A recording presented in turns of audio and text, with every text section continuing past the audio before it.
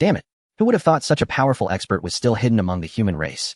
In the demon race's imperial palace upon the imperial throne at the center of a dim and eerie grand hall sat a girl of peerless grace and bearing. Her figure was lithe and exquisite, draped in a vivid maple fire fur cloak that bared her smooth, fragrant shoulders on both sides. Her lower body revealed one straight, slender thigh at the side, her graceful curves exposed in full. Yet compared to her enchanting, flawless figure, it was her delicate face that was truly breathtaking. A cascade of lustrous, silver-white hair fell to her waist like a river of moonlight and stars. Her fair, tender skin was as soft and pure as the first snow. Bright eyes and gleaming teeth, beauty formed by heaven and earth itself. Her countenance could topple cities and kingdoms. Atop the girl's head stood a pair of fluffy snow-white fox ears, the dense fur at the edges clearly visible. Behind her delicate body, several tails hung quietly down. Everything about her proclaimed that she was not human, and the blackwood and gold inlaid royal throne beneath her only further declared the extraordinariness of her status. Indeed, she was the demon race's newly risen Empress Su Yueli. She had risen in silence within the demon territories, and in merely a few decades, with blood-soaked slaughter and iron-handed methods, defeated the other demon kings and completed the great unification of the demon realm. Only a few years after ascending the demon empress throne, she decisively declared war on the human race, personally leading the demon host in a massive invasion of the Tianzhou dynasty's borders. Under her command, the demon offensive was ferocious beyond compare. In only a few days, they breached dozens of border passes with momentum that seemed poised to pierce straight into the human heartlands. The Tianzhou dynasty's situation teetered on the brink of disaster. The demon race's unification of the world seemed within reach. Yet at that very moment, an unforeseen upheaval occurred, one Su Yueli had never anticipated. Reports from the front arrived. A human youth had appeared out of nowhere, cutting down dozens of demon generals in succession, and by his strength alone forcing back an army of several 100,000 demons. The hard-won passes and cities they had seized were all snatched back at once. Su Yueli's beautiful face darkened, and with one hand, she crushed the battle report into powder. She had never imagined that just as she was about to lead the demon race in fulfilling her long-cherished wish of unifying the world, such a human powerhouse would suddenly emerge. For an army of several 100,000 demons to be frightened into retreat by a single human was utterly humiliating. Has my demon race truly no one fit for use? Who among you can go and bring back the human's head to rouse the morale of my demon race? Su Yueli looked down at the demon generals prostrated on both sides of the hall and asked in a low, solemn voice. She simply did not believe that within such a vast demon race there was no one who could rival that human. Yet reality proved she should not have harbored such expectations. The grand hall fell into dead silence. The various clan generals knelt trembling on the floor, heads bowed, so low they wished they could bury them in the ground, not a single voice daring to respond. A bunch of useless trash. A mere human has frightened you into this state. You are unworthy of being called the demon race's valiant generals. Watching these once fierce, battle-hardened demon commanders, now not even daring to let out so much as a fart, Su Yueli's anger surged uncontrollably. These fellows were each arrogant and overbearing on ordinary days, acting as if they feared neither heaven nor earth. Yet when asked to go to war, they shrank back as though their very lives were being taken from them. It infuriated her. Was she truly to personally take the field herself?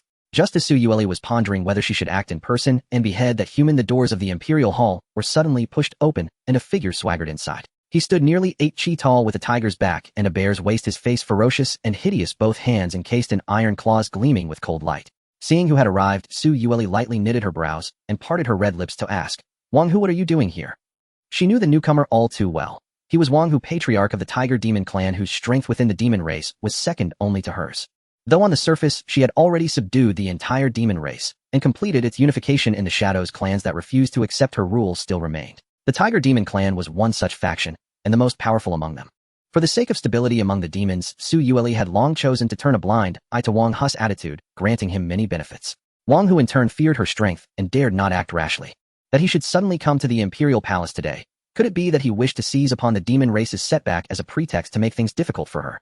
Su Yueli narrowed her eyes at the thought. Before she could speak, Wang Hu stepped forward first and bowed. "This subordinate greets the Empress." "Wang Hu, are you not commanding the Tiger Demon army in the rear? Why have you come?" Su Yueli asked again in a cool, detached tone.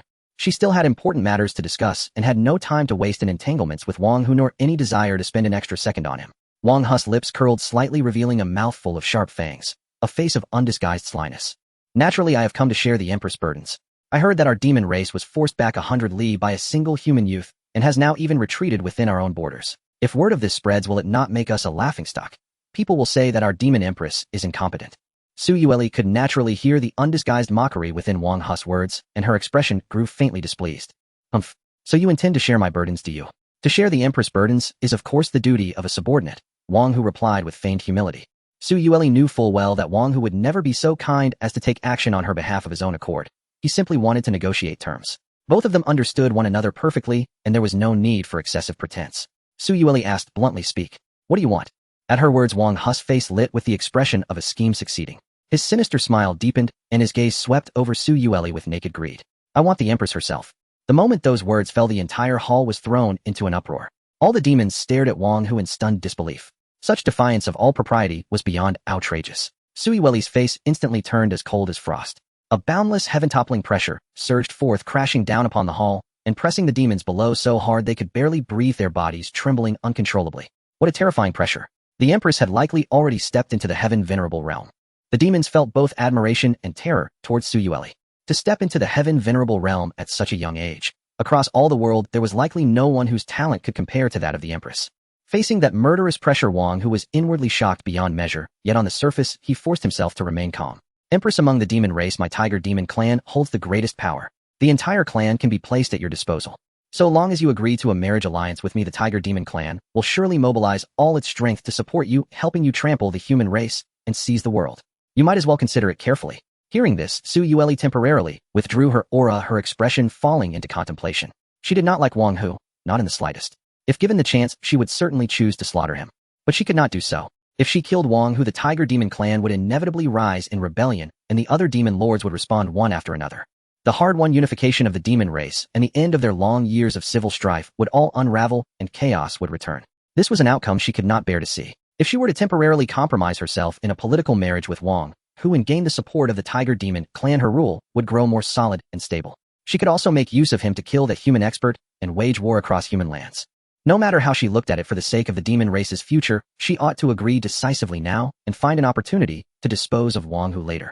Yet, as she gazed at Wang Hu's cunning, treacherous face, Su Yueli found herself unable to make the final decision. Just as Su Yueli wavered, the doors of the imperial hall were pushed open once more. A panicked guard stumbled inside, falling to his knees before her, gasping for breath as he cried in terror, "Why, Your Majesty, the Empress, something terrible has happened. A human youth. He has fought his way here." Voila! A human youth has fought his way into the demon clan's imperial palace. How is that possible? The demons in the grand hall were all stunned in place when they heard the news. Su Yueli's slender brows furrowed, even tighter displeasure clouding her features as she berated the guard. "Nonsense. This is the demon clan's imperial palace, tens of thousands of li from the human border. For 1,000 years no human has ever set foot in this place. Speak. Who sent you to shake the army's morale?" With that, Su Yueli slapped the armrest and rose to her feet in fury. A majestic aura erupted from her, blasting the guard onto his back. He lay on the ground, trembling uncontrollably. The low-ranked demon guard felt wronged, yet did not dare refute the Empress. Just then, with a resounding bang, the main doors of the grand hall exploded inward. Several black-armored guards hurled through the air and crashing onto the floor inside. A youth with his hair bound in a crown, features as fine as carved jade, and bearing an extraordinary handsomeness, strolled into the hall, as if taking a leisurely walk in a courtyard. His dark, deep eyes swept calmly over the gathered demons, finally coming to rest on Su Yueli seated upon the high throne. She should be the demon clan's empress, he mused. Truly breathtaking in her beauty. Xia Changming gazed at Su Yueli and made his guess. It had been 26 years since he crossed over into this world where humans and demons warred. In this life, he had displayed an astounding talent and comprehension in the sword, and by chance obtained the inheritance of a sword immortal, becoming the heir to that legacy. His master had once said that he possessed immortal bearing and jade-like bones. At 16, he followed his master into the mountains to enter secluded cultivation. That seclusion unknowingly lasted 10 full years. When he descended the mountain, he heard that the demon clan had launched a massive invasion of the Tianzhou dynasty's borders. The human race had suffered defeat after defeat, the frontier passes completely fallen, the situation was perilous. As Xia Changming left the mountain, his sword immortal master gave him a test to measure the results of his seclusion. Resolve the 1,000-year blood feud between humans and demons, and restore peace to the world. Upon learning that this was the final trial, Xia Changming did not hesitate. Alone with his sword, he repelled the invading demon armies threatening the humans, and then in the span of a single day fought his way with blade in hand all the way to the grand hall of the demon clan's imperial palace. Resolve the feud between humans and demons. Simple. He only needed to conquer the demon empress. For the sake of peace in the world, he would just have to reluctantly sacrifice himself a little. Seeing Xia Changming storm into the demon clan's imperial palace, his sharp aura surging like a boundless tide, Su Yueli pointed at him with her slender jade-like finger and cried out, "Who are you to dare trespass into the demon clan's imperial palace?" Xia Changming. Reporting his name, Xia Changming completely ignored Su Yueli's oppressive might and walked toward her step by steady step. The other demons in the hall all paled when they heard his name, terror flooding their eyes. It's him. It's really him. He's the human powerhouse who slew dozens of our vanguard generals single-handedly. He actually dared to come alone into the demon clan's imperial palace. Where are the imperial guards? Where are the imperial guards? Seeing the demon generals huddled together shivering in fear, Su Yueli's face grew extremely unsightly. A mere human boy had frightened all the demon clan's generals into such a state. How were they supposed to follow her in seizing the world in the future? They were utterly disgracing the clan's vaunted ferocity and fearlessness. The demon clan truly grew weaker with each generation. In the end, it still fell to her to take the field personally. Su Yueli shifted her gaze to Xia Changming. If you've come at just the right time. Saves me the trouble of hunting you down myself. With that, Su Yueli reached back into the cluster of tails behind her and drew a sheathed longsword from amidst them. Just as she was about to personally cut Xia Changming down, Wang, whose figure stepped in front of her. For such a lowly ant, there is no need for your majesty to act personally. Allow me to take his head as a betrothal gift for my proposal to you. Blocking Su Yueli, Wang, who spoke with utter confidence. His greedy gaze roamed over her figure as if Su Yueli were already a treasure in his pocket. Su Yueli's fine brows twitched in faint displeasure, but she soon let a bright smile blossom and agreed. Very well. Once General Wang beheads this man, I shall consider the matter of a political marriage. Had Su Yueli truly thought it through? Of course not. From beginning to end, she had never intended to marry Wang Hu. The moment she saw Xia Changming arrive, a plan that would kill two birds with one stone quietly took shape in her heart. First, she would let Wang Hu probe Xia Changming's strength. If Wang Hu truly managed to slay him in the end, she would then seize the chance to strike down Wang Hu as well and pin the blame on Xia Changming. If Wang Hu were to fall in battle to the human youth, even if the Tiger Demon clan bore a grudge, they could do nothing to her. Everyone in the Grand Hall was her trusted follower. There would be no witnesses left to contradict her. If the opposite happened and Xia Changming killed Wang Hu, things would be even simpler. She would merely need to slay Xia Changming on the spot, and the Tiger Demon clan would owe her a favor to be used at her convenience. No matter the outcome, the situation would only benefit her. Thinking this, a radiant smile blossomed across Su Yueli's peerlessly beautiful face. She crossed her flawless jade-like legs and settled back onto the throne, a large expanse of snow-white delicate skin revealed. When the snipe and the clam fight the fisherman prophets.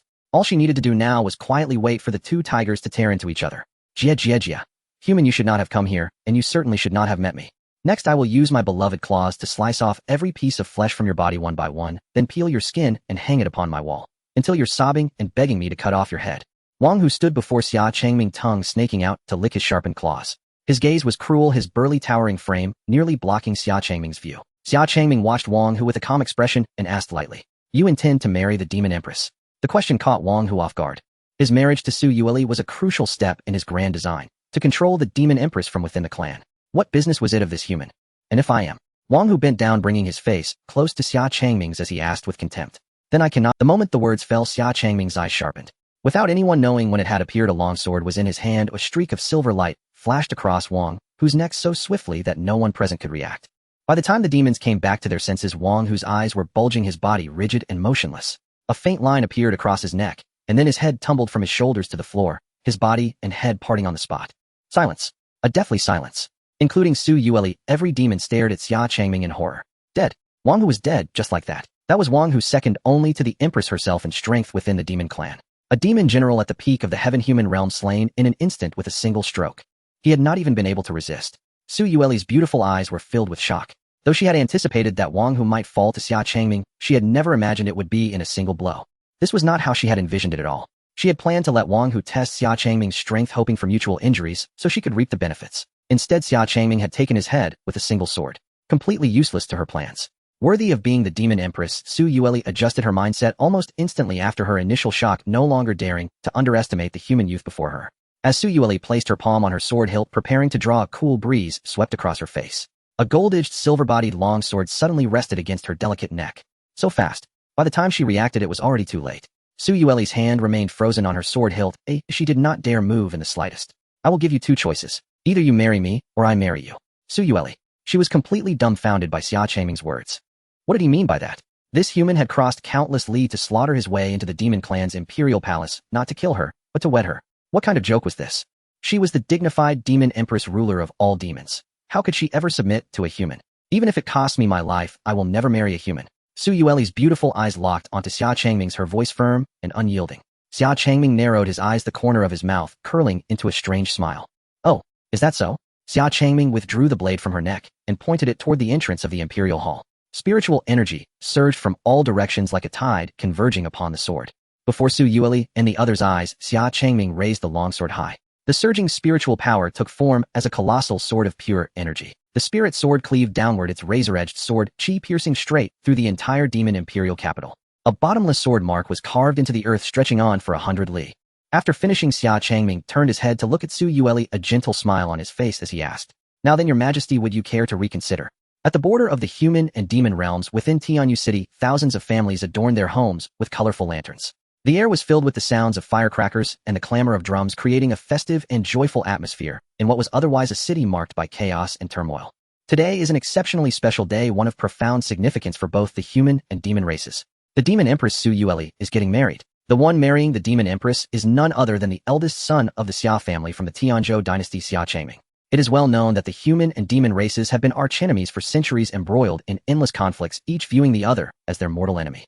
Yet today marks the first time these two races unite as husband and wife, a remarkable feat unprecedented in history. Perhaps this will lead to a harmonious coexistence between humans and demons, finally ending the grudges that have lasted for a millennium. How could this not excite the border inhabitants who have long suffered from wars and lived in constant fear? It's over, it's over. Finally, we won't have to fear demon invasions anymore. Lord Changming is magnificent. Wishing Lord Changming and the Empress a harmonious marriage, may they have many offspring. As the flower palanquin carrying Su Yueli entered the city, the excited citizens lined the streets, offering their congratulations. Petals danced in the air as vibrant fireworks lit up the night sky.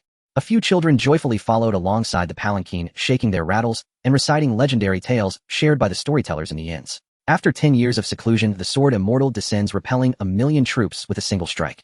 Ascending the imperial palace alone, one sword captures the emperor's heart. The speakers were casual, but the listeners were attentive. Inside the palanquin, adorned with a phoenix crown and a vibrant red wedding gown, Su Yueli sat with her delicate fingers clenched tightly, her beautiful face clouded with a deep frown. The children's singing felt jarring to her ears. How infuriating! How could a dignified demon empress like me be reduced to becoming someone's wife? It has been 3 days since Xia Changming single-handedly attacked the demon imperial palace. On that day, after witnessing Xia Changming's stunning sword strike, Su Yueli was shocked, yet she did not give in easily. Unfortunately, after she fought back fiercely, she was defeated in just 3 moves by Xia Changming. The victorious Xia Changming sheathed his sword and repeated his proposal to marry her, threatening that if she refused, he would slaughter the entire demon race. Moreover, once she was dead, even if Xia Changming did not take action, the demon race would inevitably descend into internal strife, returning to a land filled with corpses and chaos. With no choice but to prevent the slaughter of her people and avoid chaos in the demon realm, Su Yueli had to begrudgingly agree to marry Xia Changming. Of course, she would not simply give in. After witnessing Xia Changming's power, Su Yueli understood that as long as he lived, she would never have the opportunity to lead the demon army to conquer the world. Thus, Xia Changming must be eliminated. Taking advantage of this wedding night, she planned to remove her greatest threat, and the domination of the demon race would soon be within reach. Su Yueli's hand tightened around a small jade vial, a captivating smile curling on her stunning face. Xia Changming, tonight shall be your demise. In a room within a mansion in Tianyu City, the flickering candlelight swayed gently with the wind. Bright red paper cutouts adorned every door and window, red curtains hung down, and even the bedding and pillows were an enticing crimson, filling the ancient-style room with a delicate fragrance.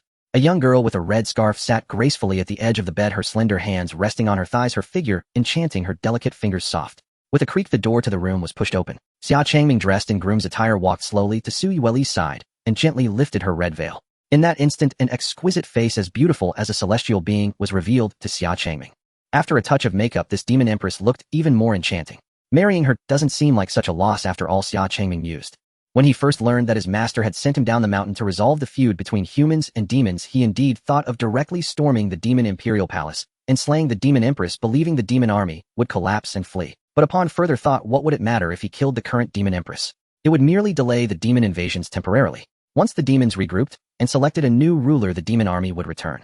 It would be better to change his approach and marry the demon empress directly. By winning her over, the union between humans and demons would naturally transform hostility into peace.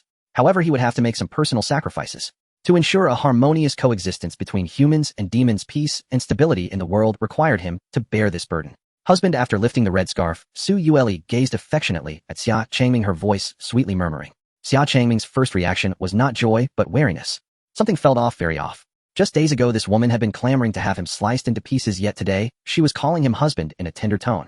Hearing that made goosebumps rise all over his body. Xia Changming would never believe that Su Yueli had genuinely decided, but it was fine, he would play along and see what tricks this girl was up to. Su Yueli walked to the table, personally poured a cup of wine for Xia Changming, and then pricked her finger to drop a drop of blood into it. She swayed her figure and walked gracefully towards him. Husband, in our demon clan, there is a tradition that on the wedding night the man must drink the first cup of wine offered by the blood mingled with the wine represents our hearts united, and once you drink it, it signifies that our bloodlines are intertwined never to part. Su Yueli handed the wine cup to Xia Changming, explaining with an affectionate tone. This was indeed a tradition passed down in the demon race, but due to the demon's lewd behaviors, no one had followed it for ages. Su Yueli's actions tonight were not out of genuine affection for Xia Changming, but simply to deceive him into drinking this cup of wine. The entire jug had long been laced with the demon clan's lethal poison. This poison was concocted from 1,000 different toxins within the demon realm, colorless and tasteless. Just a drop could corrode and rot a person's internal organs. To this day, there is no antidote. She had poured an entire bottle into the wine. As long as Xia Changming took a sip, he would surely die within 5 breaths without a complete corpse. Xia Changming took the wine cup intending to drink it all in one go, but he noticed Su Yueli was watching him with an eager gaze, her eyes clearly saying drink quickly. At that moment, Xia Changming understood. No wonder she was so attentive on this wedding night. It turned out she was trying to poison him. Xia Changming maintained a calm demeanor, secretly smirking as he raised the cup and drank it down, even returning the empty cup to Su Yueli. He drank it. He actually drank it. It was a success. Su Yueli could hardly contain her joy, her smile illuminating her face. She transformed from the tender wife moments ago to one who looked at Xia Changming with utmost arrogance, as if she were looking at a corpse. Xia Changming, oh Xia Changming, no matter how powerful you are, what will it matter? In the end, you will still fall at my hands. Su Yueli did not rush to act. She quietly awaited the effects of the poison. As soon as Xia Changming died, she would send a signal to the demon army that had been ambushed around the city, who would then move in to seize Tianyu City. Then she would lead the charge herself and directly target the Tianzhou dynasty. My dear wife, you seem very happy. What delightful thing has happened that you would like to share with your husband? Xia Changming teased, noticing the corners of Su Yueli's mouth almost reaching the heavens. If it's nothing. This emperor just thought of something amusing for a moment. Su Yueli huffed, retracting her smile and coldly responding to Xia Changming. The change in her demeanor was truly stark. Xia Changming couldn't help but sigh inwardly. The two sat in silence at the edge of the bed, not knowing how long had passed. As Xia Changming remained calm and steady, Su Yueli's smug expression gradually turned to confusion. Something's wrong. Why hasn't he died yet? Is the poison not working? Seeing this, Xia Changming smiled slightly, stood up, poured 2 more cups of wine, and walked over to Su Yueli holding both cups. My dear wife, I forgot to mention that there is also a tradition in human weddings called crossed cups of wine. The couple must cross their arms and drink the wine in each other's cups. As he spoke, Xia Changming handed one of the cups to Su Yueli. Su Yueli dazedly accepted the cup, her small eyes filled with great confusion. Does this mean she must drink this cup of wine? This cup filled with the lethal poison she had prepared? Huh, W. What's wrong, my lady? Your complexion seems rather off, Xia Changming inquired with feigned concern. Observing Su Yueli's expression, he was almost certain that the wine jug had been poisoned by her. Su Yueli gazed into her cup, her heart filled with hesitation. What to do? Should I really drink this wine? This is a lethal poison with no antidote. But if I don't drink, he will surely become suspicious. After much contemplation, Su Yueli looked up at Xia Changming and saw that his complexion was rosy and his spirit was normal, indicating that he was not faking it at all. Moreover, so much time has passed. If the wine truly contained poison, Xia Changming would have turned into a skeleton by now. Could it be that I grabbed the wrong vial? What if what I put in wasn't even a lethal poison? This was the only explanation Su Yueli could think of, which also perfectly accounted for why Xia Changming remained unharmed after drinking. Although she felt regretful, Su Yueli also breathed a sigh of relief. This wine should be safe. Even if I drink it, nothing. Having made up her mind, Su Yueli linked her arm with Xia Changming's, and the two of them crossed their arms together. Xia Changming smiled slightly and downed his drink. Su Yueli hesitated no longer and drank, as well, surprising Xia Changming. This little girl really dares to drink. Could he have been mistaken? Was there actually no poison in the wine? Just as Xia Changming was filled with doubt, Su Yueli provided him with the answer. In an instant after drinking, Su Yueli's fair face turned pale, she clutched her abdomen, and her entire being was in disarray. Yes, the wine was indeed poison. At that moment, Su Yueli's beautiful eyes widened, feeling a burning pain within her body, as if her internal organs were melting away. Not good. She has been poisoned. Su Yueli hurriedly sat cross-legged, utilizing all her spiritual energy to expel the poison. She was most familiar with this lethal poison. If she delayed even a moment, she would surely die without a trace, turning into pus. You plotted against me. Su Yueli gritted her silver teeth, glaring fiercely at Xia Changming. He must have used some unknown method to protect himself from the poison. He made her believe that the wine was safe, tricking her into drinking the poison wine. This was indeed a misunderstanding on Su Yueli's part. Xia Changming had only wanted to tease her, forcing her to admit that she had poisoned the wine jug. He never expected that she would actually dare to drink it. Wasn't she the one who had poisoned it? Seeing Su Yueli desperately trying to expel the poison, unable to care for herself, Xia Changming poked her cheek with his finger, chuckling. What plotting are you talking about? Wasn't it you who plotted against me first? Poisoning the wine is ineffective against me. Ooh, I have soaked in the heavenly pool of the immortal mountain, my body made of jade bone, and all poisons in the world are ineffective against me. But my lady, how could you be foolish enough to drink your own poison? Faced with Xia Changming's mockery, Su Yueli felt her teeth itch with anger, wishing she could swallow him whole. She realized she had miscalculated. She had not expected Xia Changming to have soaked in the legendary heavenly pool and possessed jade bones. No wonder he seemed unaffected by the poison. Even if the poison entered his body, it would transform into beneficial effects absorbed by him. Instead, she had consumed this incurable poison, and now it raged wildly within her, leaving her unable to use her spiritual energy to protect herself or expel the poison. Su Yueli's surrounding spiritual energy became increasingly unstable, her fair face as pale as paper, and a trickle of blood seeped from the corner of her mouth. Xia Changming noticed and felt alarmed. He had initially thought that Su Yueli being at the celestial sovereign level would have no problem expelling the poison. He had not anticipated that the poison would be this fierce, even overwhelming those at the human celestial level. To deal with her, he was willing to intervene. Though unhappy, Xia Changming still took action. With a finger as swift as lightning, he pressed against Su Yueli's delicate body, sealing her acupoints to stop the poison, then smacked his palm against her chest. Su Yueli immediately spat out a mouthful of thick black blood, and as the blood hit the ground it quickly corroded and dissolved the earth. My lady, it's better to use this kind of poison less in the future. If it weren't for my intervention, my lovely lady would have perished tonight. I would be very saddened. Xia Changming spoke gravely to Su Yueli. Such a fierce and domineering poison, she really dared to drink it. Su Yueli clutched her chest, still looking angrily at Xia Changming. After expelling the poison from her body, her complexion regained some rosy hue, but her internal organs had already suffered severe damage, and it would take months of recuperation to fully recover. Truly, she harmed the enemy, while suffering 1,000 losses herself. Xia Changming could see that Su Yueli's energy was weakened and her injuries were serious. He took out a golden core encased in a jade box from his spatial ring. The golden core emitted a faint glow, and the rich spiritual energy wafting from it was clearly visible. Just a glance was enough for Su Yueli to feel the astonishing spiritual power contained within the golden core. Here, this is the Tai Ling golden core, which has miraculous effects on repairing internal meridians and nourishing spiritual energy, solidifying one's cultivation level. Xia Changming handed the golden core to Su Yueli, saying, "You have just entered the celestial sovereign realm, and your foundation is unstable. You need this right now." Tai Ling golden core. Su Yueli's eyes widened, her fair face filled with disbelief. This was a pinnacle-grade 8th tier elixir. How many powerful beings yearned for it, yet found it difficult to obtain, even one. He actually intends to give it to me for healing? Is it a trick? Su Yueli's beautiful eyes glimmered, casting a suspicious glance at Xia Changming. She suspected whether the Tai Ling golden core could be fake, but the spiritual energy emanating from it did not seem false. Moreover, with Xia Changming's strength, if he truly wanted to harm her, he wouldn't need to go through such trouble. Don't want it. Then fine, I'll keep it for myself. Seeing Su Yueli's uncertain expression, Xia Changming revealed a mischievous smile and started to retract his hand. Su Yueli felt anxious and swiftly snatched the Tai Ling golden core from Xia Changming's hand with remarkable speed. This empress never said she didn't want it. After saying that, fearing Xia Changming would change his mind, she immediately tossed the golden core into her mouth.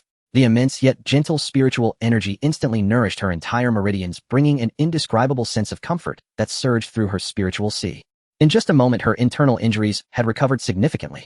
The Tai Ling golden core truly lived up to its reputation. What a foolish human. To think he gave me the Tai Ling golden core to use. Once my injuries heal and I reach a higher level, I will surely... A smug smile appeared at the corner of Su Yueli's mouth, and when she opened her eyes, she found Xia Changming staring at her with a face full of affectionate mischief. Their eyes met mere inches apart, almost cheek to cheek. "What are you doing?"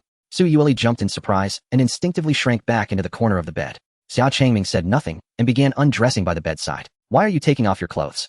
Su Yueli asked, dazed. She had never planned for tonight to involve sharing a bed with... "My lady is truly adorable. Now that you and I are husband and wife, and tonight is our wedding night. What does my husband want to do? Don't you know?" Xia Changming climbed onto the bed, leaning close to Su Yueli's ear and speaking in a tempting tone. Su Yueli was dazed, but as the empress of the demon race, she was not the kind of timid girl. Gritting her teeth, she resolutely closed her eyes and lay down on the bed, presenting herself as if ready to be picked by the Lord. "For the great cause of the demon race, what is a little sacrifice of the body? This grudge shall be repaid in the future." Xia Changming found Su Yueli's defiant, death-defying expression utterly amusing. She was trembling with nervousness, yet feigned nonchalance with practiced ease. "My wife is unexpectedly endearing." A faint smile graced Xia Changming's lips as he climbed onto the bed, bracing his hands on either side of Su Yueli's delicate head and leaning down until his voice, soft as silk, brushed her cheek. "Wife, your husband shall now assist you in changing attire." Su Yueli kept her eyes tightly shut, silent. Yet whether from spiritual energy's subtle nourishment or sheer embarrassment, a delicate flush bloomed across her fair cheeks. She could distinctly feel Xia Changming gently slipping off her bridal gown, then carefully removing the hairpin that held her tresses in place. Her lustrous silver-bright tresses cascaded over her shoulders. Only her undergarments remained, revealing a slender, exquisite figure poised before him. Xia Changming extended his arms, tenderly encircling her willow-thin waist and drawing her softly into his embrace. Just as Su Yueli steeled herself for what was to come, Xia Changming made no further move, leaving her waiting in tense silence. Curiosity finally compelled her to open her eyes, only to find him already nestled against her waist, eyes closed, drifting toward slumber. You truly intend to sleep now?" she asked, astonished. She had steeled herself for surrender, yet this human man simply intended to fall asleep. Meeting her incredulous gaze, Xia Changming opened his eyes and replied with gentle teasing, "Does my wife sound disappointed?" Nonsense. Nonsense. This sovereign most certainly does not." Su Yueli retorted sharply, desperate to dispel any notion that she longed for. Xia Changming of course knew full well, yet he had merely seized the chance to tease her. To his quiet delight, the little vixen reacted far more fiercely than expected. Your body still bears considerable injuries. Strenuous activity would be unwise. Moreover, as humans say, a forced melon never ripens sweetly. He drew nearer, whispering softly beside her ear, one day, my wife, I shall have you yield. Not from duty, but from dream on. Su Yueli snapped coldly. She was the sovereign empress of the demon race. How could she ever submit to a mere human and become his wife? At the first opportunity, she would claim his life, without mercy. Xia Changming offered no further retort. Only a fond, indulgent smile, sparking fresh ire within her. What does that mean, this wretch? How dare he look down upon her? With a sharp, disdainful huff, Su Yueli turned her back, refusing to meet his gaze. After her battle with Xia Changming 3 days prior, and compounded by the lingering effects of demonic poison, she felt an unexpected weariness stealing over her. Her assassination plot had failed, but somehow she sensed she had forgotten something vital, yet the memory eluded her. Watching Su Yueli drift toward sleep, Xia Changming flicked his finger, extinguishing the lone candle, then gathered her close beneath the quilt. Silence settled over the chamber, broken only by moonlight spilling across the courtyard. Within the dim, hushed room, a soft, indignant cry rose once more. Remove your hand. This sovereign commands it. Beyond Tianyu City, deep within a pitch-black forest, some dozens of li from the city gates, tens of thousands of elite demon warriors clad in armor stood motionless, their fierce gazes locked upon the city walls, weapons gripped tight in ready hands. General, the hour of Een has arrived. Why has Her Majesty the Sovereign Empress not yet signaled the assault? A battalion commander edged closer to the lead demon general, voicing his confusion. They had crouched silently in the underbrush for nearly 3 hours, yet the city's myriad lanterns had long since faded, and still no signal came from their sovereign empress. The lead general himself was equally perplexed, yet how could he admit ignorance before his subordinates? After a long, heavy silence, he declared with solemn conviction, Her Majesty's wisdom is peerless, her strategy flawless. Our sole duty is to await her command, and march forth at her side to subdue humanity. Dawn broke gently, its warm golden light filtering through gauzy windows into the chamber. Su Yueli stirred groggily from the bed, hair disheveled, eyes half-flitted, gaze adrift, as she surveyed the quiet room. For the first time in decades, she had slept deeply and peacefully the night before. Yet she had dreamed a nightmare, in which she was coerced into marriage with a young human. Only upon waking and gazing around the room did memory return. This was no dream. She truly had become the wife of a human youth. Creak. The wooden door swung open. Xia Changming entered bearing a tray of food and greeted her warmly. Ah, you're finally awake. It's nearly noon. Do demons all sleep so deeply? Noon. Su Yueli gasped in disbelief. She who often went entire nights without rest had slept straight through till broad daylight. Had last night truly exhausted her so? Since you're awake, come, let us break your fast, Xia Changming said. Su Yueli rose slowly from the bed, her flowing silver hair shimmering behind her like liquid moonlight. Seated before the dressing table, she stared at her reflection in the bronze mirror, yet made no move to groom herself. Is something amiss? Xia Changming asked gently. A flicker of awkwardness crossed Su Yueli's lovely face. She shifted uneasily, as if wrestling with words too delicate to utter. Could it be, my wife does not know how to style her own hair? Xia Changming ventured, surprised. As though her secret were exposed, Su Yueli dropped the pretense, lifting her proud chin with unapologetic candor. So what? This sovereign is empress of the demon race. Attendants serve me daily. Why should I waste precious time grooming myself? Oh, Xia Changming responded, feigning exaggerated distaste. Su Yueli's cheeks flared crimson with fury. She longed with every fiber of her being to strike this insufferable human dead where he stood. Then where are your attendants? Xia Changming pressed. Su Yueli faltered, speechless. Last night had been planned solely as an assassination. She'd never imagined staying over. Thus she had brought no personal attendants with her. Ah, speaking of assassination, hadn't she forgotten something crucial? Reading her silence, Xia Changming sighed softly and stepped behind her. What do you think you're doing now? Su Yueli demanded warily. Sit still. Your husband shall comb your hair. With gentle authority, he guided her into place and lifted her silken silver strands, deftly weaving them into order. Su Yueli sat quietly before the mirror, allowing him to touch her hair. Though she loathed others handling it, she had no choice. Moments later, adorned in celestial silks and crowned with an elegant coiffure, Su Yueli stood once more before the mirror, radiant, regal, breathtakingly beautiful. Unexpectedly skilled, this human, she conceded inwardly, albeit most unwillingly. Even the gown he had chosen for her pleased her deeply. Taking her seat at the table, Su Yueli surveyed the array of delicacies, and without hesitation reached for her chopsticks. She harbored no fear of poisoned fare, for if Xia Changming truly meant her harm, she would already be dead.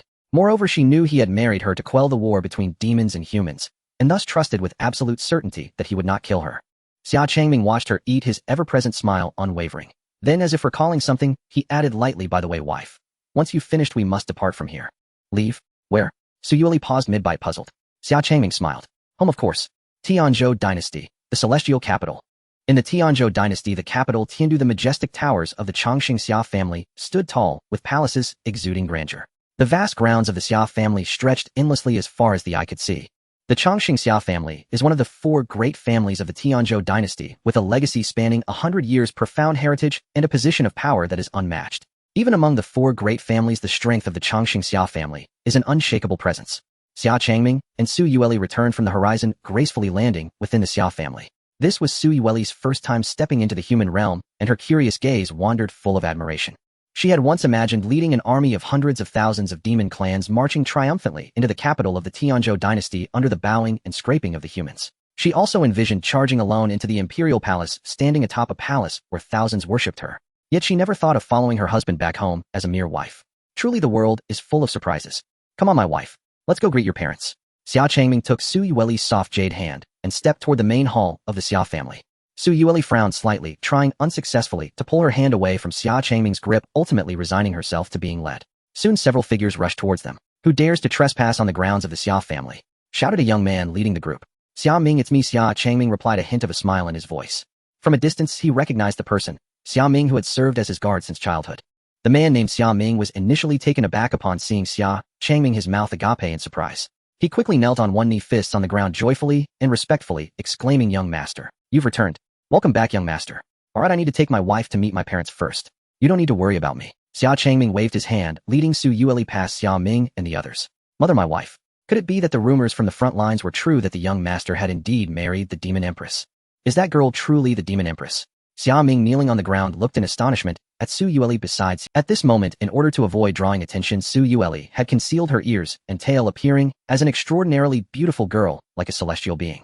No wonder the young master achieved what is unattainable for ordinary people in an instant. Welcome back, young madam.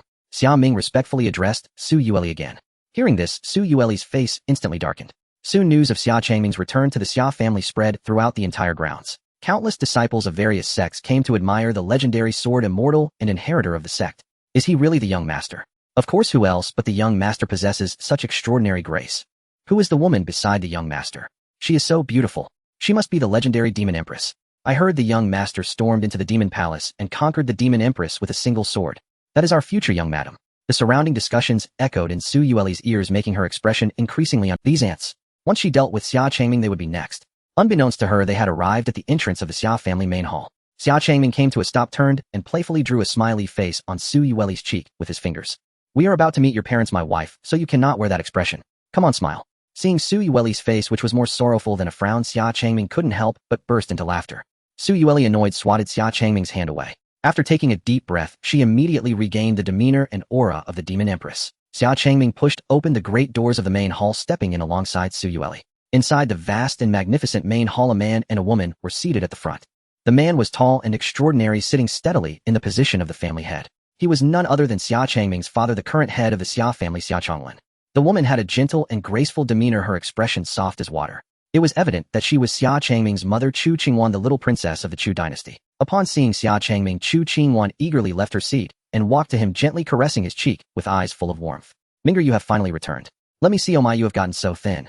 You used to be plump and healthy. Xia Changming. He began to doubt whether every mother, after not seeing their children for a long time, would believe they had gotten. He had eaten spirit fruits, drunk heavenly spring water, and bathed in sacred waters daily on the celestial mountain. How could he possibly have lost weight? Yet looking at Chu Qingwan's longing expression, Xia Changming found it hard to voice any rebuttal, with 1,000 words condensed into one. Father, mother, I'm back. It's good that you are back. Xia Chonglin also walked to Xia Changming's side, hands behind his back.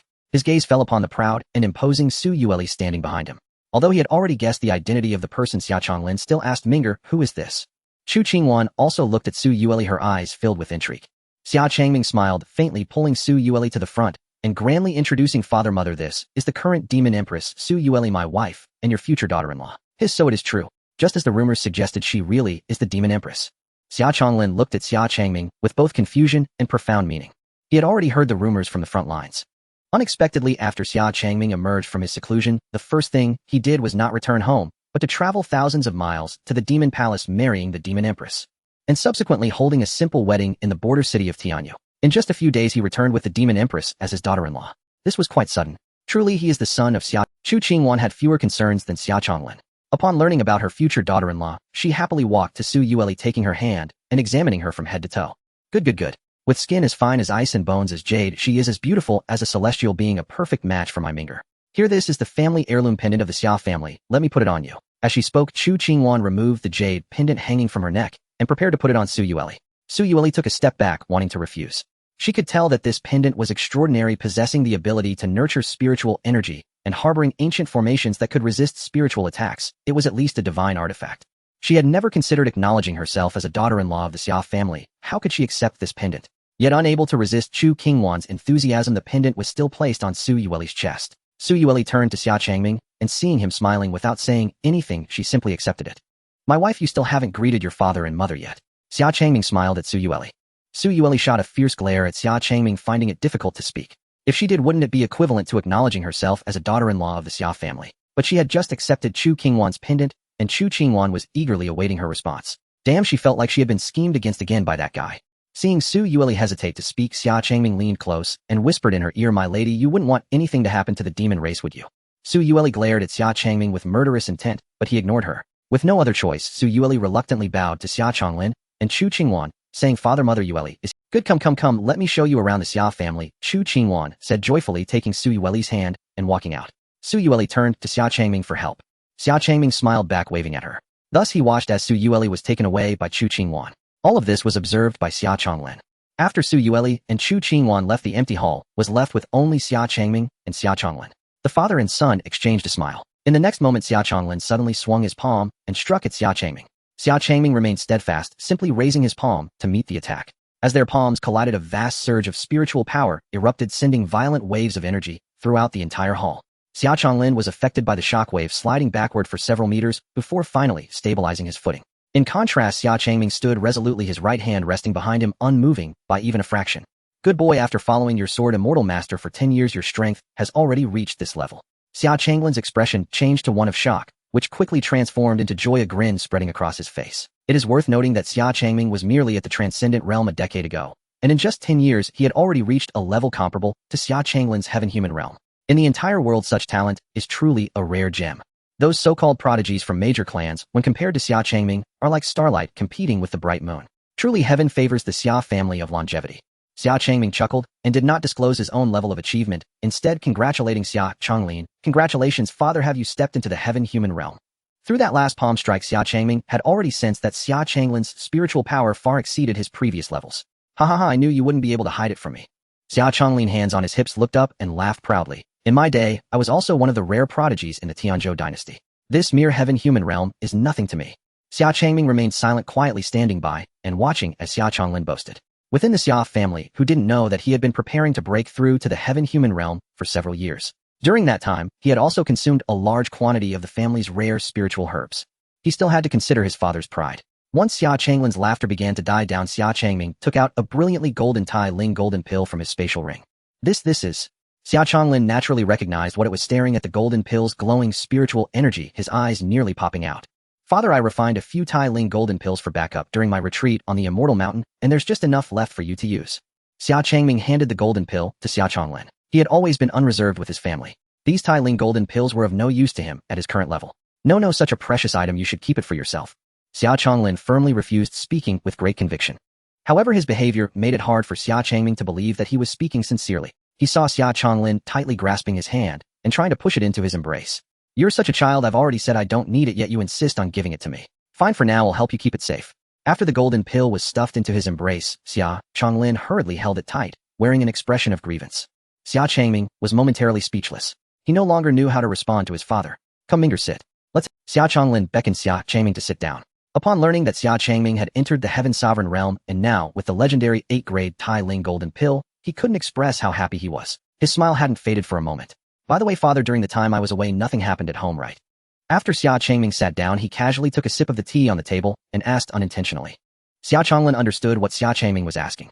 He set down his teacup, his expression turning serious as he disdainfully said, those old geezers have been increasingly restless lately. A few days ago, they even held a family meeting planning to remove me from the position of head of the Xia family. Oh, is that so? Xia Changming squinted his eyes, revealing no outward emotion. The old geezers Xia Changlin referred to were none other than the 6 elders of the Xia family, who held the greatest power aside from the family head. For nearly a century, the position of head of the Xia family had been held continuously by the Xia Changming line, which had begun to provoke discontent among the other 6 elders. Under the leadership of the Grand Elder Xia Haoyuan, the other 5 elders took every opportunity to pressure and criticize Xia Changming. It was obvious to anyone with eyes that Xia Haoyuan coveted the position of head of the Xia family for a long time.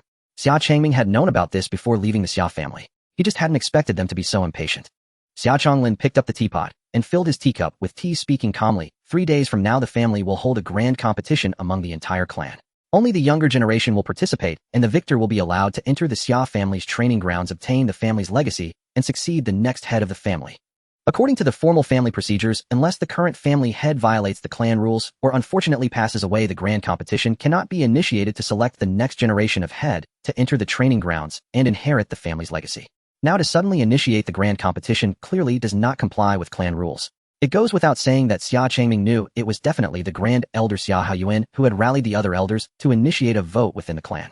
When more than half of the 6 elders and the current family head agree, the grand competition can be forcibly initiated. The victor can challenge the current family head, and upon defeating the current family head, they can take their place, enter the training grounds, obtain the family's legacy, and become the new head of the Xia family. This is the power of the elder positions in the Xia family. Originally intended to ensure impartiality in overseeing the family head's authority, it has now become a means to seize power. However, regrettably, Xia Haoyuan's ambitions over the years are destined to turn into bubbles. For Xia Changming has the grand competition. Then I have come at just the right time. Xia Changming smiled, radiating immense confidence. Not to mention the younger generation of the clan, even if those old geezers were to participate, he wouldn't care. Xia Changlin also felt reassured about Xia Changming's strength. The palm strike he had just executed was merely meant to probe Xia Changming's progress over the past 10 years of seclusion, but the result had greatly exceeded his expectations. Within the Tianzhou dynasty, aside from a few ancient immortals who had hidden away for a long time, there were no other strongmen at the Heaven Sovereign realm. And even if the dynasty were to fall, those ancient immortals might not choose to emerge. It could be said that Xia Changming is the #1 figure in the Tianzhou dynasty today, the youngest Heaven Sovereign realm powerhouse in history. However, soon Xia Changlin seemed to think of something concerning, frowning slightly, as he reminded Xia Changming, "Minger, during the grand competition, there is one person you might need to pay extra attention to." Who? Xia Haoyuan's only son, Xia Haoyan. Xia Changlin said earnestly. "Not long after you left the Xia family, he somehow obtained a secret method inheritance from a mysterious person. In this past decade, his strength has also soared. Before you returned, he had already reached the position of #1 among the younger generation of the Xia family, hailed as a ancient century prodigy. #1 among the younger generation of the Xia family. A prodigy." Xia Changming's interest was instantly piqued. It was time for a change at the top among the younger generation. Setting down his teacup, Xia Changming stood up and walked straight towards the hall's entrance. "Minger, where are you going?" Xia Changlin asked in confusion. Xia Changming turned back and smiled lightly to witness that ancient century prodigy. The vast arena is square in shape with stone steps for spectators surrounding it. At the center lies a white jade platform that almost occupies the entire arena, flanked by 2 imposing stone statues of sword-wielding figures.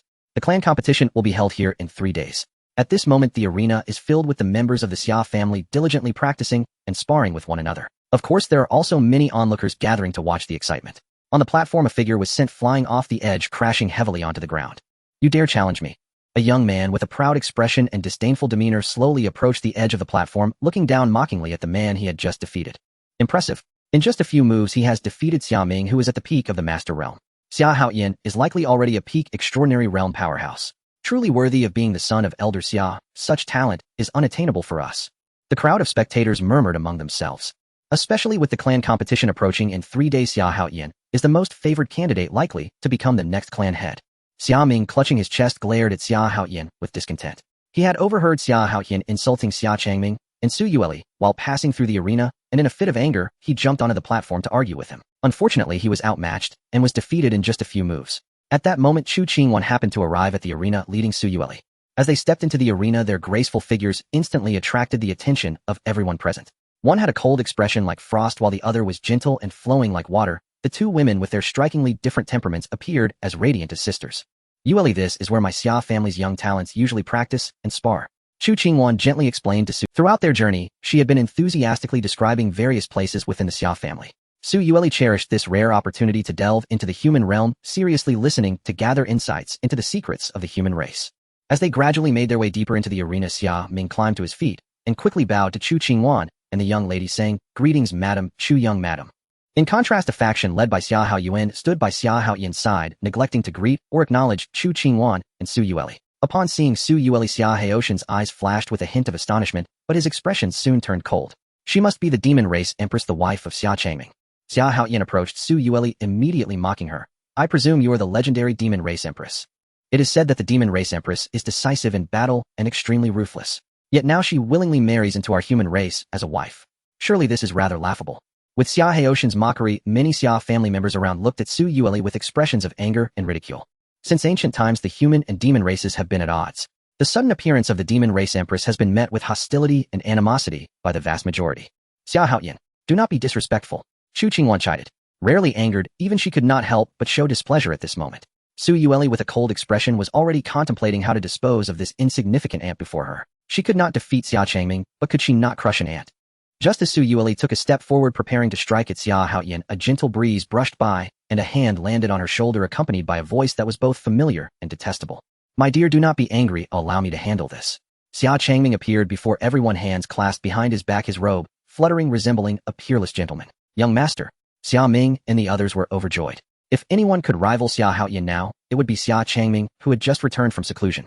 You've sustained internal injuries, quickly take some medicine to recuperate. Xia Changming casually tossed a few healing pills to Xia Ming, and then walked slowly towards Xia Haoyan. O peak extraordinary realm. It seems you've been doing quite well during my absence. Xia Changming. Xia Haoyan glared fiercely at Xia Changming. He and Xia Changming were of similar age, and from a young age Xia Haoyan had regarded Xia Changming as his target, having sparred countless times, always facing defeat. The gap between them was as insurmountable as a chasm. But now things were different. He was no longer the same as before. Xia Haoyan wanted to fight Xia Changming right then, but his father had instructed him to wait until the clan competition to. Just as Xia Haoyan hesitated, a young man carrying a giant sword stepped forward. Xia Changming, young sect master. You're not worthy for Haoyan to deal with you personally. I will spar with you. I want to see just how formidable the legendary sword Immortal's legacy is. The young man drew the giant sword from his back, slamming it into the ground, causing the ground to shatter with a loud crash.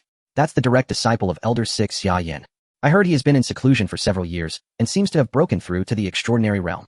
Looks like there's going to be a good show. Someone quickly recognized the young man's identity, and began to discuss. Xia Changming didn't even spare him a glance, and calmly said, You think you're worthy to challenge me? Arrogant. Xia Yan roared, swinging the giant sword down towards Xia Changming. The giant sword sliced through the air, creating a howling wind. Many were pushed back several steps by this fierce wind. Xia Changming stood still, effortlessly catching the descending giant sword with one hand, as if it were a mere casual action. The crowd was left in shock. Xia Yan's giant sword was so easily caught by Xia Changming with a single hand, without breaking a sweat. The most astonished was Xia Yan himself. The giant sword he wielded had the strength of at least 10,000 pounds plus the full force of his extraordinary realm strike, yet it was caught so easily. Moreover, Xia Changming remained unharmed. How could this be possible? Among the crowd, only Su Yueli remained calm, showing no surprise at the outcome. Even she, a celestial realm being, was defeated in 3 moves by Xia Changming. How much more so an ant that had just entered the extraordinary realm? It was simply underestimating oneself. Xia Changming did not give Xia Yan much time to be shocked. He pulled the giant sword, sending Xia Yan flying toward him. By the time Xia Yan realized and attempted to escape, it was already too late, as Xia Changming struck his chest with a palm. Bang! Xia Yan flew out like a cannonball, embedding himself into the wall hundreds of meters away with a single palm. Just a single palm was enough to defeat Xia Yan. The onlookers collectively gasped in shock.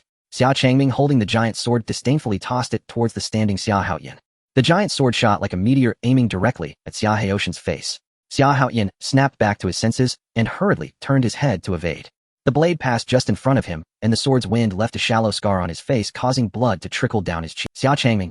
Xia Haoyan touched the blood on his face, instantly bursting into fury. This was the first time in 10 years someone dared to humiliate him so publicly. Just as Xia Haoyan was about to unleash his spiritual power and draw his sword to battle Xia Changming, a voice rang out from the sky, old and commanding. Stop! An elderly man with white hair appeared ominously above the arena. Greetings, elder. The disciples bowed to the elder.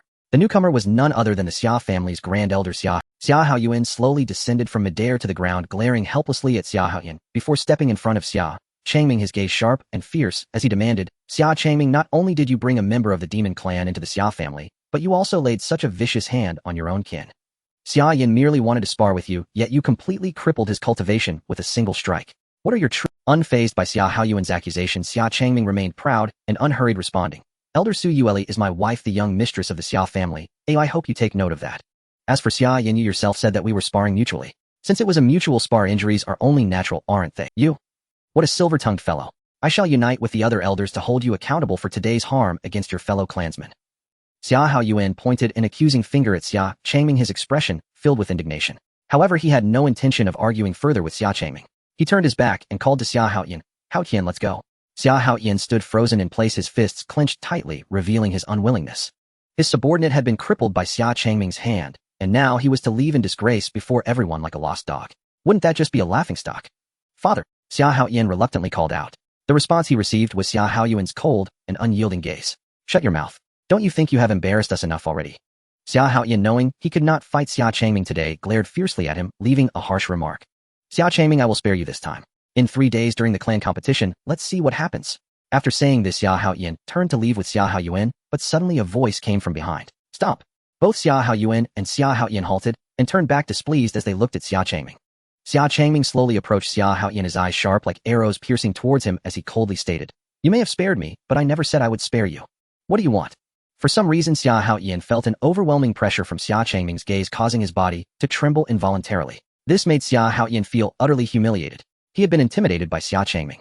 Xia Changming did not respond to Xia Haoyan, but his next action stunned everyone present. A loud and clear slap echoed throughout the arena. Xia Changming had struck Xia Haoyan across the face. Huh, I was slapped. Xia Haoyan turned his head, covering his reddened and swollen face, disbelief written all over him. Xia Changming's slap had left him dazed. The crowd was equally shocked that Xia Changming would dare to slap Xia Haoyan directly. Even Xia Haoyuan, who was closest to Xia Haoyan, was taken aback. Xia Changming actually slapped his most prized son right in front of him. This slap is for your disrespect towards my mother, the Xia Changming said coldly with arrogance. Xia Haoyan, regaining his senses, shouted furiously at Xia Changming. Xia Changming, smack. Xia Changming swiftly delivered another slap to the other side of Xia Haotian's face. This slap is for your insults towards my wife, the young mistress of the clan. After 2 slaps, Xia Haotian's face was swollen like a pig's head, bruised and battered. I will kill you. Xia Haoyan had never suffered such humiliation. In a near frenzy, he yelled at Xia Changming, his spiritual energy erupting, exuding a fierce aura, as if he were ready to fight to the death. However, he was ultimately stopped by Xia Haoyuan's arm blocking his path. Good. I will remember these 2 slaps. Xia Haoyuan glared at Xia Changming, his expression twisted with rage as he laughed bitterly. Those 2 slaps that seemed to hit Xia Haotian's face were in reality solidly striking his own face. To slap Xia Haoyan was undoubtedly a warning for them. What a fine young master of the Xia family. Coming back and acting so recklessly, not taking them seriously at all. Once he secured the position of the clan leader after the clan competition in 3 days, he would repay them 100-fold. Xia Haoyuan thought to himself as he grabbed Xia Haoyan by the collar and soared out of the arena. Xia Changming watched them leave somewhat surprised. They managed to endure.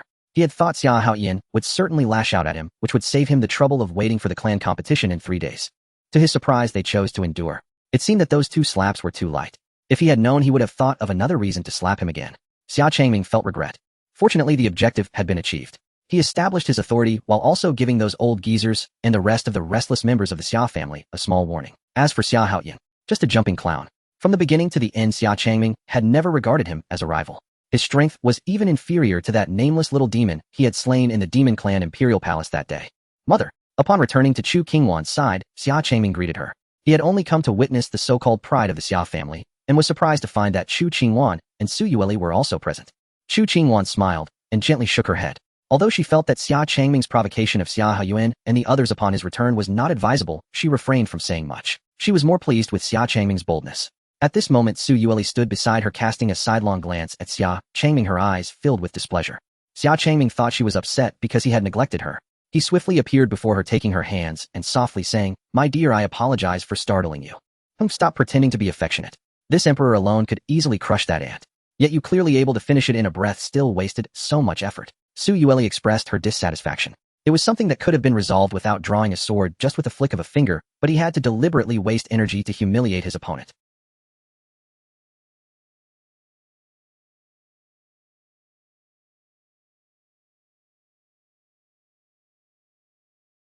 In response to Su Yueli's confusion, Xia Changming merely smiled, leaning closer to her cheek, and whispering, Slapping faces is quite a joy you wouldn't understand, my dear. That despicable man. For the sake of the demon clan's cause and safety, she must find a way to eliminate him swiftly, to free herself from his control. Su Yueli turned to walk away, already silently plotting a new assassination plan. My dear, where are you going? I happen to have time to accompany you. No need. Stay away from me. Xia Changming closely followed her, and their playful banter was fully observed by Chu Qingwan behind them. Chu Qingwan couldn't help but cover her mouth and chuckle. These 2 children truly were at it again, flirting with each other. In a residence of the Xia family. Father, why did you stop me? Xia Haoyan roared angrily, his face swollen. He felt utterly humiliated. If it weren't for Xia Haoyuan's interference, he would have fought Xia Changming to the bitter end. Even if you defeat him on the spot, what of it? Don't forget, our goal is the position of the Xia family head. Xia Haoyuan reprimanded Xia Haoyan with a face full of disappointment. For this moment, he had waited for decades, placing all his hopes on Xia Haoyan. He could not afford to ruin everything due to a moment of impulsiveness. Remember, the secret method you practice is extremely special and must not be exposed prematurely. Xia Haoyuan solemnly reminded him again. Xia Haoyan understood the importance of the bigger picture and reluctantly responded yes. A glimmer of light flashed in Xia Haoyuan's eyes as he patted Xia Haoshan's shoulder, reassuring him, "Do not worry, they won't be happy for long." Night hung with a tapestry of stars and a pale moon. Beneath Changming foamed a secluded, silent residence. Inside a chamber, Su Yueli sat upright at her dressing mirror, loosening her robe and slipping out of her gown. With slender fingers, she plucked the hairpin from her hair. 3,000 silver threads cascaded like a waterfall. Beneath the chilling majesty of an empress there bloomed an intoxicating, boundless grace. Xia Changming reclined on the bed, propping his cheek on his arm, staring unblinkingly at the delicate curve of Su Yueli's back. She could feel his unabashed gaze and cast him a cold, withering glance. "My lady, it grows late, you should rest." Xia Changming smiled and patted the empty space beside him on the bed. Su Yueli frowned slightly, extinguished the candle with a breath, and glided across to lie down. "If you dare move again, I will not spare you," Su Yueli warned in a soft, coquettish voice in the dim room. This time she chose to sleep facing Xia Changming. "You mistake me. Am I such a man? Last time was an accidental touch," Xia Changming protested with a teasing air, feeling unjustly accused. Yet his playful, smirking tone left little room for trust. Su Yueli snorted coolly, refused to argue further, and closed her lovely eyes to sleep. Arguing mattered little. She would make him pay soon enough for what he had done these past days. Seeing her asleep, Xia Changming fell silent, drew the covers over them both, and closed his eyes. The dark room was utterly still save for a sliver of moonlight slipping through the window. After an indeterminate time, the supposedly sleeping Su Yueli suddenly opened her eyes, fixing them on Xia Changming an inch away. Noting his steady breathing and apparent slumber, a smile of satisfaction spread across her face. "Good, he is asleep." She slowly reached beneath the pillow, her movements feather-light, so as not to rouse him.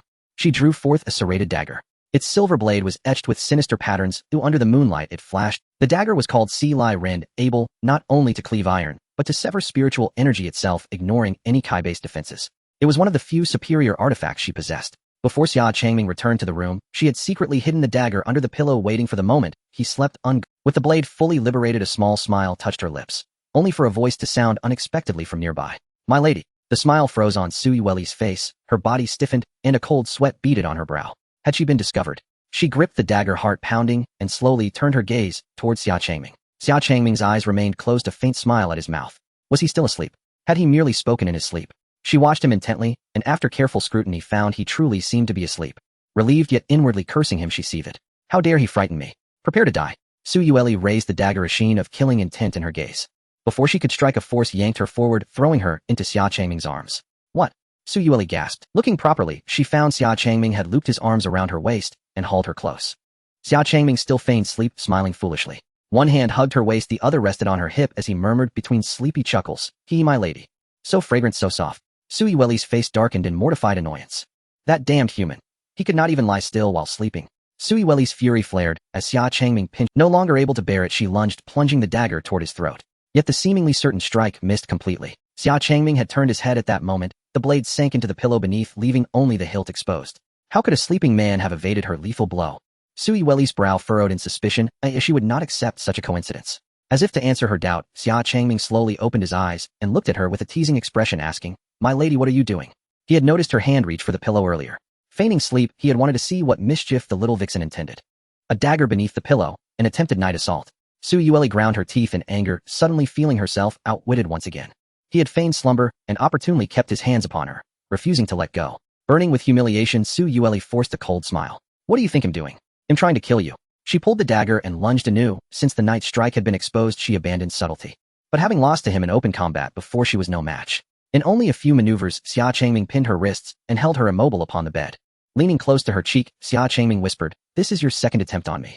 No matter how many times you try, I will take. But remember, from the next time, on each attempt you make, and each time I catch you, will be met with a punishment." Saying so, he released her and casually took her dagger. "This thing is too dangerous, I will confiscate it." The assassination failed, and not only had Xia Changming taken advantage of the situation, he had also claimed one of her artifacts. Su Yueli's anger flared. As Xia Changming let go, she rose from the bed, her spiritual energy trembled, fox ears sprouted atop her head, and several tails unfurled and swayed behind her. "You still won't give up," Xia Changming observed with a smile. "It seems I must teach you a lesson in the Xia household rules." He grinned and beckoned to her.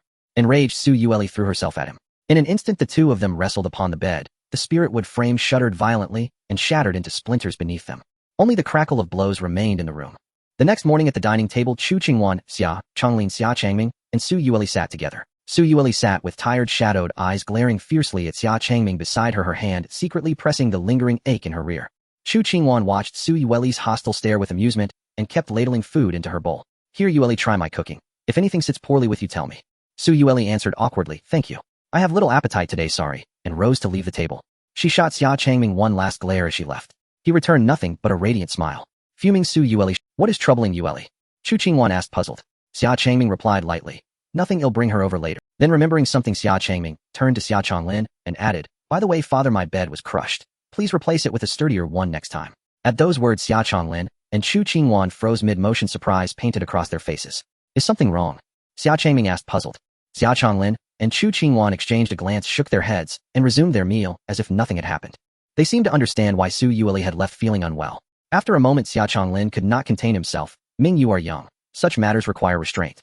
And be gentle with your wife, do not be too rough.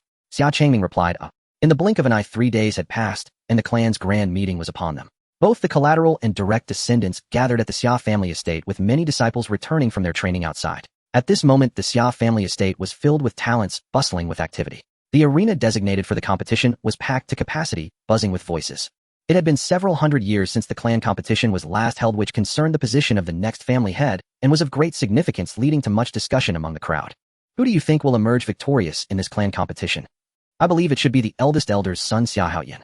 I've heard he possesses a mysterious secret technique, and has already reached the pinnacle of the extraordinary realm. A disciple confidently stated this to others, immediately causing an uproar among them. No way. In just a mere 10 years he's gone from the innate realm to the pinnacle of the extraordinary realm. Such talent is truly frightening. Hearing this, another disciple frowned and retorted disdainfully, Humph, do you not know that Xia Changming, the young master, has returned? It is said that just a few days ago he incapacitated the extraordinary realm's Xia Yan with a single strike. Moreover, just a few days ago, he publicly slapped Xia Haoyan in the arena, and Xia Haoyan left in shame, without even retaliating. No way. Could it be that Xia Changming has reached the celestial realm after 10 years of secluded training? Impossible, absolutely impossible. No one has ever achieved such a feat, going from the master realm to the celestial realm in just 10 years. The crowd gasped in disbelief, expressing their doubts. They had all heard of Xia Changming's exploits since his return. One person single-handedly repelled an army of hundreds of thousands of demon clans, stormed the demon imperial palace alone, captured the demon empress with a single sword, and effortlessly resolved the conflict between humans and demons. But those were merely rumors, inevitably embellished. The demon clan was filled with powerful beings, and the rumored strength of the demon empress was extraordinary. How could she be so easily defeated and captured, willingly marrying into the human race? Compared to the rumor of Xia Changming capturing the demon empress with a single sword, the crowd preferred to believe that it was the demon empress who took a liking to Xia Changming, willingly marrying him and returning to the Xia family. Just as the crowd was chattering away, the center of attention, Xia Changming appeared on the expansive platform with Su Yueli. With a graceful demeanor and a handsome face, he exuded a hint of laziness and leisure, as if he had come solely to watch. In contrast to Xia Changming, Su Yueli's appearance drew even more attention. After she arrived, the noisy arena quieted down significantly. Is she really the legendary, ruthless, and bloodthirsty demon empress? That imperial aura is indeed unparalleled, strikingly cold and beautiful. But she doesn't seem as terrifying as rumored. The crowd could not help but marvel at the stunning and cold Su Yueli on the platform. They also felt a deep admiration for Xia Changming. Regardless of whether the rumors were true, the facts were before them, and they couldn't help but acknowledge them. Xia Changming had indeed captured the demon empress and brought her back to the Xia family. At the center of the platform, Xia Changlin and Chu Qingwan had already taken their seats. Seeing Su Yueli arrive, Chu Qingwan happily pulled her to sit beside her. Xia Changming sat on the other side of Su Yueli, affectionately holding her hand. This scene astonished everyone. The fierce demon empress appeared so docile next to Xia Changming. Su Yueli yet she was utterly powerless against Xia Changming. Over the past 3 days, she had tried numerous assassination methods, all of which had failed, and each time she faced punishment from the family law. Until she found a new assassination plan, she could only temporarily comply with Xia Changming. At this moment, 6 elders also flew down from the sky and took their seats one by one on the platform. Xia Changming lounged in his chair and immediately sensed several deep-seated hostilities. Xia Haoyan cast a cold glance at Xia Changming before turning to take his seat, while Xia Haoyan glared at him fiercely. Aside from these two, one of the 6 elders, a robust old man, was glaring at Xia Changming with a face full of resentment. He was the 6th elder, Xia Yan's master, Xia Jun. Xia Changming understood all too well why Xia Jun was looking at him with such hatred. Xia Yan was the only direct disciple that Xia Jun painstakingly cultivated, and he had high hopes for her. To have her incapacitated by Xia Changming was naturally a source of deep resentment. However, Xia Changming did not care, playfully dangling a string of crystal-clear grapes towards Su Yueli. Come, my dear. Su Yueli shot him a cold glance, choosing to ignore Xia Changming. Undeterred by her coldness, Xia Changming continued with a look of regret. Don't you want them? These are spirit fruits specially picked from the celestial mountain, each one absorbing the essence of the sun and moon, nourishing your spiritual power and enhancing your body and mind. It was a rare delicacy, if she couldn't let it go to waste. After all, it belonged to this detestable guy. Having taken her artifact, she had to recover some costs. It was a rare delicacy, if she couldn't let it go to waste. After all, it belonged to this detestable guy. Having taken her artifact, she had to recover some costs. It would be best if she could eat him out of his heavenly materials and treasures, thus weakening his strength in a roundabout way. It was definitely not her willingly accepting Xia Changming's feeding. Ahem. Sitting beside them, Xia Changling coughed awkwardly a few times as a reminder. This kid should be mindful of showing affection in front of thousands of clan members was a bit excessive. He should consider the emotional damage it might cause to those single disciples. Most importantly, he was doing this right in front of Xia Haoyuan and Xia Jun. Just a few days ago, he had slapped Xia Haoyan and incapacitated Xia Yan. Xia Changlin had almost been driven crazy by these old geezers in the past few days. Meanwhile, Xia Jun, seeing Xia Changming's disdain, had veins popping on his forehead, wishing to confront him for an explanation, but was stopped by Xia Haoyuan. Xia Haoyuan coldly gazed at Xia Changming's family and slowly stood up, addressing the entire arena. Silence. His deep and resonant voice echoed throughout the arena, instantly bringing it to a hush, where even a pin drop could be heard. This clan competition was to be conducted through a vote by the Elders' Council, naturally led by the eldest elder Xia. Xia Haoyuan slowly addressed those present. Everyone, the current family head Xia Changlin, has acted arbitrarily, repeatedly ignoring the elders' opinions, and has even sheltered his son Xia Changming, allowing him to act recklessly and harm his own kin. Therefore, the Elders' Council has decided to question Xia Changlin's position as family head and hereby initiate the clan competition to select the next outstanding family head for the Chongqing Xia family.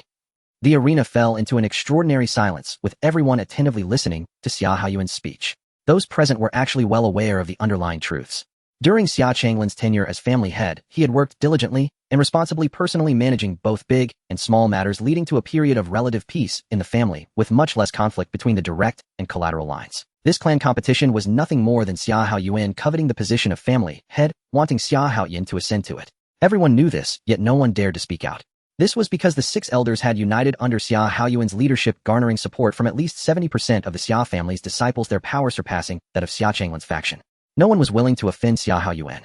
Seeing that no one spoke up to question him, Xia Haoyuan triumphantly surveyed the surroundings just as he was about to announce the start of the clan competition when he was abruptly interrupted. You're talking nonsense. Who dares to interrupt Xia Haoyuan?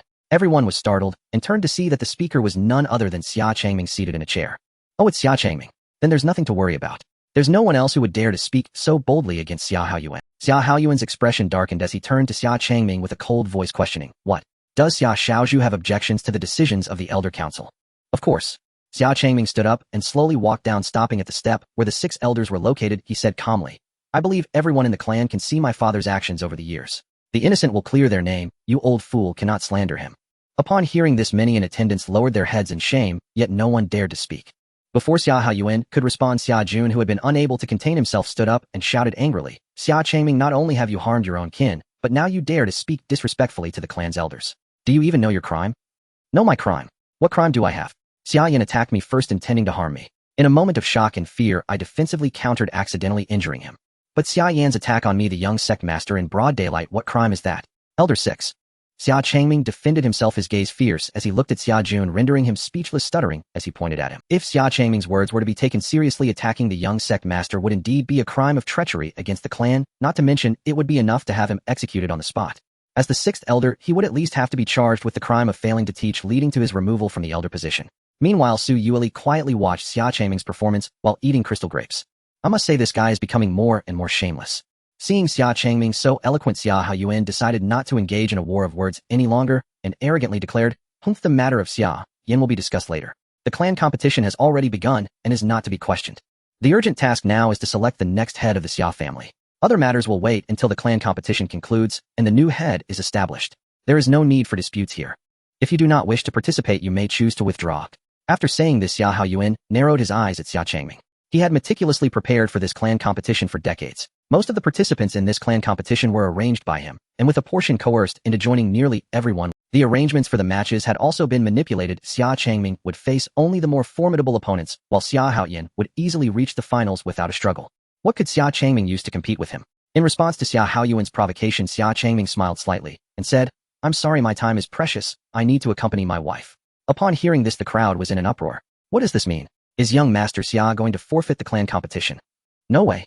Wouldn't that mean handing over the position of head of the Xia family without a fight? To be afraid of withdrawing before it even begins, the legends are just that, legends. I didn't expect young Master Xia to be just a cowardly lecher. In the end, the rumors were exaggerated. Many who had high hopes for Xia Changming were utterly disappointed.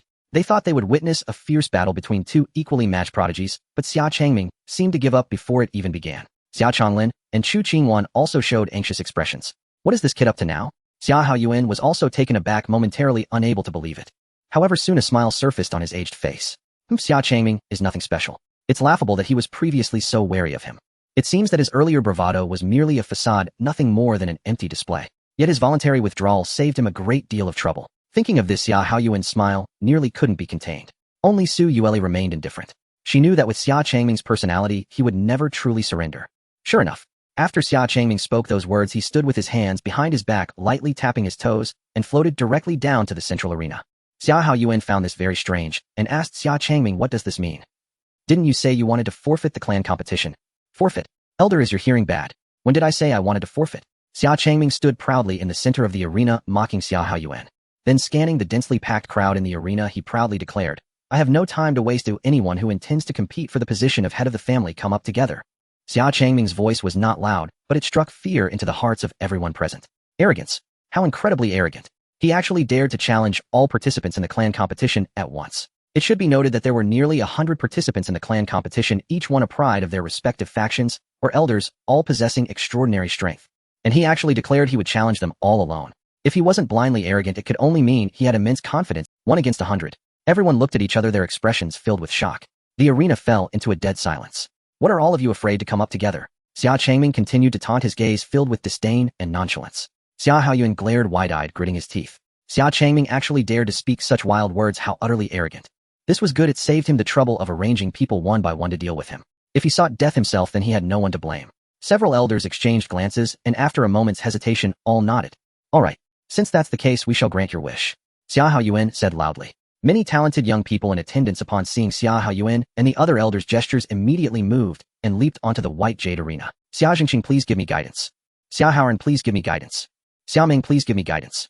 Xia Ruobing, please give me guidance. Nearly 100 disciples of the Xia family surrounded the center where Xia Changming stood on the white jade arena.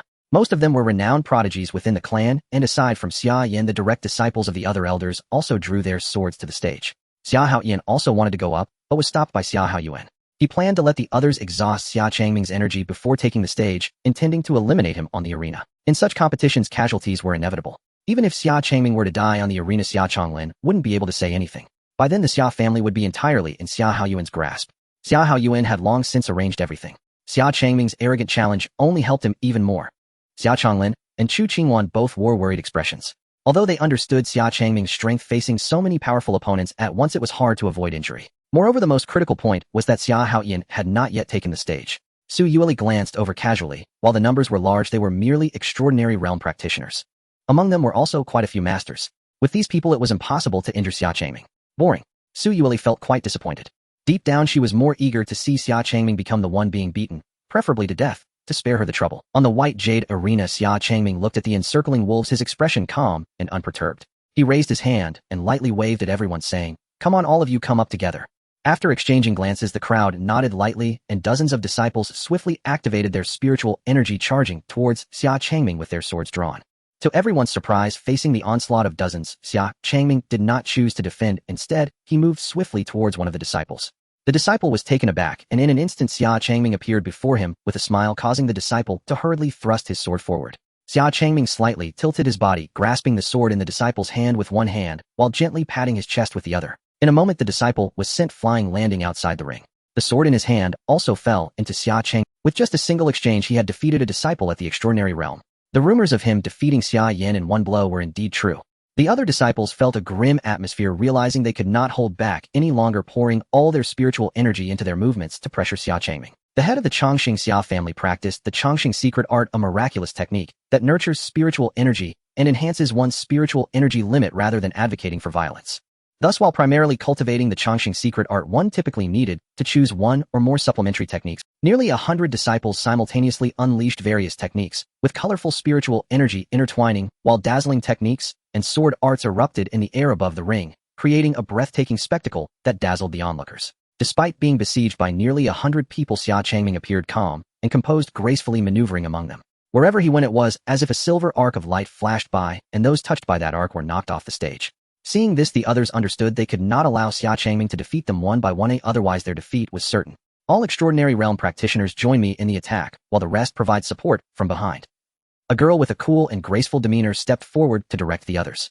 Xia Changming recognized her as Xia Ru. At a young age, she also possessed considerable talent and had barely reached the peak of the extraordinary realm.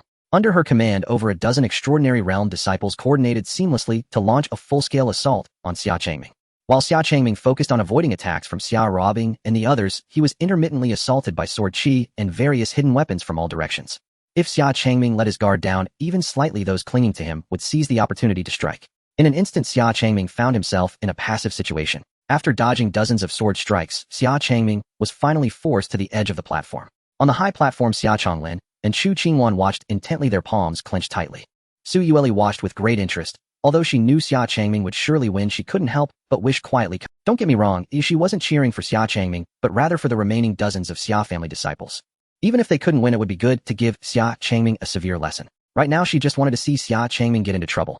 Xia Changming noticed Su Yueli's eager gaze and smiled. This made Su Yueli frown as she sat in her chair. Next to her, Chu Qingwan covered her mouth, chuckling, while Xia Changlin wore a helpless expression.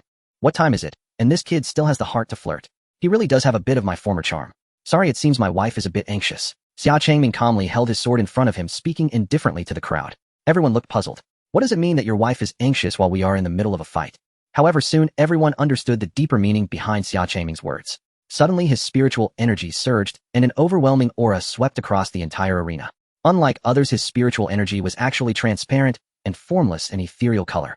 What terrifying spiritual pressure is this? I can barely keep my eyes open. The barrier is starting to crack.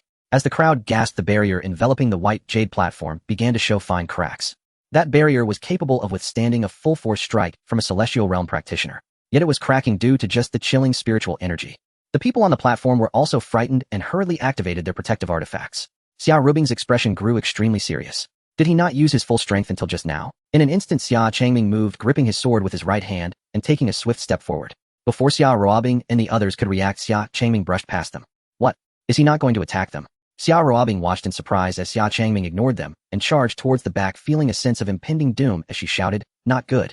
Xia Changming didn't intend to deal with them first, but aimed to eliminate the group behind that was providing support, and as soon as Xia Rubing's words fell, Xia Changming had already appeared in the midst of the crowd behind, yet none of them noticed, staring blankly ahead. By the time they realized it was already too late. Xia Changming raised his sword and struck the ground. A thunderous wave of spiritual energy, mixed with piercing sword chi, sent everyone around him flying off the platform, moaning in pain as they clutched their wounds on the ground. Only the core disciples led by Xia Ruobing remained on the arena, and the white jade platform suddenly felt much emptier. Xia Changming stood proudly gripping a heavily cracked sword. Just a single strike had cleared most of the platform. Though he had suspected Xia Changming's strength was extraordinary, he never thought it would reach this level.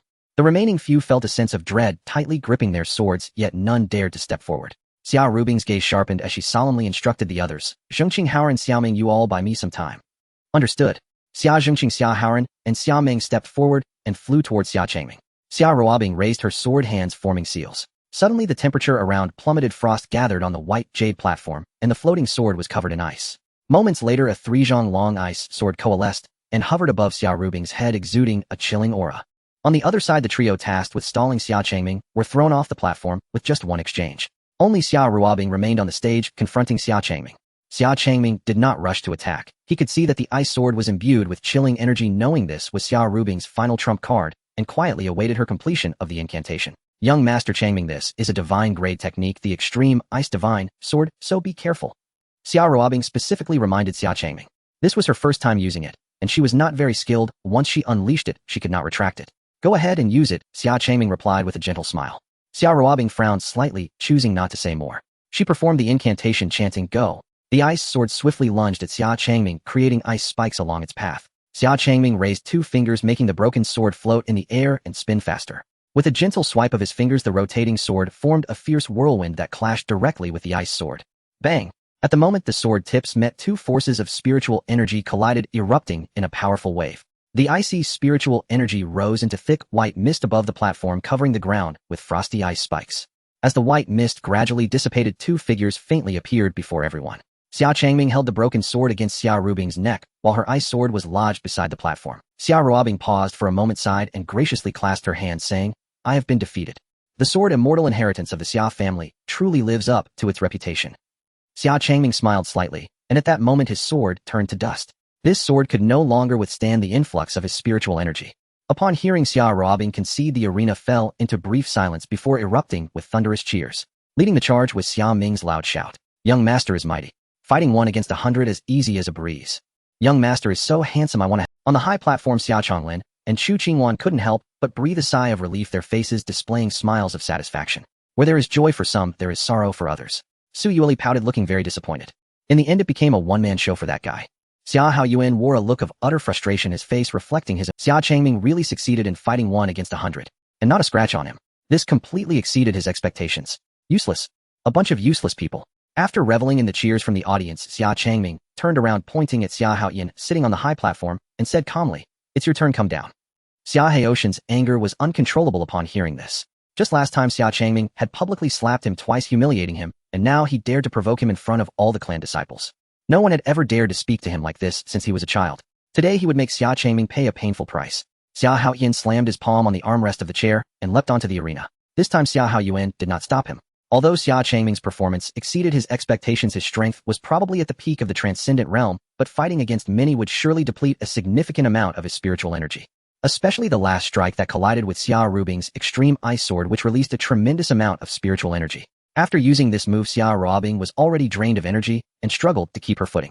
Xia Changming could not be in much better condition. At this moment, he was merely at the end of his strength. It was the perfect opportunity for Xia Haoyan to kill him in one blow. A glint of ruthlessness flashed in Xia Haoyuan's eyes. Xia Changming's gifted strength was astonishing. This child must not be spared. On the arena, Xia Changming looked at Xia Haoyan, who stood opposite him, and mocked, "So you've finally come down. Humph. Xia Changming, don't get too proud. Together with the 2 slaps from last time today, I will make you pay the price and regret being my enemy." With those words, Xia Haoshan's entire body erupted with spiritual energy, pushing him to the peak of the transcendent realm. "Xia Changming!" Xia Haoyan roared and charged towards Xia Changming with his sword. At this moment, Xia Changming had no weapon in hand, and he nimbly dodged Xia Haoshan's rapid sword attacks by soaring. Seeing that Xia Changming did not fight back, Xia Haoyan assumed he was out of spiritual energy and feigned calmness, sneering, "What's wrong? The dignified young master of the Xia family can only hide like a rat. Are you afraid to draw your sword?" Xia Haoyan thrust his long sword straight at Xia Changming. However, this time Xia Changming did not choose to dodge. He extended his index finger and lightly touched the tip of the sword, firmly withstanding Xia Haoshan's full-force strike. "For someone like you, I am not even worthy of drawing my sword," Xia Changming said indifferently. He initially focused on dodging and refraining from fighting back, just to test Xia Haoshan's strength. Seeing that he was truly only at the peak of the transcendent realm, he felt a great sense of disappointment. He had thought he was impressive, so confident. How could he dare to claim to be the #1 in the Xia family? Having said that, before Xia Haoyan could recover from his shock, Xia Changming suddenly appeared before him. With a resounding slap, Xia Changming struck Xia Haoyan across the face. Xia Haoyan immediately spun 3.5 times in the air, landing on the ground after a tumble, barely stopping himself with the sword that was embedded in the ground at the edge of the arena. This slap was evidently far stronger than the previous 2. It nearly sent him rolling out of the arena. This scene once again shocked everyone present. Countless people believed that Xia Changming would surely struggle to continue fighting against Xia Haoyan. Yet he simply pointed to stop the sword, and in front of everyone sent Xia Haoyan flying with another slap, as if it required no effort at all. That was a peak, transcendent realm powerhouse. To be sent flying with just a slap was utterly unreasonable. Yet Xia Haoyan, who sat firmly on the high platform, did not appear flustered. Instead, he wore a strange smile. Xia Haoyan, who was on the ground, slowly stood up, emanating a dark and eerie spiritual energy, his eyes filled with hatred as he glared at Xia Changming. The murky black spiritual energy was ominous and eerie. Xia Haoshan's strength suddenly surged. Early stage of the transcendent realm. Mid-stage of the transcendent realm. The violent black spiritual energy gradually calmed down, and Xia Haoshan's strength stabilized at the mid-stage of the transcendent realm. His power had already surpassed that of Xia Changming in the early stage of the transcendent realm. No wonder he appeared so fearless in this clan competition. Xia Haoyan initially did not want to use secret methods, but after Xia Changming repeatedly slapped his face, he could no longer endure it. Xia Changming curiously observed the strange Xia Haoyan. He had suddenly skyrocketed from the peak of the transcendent realm to the mid-stage of the transcendent realm, as if there were no bottleneck. This must be the secret heritage that Xia Haoyan had been deliberately hiding. How bizarre. This black spiritual energy seemed to have long been lurking within him, damaging his spiritual source, sacrificing his own vitality to awaken and gain a temporary boost in strength. It was undoubtedly a secret method that harmed oneself while trying to harm others. With the spiritual source damaged, even if he learned the longevity art that could repair it, it would take decades to recover. His future cultivation would surely face great difficulties. It seems that Xia Haoyan was truly willing to go to any lengths to deal with him. Who was the master behind him, who taught him such strange secret methods? What were their intentions? This was what Xia Changming was even more concerned about. However, given the current situation, he had no time to think. Xia Haoyan was already swinging his sword at him. Xia Changming sidestepped and struck Xia Haoyan's chest with his palm, sending him flying dozens of meters. Xia Haoyan stood firm as if nothing had happened, his eyes now completely shrouded in darkness, raising his long sword once again to slash at Xia Changming, his expression frenzied like a madman. Xia Changming, I will kill you. Xia Changming struck Xia Haoyan repeatedly with his palms, but it felt as if he were striking against an invisible shield. Each time he repelled Xia Haoyan by dozens of meters, yet he remained unscathed. In contrast, Xia Changming's palms were marked with dark patterns from the corrosive black spiritual energy. This ominous black spiritual energy had an eerie method of corroding the body from within, devouring spiritual energy. Xia Haoyan, seeing that Xia Changming had no way to deal with Xia Haoyan, could not help but show a smug smile. He originally wanted to let Xia Haoyan conserve his strength and use this strange secret method against Xia Changming. However, Xia Changming's strength exceeded expectations, forcing him to use it early against Xia Changming. With a strength in the mid-stage of the transcendent realm, there were likely no rivals within the Xia family. Seeing the worried expressions of Xia Changming and Chu Qingwan, his smile grew even wider. But when he turned his head to look, he found that Su Yueli's expression was not only calm, but also somewhat intrigued, which made Xia Haoyan frown immediately. Why did Su Yueli not seem the slightest bit worried about Xia Changming? Wasn't she his wife? Had she given up on attacking on the arena? Xia Haoyan wildly swung his sword towards Xia Changming, laughing loudly. Haha, how about this? This is my true strength. Is this all you've got? Xia Changming had lost interest in playing with Xia Haoyan. It was far more enjoyable to play with his wife. Did you not say you wanted to see me draw my sword? Then I will fulfill your wish. But you better not regret it. Xia Changming leaned back and distanced himself from Xia Haoyan, focusing his gaze.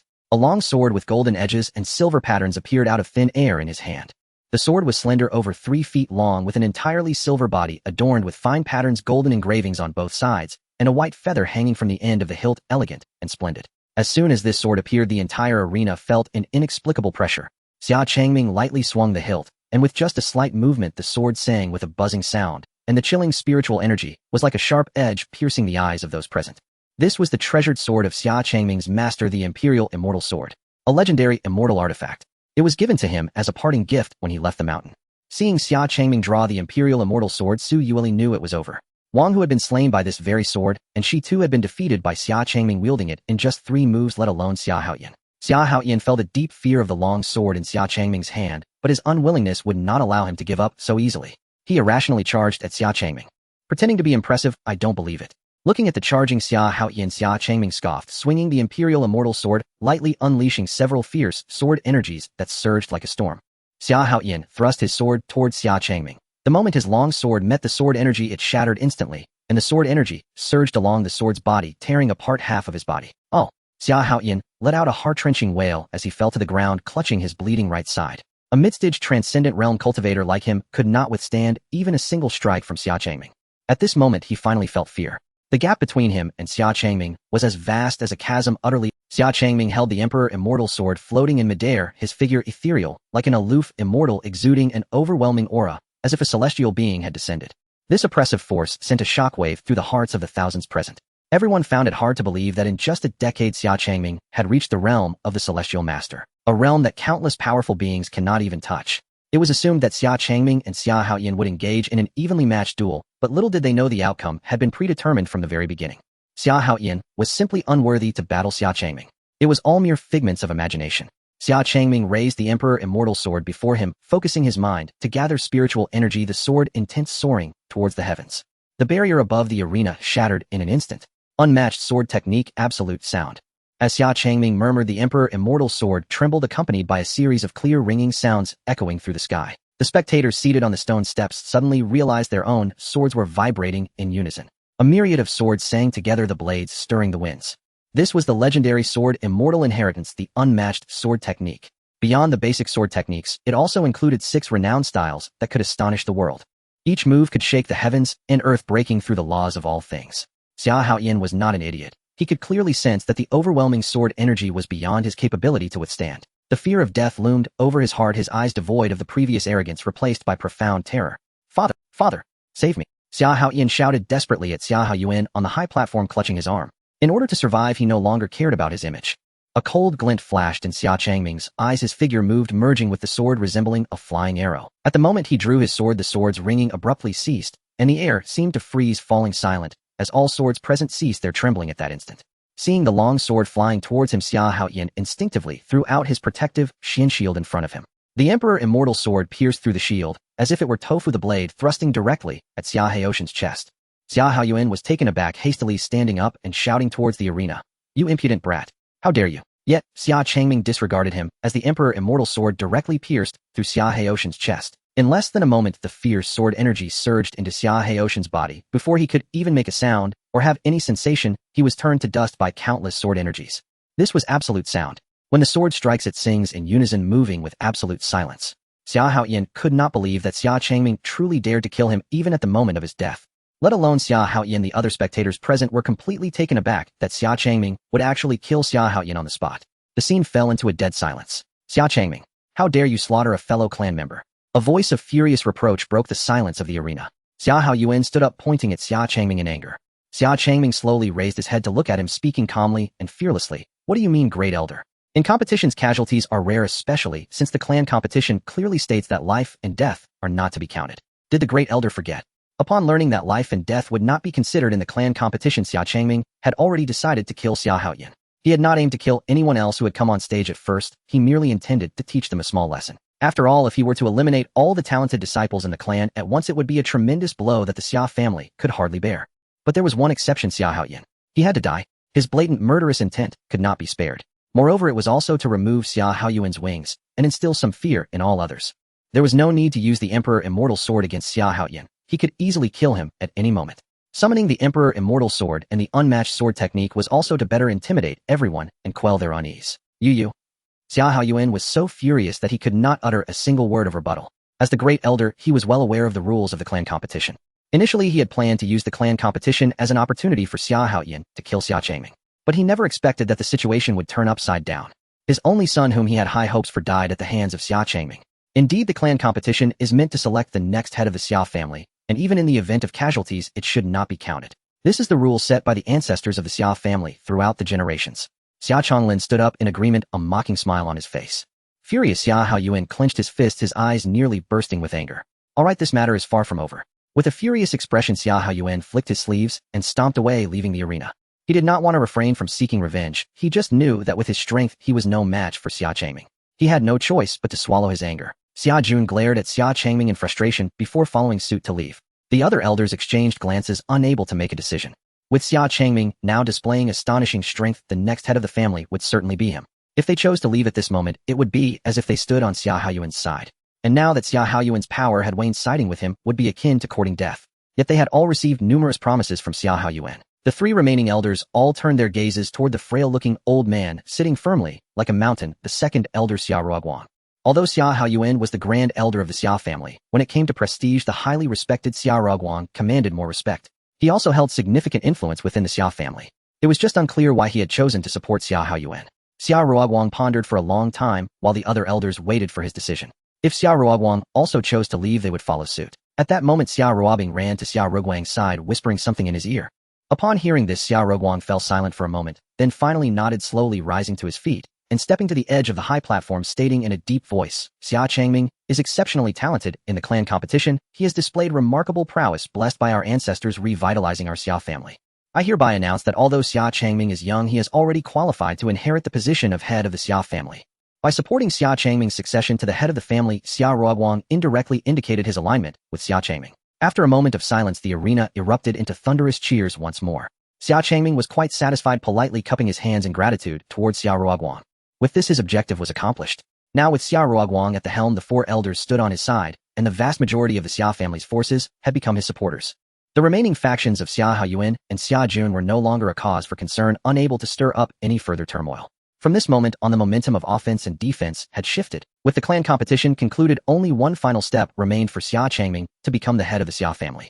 He needed to defeat the current head of the Xia family, his father Xia Changlin. Only then could he truly become the head of the Xia family and enter the trial grounds to obtain the Xia family's inheritance. Xia Changlin leaped onto the arena, cheerfully addressing Xia Changming. "Come on, young man." Xia Changming sheathed the Emperor Immortal sword in his hand, his gaze fixed on Xia Changlin. In truth, he had no interest in the position of the head of the Xia family and had never considered competing for it. His participation in the clan competition was purely to thwart Xia Haoyuan's schemes and provide a small deterrent to the others, thereby stabilizing the Xia family. The Xia family remained under the management of his father Xia Changming. Thus all he needed to do next was to play along appropriately and then lose to Xia Changming. Xia Changming winked at Xia Changming, conveying a hint. Xia Changming understood and responded with a reassuring expression that said, "Don't worry, I understand."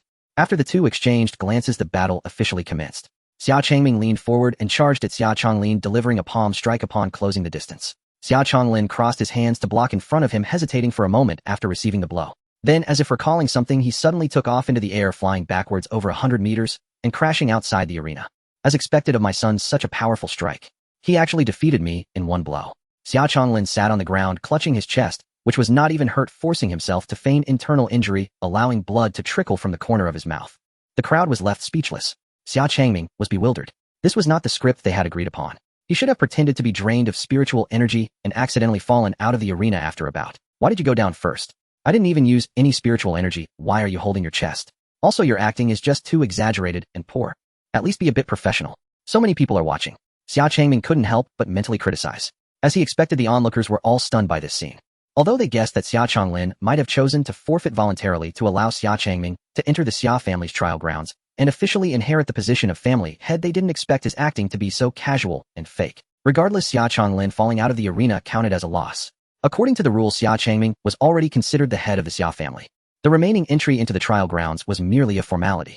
Xia Ruoguang stepped forward and solemnly declared, "Xia Changming has defeated the current family head. According to the ancestral teachings of the Xia family, Xia Changming shall henceforth be the new head of the Xia family.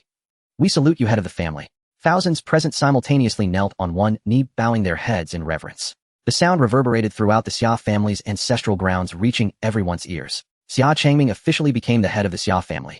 In the evening, as night fell and silence descended, a secluded courtyard of the Xia family was brightly lit, with its doors wide open. It seemed as if someone was being awaited. Inside the room, Xia Ruoguang leaned against a chair, reading a book by candlelight, his dimming eyes reflecting the flickering light of the candle. Before long, a figure stepped into the room. Upon entering, he asked, "Elder Second, why are you not resting so late? Are you perhaps waiting for me?"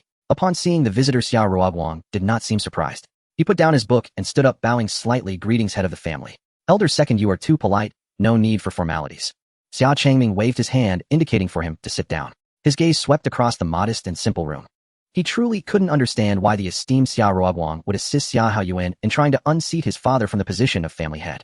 He did not seem like the type to be greedy or corrupt. To understand the reason behind this, he had even given up the time he could have spent with his wife at night to come here. "I have a question I would like to ask, Elder Second." Xia Changming got straight to the point. "You want to ask why I assisted Xia Haoyuan, right?" Xia Ruoguang countered. Xia Changming nodded. Xia Ruoguang's aged face revealed a trace of sorrow and guilt, and he sighed deeply. Just as he was about to speak, he was interrupted by a sharp voice of a young girl. "Please do not blame my grandfather, head of the family." Xia Ruobing entered holding a bowl of medicine, placing it on the table in front of Xia Ruoguang, and explained apologetically, "Grandfather's assistance to Xia Haoyuan is all for my sake." Seeing Xia Changming's puzzled expression, Xia Ruobing slightly opened her clothing, revealing one side of her shoulder. What should have been smooth and delicate skin appeared marred by dark purple spots, exuding an eerie black spiritual energy. Xia Ruobing continued to explain, "Years ago, I suddenly fell ill with a strange disease, and these black spots began to appear on my body, spreading constantly. Whenever it flares up, my whole body is engulfed in black gas, causing unbearable pain. My grandfather sought out renowned doctors, but to no avail. In the end, Xia Haoyuan approached my grandfather, claiming he could cure my illness, but the price was to help him seize the position of family head." Xia Ruoguang sighed, painfully beside them. "As you can see, I am also in the twilight of my years. There is not much time." "Then why did you change your mind?" Xia Changming asked again. Earlier, he noticed Xia Ruoguang seemed inclined to leave, but he was unsure what Xia Ruobing had said that changed his mind. "Then why did you change your mind?" Xia Changming asked again. Earlier, he noticed Xia Ruoguang seemed inclined to leave, but he was unsure what Xia Ruobing had said that changed his mind. Regarding this, Xia Ruoguang continued, "If it weren't for your mercy, that girl Ruobing would have died long ago. I owe you a great debt of gratitude." Moreover, Ruobing said she would rather suffer from this bizarre illness unto death than assist Xia Haoyuan again. "To collude with Xia Haoyuan was never my intention. I asked for your punishment, head of the family." After saying this, Xia Ruoguang immediately knelt before Xia Changming to plead for forgiveness. In truth, Xia Ruoguang was never willing to help Xia Haoyuan. He had lost his senses purely for the sake of Xia Ruobing. Ultimately, it was Xia Ruobing's words that awakened him.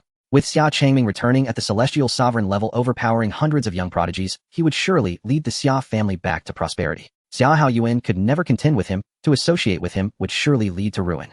This made Xia Ruoguang realize he could not destroy the entire Xia family for his own selfish desires. My grandfather is in poor health, please punish me head of the family. I am willing to take the blame for him. Xia Ruobing, unwilling to let Xia Ruoguang be punished, knelt beside him to plead. This left Xia Changming speechless. He had never intended to punish them. Get up, since it is so, I will not hold it, Xia Changming said, then took out a luminescent longevity pill and placed it on the table. This is a longevity pill which should extend your life by 10 years. Elder second, the Xia family still needs you, you must take care of your health. Xia Ruoguang stared blankly at the longevity pill on the table, unable to believe Xia Changming would give him such a high-grade pill to consume. Extending life by 10 years may not seem long, but for Xia Ruoguang, whose time was running out, it was a rare hope. Thank you, head of the family. Xia Ruoguang and Xia Ruobing both gratefully knelt again. Xia Changming waved his hand, saying lightly, don't be in a hurry to thank me, I'll wait until I resolve Ruobing's bizarre illness before you thank me. What did you say? Can you cure the strange illness afflicting Ruobing? Xia Ruoguang's eyes widened in excitement as he grasped Xia Changming's hand. Xia Ruobing looked at him with eager anticipation. She had been tormented by this dark stain for a long time. Hearing that Xia Changming could resolve this strange illness, hope blossomed in her heart. Elder, please do not rush. Whether I can cure her requires a closer examination. Xia Changming stepped in front of Xia Ruobing, placing his palm on her shoulder, closing his eyes to allow his pure and powerful spiritual energy to seep into her. The black energy within Xia Ruobing seemed to sense something starting to accelerate its erosion once more. When it came into contact with Xia Changming's spiritual energy, it surged violently, intent on devouring his power. This black energy appeared almost like a living entity. It bore a slight resemblance to the black spiritual energy on Xia Haoyan, yet it was not entirely the same. The black spiritual energy on Xia Haoyan could be utilized at the cost of depleting his own spiritual source, while the one on Xia Ruobing was purely a poison planted within her. Those afflicted by this poison would continuously suffer from the invasion of malevolent energy. When the malevolent energy spread throughout the body, they would be tormented to death. Who would be so cruel? Xia Changming furrowed his brow, and with a thought, every strand of spiritual energy he infused was meticulously manipulated by him, like spirit swords severing the black energy entirely. Xia Ruobing frowned, tightly gritting her teeth, beads of sweat forming on her forehead. At that moment, she was enduring the clash between the malevolent energy and the spiritual power. Upon seeing the black stain on her shoulder, gradually fading, Xia Ruobing was overjoyed. It truly disappeared. In an instant, she suddenly felt much better. While Xia Ruobing's recovery brought great joy to Xia Ruoguang, he still expressed concern as he suggested to Xia Changming. You still need to participate in the clan's trial tomorrow. Consuming so much spiritual energy might not be wise. Perhaps we should wait until another day to continue. Xia Ruoguang could see that Xia Changming was carefully infusing Xia Ruobing with high-purity spiritual energy to purify the invading black energy. This was not something an ordinary person could achieve. Not only did it require an unpredictable amount of spiritual energy, but it also demanded a high level of innate talent in manipulating spiritual energy with unparalleled skill. Otherwise, even a slight misstep could lead to uncontrollable spiritual energy within the body with unimaginable consequences. This made Xia Ruoguang admire Xia Changming while also feeling a bit anxious. He worried that Xia Changming might waste too much spiritual energy. After all, he had just gone through a fierce battle today, and if he did not rest properly, it would affect tomorrow's trial. In response, Xia Changming calmly said, it's fine, I must eliminate the residual malevolent energy within Ruobing. If I stop now, the malevolent energy will retaliate, and there is no time to delay. This was just one reason. The more important reason remained unspoken by Xia Changming. He was worried that the poisoner in their desperation would directly activate the foul spirit within Xia Ruobing. Thus, to be safe, he had to eliminate all residual foul spirits from Xia Ruobing tonight. Upon hearing this, Xia Ruoguang felt a lingering fear and dared not interrupt further. Xia Changming's spiritual energy flowed like a dragon throughout Xia Ruobing's body, swiftly eliminating all foul spirits. Half an hour later, Xia Changming opened his eyes and slowly withdrew his hand. After expelling a mouthful of turbid energy, Xia Ruobing was overjoyed as she examined her body. It's gone. The black stains had truly vanished. With no foul spirits erosion, Xia Ruobing felt an overwhelming sense of relief and comfort. As she carefully inspected her body, she discovered a pleasant surprise. The foul spirits that had been eliminated transformed into pure spiritual energy, and with the residual energy Xia Changming infused into her, she unexpectedly broke through to the peak of the extraordinary realm. Thank you, Patriarch. Xia Ruobing expressed her deep gratitude, immediately kneeling on the ground. Xia Ruoguang exaggeratedly bowed his head and proclaimed solemnly, thank you, Patriarch. The kindness shown by the Patriarch today, I have no way to repay. I will surely serve the Xia family with my utmost effort, never hesitating to sacrifice myself. If Xia Changming had merely given him a longevity pill, and he felt grateful now that Xia Changming had saved Xia Ruobing, he was filled with immense gratitude with no distractions in his heart. This was precisely the effect Xia Changming desired. His trip tonight was not in vain. In the depths of the night, in a quiet and eerie forest, a lone figure stood desolately among the trees, hysterically shouting into the dark void ahead, it's all your fault. It's because I listened to you insisting on provoking that damned clan competition. My only son has died. How could I let Hao Yan become your family's disciple? The figure was none other than Xia Haoyuan, who had quietly slipped out of the Xia family estate. For the only son he had long awaited in his old age, he had high hopes. But now he was powerless to avenge his son's death. In the dark woods before Xia Haoyuan, a shadowy figure emerged obscured in the darkness, slowly speaking, "Is it just a son who has died? Why the uproar?" "You." Xia Haoyuan was infuriated, his eyes wide with rage, fists clenched, yet he did not strike. It was easy for them to speak lightly. It was not their son who had died. The figure ignored Xia Haoyuan's fury, waved his hand, and continued, "Xia Changming has likely reached the celestial realm, which indeed comes as a surprise. With Xia Haoshan's death, the plan to control the Xia family has been thwarted. It's a pity, it was a plan years in the making. So what should we do next?" Xia Haoyuan asked, calming his anger. "Do not worry, I'll continue being the grand elder of the Xia family and maintain control of the Xia family as much as possible. Once my ancestor emerges, Xia Changming will no longer be a concern. Not only this small Xia family, but this entire realm will be ours." The figure spoke, proudly, not forgetting to promise Xia Haoyuan, "By then the Xia family will belong to you. At that time, I will have my ancestor teach you a secret method to transform your body, granting you a new youthful form. You need not worry about progeny. Once you control the Xia family, what kind of woman cannot you have? I've heard that Chu Qingwan is gentle and charming, and the demon clan empress is stunningly beautiful." Xia Haoyuan's heart stirred upon hearing this. His agreement to seize the Xia family was partly for power, but more importantly, it was due to the promise of the body. After cultivating for hundreds of years, he had reached a bottleneck. There was no possibility of further breakthroughs, and his lifespan was nearing its end. He was unwilling to end in regret. As long as he could transfer his soul and memories to a new body, he would have endless lifespan. Attaining a higher realm would merely be a matter of time. Moreover, his body had aged and decayed, having sustained injuries in the past. He could no longer rally his former vigor. Only by transforming into a new body could he continue his legacy. He would also be able to take action against Chu Qingwan and the demon clan empress, to avenge the pain of losing his son to Xia Changlin and Xia Changming. Thinking of this, Xia Haoyuan revealed a sinister smile and cupped his hands towards the figure, saying, "Then I will trouble you. I will await the good news from the ancestor." In the early morning at the back mountain of the Xia family's ancestral grounds, countless Xia family disciples gathered outside a solemn black door, waiting to witness the moment when the new generation's family head would receive the inheritance. Amidst the eager gazes of the disciples, Xia Changming leisurely appeared in their sight. As he passed by, each disciple bowed respectfully and greeted him. "We have met the family head." After the fierce contest of the clan, the vast majority of disciples had been convinced and recognized Xia Changming's identity as the family head. Earlier that day, some had seen the second elder seeing Xia Changming off, while the other elders and their disciples naturally understood the significance and rushed to greet him. Before departing, Xia Changming spotted a charming figure standing in the distance waiting for him. Just by observing her graceful posture and demeanor, he knew it was Su Yueli who was waiting for him.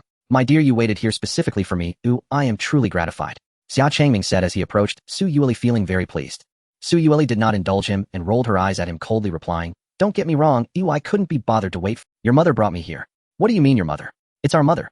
Xia Changming immediately retorted with righteous indignation. "You did call her mother before, my dear." Su Yueli, with a fierce glint in her eyes, she bit her silver teeth and slightly moved her red lips, seemingly wanting to retort, but in the end she said nothing.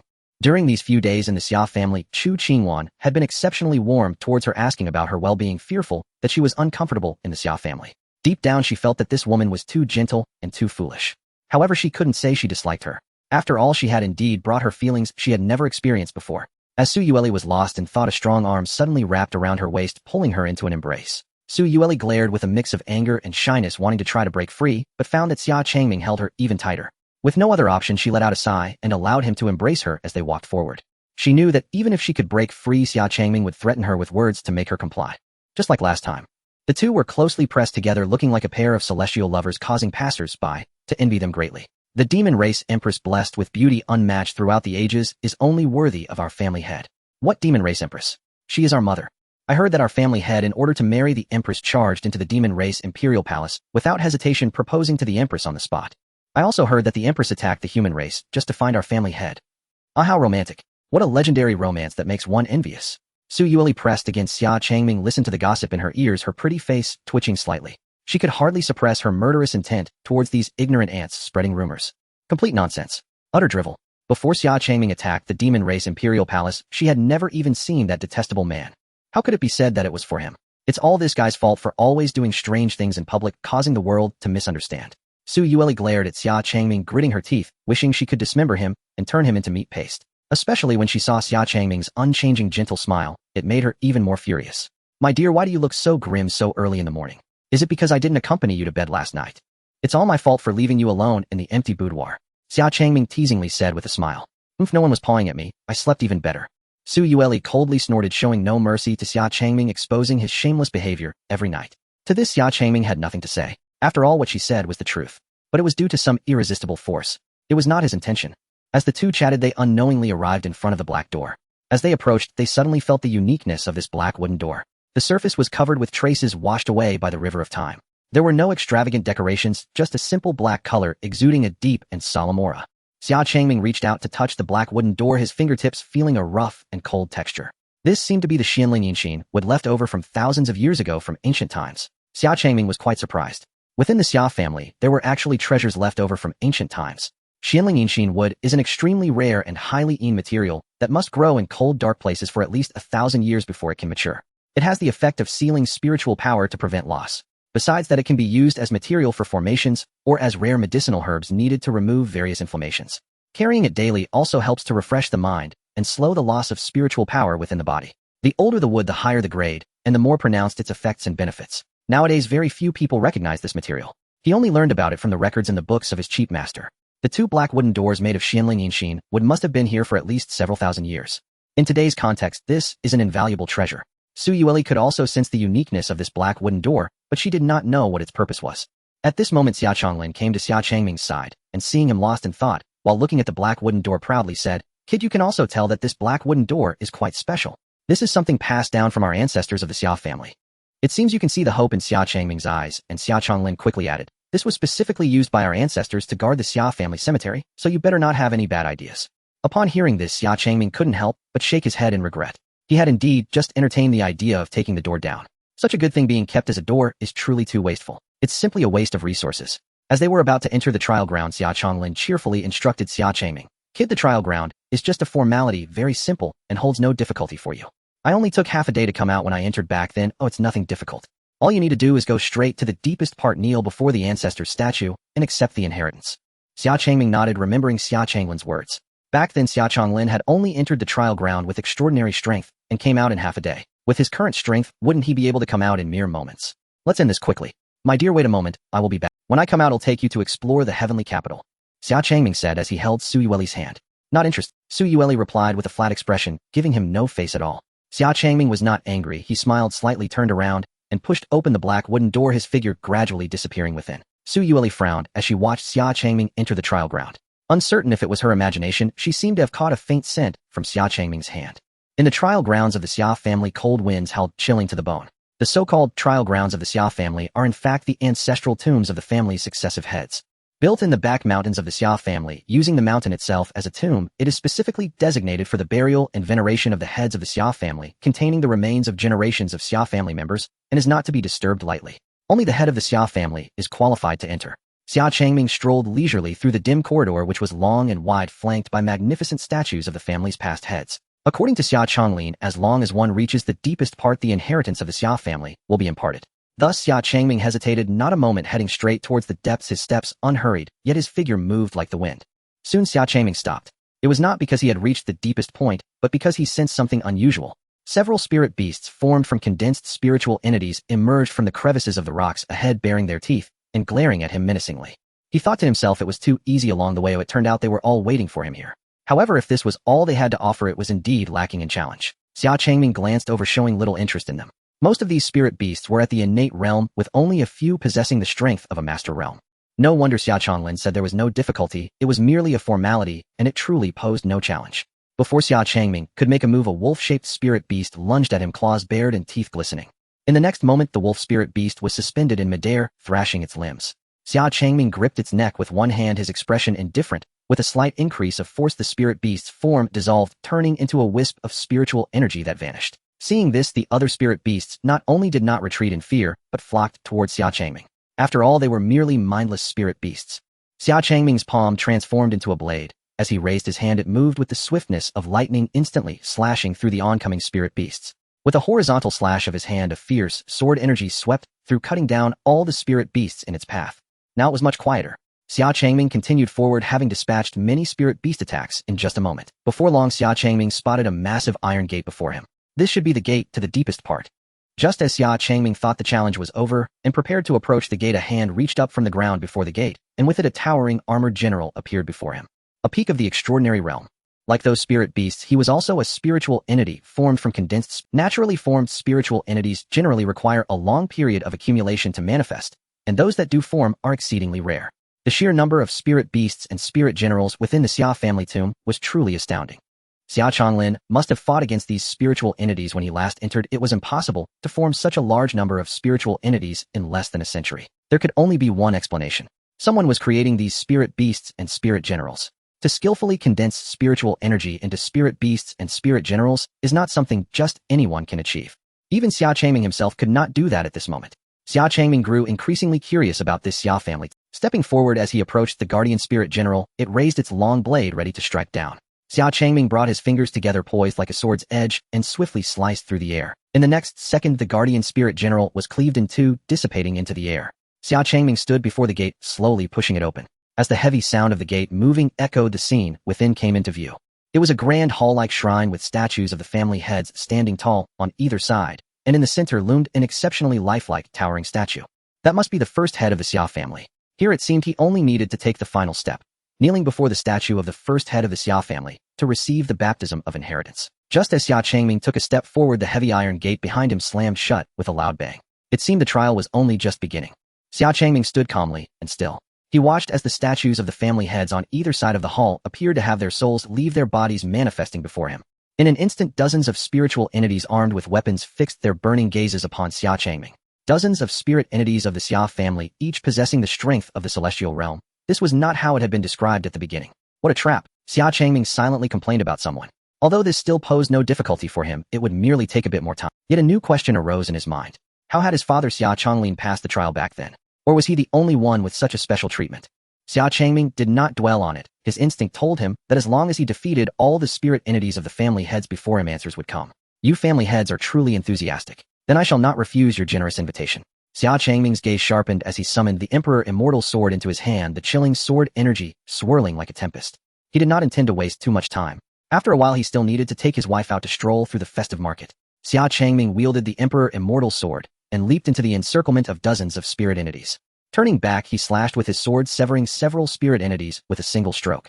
The remaining spirit entities did not hesitate and immediately charged towards Xia Changming. Xia Changming pointed the sword tip to the ground, his arm swinging, leaving a deep, gleaming sword mark on the floor. A sword energy, several zhang high, cleaved through all the spirit entities in its path. These spiritual powers were not remnants of souls, but merely formed from pure spiritual energy, so Xia Changming did not hold back at all. He held his fingers upright before him and softly uttered, "Depart." The Emperor Immortal Sword flew from his hand, and several swords formed from sword energy, separated from the main body. Each one accurately pierced through the spirit entities like shooting stars. In an instant, the sword energy surged wildly, the immense spiritual power converging, shaking the entire mountain peak, with streaks of sword light bursting forth, dazzling and fierce. The disciples waiting outside the tomb were left utterly dumbfounded. It seemed previous family heads had not caused such a stir. Xia Changming covered his face, panic-stricken, cold sweat pouring down as he trembled. What on earth is this brat doing inside? Wasn't it just dealing with a few Master Realm spirit beasts? Why does it feel like he's about to bring down the Xia family tomb? Su Yueli's expression remained calm, but her heart was not as tranquil as it appeared. If it could prompt Xia Changming to draw his sword, then the trial of the Xia family tomb was indeed not as simple as it seemed. With a flash of sword light, the last spiritual body was severed by Xia Changming. Thus, dozens of spiritual powers in the Tianren realm were completely eliminated by him. Only then could he truly become the head of the Xia family and enter the trial grounds to obtain the Xia family's inheritance. Xia Changming leaped onto the arena, cheerfully addressing Xia Changming. Having watched for so long, do you not plan to come out? Xia Changming's gaze sharpened, his piercing light directed at the statue of the first family head standing in the center. Even during the battle with those spiritual bodies, Xia Changming had sensed faint fluctuations of spiritual energy emanating from there, as if manipulating these spiritual entities. And indeed, it was just as he suspected.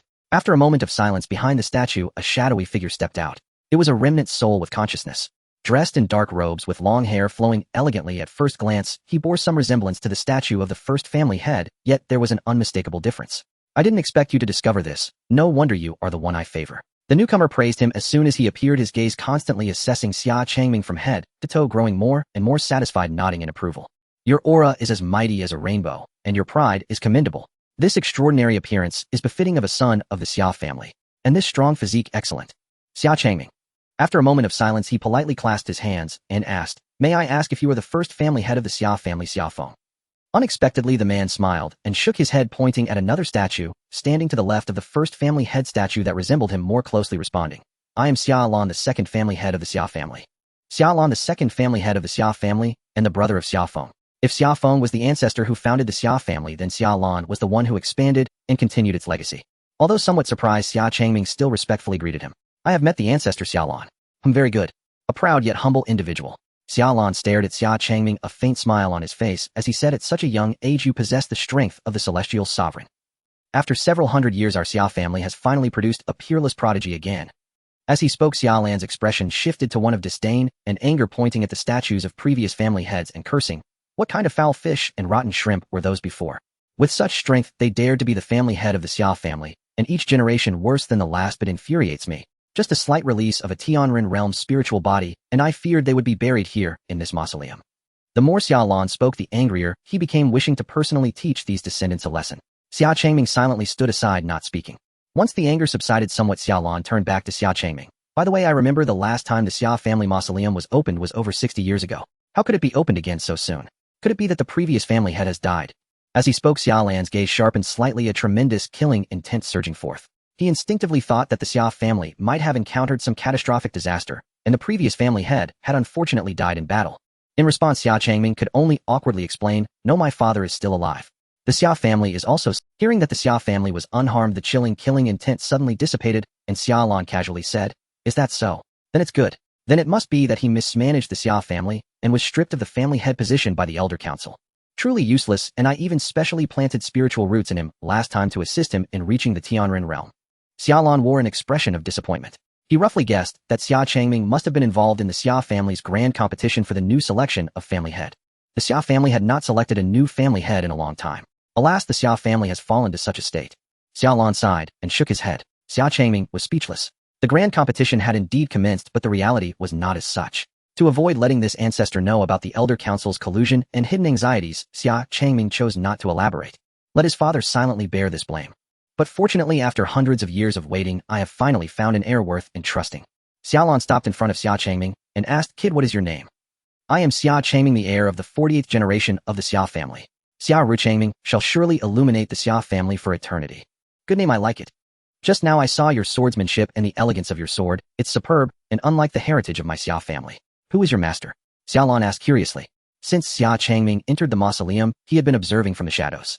Seeing him surrounded by sword chi turning his palm into a blade, he was astonished. This sparked his curiosity, leading to the subsequent gatekeeping spirit generals and the spiritual bodies of the previous family heads that had endured for hundreds of years. To his surprise, within less than a stick of incense's time, all the spiritual bodies were completely severed by him. From his exquisite swordsmanship and that celestial sword, Xiaolon seemed to see a figure that was both familiar and awakened a sense of fear within him. Surely it can't be her. Xia Changming did not hide it. His master's lineage as the Sword Immortal was already well known, so he spoke. "The name of my master is Nameless, known to the world as the Peerless Sword Immortal." The Peerless Sword Immortal, Nameless.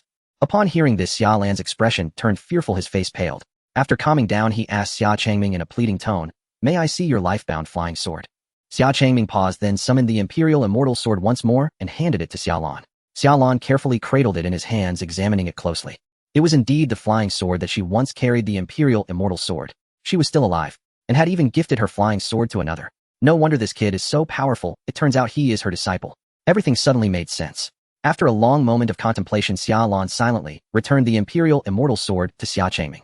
Xia Changming took the sword back, confused, and asked, "Did the ancestor know my master?" From Xiaolan's expression and tone, Xia Changming could tell that Xiaolon must indeed know his master. Xiaolon was the second family head nearly 1,000 years ago, meaning his master had lived for over 1,000 years.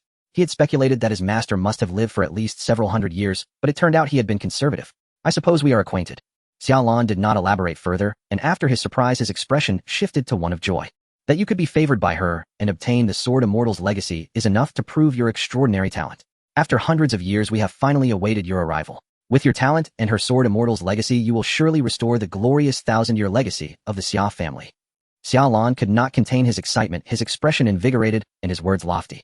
"Kid, as the second family head of the Xia family, Xiaolon, I will bestow upon you the true legacy of the Xia family." "Is this the true inheritance of the Xia family?" Xia Changming was filled with doubt. As far as he knew, the inheritance obtained by each family head entering the trial ground was merely a stream of spiritual source absorbed into their bodies. Could it be otherwise? Xiaolon noticed Xia Changming's confusion. Instead of rushing to explain, she smiled and pointed her finger at the center of his brow. In an instant, a warm current of spiritual source symbolizing inheritance flowed into Xia Changming's spiritual sea like a babbling brook. Above the vastness of Xia Changming's spiritual sea, the resplendent Imperial Immortal Sword floated in midair. As this verdant, glowing spiritual source converged, an ancient, richly filled book materialized above the spiritual sea. The Long Spirit Art. Xia Changming's divine sense constantly probed within the spiritual sea and discovered that the cover of the ancient book prominently displayed the 3 characters Long Spirit Art. But the secret technique of the Xia family has always been the longevity art. What then is this Long Spirit Art? At this moment, after imparting the inheritance, Xia Lan slowly spoke. Are you wondering why the Xia family's inheritance is the Long Spirit Art instead of the longevity art? Without waiting for Xia Changming to respond, Xia Lan sighed to herself and continued to explain the longevity art practiced by the Xia family today is merely a derivative foundational version of the Long Spirit Art. 1,000 years ago, the battle between the immortals, demons, and monsters was unprecedented, shattering mountains and rivers, dimming the sun and moon. The vast majority of immortal sects perished in that battle. Fortunately, my longevity Xia family was able to continue, but we have since fallen into decline, no longer shining as we once did. Upon saying this, Xia Lan seemed to fall into deep reminiscence, her expression complex. But she quickly regained her focus and continued. The world believes that the secret technique of my longevity Xia family focuses on nurturing spiritual power and expanding the spiritual sea, but that is not the case. If that were true, my longevity Xia family would have probably turned to dust in the annals of history during the battle between the immortals and demons. Xia Changming listened, suddenly enlightened. He was also somewhat familiar with the ancient battle between the immortals, demons, and monsters.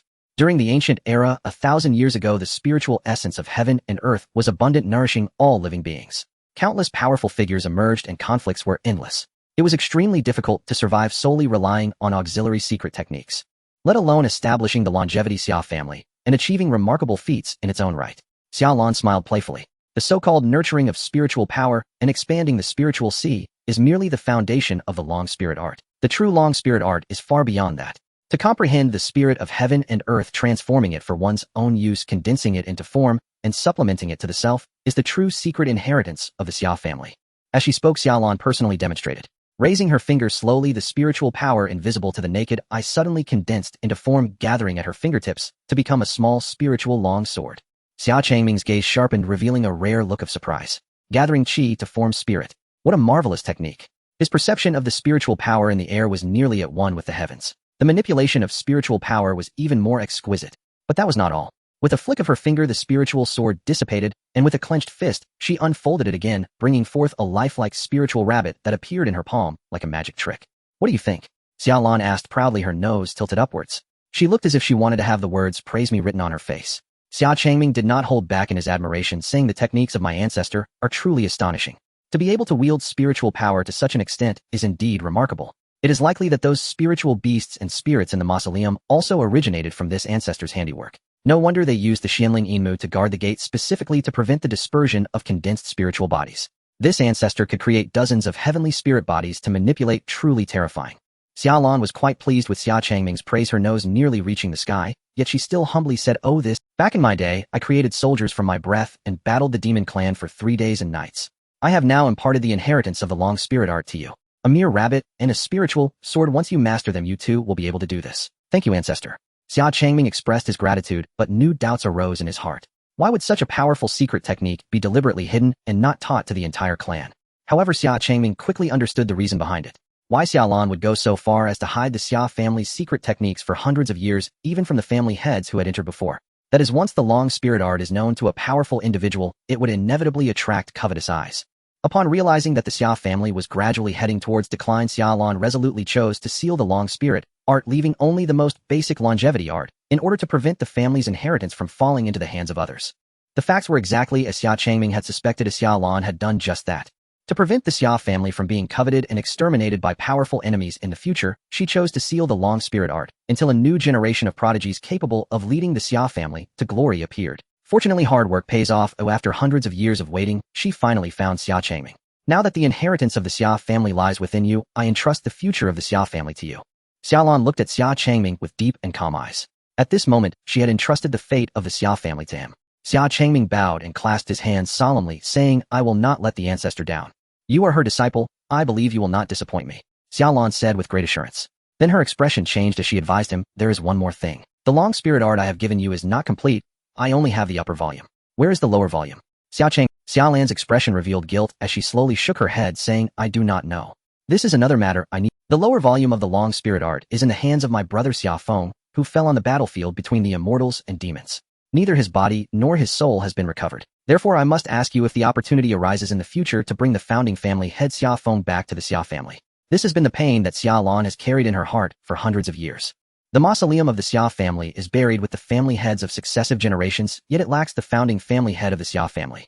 To bring back Xia Feng and recover the lost lower volume of the long spirit art is Xia Lan's lifelong wish.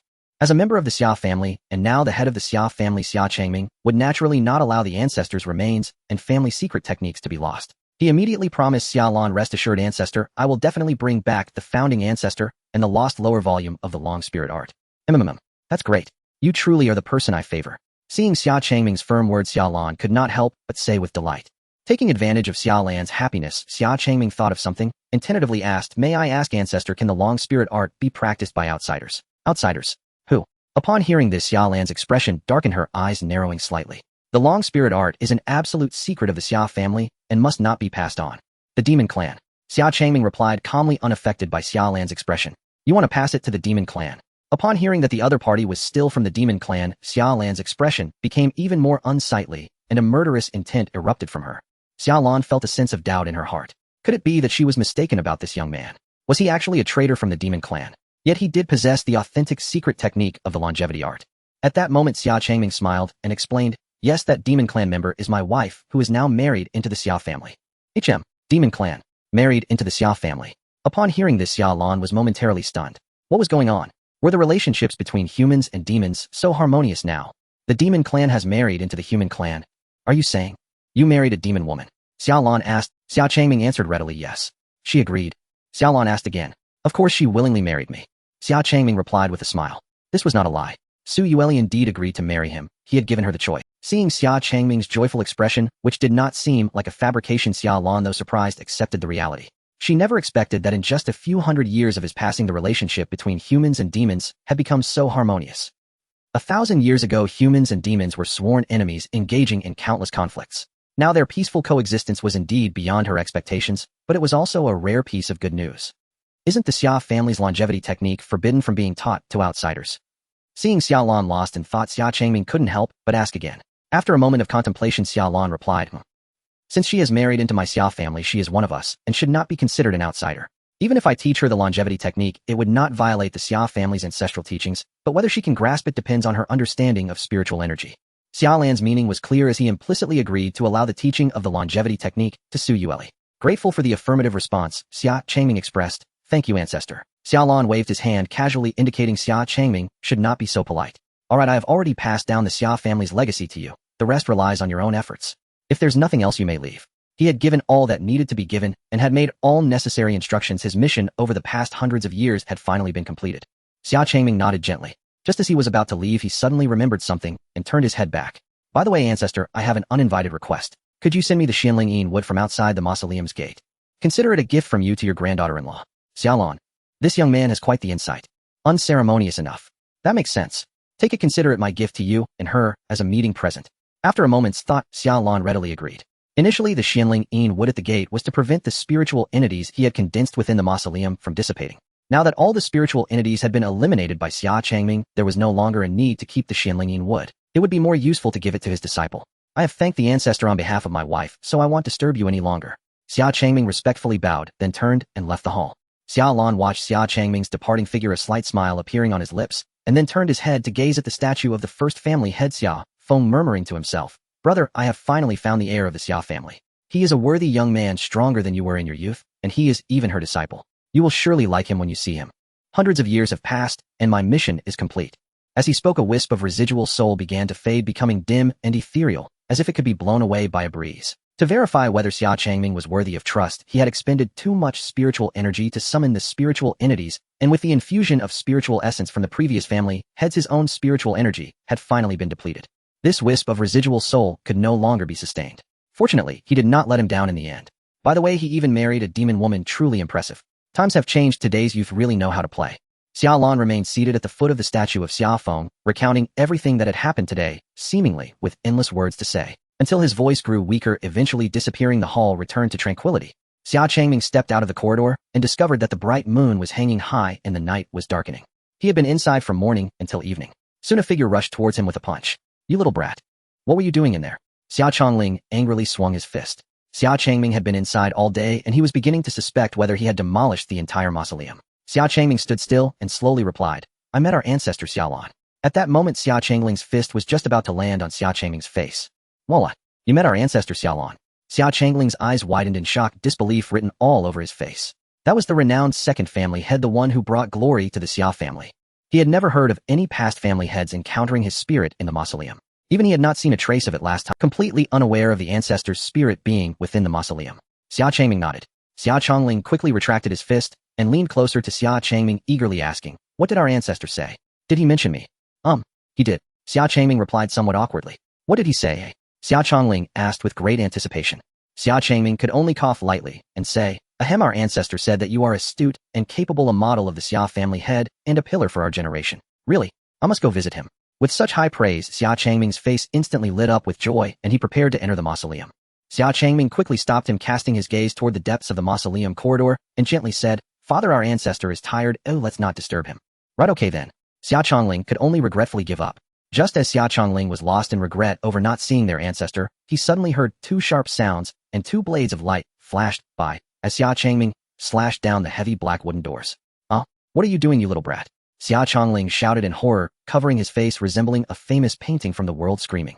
He wasn't paying attention, and Xia Changming had taken down the main gate of the Xia family's mausoleum. "Ancestors of the Xia family, I apologize. The unfilial grandson did not mean it. Please do not hold it against me." Xia Changming hurriedly knelt on the ground, clasping his hands in prayer for forgiveness. Xia Changming, on the other hand, calmly put the Xianling Yin wood into his spiritual ring and said without looking back, "Father, our ancestor has already agreed to give me these two doors. Please have someone make another door and also repair the inside of the mausoleum." "You little brat." Xia Changming was left speechless with anger. Since it was agreed upon by the ancestor, he had no choice. However, he was still very pleased that Xia Changming was able to meet their ancestor and gain his favor. After assuring Chu Qingwan that everything was fine, Xia Changming walked straight to Su Yueli. "My dear, I didn't expect you to be waiting here for me to come out. I'm very touched." Don't misunderstand. I just happened to have nothing to do, so I stayed here to observe." Su Yueli coldly replied. In truth, she had been curious after seeing the sword energy cut through the mountain, so she stayed to see what was happening inside. She had been hoping that Xia Changming would come out looking disheveled. Now that he had emerged without any injuries, still carrying that calm demeanor, it left Su Yueli greatly disappointed. Seeing her gloomy expression, Xia Changming immediately took her hand and walked toward the sect's exit. "Since there's nothing going on, let me take you to see the lively festival in the capital. It's been several days and I haven't taken you out to see yet. Today is the festive celebration. It's quite lively outside." Su Yueli allowed Xia Changming to lead her away, frowning as she said, "Let go, I have no interest in your human celebration." The Tianzhou dynasty, its capital Tiandu. Recently, the annual summer festival coincided with the resolution of border conflicts between humans and Yao. Truly, a double celebration. Lanterns shimmered along the streets, crowds surged like rivers, carriages flowed ceaselessly, and laughter and cheerful clamor filled the air, a scene of profound peace and mirth. Xia Changming strolled hand in hand with Su Yueli through this vibrant, bustling marketplace.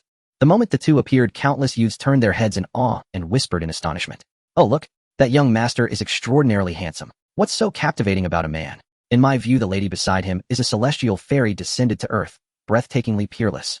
Even Xia Hualing, the most renowned courtesan of Tiandu, pales in comparison. A dashing gentleman and a divine beauty, truly destined for each other. Heaven itself conspires in harmony. I beg to differ. Heaven is unjust. I am irresistibly charming yet remain unwed to this day." All turned toward the voice and beheld a man of most unusual, almost abstract appearance speaking with indignation. Even seasoned cultivators accustomed to encountering monstrous Yao beasts could not help but exclaim, "The world is vast indeed, truly beyond imagination. My lady, is there anything you fancy tonight? Your husband shall pay for it all." Xia Changming leaned close and murmured softly to Su Yueli, ignoring the surrounding murmurs and marvels. Merely dull, tedious trinkets. I feel no interest whatsoever."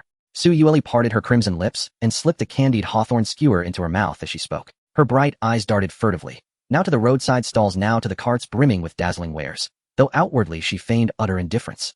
"How adorable my lady truly is." Xia Changming smiled faintly, saying nothing. What does that smile even mean? Is he mocking her? A delicate flush of indignation rose to Su Yueli's cheeks. Just then a loud, spirited cry pierced the air. "Step this way. Behold exquisite magical artifacts, affordable honest fare to young and old alike." Following the sound, they saw a modest stall encircled by noble women and young maidens of Tiandu browsing intently. Noticing Su Yueli's flicker of curiosity, Xia Changming gently guided her into the throng. This time Su Yueli followed willingly. Indeed, her interest had been piqued. As they drew nearer, however, they discovered the items were merely ornate jewelry. Gemstones and diamonds artfully set, nothing more. They were no magical artifacts, utterly without function, designed only to dazzle naive, beauty-obsessed noble women. Su Yueli bent slightly, plucked up a gemstone at random, and wore an expression of disdain. "Such trifles would not even merit a glance from me." even if discarded upon the ground. The Yao realms stretched wide, yet their soil was barren, except for one abundant treasure, rare and wondrous ores. To Su Yueli's discerning eye, these jewels were not only devoid of spiritual resonance, they lacked even the purity to warrant notice among Yao folk. The vendor, a middle-aged man, froze the instant he laid eyes on Su Yueli's unearthly beauty, then snapped back to awareness, realizing he faced a connoisseur. Such transcendent grace could belong only to a noble heiress. He hastily rubbed his palms together and bowed with ingratiating smiles. The immortal maiden speaks truth. Such wares are unworthy of your august gaze. Might I present something more fitting? With that, he produced an elegant lacquered box from behind his stall. Even before opening it, Su Yueli sensed a faint ripple of spiritual energy emanating from within. She lifted a slender finger, and the lid rose of its own accord. Inside rested two vivid emerald spheres. With a subtle gesture, the spheres floated obediently into her palm. Upon closer inspection, she recognized them as mere spirit-calming talismans, of minor utility to ordinary folk, yet utterly useless to one of her cultivation realm.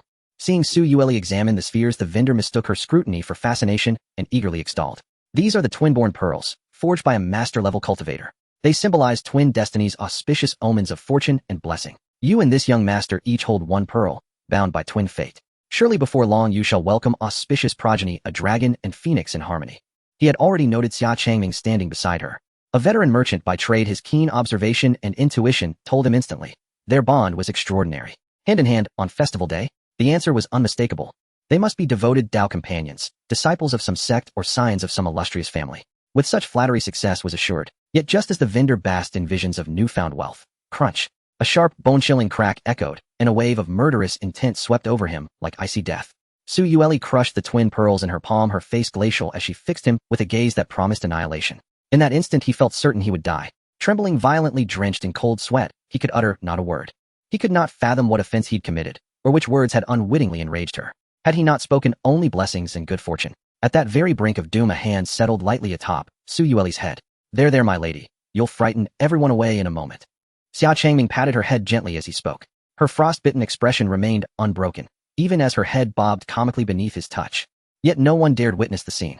Where crowds had pressed tightly moments before, now only the two of them stood, surrounded by a wide, empty circle, as though others had fled in silent terror. Su Yueli shot Xia Changming a furious upturned glare, then strode off without a backward glance. Xia Changming chuckled warmly and withdrew a handful of gold coins from his robe, tossing them to the vendor. The coins arced through the air, landing perfectly stacked coin upon coin. My apologies, my lady is rather shy. Still, I quite like your words. These compensate for the pearls. With that he turned and hurried after Su Yueli. My lady, won't you wait for your husband? Keep your distance from this sovereign. She replied, coolly, laced with unmistakable disdain. One pursued relentlessly, the other retreated resolutely. Yet to any onlooker they resembled nothing so much as a loving, playful couple. The vendor stared blankly at the gleaming stack of coins and the scattered, glittering shards of the ruined pearls. He remained baffled. Could shyness in a woman truly be so terrifying? Elsewhere, Su Yueli, her ire now fully quelled, had resumed her customary aloof serenity, holding skewers of blown sugar rice cakes and other delicacies. She did not crave them, not truly, but was simply curious how human fare differed from Yao cuisine. Xia Changming had purchased an armful along the way, holding several himself. Difficult to please. Perhaps, but not insurmountably so. After this, Xia Changming believed he'd gleaned her preferences. Besides food, she seemed drawn to magical artifacts. My lady, you wish to acquire magical artifacts? She did not deny it, thus tacitly confirming. For what purpose do you seek them? He asked, genuinely curious. This time, she offered no reply, merely continued licking the sweet syrup from her candied hawthorn. It wasn't reluctance, it was uncertainty. How could she confess her true intent? Surely she couldn't admit she sought artifacts to subdue him. Seeing her silence, Xia Changming asked no further, assuming instead it was simply a cultivator's natural inclination to collect such treasures. Now he knew precisely where to take her. There was in fact a place he needed to visit, and it suited her interests perfectly. The Heavenly Treasure Pavilion is a commercial institution specifically open to cultivators selling customized magical artifacts, rare high-grade pills, and various treasures of heaven and earth. Anything that a cultivator may need, they have it for sale. Its name is renowned far and wide, and every cultivator is aware of it. Though it is called a commercial institution, it actually resembles a mysterious sect. The Heavenly Treasure Pavilion is established across the 9 provinces and 10 regions covering the entire world. Wherever there are cultivators, there will surely be the presence of the Heavenly Treasure Pavilion. They seem only interested in selling magical artifacts and pills, never involving themselves in any disputes. Xia Changming led Su Yueli to a towering pavilion, indulging in food and drink along the way. The pavilion's exterior is quite grand and luxurious, with vermilion towers and ornate doors, and a large jade plaque prominently engraved with the words Heavenly Treasure Pavilion. Heavenly Treasure Pavilion. Su Yueli stood outside the pavilion, her beautiful eyes gazing at the exquisite structure, which was nearly as lavish as her own palace. If there is a place that the Heavenly Treasure Pavilion has not reached, it would be the territory of the Demon Clan. The long-standing feud between humans and demons renders it impossible for the human clan to establish shops in their domain. If they were to open a shop, it would likely become a zero-cost market for the Demon Clan. Thus, Su Yueli was not familiar with the Heavenly Treasure Pavilion. After a thorough explanation from Xia Changming, a hint of anticipation emerged in Su Yueli's gaze. "Let's go, my lady." Xia Changming and Su Yueli stepped into the pavilion, and upon entering, they sensed the faint spiritual energy and the fragrant aroma of herbs and pills in the air. Various magical artifacts and pills were displayed before them, with disciples from different sects and scattered cultivators selecting their desired items. A graceful and beautiful maid approached Xia Changming, and Su Yueli smiling as she asked, "Esteemed cultivators, bring me your best magical artifacts." Before Xia Changming could speak, Su Yueli interjected her tone, revealing an air of indifference and pride. This immediately attracted the attention of all the cultivators present, who looked on in confusion. Which young lady is this? Dare to call herself this emperor? There are few who would dare to claim such a title nowadays. Youthful arrogance, high-grade magical artifacts are not something just anyone can wield. The maid who was receiving them was momentarily taken aback, but her high level of professionalism allowed her to quickly regain her composure, still smiling respectfully as she said, "Understood, the high-grade magical artifacts are on the top floor. Please follow me." After saying this, the maid walked ahead, guiding Su Yueli toward the upper floor of the pavilion. Su Yueli took a few steps behind and noticed that her companion had not followed, turning her head in confusion to look at Xia Changming. Xia Changming waved his hand with a smile, saying, "My lady, you go ahead and choose whatever you like. I have some matters to attend to and will join you shortly." Su Yueli squinted her eyes upon hearing this. Although he said he would take her to explore the festival, in truth, he probably had his own agenda to attend to. For some reason, Su Yueli's first reaction was that Xia Changming must be up to no good again. But perhaps this was for the best. Without him around, she could choose suitable magical artifacts to deal with him. Su Yueli said nothing more and followed the maid up the pavilion. Xia Changming turned to another maid, and what he said stunned everyone present. "Please call your person in charge here." The once noisy pavilion fell into instant silence. Everyone stared at each other, cold sweat dripping from their foreheads. Just moments ago, the stunning young woman had been bold enough, but unexpectedly this young man was even more audacious. This is the Heavenly Treasure Pavilion, renowned throughout the world. The last person who dared to be so arrogant in the pavilion is now buried with grass 8 feet high. How could there still be someone unaware? From their earlier conversation, it seemed they were a married couple. Truly a perfect match. The maid was stunned for a moment, then nodded gently before turning to run into the inner room. Soon a deep and powerful voice resounded from within. "Damn it, which fool dares to cause trouble in the Heavenly Treasure Pavilion?"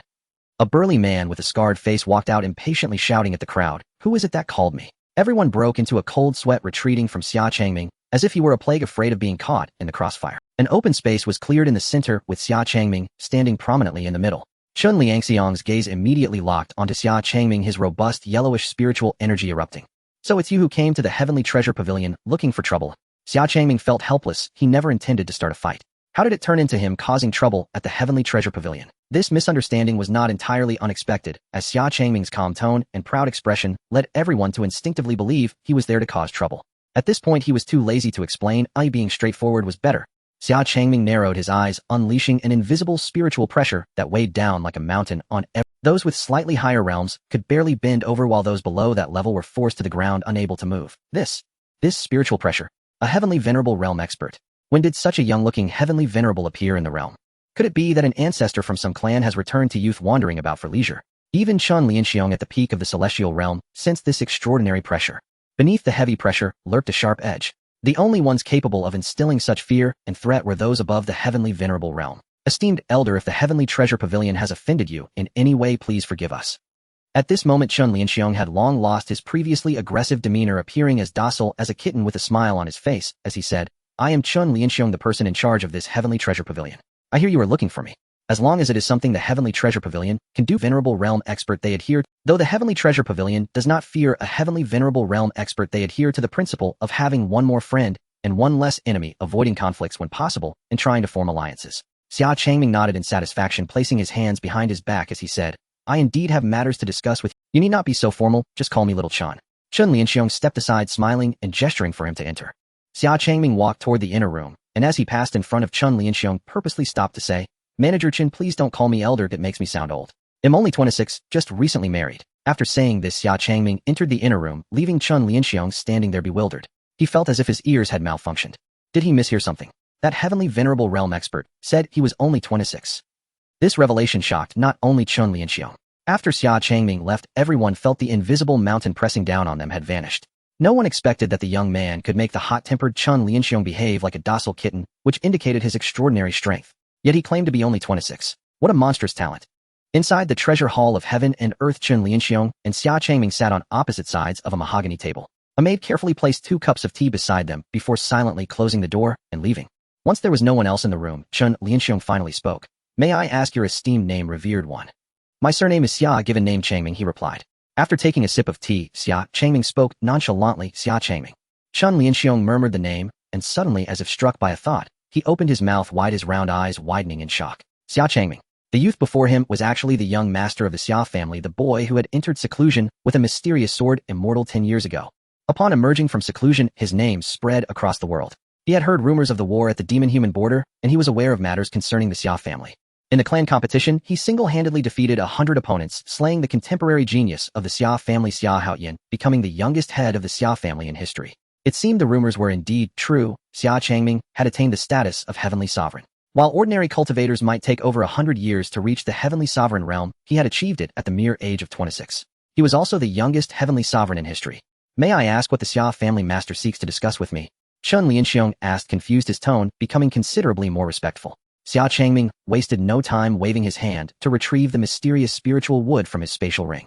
2 massive and heavy black wooden doors occupied the entire floor of the room, and the surrounding spiritual energy began to converge toward them. Although Chen Lianxiong did not know what this was, having grown accustomed to many rare and precious materials, he could sense that this object was extraordinary.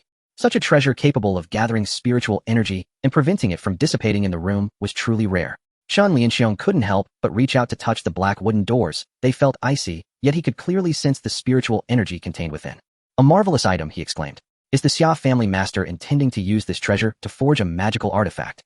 Even Chen Lianxiong couldn't help but express his admiration, his eyes filled with enthusiasm as he gazed at the mysterious spiritual wood. Aside from being the manager of the Heaven and Earth Treasure Hall, he was also a master-level magical artifact forger capable of forging all kinds of advanced magical artifacts. Seeing such a treasure, his hands naturally itched to try it out. Xia Changming, however, was unhurried and said, I'm not in a rush for magical artifacts. I would like you to first help me craft some jewelry. Jewelry? Chen Lianxiong was quite perplexed. It was the first time someone had asked him to craft jewelry. Xia Changming. Chen Lianxiong pointed at the 2 pieces of mysterious spiritual wood, confirming again, using this. Xia Changming nodded again and replied, exactly, just use this. Craft a pair of hairpins and 2 pairs of bracelets, making them as aesthetically pleasing as possible. Chen Lianxiong. He felt silent disbelief etched on his face as he looked at Xia Changming, filled with disdain for the waste and disappointment in his lack of ambition. This was truly a rare and precious material in the world. To not forge it into a magical artifact, but instead use it for jewelry, was simply extravagant. May I ask why the Xia family master is willing to use this item to make jewelry? Chen Lianxiong couldn't help but inquire, wondering if it was for a woman. In the next moment, Xia Changming's words left him speechless again. Of course it's for my wife and my mother. Do you think I'm going to wear them myself? Xia Changming spoke with righteous indignation. Chen Lianxiong was left without words. He actually hoped that Xia Changming was making these for himself. But what could he do? After all, the other party was the boss. The boss calls the shots. Although turning them into jewelry was far less valuable than magical artifacts, considering the mysterious spiritual wood's ability to gather and retain spiritual energy, crafting jewelry to carry with him wasn't too bad. Chen Lianxiong roughly estimated that if he was only making a few pairs of jewelry, he wouldn't need so much mysterious spiritual wood and would have plenty left over. So he inquired of Xia Changming, what should be done with the remaining materials? Then please refine the rest into 24 of these short flags. The remaining materials will all be yours. Xia Changming tossed a blueprint to Chen Lianxiong. Chen Lianxiong received the blueprint, focusing intently on it. The short flags depicted in the blueprint were not uncommon. They were a type of gathering flag, often used in formations or placed around oneself to absorb spiritual energy during cultivation. However, unlike other gathering flags, the flags in the blueprint provided by Xia Changming were adorned with peculiar magical patterns, seemingly a type of gathering formation. These gathering magical patterns had long been lost to history. If the magical patterns were successfully inscribed on the gathering flags, they would naturally form a gathering formation, and the effectiveness of these few gathering flags would multiply by dozens. Chen Lianxiong's expression gradually grew serious as he turned his gaze to Xia Changming and said, Xia family master, if I'm not mistaken, the magical patterns inscribed on this flag are gathering magical patterns. Xia Changming nodded lightly. Chen Lianxiong said quietly, you think too highly of me. If it were just a matter of refining 24 gathering flags, that wouldn't be a problem, but I cannot inscribe the gathering formation. The current crafting of gathering magical patterns has been lost for 1,000 years. I fear no one is capable of carving them. No worries, just refine the 24 gathering flags for me, and the rest will be my concern. Xia Changming said nonchalantly. However, this statement stirred up storms in Chen Lianxiong's heart. What did this mean? If he understood correctly, Xia Changming intended to inscribe the gathering magical patterns himself. No, that's impossible. Inscribing magical patterns is not something an ordinary person can accomplish. There are very few masters of magical pattern carving in the world, and even if he has the legacy of a sword immortal, he shouldn't be this monstrous. Reassuring himself, Chun Lianxiong assured Xia Changming with cupped fists, I will expedite the refining of the 24 gathering flags and those pairs of jewelry. They will be completed in just a few days. Thank you for your trouble. Xia Changming waved his arm lightly and countless rare treasures instantly filled the room, their richness in spiritual energy surpassing even that of the heaven and earth treasure hall. Transactions between cultivators are not the same as ordinary monetary exchanges. Money is considered a trivial and useless thing to the majority of cultivators. Transactions among cultivators typically rely on spirit stones as the circulating currency, which is the most common method of trade. Additionally, bartering or paying with items as compensation is also not uncommon. The Xia family spirit stones were scarce, and Xia Changming did not possess many spirit stones. All he had were the rare materials picked from the celestial mountains, enough to fill his spatial ring to near capacity. 1,000-year snow lotus. Condensed celestial stalactite.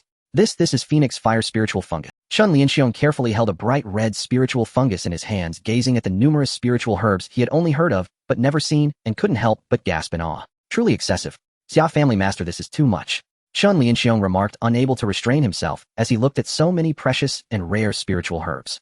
The excess mysterious spiritual wood alone would suffice to offset most of the payment. This abundance of rare treasures could easily buy out the entire heaven and earth treasure hall. Xia Changming merely smiled lightly, saying, the remaining spiritual herbs are all a gift for you. Chun Lianxiong squinted, watching Xia Changming, waiting for him to continue. To give away so many precious spiritual herbs without cause surely meant there was something else he wanted to discuss. As it turned out, Chun Lianxiong's guess was correct as Xia Changming slowly began to speak. I have another matter to discuss with Manager Chun. What is it? Please feel free to say, Xia family master. I hope that the Heaven and Earth Treasure Hall can form a partnership with the Xia, a cooperation with the Xia family. Chun Lian furrowed his brows and asked.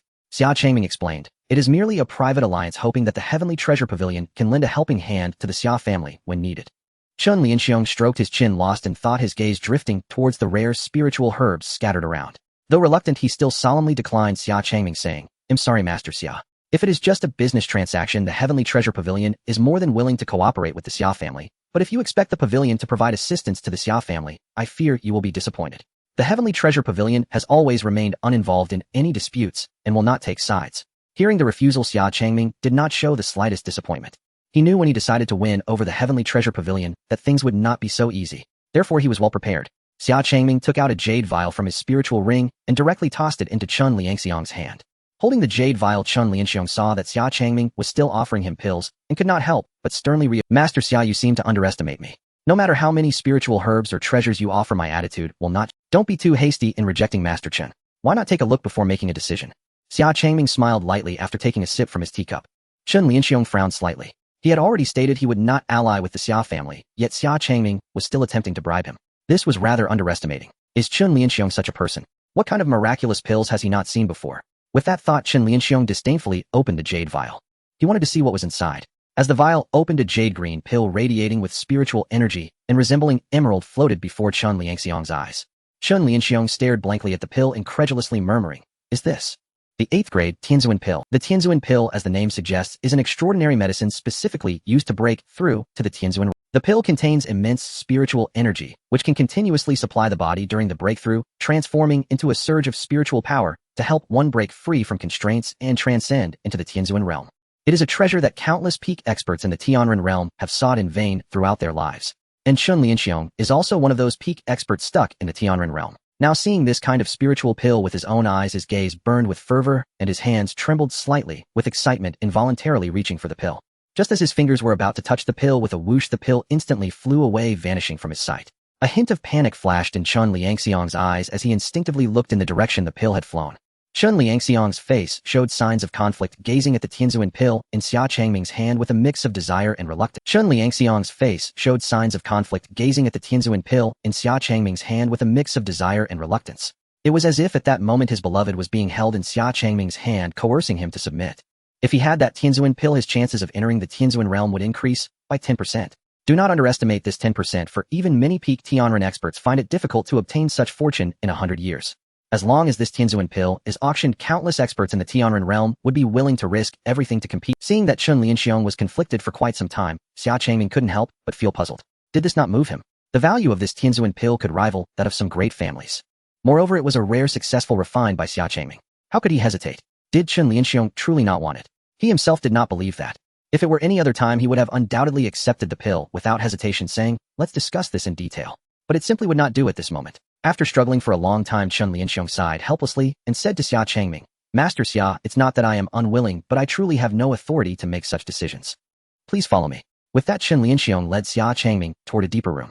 Along the way, Xia Changming felt puzzled. Logically speaking, every Heavenly Treasure Pavilion should have a managing officer responsible for all its affairs, yet Chen Lianxiong said he could not make decisions here. This can only imply one thing: there exists a higher authority at this Heavenly Treasure Pavilion.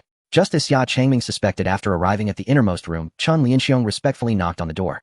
"Young master, the head of the Xia family wishes to see you. Come in." A weak voice came from within the room. Chen Lianxiong pushed the door open, and Xia Changming stepped inside. What came into view was a pale, sickly, beautiful young man leaning against the headboard, his delicate posture akin to that of a young. From the titles Chen Lianxiong used, this person turned out to be the young master of the Heavenly Treasure Pavilion, Ling Ling. Beside Ling Ling stood a graceful young woman. The woman held a sword exuding a cold aura, wearing an unblemished white mask that obscured her appearance, but her imposing presence and graceful stance left no flaw to be found. Upon seeing Xia Changming arrive, Ling Ling weakly inquired, "What business does the head of the Xia family have with me?" "To discuss forming an alliance with young Master Ling." Xia Changming wasted no words and went straight to the point. Since he had met the young master of the Heavenly Treasure Pavilion, that was even better. Initially, he only intended for the Heavenly Treasure Pavilion within Tiandu to assist the Xia family when necessary, but now he had changed his mind. With Ling Ling's identity, if he could persuade him, it would mean a real alliance with the entire Heavenly Treasure Pavilion. Ling Ling, upon hearing Xia Changming's request, managed a strained smile. "I'm sorry, the Heavenly Treasure Pavilion never." "Young Master Ling, it seems the icy energy within you is becoming difficult to suppress, isn't it?" Before Ling Ling could finish, Xia Changming interrupted him. Upon hearing his words, Ling Ling's gaze instantly sharpened, and the cold energy erupted uncontrollably. In that moment, the room was filled with frost, transforming all decorations into crystalline ice sculptures. Ling Ling did not expect Xia Changming to see through his physical predicament at a glance. However, upon reflection, it was rumored that Xia Changming was already at the Tianzuan realm, so it was not surprising that he could discern the icy energy he was suppressing. "No wonder you are the head of the Xia family. You truly cannot hide from your eyes. But even if you see through the icy energy within me, what of it? The Heavenly Treasure Pavilion has always been a neutral businessman, unwilling to ally with anyone." "Is that so? Then what if I said I could cure the icy energy within you?" Xia Changming declared with conviction. Both Ling Ling and Chen Lianxiong showed shock, their expressions revealing uncontainable joy.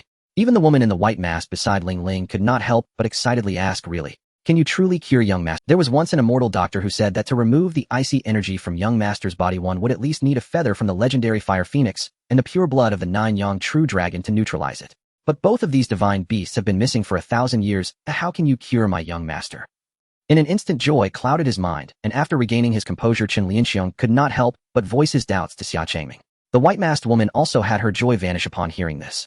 Naturally, she felt that Xia Changming could not possibly possess such items. He was merely speaking nonsense or trying out other unreliable methods. Countless physicians had previously tried to curry favor with the Heavenly Treasure Pavilion, and all had been in vain. Only Ling Ling gazed firmly at Xia Changming. Xia Changming did not disappoint him. With a slight upward curve of his lips, he smiled and said, "Coincidentally, the things you mentioned I happen to have. Do you possess the fire feathers of the Heavenly Fire Phoenix and the essence blood of the 9-young true dragon?" The white-faced woman exclaimed excitedly as she leaned in front of Xia Changming, seemingly eager for him to produce evidence. "Ling Xian, do not be rude." Ling Ling admonished the white-faced woman, then turned back to Xia Changming with an apologetic look. "I apologize, Ling Xian was just a bit hasty. Please do not hold it against her, head of the Xia clan." "No worries, no worries." Xia Changming waved his hand, and with a thought, a strand of crimson fire feather floated out from his spirit ring. The feather was surrounded by blazing flames, sparks flying, yet it remained unscathed, exuding a vibrant red spiritual light. The room, once frozen with frost, suddenly warmed after the appearance of the Heavenly Fire Phoenix's fire feather. The frost dissipated, and the ice sculptures melted.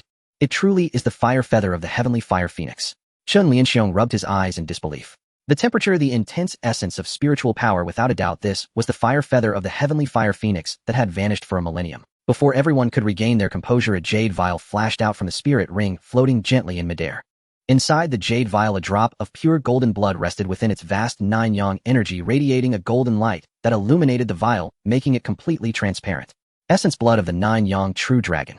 This time, it was Ling Ling who widened her eyes, her pale cheeks gaining a hint of color in the presence of these two items, a smile unconsciously appearing at the corners of her mouth. To obtain the rumored inheritance of the 9 nether ice bird, he had endured the torment of the 9 nether chill for decades, trying countless methods without being able to eradicate it completely. He had to rely on a multitude of protective artifacts and take large amounts of medicinal pills daily to maintain his condition. Otherwise the chill would invade his body, causing excruciating pain. He had almost become a walking pharmacy. Now he finally saw a glimmer of hope. Please, Lord, show mercy and save our Ling Xian and Chun Lianxiong clasped their hands together, pleading in unison, their attitudes even more respectful than before. Xia Changming smiled slightly, not expecting things to go so smoothly. Yet at that moment a doubt arose in his heart. He originally did not possess the heavenly fire phoenix's fire feather and the essence blood of the 9-yang true dragon. It was his master, who had suddenly called him to the yard to pluck a chicken feather and had him take a drop of blood from a fish in the pond to pack along when he descended the mountain. He had asked his master why he needed to pluck someone else's fire feather and collect essence blood, but the enigmatic figure merely replied that he would find use for it later, offering no further explanation. He never expected it to be used at this moment. Did she foresee this event today? His master had long been in seclusion on the immortal mountain, lazy and carefree, not someone who seemed so shrewd. Head of the Xia clan. Seeing Xia Changming lost in thought and not responding, Ling Xian asked anxiously. Seemingly afraid Xia Changming would refuse, she hastily added, if the head of the Xia clan can act and save our young master, the Heavenly Treasure Pavilion will surely remember this kindness. This was exactly what Xia Changming wanted. Having the Heavenly Treasure Pavilion owe him a favor would make future negotiations much easier. Xia Changming flicked his fingers and several extraordinary fire attribute spiritual herbs flew out, swirling above his head. His palm slowly opened and spiritual energy surged from his palm, coalescing into an ethereal cauldron. The flames of spiritual energy roared in the cauldron, and the spiritual herbs were successively thrown and merging into essence. As the fire feathers were gradually refined and integrated, the medicinal pills took shape, and the final drop of the 9-yang true dragon's essence blood merged into the core of the pill. The golden core was formed, and the fragrance of the medicine wafted through the room. The rich aroma infused with a warm essence filled the entire space. Xia Changming exerted a slight force from his palm. A dark red golden core enveloped in heavenly fire shot out from the cauldron. Mission accomplished. The method of alchemy without a cauldron transforming his palm into a cauldron left Ling Ling and the others dumbfounded. This was a technique that could only be achieved by reaching a transcendent level of alchemy. If one were to slip even slightly, those precious spiritual herbs would be wasted. He dared to be so bold and confident. Moreover, he had genuinely succeeded in refining the medicine. Everyone felt a wave of relief for Xia Changming as the stone weighing on their hearts fell, leaving only admiration for his alchemical skills. Xia Changming remained calm and composed throughout, showing no signs of agitation.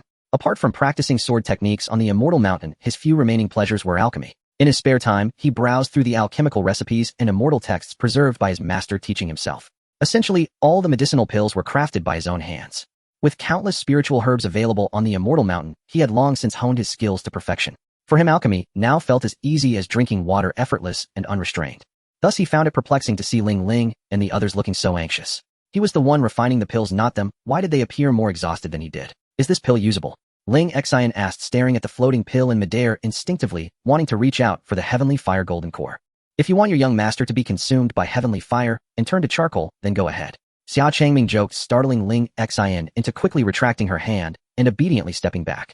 Only then did Xia Changming take out a small bamboo tube from the spirit ring, his gaze fixed on the tube's opening as he carefully poured out a drop of celestial nectar. The heavenly fire cleansing pill contained heavenly fire and harbored violent true sun energy. Taking it recklessly would result in being burned by heavenly fire, or worse, an immediate fatal explosion. Only the celestial nectar, naturally condensed by the essence of heaven and earth, could neutralize and balance it. When a drop of celestial nectar landed on the heavenly fire cleansing pill, the scorching heavenly fire on its surface dissipated in an instant, and the dark red surface transformed into a bright red sheen. The dark red transformed into a brilliant golden hue. The heavenly fire cleansing pill was truly complete. Xia Changming flicked his finger, and the heavenly fire cleansing pill floated straight to Ling Ling. At this point, Ling Ling's eyes were still filled with disbelief as she gently cradled the descending pill in her hands, as if afraid of hurting it. As long as you take it and recuperate for several days, the 9 nether chill within you will be eliminated. Xia Changming said languidly. Ling Ling, disregarding her weakness, struggled to rise from the bed, bowing in gratitude to Xia Changming. Thank you. This kindness will forever be remembered by me, Ling Ling. In the future, if the Xia clan requires anything, the Heavenly Treasure Pavilion will surely assist. Your words are enough. Xia Changming smiled. He had been waiting for Ling Ling to say this. Ling Ling was the sole young master of the Heavenly Treasure Pavilion, and her words carried far more weight than Chun Lianxiang's. Just then a noise came from the top of the pavilion, and Xia Changming sensed a familiar spiritual energy emanating from above the building, as if there was an incident involving Su Yueli. It seems my wife is growing a bit impatient waiting for me, so I shall take my leave. Xia Changming pointed towards the upper. Ling Ling and the others also sensed the commotion above and smiled, saying, then we shall not keep you any longer, head of the Xia clan. Mr. Chen, please guide the head of the Xia clan. Of course. Chun Lianxiong led Xia Changming to the upper pavilion, his demeanor excessively respectful, with a face full of ingratiation. Head of the Xia clan, please, this way. The VIP passage leads directly to the upper levels. Xia Changming naturally understood his ulterior motives, casually tossing the heavenly spirit pill into his arms. Head of the Xia clan, no my lord. If you ever need anything from me in the future, do not hesitate to ask. Shun Lianxiong hugged the jade vial tighter than he would hold a woman, his face beaming like a blossoming chrysanthemum. At this moment, Xia Changming felt as though he had become his reborn parents in Shun Lianxiong's heart. If Xia Changming asked him to bare his bottom right now, he wouldn't hesitate to drop his pants. After Xia Changming left the room, Ling Xinyu with a worried tone asked Ling Ling, young master, will the family head blame us for forming an alliance with the Xia family without permission? Although Ling Xinyu was glad that Ling Ling no longer had to suffer from the invasion of the 9 nether cold chi, it was still a premature alliance with the Xia family without consulting the clan. This meant that the Heavenly Treasure Pavilion had broken its neutral stance that had been upheld for hundreds of years, which would inevitably lead to discontent and accountability from many within the clan. Ling Ling stared blankly at the heavenly fire cleansing pill resting in his palm, lost in thought, and after a long pause, he slowly spoke, Ling Xinyu, have you ever seen a 26-year-old at the Celestial Sovereign Realm? Ling Xinyu was momentarily stunned by his words, and then shook her head. Young master, you are the most gifted genius I have. Compared to Xia Changming, he would not dare to claim the title of a gifted genius. Ling Ling continued to ask, then have you seen anyone whose alchemical talent can compare to his? Ling Xinyu fell silent for a moment again, and still shook her head. She thought of all the renowned alchemists in the clan, but could not find anyone who could match Xia Changming. The technique of alchemy he demonstrated with the cauldron resting in his palm was probably already at the pinnacle of alchemical mastery. Ling Xinyu quickly understood Ling Ling's meaning, and said solemnly, what you mean is, he is worthy of the Heavenly Treasure Pavilion's favor and alliances. Ling Ling gently nodded. At such a young age, Xia Changming has reached this level, and given time, he might become another celestial sovereign after the battle of the 3 clans 1,000 years ago. He is worthy of all the favor from the Heavenly Treasure Pavilion. Celestial Sovereign. Hearing the term, Ling Xinyu could not have. Since the battle of the 3 clans 1,000 years ago, the celestial sovereigns had nearly perished, and the spiritual energy of the world had been depleted, no longer displaying the magnificent sight of spiritual energy flooding the skies like torrents. This also led to the nearly complete disappearance of strong individuals who could ascend to the celestial sovereign position after that war. Nowadays, those who could reach the celestial sovereign realm could be counted on one hand, most of whom were ancient monsters who had been in seclusion for decades, or even a century. To achieve the celestial sovereign realm at such a young age truly showed a talent that was not inferior to those prodigies that stood out when powerful figures thrived 1,000 years ago. So you have already considered such far-reaching implications for the family, young master, Ling Xinyu admired. Ling Ling smiled faintly and pointed to the ceiling, asking, not only that, do you know who his wife is? Ling Xinyu thought for a moment, and her eyes, under the white flawless mask, suddenly sparkled. She knew this. The Empress of the Demon Clan. Exactly, his wife is indeed the current Empress of the Demon Clan. The Heavenly Treasure Pavilion is not only forming an alliance with the Xia family, but also with the Demon Clan. If we establish a good relationship with that Demon Empress in time, the Heavenly Treasure Pavilion will also have great hopes of establishing itself within the Demon Clan's territory. I believe that will leave those in the family with no arguments to make. Ling Ling carefully explained to Ling Xinyu. This was also why he agreed so readily to ally with the Xia family. Repaying kindness was only one of the reasons. The Heavenly Treasure Pavilion had always been a businessman in the cultivation world, and any transaction needed careful calculation. Upon hearing this, Ling Xinyu felt even more admiration and praised as expected of the young master. Everything is under your control. Is everything truly under my control? Facing Ling Xinyu's praise, Ling Ling showed a smile, yet inside his heart remained as calm and cold as the deep sea. In truth, there was an even more important reason he did not tell Ling Xinyu. It was precisely because of this reason that he was certain his father would never blame him for making such a decision on his own, or rather, he might even praise him. The headquarters of the Heavenly Treasure Pavilion was not in the Eastern Continent, and his arrival in the Tianzhou dynasty of the Eastern Continent was not a whim, nor was it his original intention. A few days ago, his father suddenly called him to this place for recuperation, not explaining the reason, only stating that coming here might cure his 9 nether cold chi. After waiting for 2 days, he finally met Xia Changming. Xia Changming had indeed coincidentally refined the Heavenly Fire Cleansing Pill to heal his 9 nether cold chi. Everything seemed too much of a coincidence. If he returned, he would definitely seek out his father for the truth. Ling Ling. Meanwhile, after parting ways with Xia Changming, Su Yueli, guided by her maid, headed straight to the top floor of the Heavenly. Most of the items displayed here were extraordinary spiritual artifacts, and occasionally one could see some divine artifacts or remnants of broken divine artifacts. Compared to the lower floors, the number of people who could reach this place was quite rare. Those wandering in the loft were either young masters from prestigious families dressed in fine robes, or disciples of power. Su Yueli, dressed in a light silk fairy dress with silver strands flowing with her skirt, possessed a graceful and beautiful figure that stood out even among the crowd of finely dressed young men and women, drawing everyone's attention.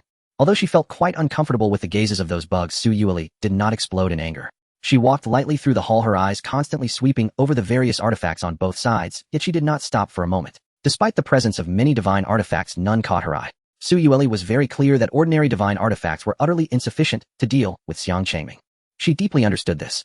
She felt that the only thing she lacked to confront Xia Changming was a reliable divine weapon.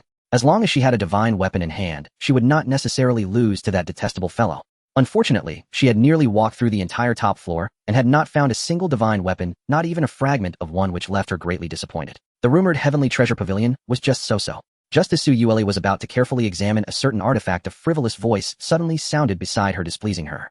"Hey little beauty, all alone." A man in fine clothes walked directly beside her, wearing a teasing smile on his face with an unabashed greed in his eyes, surveying her from head to toe. Su Yueli immediately frowned, her pretty face darkening as she spat out a single word: "Get lost." However, to her surprise, the man not only ignored her warning, but smiled even more broadly, closing the distance between them, taking a deep breath and inhaling her fragrance with delight. "Wow, you're quite fierce, I like that. I say, little beauty, you really smell good. How about considering following me? As long as you follow me, I promise you'll enjoy all the wealth and splendor in the future, everything you could ever wish for," Kai Kuan said excitedly to Su Yueli. From the moment Su Yueli arrived, his gaze had not left her. He sighed at how such an exquisitely beautiful woman could exist in the world. Compared to this woman, the 18 wives and concubines he had taken in before were merely common and unremarkable. He immediately decided if he could have this woman, he would die beneath the peony and still be a libertine. He secretly vowed to take this woman as his 19th concubine. After observing for a while, he found that Su Yueli was alone, constantly circling various artifacts, but not buying a single one, not even touching them. Kai Kuan speculated that this girl must love artifacts, but lacked the ability to purchase them, leading him to believe she was not a princess of a prominent family. No, even if she was the princess of the Tianzhou, she could not escape his grasp. He was the second young master of the Kai family, and throughout his life there had been nothing he wanted that he could not obtain. Without hesitation, he boldly approached Su Yueli. As Kai Kuan caught a whiff of the faint, elegant fragrance coming from Su Yueli, his heart could not help but race, and his eyes shone with even greater greed. Su Yueli was utterly disgusted, and once more her lovely face turned cold as she declared, "I give you one last chance." "Oh my, what a fiery temper you have. And if I refuse, what then? What could you possibly do to me?" The others in the pavilion had been drawn by Su Yueli's icy rebuke moments earlier. Upon seeing Kai Kuan, their faces darkened with quiet outrage and pity for the exquisite young woman before them. Of all misfortunes, she had to cross paths with Kai Kuan, second son of the Kai clan, one of the 4 great families of the Tianzhou dynasty. Shielded by his family's immense authority, he strutted through life with arrogant impunity, oppressing the weak and preying upon the innocent. His lecherous reputation was infamous across the realm. Every woman who caught his eye inevitably became yet another wife or concubine, seized by coercion, deceit, or brute force. To date, he had amassed 18 consorts, some violently snatched from rightful husbands. Countless women had already fallen victim to his cruelty. Even those of modest beauty fled at the mere sight of him, as if fleeing a specter. And now, beneath the open sky, he dared lay profane hands upon this maiden. Though fury burned in every heart, fear of the Kai clan silenced them all. Their silence only emboldened Kai Kuan, who in all Tianzhou dared raise a hand against him. As his palm neared her graceful bosom, drool spilled unbidden. Su Yueli watched him with glacial indifference, not recoiling but curling her lips into a breathtaking, lethal smile. In the next breath, silver light flashed. Then an arm severed midair, crashing onto the floor as crimson blossoms sprayed through the air. Kai Kuan's expression froze. His outstretched arm vanished without trace. Edge. His face stiffened, utterly bewildered, unable to grasp what had just transpired. How had his arm simply disappeared? It was the searing agony of the wound that finally jolted his dazed mind awake, pain surging like wildfire up his nerves. My hand. He clutched the gushing stump, shrieking, a sound raw with soul-rending torment. "You filthy wretch! How dare you strike me? Do you even know who I am? I'll never let you go. I'll make you beg for death, and when I tire of you, I'll sell you to the Ihua pavilion, where every..." Enough noise. Before Kai Kuan could utter another word, a slender jade-like hand seized his forehead. Icy murderous intent flooding his entire being, freezing his throat shut, leaving only bottomless terror in his eyes. Su Yueli gazed down at him, delicately lifting her delicate nose to sniff the bloodstains marring her gown, her brows drawing tight in distaste. Foul, inferior blood. These past days, humiliated repeatedly by Xia Changming, she had nearly forgotten her true self. She was the demon sovereign empress of 10,000 demons. This was her essence. So long had she abstained from action that even a lowly insect now dared bark at her. Thanks to Kai Kuan, Su Yueli had at last reclaimed the sovereign aura she had long missed. Her gaze lingered on Kai Kuan as she pondered how best to dispose of this reckless, doomed creature. Crush him. As she deliberated, a figure shot forward, palm striking towards Su Yueli. Daredevil. Who dares harm the Kai clan's second son? Kai Su roared as he lunged, frantic with rage and alarm. Seeing Kai Kuan's severed arm, blood gushing freely, he'd merely stepped away for a moment. How had this catastrophe unfolded? If the clan patriarch learned of this, severe punishment would follow. His immediate duty: rescue the second son and capture. Su Yueli's frigid gaze swept over the attacker, another fool courting oblivion. With a gentle flick of her sleeve, an overwhelming force hurled Kai Su backward, slamming him hard against the pavilion wall. Were it not for the heavenly treasure pavilion's protective barrier, he might well have flown miles beyond its walls. Kai Su staggered upright, blood streaking his lips, eyes wide with shock. This girl, barely 20, possessed such terrifying power. A single sleeve flick had sent him a celestial realm cultivator at the initial stage hurtling into the wall. Kai Kuan, spotting his savior, regained a sliver of confidence and bellowed at Kai Su. Elder Su, where were you? This woman severed my arm. Seize her, make her wish for death, yet deny her even that mercy. Kai Su stared, silent seething. He raged at Kai Kuan's incompetence, his lust, his utter blindness to peril. Hadn't he just been flung back by that woman? If he could subdue her, he'd have done so already. No need for orders. He'd long known Kai Kuan's vices would invite disaster, but never imagined it would be this grave. Yet Kai Kuan remained the Kai clan's second son, and as a senior elder, Kai Su could not stand idly by while he perished. Might I ask your esteemed identity? This youth is the Kai clan's second son. Should he have offended you, we beg your clemency. The Kai clan will reward you most. Seeing no path to battle, Kai Su bowed deeply in formal respect. The Kai clan. Yes, he'd heard of one of the 4 great families, rivaling the Xia clan. Su Yueli's cold gaze locked onto Kai Su, yet her grip on Kai Kuan did not loosen by a hair. This sovereign is. Just as Su Yueli prepared to declare her title as Empress of the Demon Race, a subtle smile touched her lips. Listen well. This sovereign serves the Xia clan. You serve the Xia clan? Kai Su stared astonished. This peerless, formidable beauty standing before him. The Xia and Kai clans had long been bitter rivals, their conflicts frequent and fierce. Once the Xia clan stood foremost among the 4 great families, but over recent decades the Kai clan's influence had surged, eclipsing its rival. The Xia clan's prestige waned, its decline whispered about openly. Rumors swirled that the throne of supremacy would soon shift. Never had he imagined a Xia clan disciple daring to strike the Kai clan's second son, especially one claiming allegiance, yet wholly unknown to him. Such extraordinary power and beauty could not be forgotten, if she truly belonged to the Xia clan. We have no record of you, elder. May we inquire your name? Kai Su asked. Your rank is insufficient to merit knowledge of this sovereign's name. Su Yueli replied coolly, her bearing regal sovereign, as if surveying all under heaven with detached disdain. Kai Su scrutinized her closely, then his eyes widened in sudden recognition. Rumor held that Xia Changming, heir to the Xia clan, had returned home 4 days prior, accompanied by the demon sovereign. He had wed her in the border city of Tianyu, and brought her back to the Xia ancestral seat. Legends spoke of her unmatched beauty, peerless grace, celestial countenance, and transcendent cultivation. This maiden matched every description, exactly. Might I ask, what is your relation to Xia Changming? Kai Su ventured cautiously. Su Yueli fell silent, her expression complex, reluctant. She loathed the admission, but to sow chaos for Xia Changming, she yielded, voice barely a whisper. He is this sovereign's consort. Xia Changming's wife. Indeed, the breathtaking woman before him is the demon clan empress. Kai's expression grew grave as he tightly gripped his iron whip and inquired loudly. His voice resonated, making the practitioners in this loft turn their attention to Su Yueli. Is this woman truly the demon clan empress? It is said that the demon clan empress is bloodthirsty and possesses exceedingly cruel methods. Her ambitions are boundless, repeatedly invading our Tianzhou kingdom, leaving devastation in her wake. I have also heard that this demon clan empress engages in debauchery all day, ruthlessly exploiting our human race to extract their essence. Such actions are utterly intolerable. Yes. She must not be let go. Let me go first, even if I am defeated and captured as a plaything. I have no regrets. In an instant the crowd was stirred up and the tide of emotions shifted dramatically. The individuals who had just been standing up for Su Yueli suddenly brandished their weapons, their bloodlust palpable as they began to gather their spells. Su Yueli's delicate face turned a shade of iron blue. It was not because of the hostility directed at her, but rather the unfounded rumors they were spreading. She acknowledged her bloodthirstiness. For the sake of unifying the demon clan, she had indeed slain many demons, but the accusations of exploiting playthings and extracting essence were purely fabricated. She was busy with the internal affairs of the demon clan all day. Oh, where could there be any talk of debauchery? It truly infuriated her. Kai Su noticed the crowd's fervor and secretly curled the corners of his mouth.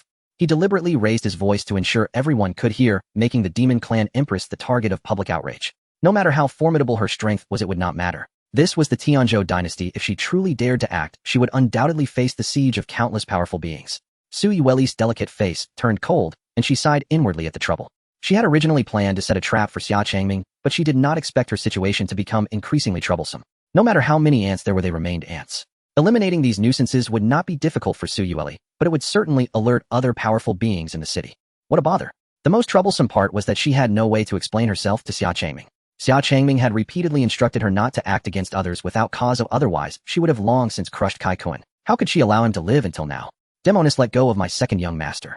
Do not make us intervene and capture you. You will only regret it then. Kai Su seized the opportunity to threaten Su Yueli. Unbeknownst to him, Su Yueli despised being threatened, especially since she had been threatened several times in recent days and had nowhere to vent her frustration. Su Yueli paid no mind to the verbal threats, applying a bit more pressure, causing Kai Kuan to cry out in pain. It hurts. It seemed that with just a little force his skull would be crushed. You dare. Everyone join me in capturing the Demonis. If we can rescue my Kai family's second young master, you will all be esteemed guests of my Kai family. Kai Su, frantic and reckless, could no longer hesitate.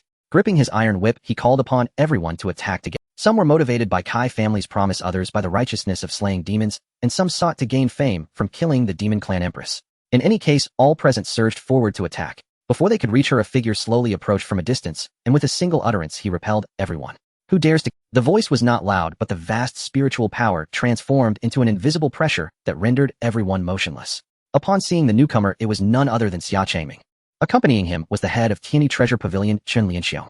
Who dares to cause trouble in Tianyi Treasure Pavilion? Upon seeing the bloodstains all over the ground and the indications that a fight was about to break out in Tianyi Treasure Pavilion, Chen Lianxiong's expression turned cold as he stated sternly, "What, have all of you forgotten the rules against causing trouble in Tianyi Treasure Pavilion?" The crowd grew timid and quickly put away their weapons, apologizing to Chen Lianxiong. The influence of Tianyi Treasure Pavilion was not something anyone could provoke, not even Kai family of the four great families of the Tianzhou dynasty. Kai Su hurriedly cupped his hands and said to Chen Lianxiong, "Mr. Chen, my Kai family will compensate for all losses incurred today in Tianyi Treasure Pavilion. But please help me take care of my second young master. After all, he is the second young master of the Kai family, and in the Tianzhou dynasty, he still has some face. If it were any other time." Chen Lianxiong turned to see that the woman holding Kai Kun was none other than Xia Changming's wife, the demon clan Empress Su Yueli. After a brief moment of contemplation, Chen Lianxiong turned back and reprimanded Kai Su. "What nonsense! It must be your Kai family's useless second young master who, obsessed with beauty, provoked her, otherwise he would not have ended up in this predicament. Today's outcome is entirely his own fault." Chen Lianxiong's words left Kai Su dumbfounded, his hands still held in a cupped gesture, frozen in disbelief. Chen Lianxiong actually chose to side with the Xia family, unhesitatingly offending the Kai family, and in front of everyone without mercy. Su Yueli found it somewhat strange. Why was the head of Tianyi Treasure Pavilion helping her speak? Glancing over at Xia Changming's handsome face, which remained as relaxed as usual, she speculated that he must have reached some illicit agreement with Tianyi Treasure Pavilion. Kai Zu's face darkened, but he also dared not act rashly in Tianyi Treasure Pavilion, choosing to take a step back and saying, "My Kai family accepts today's events. But please return my second young master to me." Chen Lianxiong looked at Su Yueli, noticing she seemed unwilling to let go and felt a bit awkward.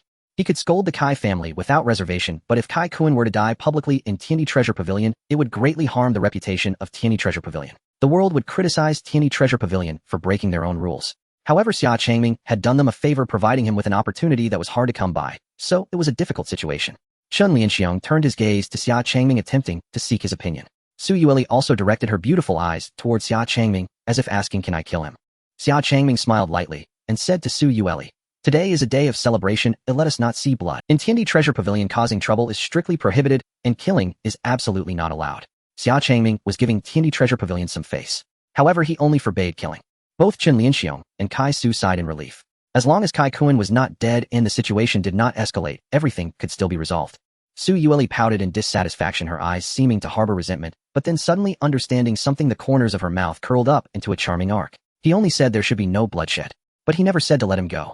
Kai Kun, hearing that he was saved, revealed a smug expression, his gaze turning sinister as he stared at Su Yueli.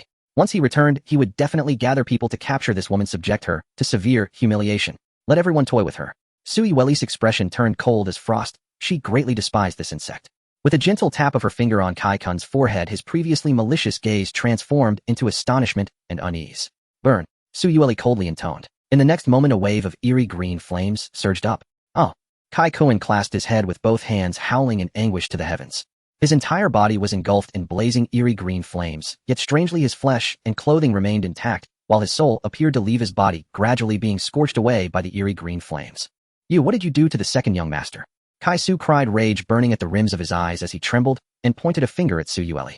Su Yueli ignored Kai Su, her delicate face curving into an alluring, sinister smile. She could not endure the filthy gaze of that worm any longer, so she unleashed a ghostly flame to scorch his spirit. Though Kai Kun still retained a faint pulse, his spirit was gone, his expression vacant. He resembled a walking corpse. Chen Lianxiong was truly taken aback. He had not expected Su Yueli to be so merciless. The agony of a spirit being burned is far crueler than flesh being seared, an anguish that burrows to the bone as if the skin and meat are stripped away, torn slowly and deliberately. Even a slight wound to one's spirit can cause the soul body to falter, undermining clarity of mind. But Su Yueli had burned Kai Kun's spirit clean, leaving only a tenuous thread of life in his body to sustain that. Chen Lianxiong looked at Su Yueli again, a chill of fear flickering across his eyes. Truly, she was a bloodthirsty empress of the demon clan. Kai Zu's face contorted with grief as he lifted Kai Kun from the ground, his gaze venomous and filled with hatred. "What a Xia family!" he spat. "What an empress of the demon clan! The Kai family will remember this day. Talkative, get out. Xia Changming would not indulge Kai Su. With a lift of his arm it became a blade, and a fierce wind blade of sword Qi tore forward. Kai Su turned pale and hurriedly deployed a spiritual implement. A demonic beast's tortoise shell rose to shield him. The sword Qi cleaved the shell in an instant, and the remaining shockwave slammed into Kai Zu's chest. Kai Su bearing Kai Kuan crashed through the pavilion, as if a kite, with its string cut flying out of the Tiandi Baoga. Oh, my golden jade bricks. My sandalwood. Chun Lianxiong watched the great hole open in the gallery, his face wrenched in pain. Every tile and brick of Tiandi Baoga was precious. That gaping hole would cost a fortune to fix. The Xia couple were something else, one struck with ruthless severity, burning souls with ghostly flames. The other was no less fierce, sending sword Qi straight for vital points. If not for Kai Zu's tortoise shell, he would have been cut in two at the waist. Each of them was domineering in their own right, yet somehow perfectly matched. Chief Chen, my apologies, we accidentally damaged the wall of Tiandi Baoga, Xia Changming said with a trace of contrition, though his face betrayed none. This man was someone the young Lord Ling Ling wished to curry favor with. Moreover, he was like parents reborn to him. Chun Lianxiong had little to say. He hurriedly plastered a smile on his face and magnanimously replied, it's all right, it's all right. This old place has always been fragile. We were planning repairs anyway, so this saves the trouble of tearing it down. What a fortunate coincidence, Xia Changming said with a smile. Yes, yes. Chun Lianxiong echoed with an awkward laugh, bitterness hidden beneath forced courtesy. Those who remained saw Kai Su and Kai Kuan thrown from the Tiandi Baoga and dared not act rashly. Especially after recalling Kai Kun's soul-piercing cry, they trembled before Su Yueli. All that filled their breasts was relief that they had not intervened. Heads bowed, they slunk away, none willing to provoke the Xia family, the demon clan, or Tiandi Baoga. All that filled their breasts was relief that they had not intervened. Heads bowed, they slunk away, none willing to provoke the Xia family, the demon clan, or Tiandi Baoga. My lady, did your husband arrive too late? Better if you had not come at all, Su Yueli sniffed. Xia Changming smiled slightly, and with a teasing tone asked, is that so? I seem to recall someone just claiming I was her husband. Could it have been you, my lady? So you finally acknowledge me as your husband? You misheard, oh, I never said that. Su Yueli snapped, as if something had lodged in her throat. Her cheeks flamed crimson as she bared her teeth and shot him a fierce glare. That detestable man had heard her say it. She would die before admitting she had uttered those words. Worse, he had clearly arrived earlier and hidden just to watch the spectacle. Without a word, Su Yueli turned and strode down the gallery's spiral stairs. Xia Changming walked beside her, drawing close to her ear to whisper softly, my lady, hearing you say that makes your husband very happy. But next time if you must cause trouble and then invoke my name, do it to my face. They'll be even more delighted. In your dreams. Su Yueli quickened her pace disdainfully, widening the distance between them. She cursed herself inwardly for having spoken so carelessly. If she could start over, she would rather strike everyone present senseless. Seeing this, Xia Changming also quickened his steps to fall into step beside her. Are we returning already? My lady, are you not going to buy any spiritual implements? Tell your husband what you desire, and he will purchase it for you. No need. They are all mediocre, I disdain them. Su Yueli answered coldly without looking back. After such an uproar, she had no heart to continue searching for implements. True immortal artifacts were rare, found only by fate. Even a great place like Tiandi Baoga had shown no sign of them. Elsewhere the chances were far slimmer. Xia Changming had not expected Su Yueli's standards to be so high. Of the several divine implements in Tiandi Baoga, none had caught her eye. Perhaps she sought an immortal artifact. The two bantered as they left Tiandi Baoga and melted into the bustling crowd. Ling Ling watched Xia Changming's retreating figure from the window and murmured to himself, Xia Changming. Tianzuan realm. Sword, immortal inheritance. It seems the Tianzhou dynasty is about to change. Meanwhile, scoundrel. Worthless. Inside the Kai residence, a figure crashed through the hall door and was hurled into the courtyard. Kai Su propped himself up with one hand, the other clutched his chest as blood ran from the corner of his mouth. Already wounded by Xia Changming's sword Qi and then struck by a palm that sent him flying, his injuries had worsened. Yet he forced himself upright and knelt to prostrate outside the courtyard. Please, family head, temper your anger. In the darkened main hall, a towering silhouette stood, its fierce gaze fixated on Kai Su as it pointed at the motionless Kai Kuan and demanded, who did this to my son? Kai Su trembled on the ground and whispered, the Xia family. Xia Changming's wife is that empress of the demon clan. She severed the second young master's arm and burned his spirit. Good, the Xia family. The shadow's eyes grew more savage and cruel. They cut my son's arm, burned his spirit, left him neither dead nor alive. The Kai family will skin the Xia clan alive, tear out their tendons, extract their souls, and refine their essences to offer as tribute to my son. As the shadow unleashed its fury, an ominously soft female voice spoke from behind him. Do not act in hot blood. I have heard that Xia Changming obtained the sword immortal inheritance and has already stepped into the Tianzuan rank. Kai Zu's failure to protect Kai Kuan is somewhat excusable. You need not heap all blame upon him. Give it but a little time, I shall personally slay that child myself. Yes. Hearing that voice, the shadow's rage subsided, and he responded with a respectful tone before turning his gaze toward the Xia family estate. Xia family. Wait. I will make the Xia family vanish from this world. Leave not a single one behind. In the early morning, the mist shrouded the mountains and the emerald greenery enveloped the sky. Xia Changming sat cross-legged on a rock at the peak of Changming Mountain, his eyes tightly closed, surrounded by swirling spiritual energy flowing like gentle streams in the air. It seemed as if an inexplicable attraction emanated from Xia Changming, drawing the surrounding spiritual energy of the mountains to converge here, forming a spiritual stream. Xia Changming opened his eyes, gazing in mild astonishment at the abundant spiritual energy swirling around him, reaching out to touch the flowing stream. This is the first principle of the Changling art, gathering qi to become spirit. Realizing the continuous influx of spiritual energy, Xia Changming finally understood why Xia Lan was willing to seal the Changling art for hundreds of years rather than let the disciples of the Xia family learn it. The speed of spirit gathering here was comparable to the spirit gathering formation taught by his master. One must understand that all secret methods and techniques in the world, even the activation of magical artifacts, require spiritual energy. The stronger one is in executing divine techniques, unleashing boundless power. The more spiritual energy they must consume from themselves and the world. It can be said that spiritual energy is the energy reserve of every cultivator. If both sides are equally matched in strength, the ultimate contest would be which side exhausts their spiritual energy first. Yet the Changling art can autonomously gather qi into spirit and attract the spirit of heaven and earth, ensuring a continuous supply of spiritual energy, filling his entire being. If some hidden old monsters were to learn of this, it would likely attract covetousness and bring disaster to the clan. Of course, with him presiding, there was no need for further concern. This was also the primary reason why Xia Lan entrusted the Changling art to Xia Changming without worry. Go! Xia Changming waved his arm, and the spiraling streams of spiritual energy immediately flowed along with his motion, wrapping around him like flowing silk. In less than an hour, he had already mastered the first principle of the Changling art with great proficiency. When his master took him as a disciple, he had mentioned that he possessed a celestial demeanor and exceptional comprehension, able to learn anything quickly. To this end, he had undergone intense hellish training day and night on the celestial mountain for a full decade. He could hardly recall how he had endured those 10 years. Yet it was because of this that his comprehension ability and learning speed experienced a qualitative leap. Learning secret methods was as simple as turning the pages of a book for him. Xia Changming closed his eyes again, his divine sense plunging into the vast sea of spiritual energy. The Changling art floated before him, its pages spreading open. The second principle of the Changling art, condensing spiritual energy. Only after mastering the gathering of qi to become spirit and being able to freely manipulate the spiritual energy of heaven and earth could one practice the second principle. By condensing spiritual energy and attaching it to the surface of objects, one achieves a reinforcing effect. Understanding this principle, Xia Changming opened his eyes and effortlessly caught a falling leaf that drifted before him with 2 fingers. Under his delicate control, a faint green spiritual energy enveloped the entire leaf without causing any damage. Xia Changming then tried to throw the leaf towards a distant stone wall. The leaf shot out rapidly, transforming into a green rainbow, silently embedding itself into the stone wall. The wall was left with only a trace as thin as a cicada's wing, barely discernible to the naked eye, while the leaf had already penetrated the wall, disappearing without a trace. Incredible! Xia Changming couldn't help but praise inwardly. Ordinary cultivators could only condense spiritual energy into weapons to enhance their strength. Moreover, that method of infusion often involved forcing the energy into the weapon, consuming a great deal of spiritual energy. If the weapon could not withstand the infusion, it could break or become damaged. This is why cultivators could only infuse spiritual energy into various weapons or magical artifacts, as other objects simply could not bear the power of spiritual energy. Yet just now Xia Changming had achieved it. By relying on the secret method of the Changling art, he could cleverly attach spiritual energy to other objects, forming a thin protective membrane. If he could gather spiritual energy on a weapon, the power unleashed by that weapon would see a terrifying multiplication in strength. The more Xia Changming speculated, the more delighted he became with the Changling art. It was no coincidence that the Xia family emerged during the millennium-long battle of immortals and demons, establishing the Xia family. This unique secret method is unparalleled in the world. Xia Changming eagerly delved into the next principle of the Changling art in his divine sense. The third principle, shaping the spirit.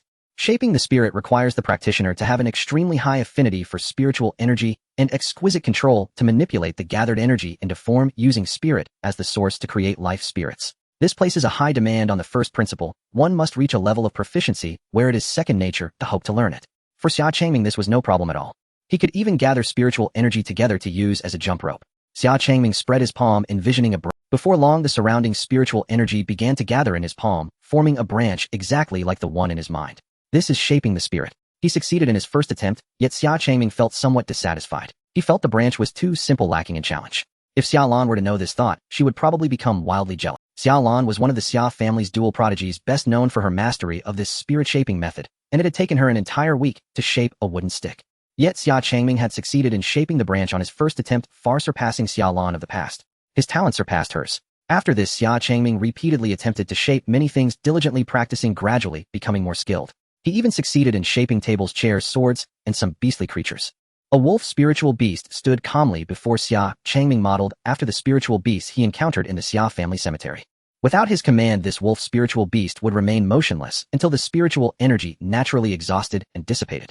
After numerous practice attempts, Xia Changming had a general understanding of this spirit-shaping ability. The more spiritual energy he infused, the stronger the condensed object would be, making it less likely to dissipate. Furthermore, the shaped beasts and spirits would lack consciousness, only obeying commands. In addition, his divine sense could also penetrate into them, sharing vision and hearing, allowing for unified control. Having learned to shape the spirit, he had now fully mastered the first 3 principles of the Changling art. Gathering qi to become spirit, attaching spiritual energy, shaping the spirit.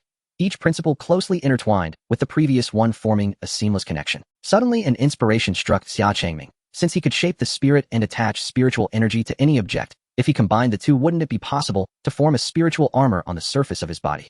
Thinking of this, Xia Changming quickly sat cross-legged to try. However, the results were unsatisfactory. No matter how many times he tried, only a thin layer of spiritual energy would adhere to the surface of his body, unable to form armor to protect him. He felt that something crucial was missing. His intuition told him that part was likely among the 3 missing principles. There was no choice but to seek out the lost fragments in the future. Xia Changming looked up at the sun and realized it was almost noon. He stood up to see how Su Yueli was doing. Early in the morning, Su Yueli had been taken away by her mother Chu Qingwan, and he had a rough idea of what they were up to. Recently, Chu Qingwan had been taking her to learn various etiquette skills for human women. From grooming and dressing to music, chess, calligraphy, and painting, nothing was left out. It was rumored that since his daughter-in-law enjoyed snacks, especially sweets, Chu Qingwan had taken Su Yueli away early in the morning. She claimed, "With my son Ming'er to protect her, why need to cultivate?" This left Su Yueli helplessly amused, unable to refuse, and she went along half-heartedly. He didn't know if she had returned yet. Just as Xia Changming was about to get up, he saw Xia Ming running breathlessly towards him. "Head of the family, I finally found you. Take your time. Why are you in such a hurry? Speak, what do you need me for?" After catching his breath, Xia Ming finally said, "Xia Hin wants to convene a family meeting in the name of the Grand Elder. It seems he wants to accuse you of your crimes." Before long, the figure of Xia Changming appeared outside the hall, striding confidently toward the front seat. Before long, the figure of Xia Changming appeared outside the hall, striding confidently toward the front seat. After taking his place, as per tradition, the 6 elders stood up to greet the family head. 4 elders led by Xia Ruoguang stood up respectfully and performed a bow to Xia Changming, saying, "Greetings, family head." Only Xia Haoyuan and Xia Jun remained seated unmoving. Xia Changming narrowed his eyes and coldly asked Elder 6, having seen the family head, "Why do you not bow?" An invisible pressure emanated from him. Xia Jun had witnessed Xia Changming's strength in the arena, and under that subtle pressure, cold sweat began to trickle down his forehead. Reluctantly, he stood up and cupped his hands, saying, "Greetings, family head." Xia Changming nodded with satisfaction and turned to look at the still motionless Xia Haoyuan. "Elder, is there something wrong with your waist? If so, I can understand and allow you to remain seated." Xia Haoyuan could not miss the sarcasm in Xia Changming's words and replied with a gloomy face, "I will never regard one who pushes the Xia family into the abyss as the family head." "Oh, what do you mean, Elder?" Xia Changming asked, feigning ignorance, though he was well aware of the true reason for the sudden. Sure enough, Xia Haoyuan slammed his hand on the table in anger, standing up to point at Xia Changming, and said sternly, "Do you know what you did last night? You publicly brought a demoness to the Heaven and Earth Treasure Pavilion, causing trouble and offending the Kai family, who are currently the most powerful among the 4 great families. You have only just become the family head of the Xia family, and already you have caused trouble, simultaneously angering both the Heaven and Earth Treasure Pavilion and the Kai family. You are practically seeking to destroy the Xia family's foundation built over hundreds of years, plunging it into an irretrievable abyss." Hearing Xia Haoyuan's admonitions, the other elders exchanged glances, their expressions turning serious and worried. Not to mention that the Kai family has grown strong in recent years, surpassing the Xia family's influence. The power of the Heaven and Earth Treasure Pavilion is spread across the 9 provinces and 10 regions, which the current Xia family cannot afford to provoke. Xia Changming stared coldly at Xia Haoyuan, a chilling, murderous intent striking at his heart, and spoke in a low voice, "What demoness? Elder, you must clarify your words. Su Yueli is my wife, the matriarch of your family. Please mind your wording." As Xia Haoyuan felt the overwhelming murderous intent, it pierced through him like 1,000 daggers, causing his body to tremble involuntarily. Though he dared not speak further, he still clenched his teeth defiantly. After a moment, Xia Changming retracted his murderous pressure and looked at the gathered elders, stating solemnly, "In recent years, my Xia family has repeatedly suffered attacks from the Kai family, resulting in dozens of clan members dead and countless wounded. I must ask, what are all of you elders doing? Why is my venerable Xia family only shrinking back, allowing others to cut us down without a murmur?" Xia Changming's furious shout shocked the elders, causing them to lower their heads in shame, none daring to respond. Seeing that no one dares to speak, Xia Changming continued, "Last night, the second young master of the Kai family, Kai Kuan, even attempted to take liberties with my wife, showing disrespect to the matriarch of the Xia family. This is simply an insult to our family. The actions of the Kai family are a provocation against the Xia family. Taking advantage of this family meeting, I in the name of the family head declare to the tens of thousands of Xia clan members, regardless of who the opponent is or what faction they belong to, anyone who actively provokes and harms the Xia family shall be counterattacked. The Kai family is no exception. If we cannot win in a fair fight, we shall gather in numbers to fight, and if that fails, we will resort to ambushes. Everything is permitted by me. As soon as this was said, the entire assembly was shocked. Xia Haoyuan hurriedly reprimanded in rebuttal, absurd. Currently, the Kai family's power is incredibly strong with dozens of disciples in the heavenly human realm, and they are about to ally with the Wang family. If the two families unite, their strength will far surpass that of the Xia family, making it impossible for us to resist. Are you trying to push the Xia family into death? Xia Changming listened quietly to Xia Haoyuan's words, his gaze sweeping over the others. Except for Xia Ruoguang, who remained calm, the rest of the elders showed expressions of worry and hesitation. In his heart, he couldn't help but lament that the once proud Xia family had become so feeble, merely seeking stability. If the ancestral Xia Lan were to know, he would surely be infuriated to death. Xia Changming turned to Xia Haoyuan and asked lightly, then according to the elders' words, how can we ensure the prosperity of the Xia family? Xia Haoyuan seemed to have waited a long time for this question, and without hesitation, he replied, in my opinion, we should immediately prepare gifts and proactively apologize to the Kai family to mend relations between the two families. Additionally, we must punish that demonist to both appease the Kai family's anger and to warn other Xia clan members against causing trouble outside. Ha! Hearing this, Xia Changming couldn't help but laugh. What is so funny?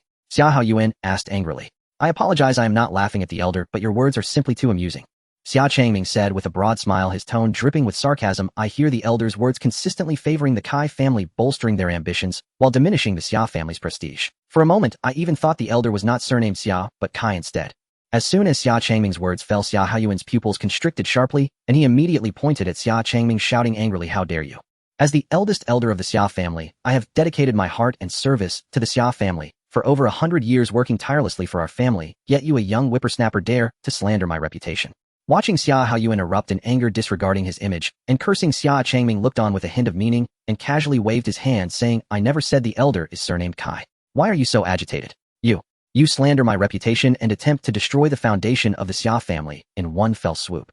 I hereby declare in the name of the elder to join the other elders in suspending your authority as the family head of the Xia family. Here it comes. This is probably the main reason for convening the family meeting, wanting to use the incident with the Kai family to control him. Xia Changming lazily leaned against his face and casually said, Elder, please go ahead.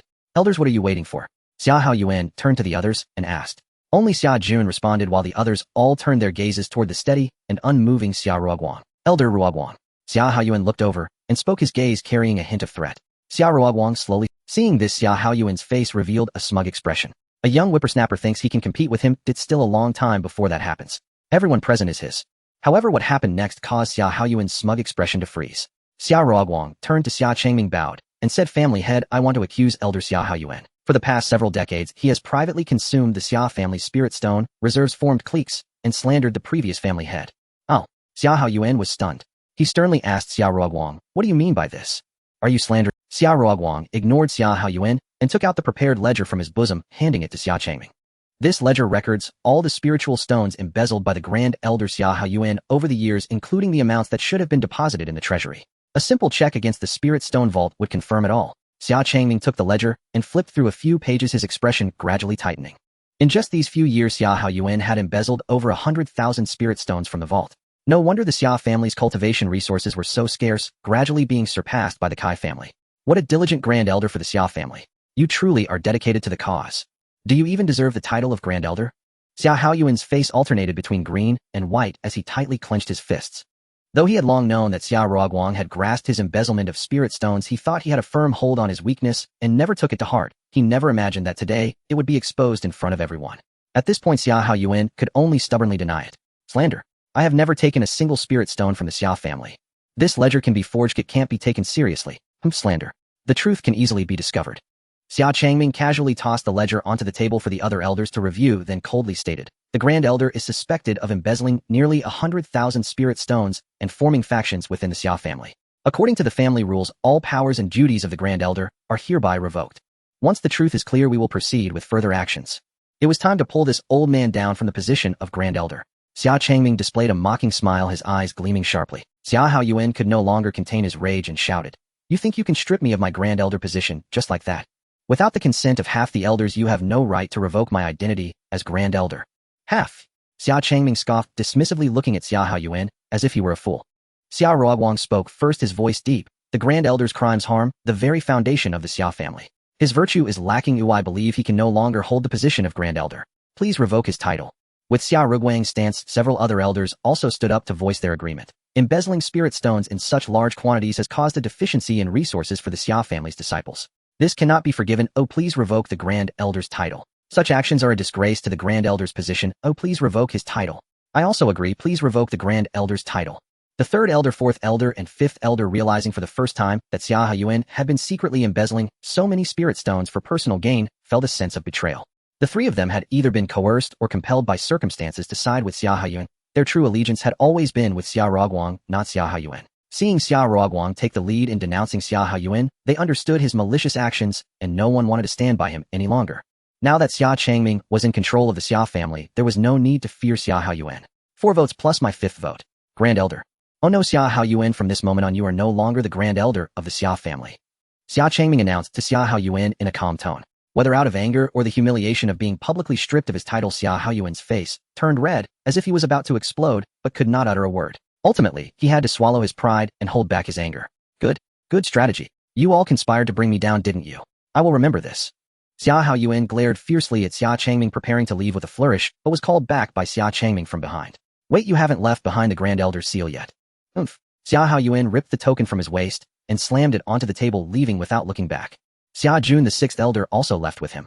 Xia Jun had always strongly supported Xia Haiyuan, and now that Xia Haiyuan was leaving in disgrace, he had no reason to stay, as it would only be embarrassing. Family head, now that Xia Haiyuan is no longer the Grand Elder, who will take over his position? Xia Ruoguang asked.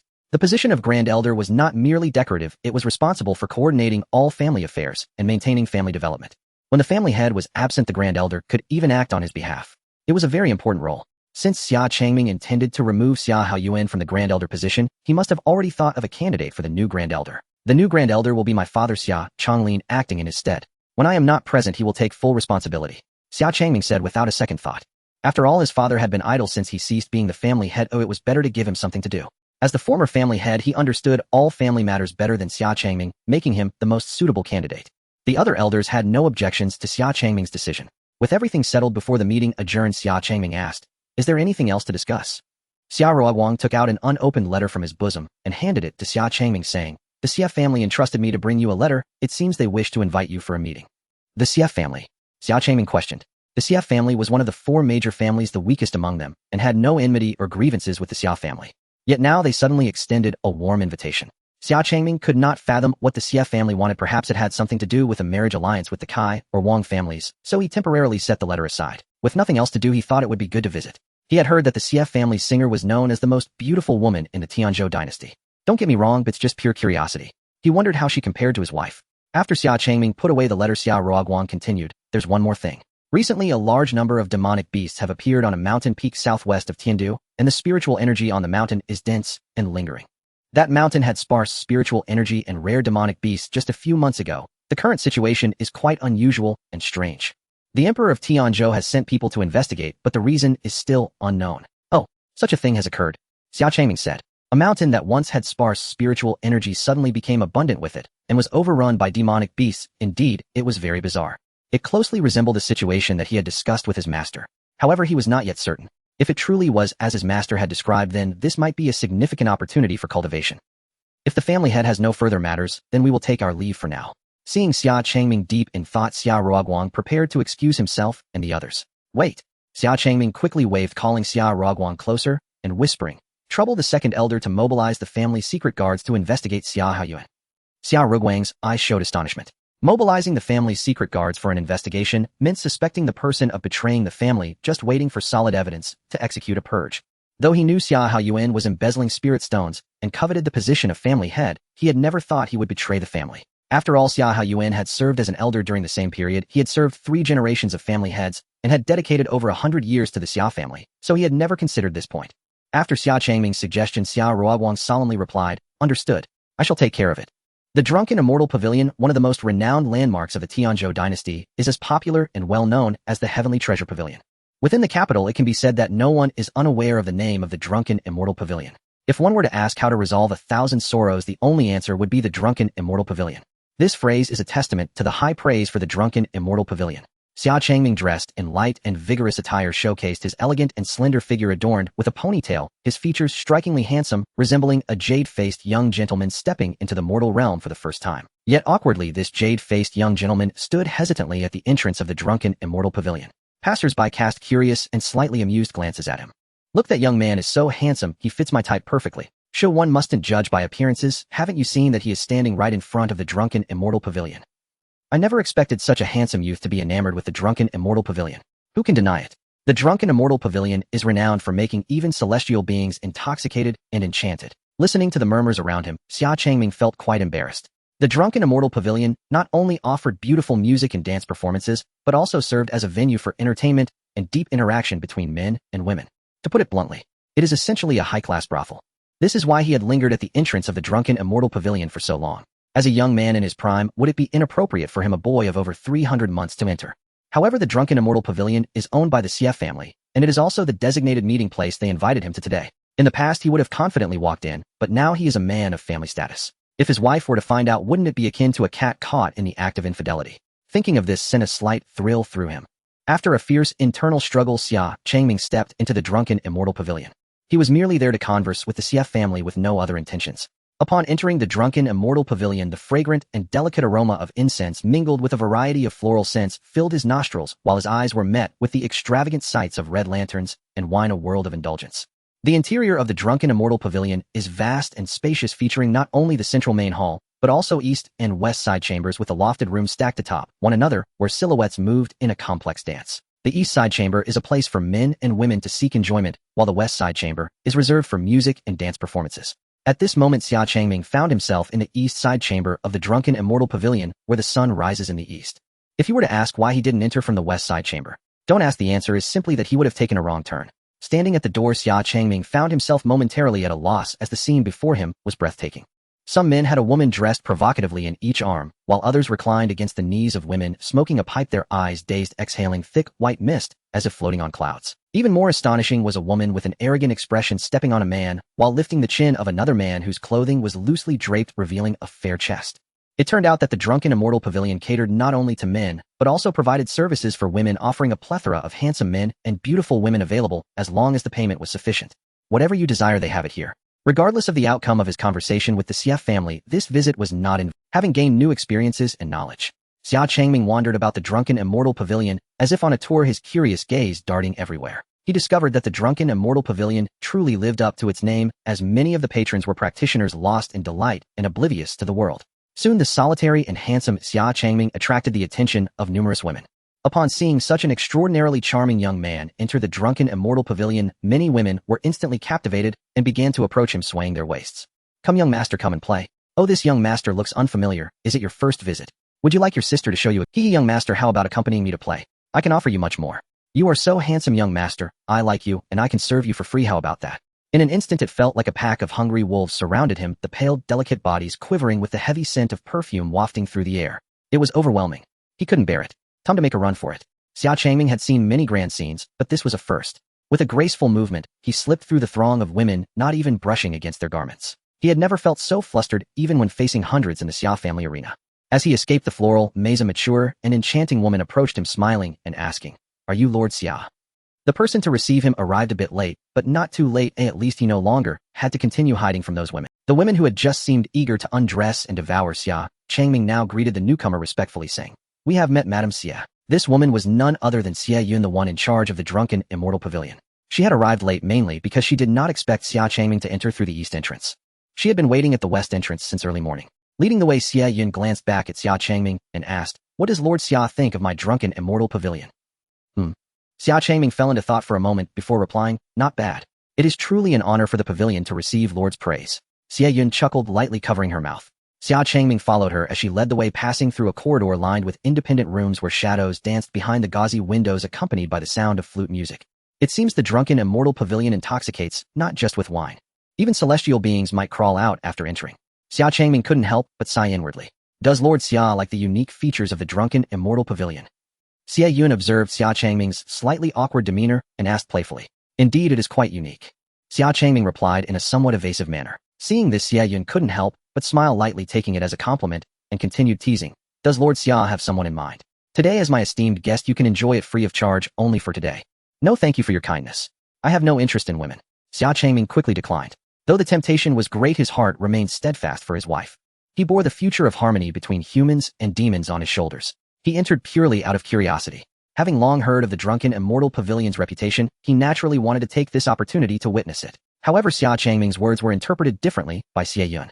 Xia Yun's eyes widened in surprise, covering her mouth, but she quickly regained her composure, instead looking at him with a peculiar expression. So Lord Xia has such interests. We also have quite a few handsome men available for selection here. Although they may not match you, Lord Xia, they are still quite deep. Whether you prefer gentle, domineering, cute, or... Before Xia Yun could finish her introduction, Xia Changming hurriedly interrupted. Madam Xia, you misunderstand me. What I mean is that I am already married and have no interest in other women. Is that so? What a pity. I didn't expect Lord Xia to be so devoted. Xia Yun said with a look of regret. This made Xia Changming feel quite strange. What exactly was she regretting? Rumor has it that Lord Xia is fierce and unreasonable. After seeing today, I feel the rumors may be exaggerated. After their conversation, Xia Yun couldn't help but praise Xia Changming. She had noticed when he was surrounded by women that he had never touched a single one of her subordinates, displaying quite a gentlemanly demeanor. His manner during their conversation was also humble and casual, unlike the rumored arrogance and disregard for others. Xia Changming said nothing in response, merely smiling as he passed it off. His attitude has always been directed towards people. After several twists and turns, Xia Yun led Xia Changming to a door connecting the east and west chambers. Two disciples dressed in the Xia family's attire stood at the door and respectfully greeted, "Greetings, Madam Xia." Then they opened the large door to the left and right. As the door creaked open, a wave of enthusiastic and boisterous shouts filled the air, and several graceful young figures danced elegantly on stage, their skirts swaying beautifully. In the center of the stage, a woman dressed in light gauze sat cross-legged, a blue-green ancient zither floating in the air. Her delicate fingers lightly brushed the strings, producing a series of enchanting melodies that wafted throughout the venue like a gentle breeze. The audience below was packed with no noise whatsoever, all listening intently, entranced by the exquisite celestial music. The woman shrouded in light gauze playing the zither was none other than Xia family's second daughter, Xia Hualing. This woman was renowned as the #1 songstress in Tiandu, and was also hailed as the most beautiful woman. However, very few people had ever seen her true face. Many cultivators had willingly sacrificed everything to catch a glimpse of her beauty, but they were all turned away at the door. Whenever she performed at the Zui Xian Lu, the West Chamber was always crowded, with some even traveling thousands of miles to attend. Among the crowd, Xia Changming unexpectedly spotted a familiar face. Xia Ming. He saw Xia Ming squeeze towards the back of the crowd, waving two glowing magical artifacts in sync with the rhythm of the zither. What a kid. With your thick eyebrows and big eyes, you're quite the hidden gem. But where did this kid get spirit stones to spend in such a high-end place? With spirit stones like this, he should be diligent in his cultivation, not come to Zui Xian Lu to enjoy himself. How lazy.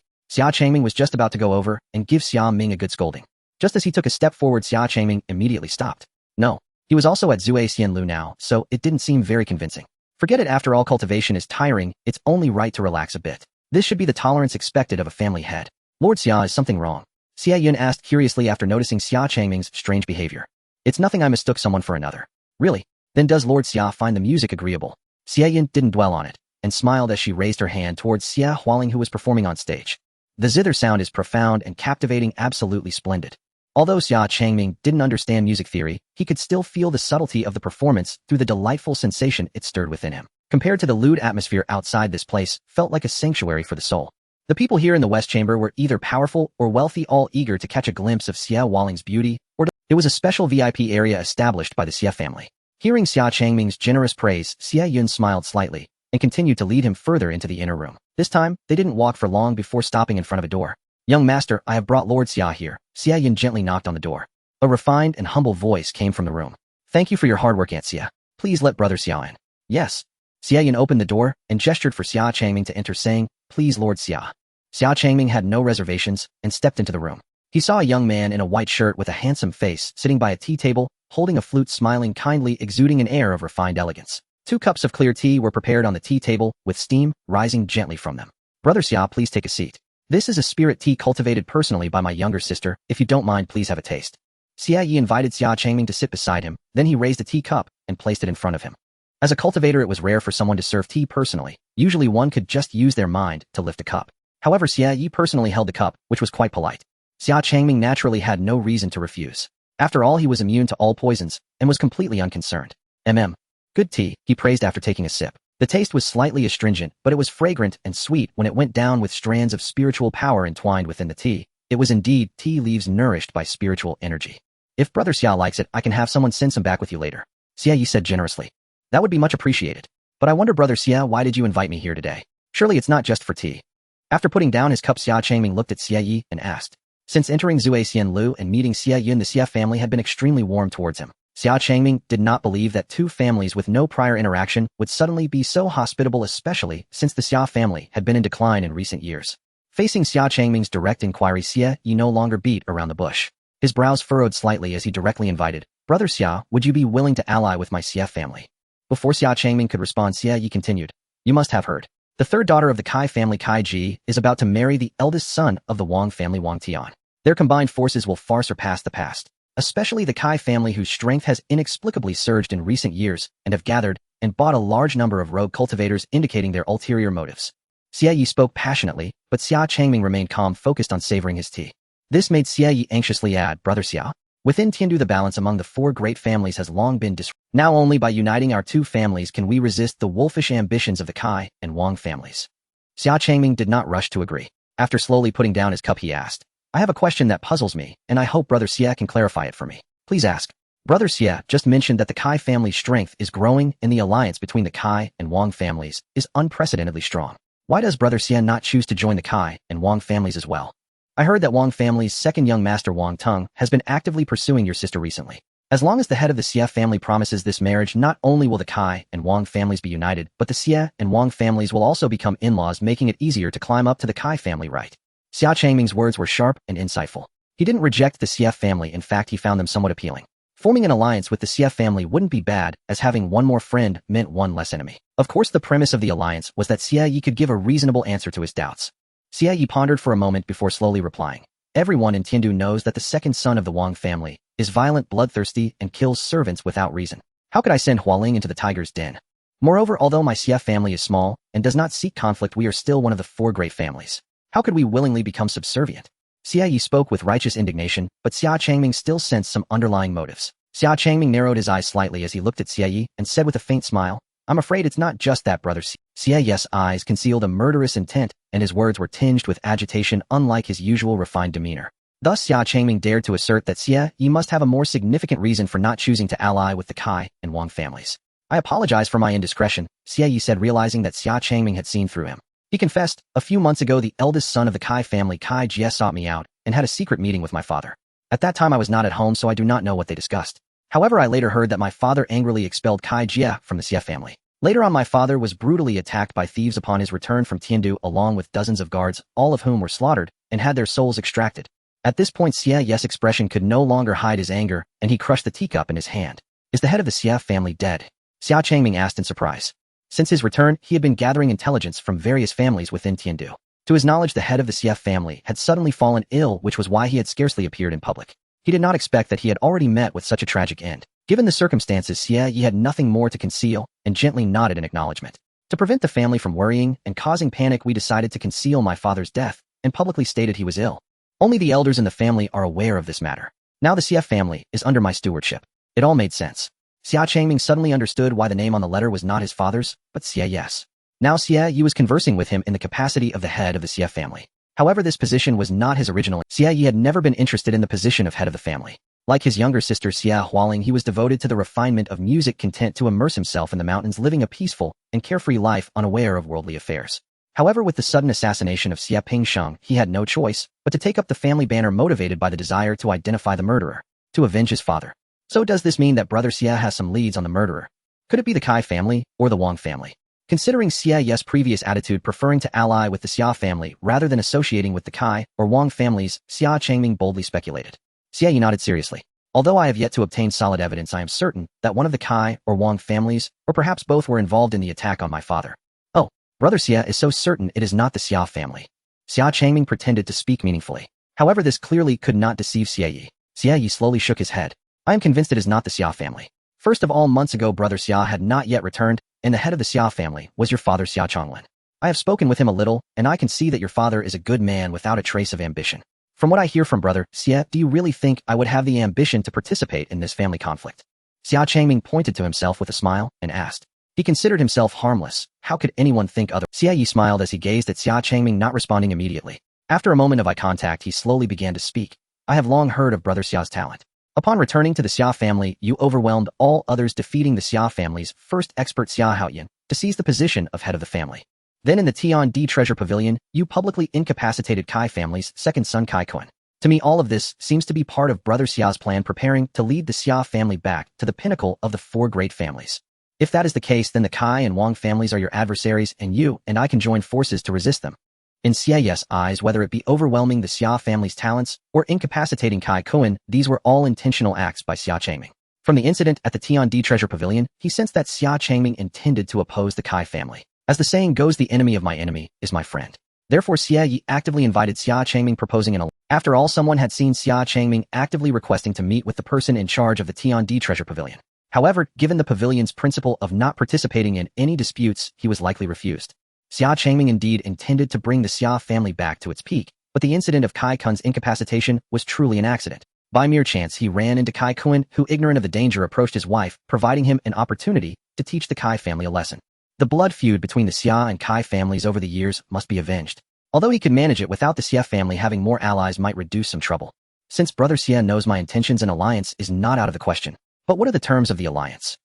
The Xia family will do our utmost to assist the Xia family, provided that the Xia family not only helps the Xia family find the murderer, but also promises to maintain a good relationship with the Xia family for 100 years, not infringing upon our territory. Xia Changming nodded in agreement. Upon hearing this, it posed no problem. He sought to deal with the Kai family purely out of the Xia family had not provoked the Xia family, so there was naturally no need for him to act against them. However, the subsequent request proposed by Xia Yi made Xia Changming uneasy. In addition, Brother Xia will need to marry my sister as a bond of eternal friendship between our families. This is out of the question, Brother Xia. I am already a married man. Xia Changming immediately refused with righteous indignation. He had already married Su Yueli for the peace between the human and demon races, and now another family union was being proposed. He had yet to finalize one matter, and now another was being presented. Moreover, he had a fondness for his stubborn and proud little wife with no intention of marrying another. Xia Changming could roughly guess Xia Yi's intentions behind this request. Marriages and alliances between noble families are not uncommon. Once Xia Hualing marries over, the relationship between the Xia and Xia families would gain an even more reliable connection. At that time, no matter how powerful the Xia family becomes, there would be no need to worry about them acting against the Xia family. On the contrary, as the Xia family grows stronger, the Xia family would benefit from their alliance, maintaining stability and prosperity for generations. In short, Xia Yi must have seen the potential in Xia Changming, who was on the verge of reaching the Tianzuan realm. To Xia Yi, Xia Changming was an exceptionally talented individual destined for greatness. Given time, the Kai family would pose no threat. Therefore, Xia Yi taking the initiative to ally with the Xia family, even at great cost, was worth it. Thus, upon hearing Xia Changming's refusal, Xia Yi did not feel disheartened. Instead, he confidently said, "Brother Xia, do not be so quick to refuse. Why not wait until you meet my sister before deciding? It seems she should be arriving soon." Just as Xia Yi finished speaking, a graceful figure entered holding an ancient zither. It was none other than Xia Hualing, who had just finished her performance. "Little sister, this is Brother Xia, the current head of the Xia family." Xia Yi extended his hand to introduce Xia. Xia Hualing's calm eyes displayed slight surprise as she looked at Xia Changming, then she gently bent forward and greeted, "Greetings, head of the Xia family." Xia Changming simply nodded in response. Up close, he could appreciate the elegant and refined noble aura that Xia Hualing exuded, reminiscent of a celestial fairy descending from the mountains to play music untouched by the dust of the world. She was to be admired from a distance, not to be trifled with. No wonder she was hailed as the #1 songstress of Tian. Xia Yi noticed Xia Changming admiring Xia Hualing, a smile blossoming in his heart. Indeed, no one could resist the allure of his younger sister's beauty. "Sister Xia, brother is not an outsider. Why not remove your veil?" Xia Hualing hesitated for a moment before slowly lifting her veil. A beautifully carved, flawless young girl came into view with willow-like brows, red lips, bright eyes, and pearly teeth, her stunning face slightly revealing an air of innocence. "What do you think, Xia, brother? My sister is well known in Tiandu, praised by all as the first beauty, renowned as the most beautiful woman of Tianzhou." Xia Yi generously praised her. He was very confident in his sister's looks, otherwise he wouldn't have let Xia Changming see her before making a decision. No more than 10 people in Tiandu have seen Xia Hualing's true appearance, and all who have were unanimous in calling her stunning, as if a celestial being had descended. He believed Xia Changming would be no exception. Xia Changming carefully examined Xia Hualing, silently comparing her to Her face is acceptable, but too cold, lacking the charm and cuteness of Su Yueli. As for her figure, there is simply no comparison, as she is too youthful. In terms of temperament, she lacked Su Yueli's aloofness, her imperial aura, and had none of her occasional lively cuteness. The only commendable aspect is her added purity, which sets her apart from the world. In summary, she does not compare favorably to my wife. Compared to ordinary women, Xia Hualing undoubtedly deserves her title as the first beauty, but when compared to the unparalleled beauty of Su Yueli, there remains a significant gap. Next to Su Yueli, Xia Hualing could only be considered delicate and charming. However, among the few women Xia Changming had seen, she could still rank third. Xia Hualing noticed Xia Changming's openly scrutinizing gaze and lowered her head shyly. She had always secluded herself in the mountains, rarely interacting with men. While she often received many lewd looks during performances, she felt none of that distasteful sensation from Xia Changming. His gaze seemed more like appreciation. She could not articulate that strange feeling. She had already heard from Xie Yi about today's events. The young man before her was likely to be the one who would become her husband in the future. For the sake of her family's great cause, and to avenge her deceased father, she could not afford to be careless or disrespectful today. This was Xie Yi's repeated admonition to her. For this reason, he had her perform on stage to leave a lasting impression on Xia Changming. Thinking of this, a hint of sorrow flashed in Xia Hualing's eyes. She shared Xie Yi's love for seclusion in the mountains, enjoying music and dance, and did not wish to be entangled in the disputes of the aristocratic families, nor to marry a man she had never met. Yet she had no choice. With her father Xia Changming deceased, the two of them could hardly seek vengeance alone. Moreover, with her elder brother as a father figure, the Xia family needed her to dedicate herself. Every detail of Xia Hualing was taken in by Xia Changming. It appeared that, like him, the other party had no such intention. That made things much easier. After retracting his gaze, Xia Changming shook his head, feigning disinterest as he said, "Xia brother, do not take offense at my candor. Your sister can only be described as passable. Compared to my wife, it is simply like the difference between clouds and mud." Upon hearing this, not only Xie Yi but also Xie Yun and Xia Hualing were left in shock. After all, Xia Hualing had the title of the first beauty, and countless people would spend lavishly just for a glimpse, yet to Xia Changming, she was merely passable. And he had even added the word passable. "Xia brother, do you perhaps have eye problems?" Xie Yi could not help but ask. He meant no offense, he just found it hard to believe his sister would receive such an evaluation from Xia Changming. How could such a heavenly beauty be merely passable? If he claimed not to have eye problems, Xie Yi would not believe it. Xia Changming rolled his eyes in silence, looking at him, as if to say, "Do I look like someone with eye problems?" Xie Yi hurriedly apologized, saying, "I'm sorry, it was my rudeness." Upon further thought, a powerful being in the heavenly venerable realm should not have any eye problems. Yet this was incomprehensible. Could it be that the demon race Empress truly possessed such exceptional beauty? Xie Yi was utterly baffled. Hearing this, Xia Hualing could not help but feel a tinge of disappointment and dissatisfaction. Although she was not conceited and had never claimed the title of first beauty, she felt she was not to be disparaged, as especially to hear such words in front of the person in question was truly disrespectful. Just moments ago, she had thought the young man before her seemed rather nice. It must have been an illusion. Xia Hualing's fleeting fondness for Xia Changming vanished entirely as she frowned at him, only to find his gaze seemingly intent on her. Xia Hualing seemed to understand something. Could it be that he was helping her?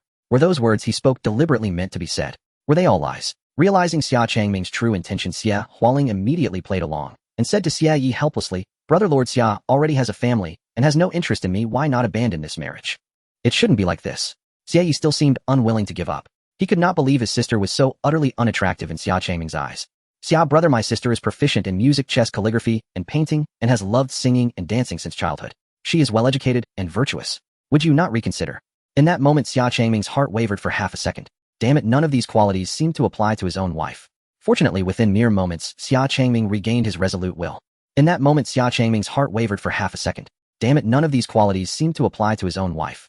Fortunately, within mere moments, as for being cultured and virtuous, no woman in the world understands gentleness better than my wife. I see. Seeing Xia Changming's determination, Xie Yi felt an instant wave of helpless defeat. He had miscalculated. He had not expected that the demon race Empress not only possessed outstanding looks, but also incredible talent in music and dance. Knowing Xia Changming was not interested in his sister, Xie Yi had no choice but to compromise and ask, "Then how about letting my sister be a concubine for you?" Throughout history, it has been quite common for strong men to have multiple wives and concubines. If she could be a concubine, that would still be acceptable. Xia Changming did not expect Xie Yi to be so insistent, so he could only say seriously, "To be honest, my family has a tradition monogamy. As the head of the Xia family, I cannot go against our ancestral teachings, nor can I take in other women." Seeing Xia Changming's serious demeanor, Xie Yi instantly believed him. "I didn't expect the Xia family to be so sincere. I was indeed unaware. Forgive my offense. Xia brother, you should have told me earlier." Xie Yi spoke with both apology and resentment. Had Xia Changming revealed this sooner, he wouldn't have wasted so much breath. Little did Xie Yi know this was merely an excuse Xia Changming had thought up on the spot. The Xia family had no such ancestral teachings. This was merely a rule set by the Xia family in Xia Changming's past life. Except for him and his father Xia Chonglin, every head of the Xia family had taken multiple wives and concubines with countless beauties.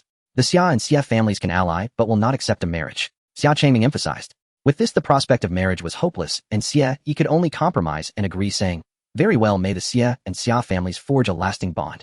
As soon as he finished speaking, the alliance was established. Just as Xie Yi was about to raise a cup to celebrate, a violent sound of fighting came from outside. Under the west wing stage of the drunken immortal tower, tables and chairs lay shattered. The stage was in ruins, and the ground was a complete mess. Two groups of people dressed in different family attires stood facing each other. One side featured a man in a black and white outfit who was none other than Xia Ming, accompanied by several other disciples from the Xia family. Opposite them stood a man in a yellow robe who was a member of the Wang family, one of the 4 great clans. The leading man of the Wang family arrogantly laughed at Xia Ming and the others, saying, "Who dares to be so arrogant? It turns out to be a rat from the Xia family. Why don't you hide properly within your sect? How dare you come out? What if I accidentally trample you to death? Huh?"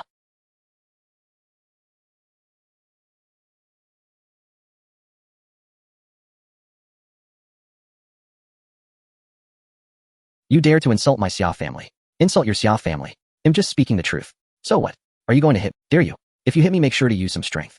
Wang Huan proudly leaned his face closer to Xia Ming, even pointing to his own face, urging Xia Ming to take action. He was certain that Xia Ming would not dare to make a move. This situation had occurred countless times before. The Xia family always acted like turtles, never daring to provoke the Wang family. But this time he was overly confident. In an instant, a fist whistled through the air and struck his face hard, sending him flying several meters away, sliding across the ground. Xia Ming tightened his fists, a sunny smile on his face, as he said, "Everyone heard it, he told me to hit him." He had been waiting for this moment for a long time. Previously, due to the oppressive power of Xia Yuan, any action taken against other clan disciples would result in severe family punishment. They could only endure in silence. Now, having received the latest order from Xia Changming, anyone who insulted or humiliated the Xia family would be repaid in kind. The members of the Xia family had long endured this. The onlookers and the Wang family were momentarily stunned, standing there in confusion. What was happening? Did the Xia family take the wrong medicine today?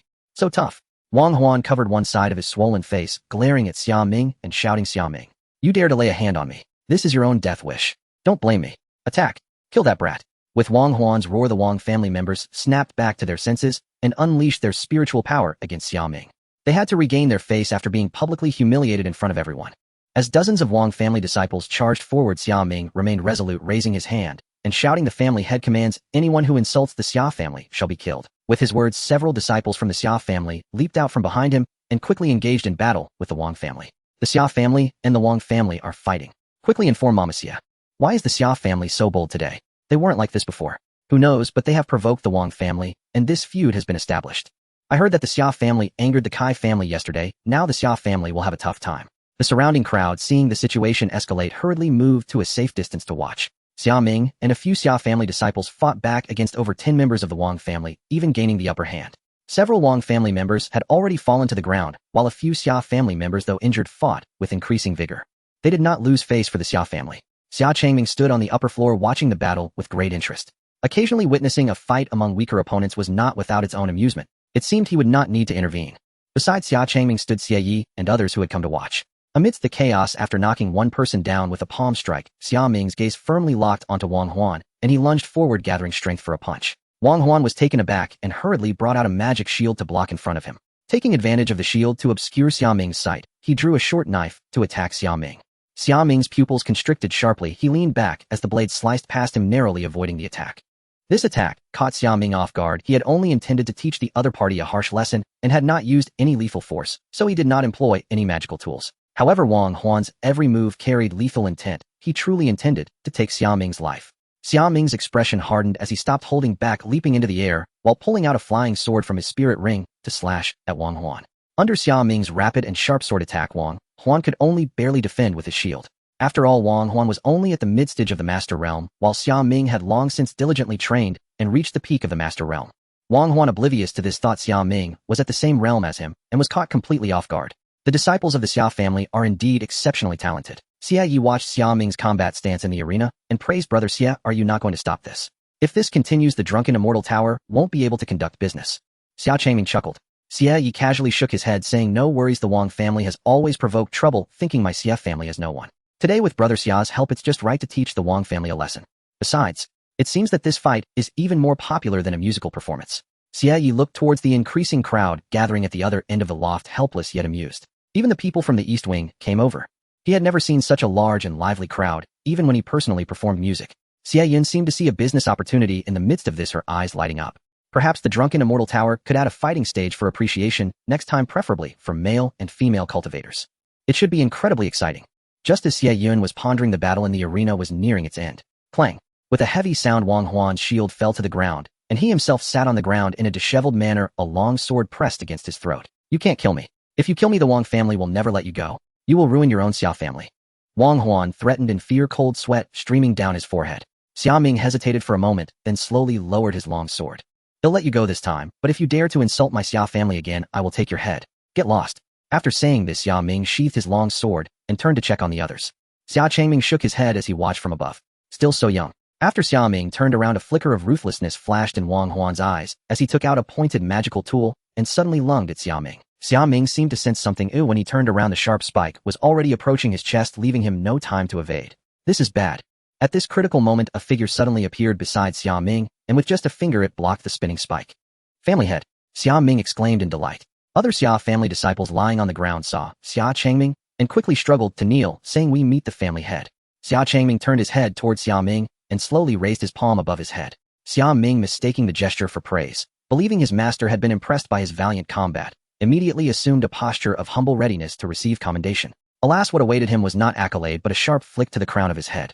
Clutching his skull in bewilderment, Xia Ming stared up at Xia Changming, who spoke at last with quiet detachment. "Do you even realize how many grave errors you committed in that battle?" Xia Ming blinked, utterly bewildered, and shook his head. "First, when confronting an enemy who openly declares your death as his intent, you must never hold back. Especially when his strength rivals your own. You must fight with absolute unreserved resolve." Xia Changming's expression hardened into stern severity. "Second, mercy has no place on the battlefield.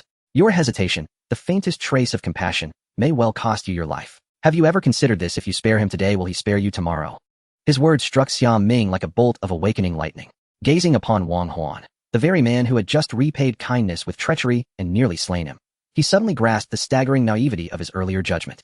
To have faltered at mere threats, to have spared a viper out of misplaced fear, had nearly doomed not only himself, but others as well. "I stand humbly instructed, Patriarch. It was my grave negligence." Xia Ming confessed shamefaced. Xia Changming gave a slow, approving nod, then fixed his glacial gaze upon Wang Huan and continued. "Third, never expose your back to an enemy. Unless, and only then, he lies dead." At those final words, Wang Huan trembled violently, cold sweat drenching his spine. He tried to flee, but his legs were rooted as though bound by invisible chains. "You cannot kill."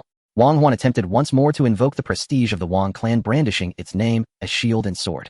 But before the sentence could fully escape his lips, Xia Changming flicked his finger, and the needle-like dagger reversed midair, piercing Wang Huan's chest with lethal precision. Wang Huan's eyes bulged wide, filled with raw terror and disbelief, as he gazed down at the hollow void where his heart had been. Then without a sound, he crumpled lifelessly to the ground. Xia Yi stood transfixed, watching Xia Changming, arms clasped behind his back, bearing himself with sovereign composure and unshakable defiance, and felt anew the pang of regret that the proposed marriage had not come to pass. No longer the easygoing, affable figure who had conversed with Xia Yi moments before, Xia Changming now loomed like a drawn celestial blade, aloof, imperious, radiating the chilling aura of one who held dominion over life and death. He had slain Wang Huan without so much as a blink, utterly disregarding the Wang clan's dignity. How terrifying! A sudden sharp rhythm of applause shattered the silence. 3 crisp claps echoing across the stillness. Instinctively, every gaze swiveled toward the source. There strode forward a man clad in golden embroidered robes, his countenance sharp and severe. At his side walked a gaunt elder with a wispy goatee. Upon recognizing the newcomer, faces paled with apprehension. "Wang Tung, why is he here?" "Undoubtedly he's come again to court Xia Hualing. This slaughterer kills at the slightest provocation, and has ruined countless women. Who would dare wed him? Shu, do you wish to die?" Wang Tung ignored the murmurs entirely. Glancing indifferently at Wang Huan's corpse, he broke into another round of applause, and praised Xia Changming with genuine admiration. "Excellent. Killed superbly. You are the new patriarch of the Xia clan." "Indeed," Xia Changming replied, cool and unruffled. Wang Tung's eyes narrowed. His gaze sharpened, his expression growing feverishly intense. 2 Wang clan disciples, close friends of Wang Huan, rushed forward and prostrated themselves before Wang Tung, sobbing uncontrollably. "Young master, you must avenge Wang Huan and us. The Xia clan dares to trample us with impunity, disregarding both the Wang clan and your honor. You must uphold justice for us." Veins pulsed violently along Wang Teng's temples, murderous intent roiled from him like black storm clouds. Yet that killing fury was not directed at Xia Changming. It fell upon the 2 kneeling disciples. Without uttering a word, Wang Tung's arm lashed out like a cleaver, and severed both heads in one fluid, brutal stroke. Silence crashed down like a tomb lid. 2 headless bodies slumped at Wang Tung's feet, casually stepped over as though they were refuse. How utterly tedious. Can't you see I'm in the midst of something thrilling? Fools. You've disgraced the Wang clan beyond redemption. Losers have no right to breathe in this world. As he delivered that final line, Wang Tung deliberately turned his gaze towards Xia Changming, his meaning unmistakable. A challenge. Xia Changming smiled. Seeing that smile, Wang Tung laughed in turn, his entire being thrumming with battle lust, his blood singing with the intoxicating promise of slaughter. It had been far too long since he'd felt such exhilaration. "I can feel it. You're one of us. A soul that hungers for blood, and lives for carnage. In that instant, Wang Teng embraced Xia Changming, not as a rival, but as kin. The way Xia Changming had dispatched Wang Huan, so effortlessly, so coldly, as if discarding trash, was precisely what ignited Wang Teng's fervent adoration. Being claimed as kin by a deranged slaughterer brought Xia Changming no joy whatsoever. He frowned faintly and said, tone flat and dismissive, "I am nothing like you, monster. Not like me." Wang Teng's voice dropped to a glacial whisper. "Humph. We'll find out soon enough." Through steel, instantly his killing intent erupted. Air itself seemed to freeze, thickened by a palpable, suffocating malice that coalesced like solid ice. Xia Changming was genuinely startled. Never before had he encountered such bone-deep, almost tangible malevolence, so potent it verged on physical manifestation. Just as Wang Teng tensed to strike, the goateed elder beside him stepped forward and intervened calmly. "Young master, have you forgotten the vow you swore to the patriarch before leaving? Old manager Wang, mind your own affairs. Or shall I add you to my tally of corpses?" Wang Teng arched a contemptuous brow in threat. Unmoved, Wang Yun replied with serene indifference. "This servant believes you utterly. My wretched life means nothing. But should you break your oath, you'll be confined once more to the silent cells upon your return. I urge you, young master, to reflect carefully. Don't drag that decrepit old man into this." Wang Teng roared, but reluctantly reined in his overwhelming killing intent. "What a wretched interruption. Next time we meet, I will kill you. I await you whenever you dare." Xia Changming met Wang Teng's gaze unflinchingly, voice calm and unshaken. Though he could have ended Wang Teng then and there, he saw no need. After all, the Wang clan had yet to launch any true assault against the Xia clan. Only petty skirmishes, minor provocations. Moreover, acting prematurely would play directly into the hands of someone else entirely. Of course, if Wang Teng chose to throw away his life, that would be another matter altogether. Few had dared meet his gaze so boldly in years.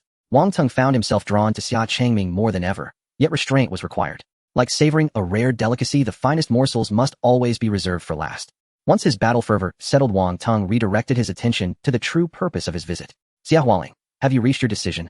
Marry me, or watch the Xia clan vanish from Tiandu, erased from existence." He declared it with brazen arrogance, utterly indifferent to standing on Xia clan soil. Xia Yi and Xia Yun frowned deeply. Dozens of Xia clan youths surged with outrage, some already drawing blades ready to charge. "Wang Teng, don't push us too far. Do you think the Xia clan has no warriors left? Let me lead men down and teach him a lesson, young master. Yes, even death is preferable to surrendering our honor." A Xia clan guard stepped forward to request permission, but Xia Yi raised a hand, halting him with a slow, solemn shake of his head. The Xia clan was already the weakest among them. Until the true identity of their father's killer was uncovered, open war with the Wang clan would be catastrophic and costly in needless bloodshed. Nor could they afford further senseless loss. Xia Hualing stepped forward herself, her gaze lingering first upon Wang Teng, then shifting deliberately to Xia Changming, as if weighing silent possibilities. After a moment's pause, she parted her lips and announced clearly before the assembled crowd, "I, Xia Hualing, have already chosen my beloved." Everyone followed Xia Hualing's gaze and looked at Xia Changming. In an instant, Xia Changming became the focus of attention. He appeared quite innocent. "No, why are you all staring at me? It's not me. I am a man with a wife." No wonder Miss Hualing has never agreed to anyone. It turns out she has already secretly given her heart. But Xia Changming has only just returned. How could he act so quickly? Xia Changming is handsome and powerful, being one of the 4 great families. If I were a woman, I would like him too. Upon hearing that Xia Hualing is already taken, many people felt a sense of sorrow, as if they were experiencing an unbegun tragic love affair, crying in a heart-wrenching manner that brought tears to the onlookers. "Hualing, my Hualing, how can I live without you? I disagree. I won't allow it. Do I want to duel him?" The speaker, filled with grief and anger, was the head of a small sect who had just lost his wife. Recently infatuated with Xia Hualing, he attended her performances every day, spending lavishly. He had nearly exhausted all the finances of his sect, but had never even seen Xia Hualing. The person beside him hurriedly reminded the man, "Brother Tang, do not blame me for not reminding you. This person is the master of the Xia family, rumored to be at the Tianzuan realm. Do you understand?" "Oh, then it's fine. Misunderstanding." The man instantly regained his composure, his expression relaxed, as if nothing had happened. On the sidelines, Wang Teng listened to Xia Hualing publicly declare her affections, and immediately turned his anger toward the person she mentioned. Seeing that it was Xia Changming, the bloodthirsty and combative feelings he had just barely suppressed almost reignited. Wang Teng calmed his restless bloodlust, revealing a cruel smile on his face. "Good, very good. Now this is interesting. Since ancient times beautiful women are paired with heroes, only the strong deserve to possess power. Once I kill you and take her, that will be splendid." Wang Teng continued, speaking to himself, seemingly quite pleased, and after laughing heartily he turned and left. The steward Wang beside him glanced at Xia Changming with a serious expression before following Wang Teng. Seeing Wang Teng leave so willingly surprised everyone. What happened? This killing god left so easily. Many of the newcomers had come to see if Xia Changming's strength was indeed as formidable as rumored. Once Wang Teng left, the audience lost interest, gradually departing from the Zhe, Xian, Lu Sum, heading to the East Wing for entertainment. The chaotic battle between Xia Ming and Wang Huan also stirred many people's blood. Xia Yi furrowed his brows, standing on the stairs watching Wang Teng swagger away. He couldn't help but feel regret. If Wang Tung had made a move, he could have used Xia Changming's hand to cripple the Wang family. This way the relationship between the Xia and Xia families would become even more solidified. After most people had left, Xia Hualing gracefully descended the stairs, landing in front of Xia Changming and bowed apologetically. "I'm sorry, Lord Xia. I said that in haste just now." Xia Changming gazed meaningfully at Xia Hualing without speaking. Why did he always feel that she had said that on purpose? On one hand, it diverted Wang Tung's attention from her to him. As long as he didn't die, Wang Tung would likely not trouble her again, allowing her to retreat safely. On the other hand, everyone in Xianlu heard her announcement. Surely someone would speculate about her relationship with him. Once it was established that their relationship was special, no one would dare disturb her anymore. It was equivalent to using him as a shield against all suitors. It was hard not to make Xia Changming feel that she had said that, and thinking Xia Changming might be angry, Xia Hualing hurriedly said with even more apology, "If Lord Xia feels troubled, I can immediately clarify everything to everyone. No need, what's done is done, I'll let it be as it is." Xia Changming shook his head. Since the words had been spoken, any further explanation would be futile and could very well muddy the waters. "Brother Xia, then I shall take my leave." "Thank you, Brother Xia, for saving me today," Xia Yi said, cupping his hands in farewell. Xia Changming turned to leave, noticing that Xia Ming was still standing there in a daze, and called out, "Why are you still standing there foolishly? Let's go." Oh. Xia Ming had been immersed in shock. At Xia Changming's call, he snapped back to reality, hurriedly quickened. After Xia Changming and his group left, the scene was left in disarray, littered with debris. Seeing this, Xie Yun couldn't. "It seems that the performances at Xianlu will be temporarily halted. My top girl has openly declared her affection, which will undoubtedly reduce our income, alas." "Aunt Xia, I'm sorry." Xia Yi and Xia Hualing both apologized to Xie Yun. "I'm just venting my frustrations. You are no longer the young master, but the head of the Xia family now, and I will follow any of your decisions." Xie Yun replied sternly, her charm and flamboyance replaced with a sense of calm and steadiness. Knowing that Wang Tung was bound to come today, Xia Yi still decided to invite Xia Changming to meet at Xianlu, even sending a few free tickets to Xia Ming, inviting the Xia family to come. Xie Yun knew that today's conflict was inevitable. Even if Xia Changming rejected cooperation with the Xia family today, provoking a conflict that led to Xia Changming taking action would still allow people to see him at Xianlu. By then, the Wang and Kai families would naturally misinterpret that the Xia and Xia families had united. All of this was part of Xia Yi's plan. For the sake of the Xia family, this small sacrifice was nothing. On the way back, Xia Ming followed Xia Changming, looking as if he had something to say, but hesitated. Seeing Xia Ming reluctant to speak, Xia Changming directly asked, "What's wrong? Why are you acting so hesitant? Just say what you want to say." "Lord Patriarch, can I speak now?" Xia Ming said cautiously. Xia Changming found it quite amusing and straightforwardly said, "Go ahead, do you think I would hit you or something?" Upon hearing this, Xia Ming mustered his courage and said, "Patriarch, how can you do such a thing?" "Oh." Xia Changming was taken aback by this question. "What did I do?" Xia Ming leaned closer, covering his mouth, and continued cheerfully, "You just married not long ago, and now you're secretly meeting with the Xia family songstress, Adze, Xianlu. This is unacceptable. If the madam and the old madam find out, they will definitely be angry." Xia Changming. Xia Changming, without saying a word, gave Xia Ming another thump on the head. "What nonsense are you thinking? I came to Xianlu just to discuss serious matters with Xie Yi. My relationship with Xia Hualing is purely platonic." Xia Ming held his aching head, secretly berating himself. They clearly agreed not to hit me. He clearly saw Xia Hualing walking into the inner room. Regarding Xia Changming's explanation, Xia Ming's expression fluctuated. He really wanted to believe his family head, but no one would go to Xianlu to talk about life ideals and discuss poetry and songs. So Xia Ming felt that Xia Changming must be hiding something. Should he tell the madam and the old madam about this? Xia Ming was caught in a dilemma. However, Xia Changming's visit to Xianlu to win over the #1 songstress in Tiandu had already spread. It had already reached Su Yueli's ears. As night fell on Changming Peak, Xia Changming floated down, noticing the courtyard was shrouded in darkness and silence, the rooms devoid of light, leaving him with a hint of confusion. Why has that little girl gone to rest so early today? To avoid disturbing her, Xia Changming tiptoed to the door, and gently, with a creak, as soon as the door revealed a small gap, Xia Changming sensed something was amiss. Suddenly, a formation appeared beneath his feet, trapping him within several purple iron chains, surged up, tightly wrapping around his entire body. Even his hands were bound by the chains, rendering him unable to move. Almost simultaneously, Su Yueli, who had been hiding within, dashed out a silver light, aimed directly at Xia Changming's brow. Even in such a life-and-death moment, Xia Changming maintained a calm demeanor, leisurely tilting his head as the sword nearly swept through his hair, severing a few strands of dark silk. "My dear, are you trying to murder your husband?" Xia Changming remained still, his expression teasing as he said, "Isn't it just a matter of returning a bit late? That can't be a crime, can it?" Since he had enforced familial discipline upon her last time, Su Yueli had been much more subdued these past few days, refraining from attacking him. Having not faced assassination for several days made him somewhat careless. He almost forgot that his wife was a demoness empress.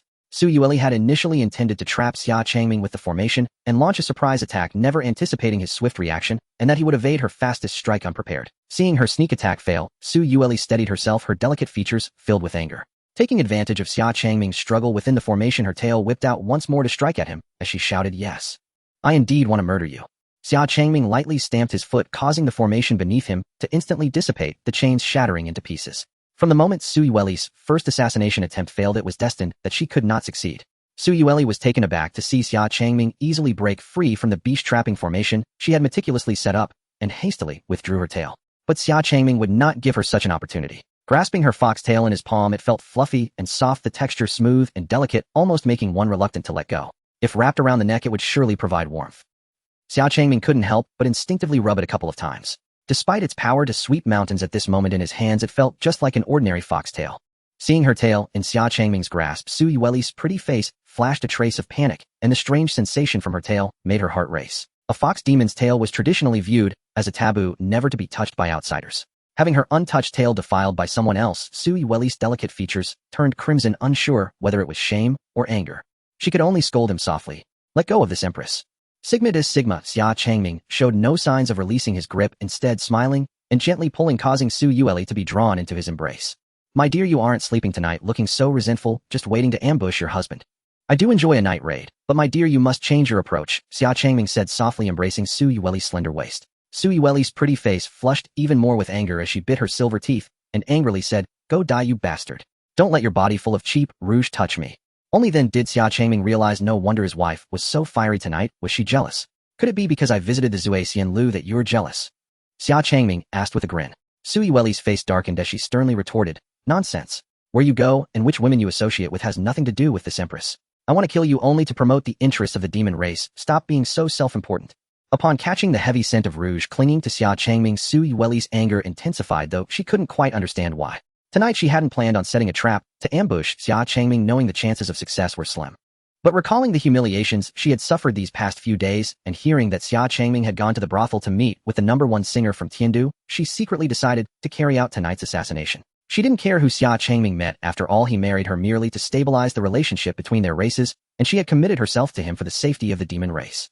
Yet the rumors about Xia Changming had been rampant, damaging her reputation. It was just that she couldn't bear it. After all, she had no idea when she would obtain a divine artifact to counter him, so it was better to take another risk and seek success. Unlike the last time when she ambushed him while he was asleep, the lethal demon poison in her body had completely healed. Moreover, after reinforcing it with the Tai Ling golden pill, she was now in her prime state. Su Yueli unleashed several tails, once more launching a fresh assault on Xia Changming. Xia Changming, unable to defend against multiple tails, had to release Su Yueli's tail and waist, lightly tapping the ground with his toes to evade. "My dear, you're quite fiery tonight. Let me make you a bowl of ginger soup later." Taking advantage of this, Su Yueli broke free from Xia Changming's embrace, executing a graceful spin, and once again swung her sword towards him. Xia Changming leaned back, narrowly avoiding Su Yueli's slash, as the swift sword light instantly cleaved half the tisk. "It seems my dear intends to keep me from sleeping tonight." Xia Changming teased with his hands behind his back, displaying a rather joyful expression. Seeing this, Su Yueli's pretty face showed anger, biting her silver teeth, her spiritual energy surging as she charged forward with her sword. "This Empress will make sure you never wake up again." Xia Changming dodged and maneuvered, continuously evading Su Yueli's fierce sword light and blade aura. Despite her using all her skills, she couldn't touch him at all. Taking advantage of a gap after Su Yueli's strike, Miss Xia Changming seized her wrist and leaned in closer to whisper softly in her ear, "All right, my dear, stop making a fuss. Let me explain. Be good, put the sword down first." Hearing such words reminiscent of coaxing a child, Su Yueli's face turned red with anger, her body trembling, her chest heaving up and down as she glared at Xia Changming while biting her silver teeth. "Stop making a fuss. What does he mean? In his eyes, her anger is merely a joke."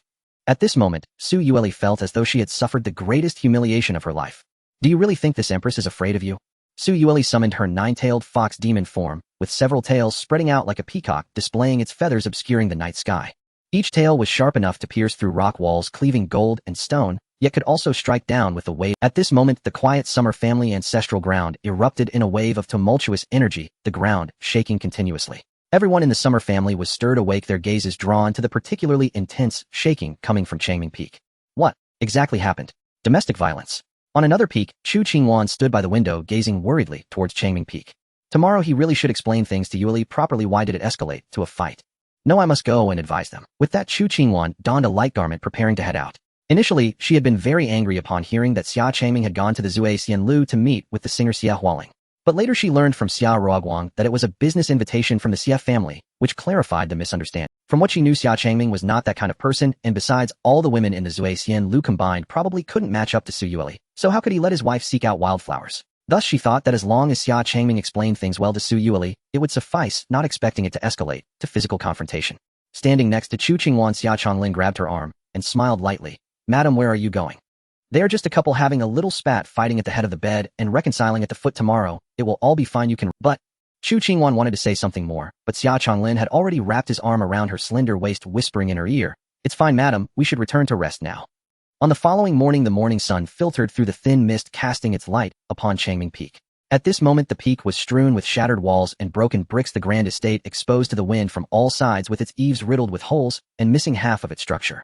After a night of fierce battle between Xia Changming and Su Yueli, only devastation remained. Xia Ming, who had just reached the summit, stood there in shock at the sight.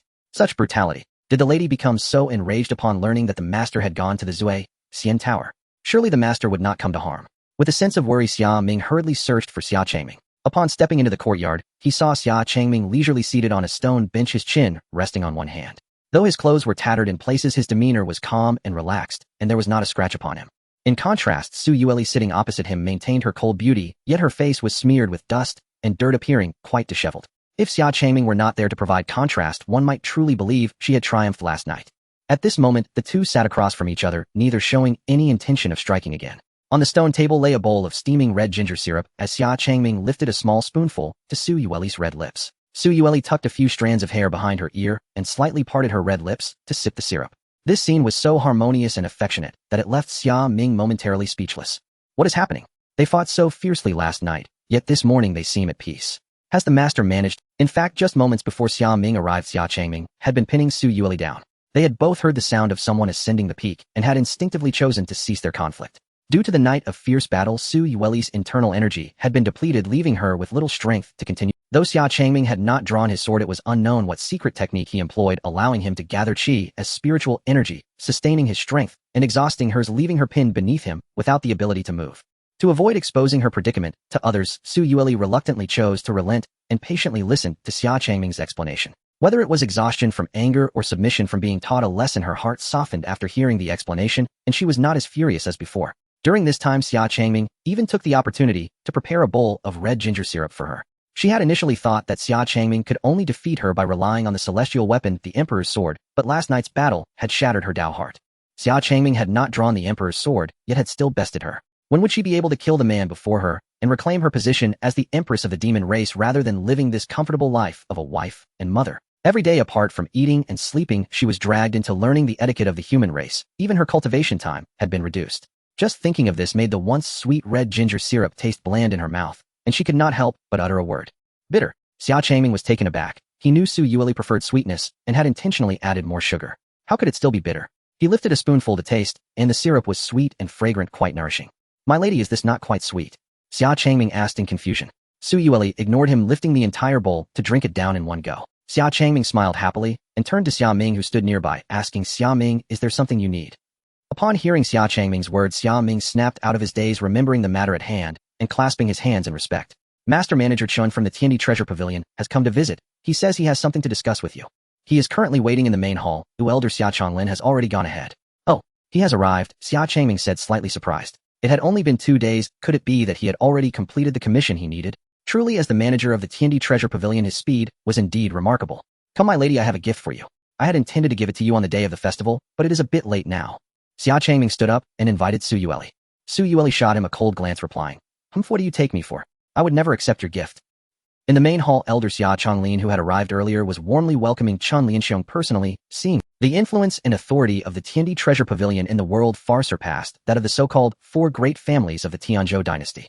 It was known to all that during the festival 2 days prior, Xia Changming had taken Su Yueli to the Tiandi Treasure Pavilion and had nearly beaten the Kai family's 2 sons, Kai Kuan, half to death. Everyone was aware of the Tiandi Treasure Pavilion's rules, which strictly prohibited causing a ruckus or taking action within. Now that Chun Lianxiong had come personally, elder Xia Changlin, who was not fully aware of the situation, thought that the Tiandi Treasure Pavilion had come to seek justice, so he was exceptionally courteous and polite.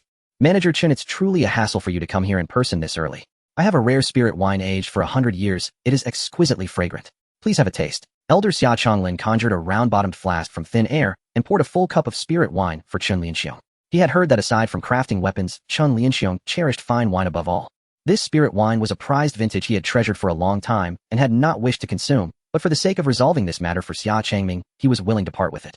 The moment Chun Lianxiong caught a whiff of the enticing aroma of the wine, he immediately raised the cup and downed it in one gulp.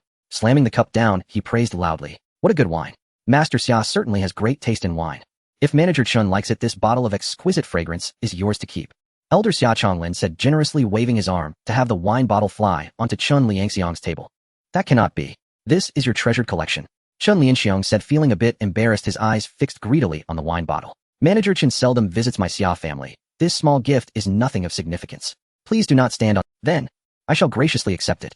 Since he was already on this path, to refuse further would be to thwart the goodwill of the other party. Chun Lianxiong carefully tucked the wine bottle into his bosom and thanked Elder Xia Changming again, saying, Thank you, Master Xia, for your generosity. Seeing Chun Lianxiong in good spirits, Elder Xia Changming felt much more at ease and no longer stood on ceremony attempting to inquire. I wonder if Manager Chun has come specifically to see my son today. Originally, I had only come to deliver something for the commission, but unexpectedly, I received fine wine as well. Chun Lianxiong replied with a cheerful smile, indeed. I have come specifically to find the head of the Xia family. As expected, Chun Lianxiong's words confirmed Elder Xia Changming's suspicions. Chun Lianxiong had come to seek justice. Elder Xia Changming quickly rose and clasped his hands in apology, saying, Manager Chun, I am truly sorry. My son has only just returned and was unaware of the rules of the Tianyi Treasure Pavilion. Oh, please do not hold it against him. The sudden apology left Chun Lianxiong bewildered, unable to even lift his wine cup. What was happening here? Just as Chun Lianxiong was at a loss, the figures of Xia Changming and Su Yueli slowly appeared outside the main hall. Upon entering, Xia Changming looked at Xia Changming in confusion and asked, Father, what are you doing? Before heading to the main hall, Xia Changming and Su Yueli first took some time to rest.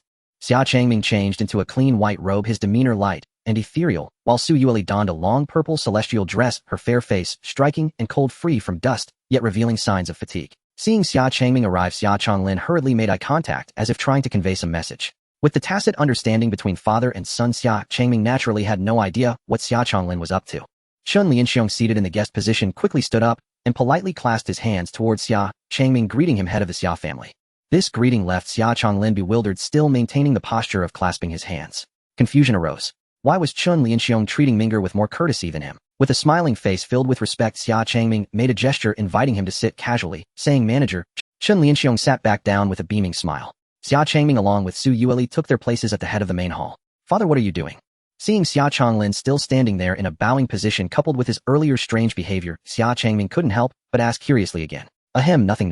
Xia Changming cleared his throat to cover his embarrassment, and after sitting down couldn't suppress his curiosity, asking Chun Lianxiong, where were we just now? Alright, what business do you have with Ming'er?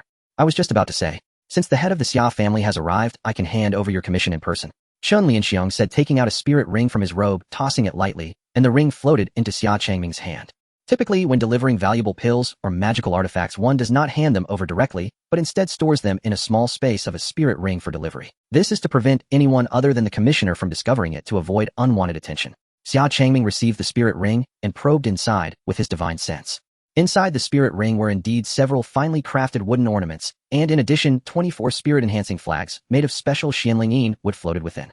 With a gentle wave of his hand, the jade bracelet, wooden hairpin, and the 24 spirit-enhancing flags flew out from the spirit ring, swirling and hovering above the main hall. Each piece was jet black and glossy with a texture akin to jade. As they appeared, the spiritual energy in the grand hall seemed to gather. Xia Changming recognized the origin of the wooden bracelet's material. He knew the black wooden door was extraordinary, but did not expect it to have such effects when crafted into wooden ornaments. Though it appeared to be ordinary jewelry, it was not inferior to most spiritual artifacts. As expected of Manager Chun, being able to complete these in such a short time is truly remarkable. After confirming everything was in order, Xia Changming returned the items to the spirit ring and sincerely praised. Chun Lianxiong had always been dismissive of flattery from others, but this time was different. After Xia Changming left the Tianyi Treasure Pavilion, Ling Ling had transmitted a message to the pavilion to explain everything to his father. Unexpectedly, not only was there no punishment, but he was also greatly praised and directly agreed to the collaboration between the Tianyi Treasure Pavilion and the Xia family. Moreover, it was said that whatever the Xia family requested would be granted. No need to report back to him. The Tianyi Treasure Pavilion, which had always maintained neutrality and never interfered, had unexpectedly formed a secret alliance with the Xia family for Xia Changming. This made Chun Lianxiong even more certain that Xia Changming's identity was extraordinary, hence, he was increased. To fulfill Xia Changming's commission, he had put aside all other matters, focusing solely on completing it, pouring all his energy into each task. At this moment, receiving praise from Xia Changming made Chen Lianxiong immensely happy, and he politely clasped his hand saying, "I wouldn't dare to neglect the head of the Xia family's commission. If there is anything else needed, next time feel free to instruct me." Chen Lianxiong said cheerfully, then as if remembering something waved his hand and countless pills and elixirs appeared at his feet. He returned all the pills and elixirs that Xia Changming had previously gifted to the Tianyi treasure pavilion. "My pavilion master said that since the head of the Xia family saved my son's life, we owe a great debt of gratitude, so there is no reason to accept gifts." Saying this, Chen Lianxiong took out a jet black card that shimmered with dark golden light from his robe and handed it to Xia Changming with both hands. Additionally, this is the Tianyi treasure pavilion's most precious black gold card. Only one person in the world possesses this card, and you are the second. As long as you present this card at any Tianyi treasure pavilion, you will be regarded as an honored guest. Xia Chonglin looked dumbfounded, unable to believe his eyes as he rubbed them, doubting whether he was dreaming. Why was the Tianyi treasure pavilion being so courteous to Xia Changming? Even he had never heard of this black gold card. To be regarded as an honored guest by the Tianyi treasure pavilion was an honor of great magnitude. Xia Changming had not expected such gratitude from the Tianyi treasure pavilion. Was it only because he saved Ling Ling? After a moment's thought, Xia Changming still reached out to accept the black gold card. After all, he wasn't at a loss, so why not? Seeing Xia Changming accept the black gold card, Chen Lianxiong then clasped his hands and said, "If the head of the Xia family has any other matters, feel free to send someone to contact me at the Tianyi treasure pavilion. I will take my leave now. Manager Chen, take care." Xia Changming politely saw him off, preparing to escort him outside this. Unexpectedly, Chen Lianxiong instead declined politely, saying there's no need for the head of the Xia family to personally send me off. Also, just call me Xiao Chen from now on. Oh, calling me Manager Chen feels too distant. From now on, we are family. Family. Xiao Chonglin had just begun to recover from his shock when he accidentally spewed the tea he had just sipped, coughing several times, his expression filled with astonishment. The relationship between the Tianyi treasure pavilion and the Xia family was developing far too quickly. They had inexplicably become family. Moreover, wasn't it rumored that the Tianyi treasure pavilion never favored any particular force? Why did today's event seem to challenge all his perceptions? Not only Xia Chonglin, but even Xia Changming was filled with confusion. His intuition told him that the Tianyi treasure pavilion was not treating him so favorably simply because he saved Ling Ling. Though he couldn't fathom the reason, he was still glad that the Tianyi treasure pavilion was actively trying to curry favor with the Xia family. He forced out a few parting words. "Well, Xiao Chen, I won't see you off." Addressing a man significantly older than him this way felt rather awkward.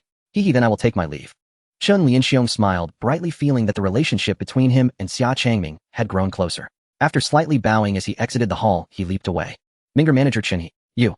Xia Chonglin stared blankly at Chen Lianxiong as he departed, finally unable to restrain himself from asking. Xia Changming simply explained that he had happened to save Ling Ling's life at the Tianyi treasure pavilion. Xia Chonglin nodded in partial understanding, thinking it was because Xia Changming saved Ling Ling that the Tianyi treasure pavilion treated him so courteously. Being favored by the Tianyi treasure pavilion was a rare opportunity for the Xia family. Xia Changming, however, did not place much importance on the Tianyi treasure pavilion. Now that he had received the items, it was time to begin carving the spirit gathering array. After obtaining the jewelry and artifacts made from the mysterious wood, Xia Changming returned to a dense forest on Changming Peak, preparing to carve the gathering spirit talisman.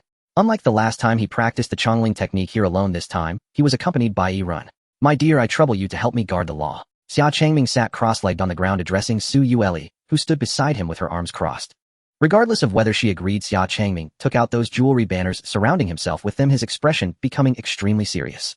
Carving talismans involves using spiritual power as a carving knife, gradually infusing it into the runes, allowing several special runes to resonate and form different talisman arrays. This process demands extremely strict control over the spiritual power. The runes must be 100% accurate, allowing not a single deviation. Otherwise, not only would the talisman array fail to activate, but the gathering spirit banner bearing the carved spiritual power would also be destroyed due to chaotic spiritual energy. Though Xia Changming had learned talisman carving from his master, it was only for simple patterns. Attempting to carve a high-level gathering spirit array was a first for him, requiring intense focus. Thus, he called Su Yueli to stand by him to guard him and prevent any disturbances. Su Yueli stood beside him, looking cold. She did not understand why she had to guard this guy. Clearly, there were so many people in the Xia family. Why did it have to be her? She had yet to see the promised gift. Su Yueli was initially reluctant, but thought that if she was dragged off to learn the skills of human women and children, it was better to stay beside Xia Changming. At least she could find some time to practice. Seeing Xia Changming's divine sense settle, fully engrossed in his task, Su Yueli sat down 100 meters away, drawing in the spiritual energy of heaven and earth to replenish the energy she had expended last night. On the other side, Xia Changming concentrated spiritual power at his fingertips, which elongated under his delicate control, resembling a very fine blade fixed at the tip of his finger.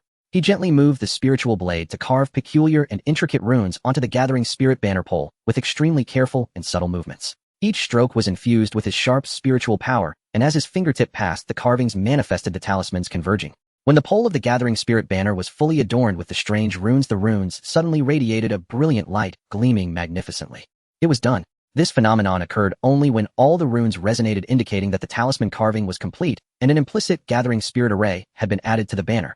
Naturally, Su Yueli, who was meditating nearby to restore her spiritual energy, was drawn to the dazzling light, her beautiful eyes involuntarily glancing at the gathering spirit banner floating before Xia Changming. Her pretty face was taken aback.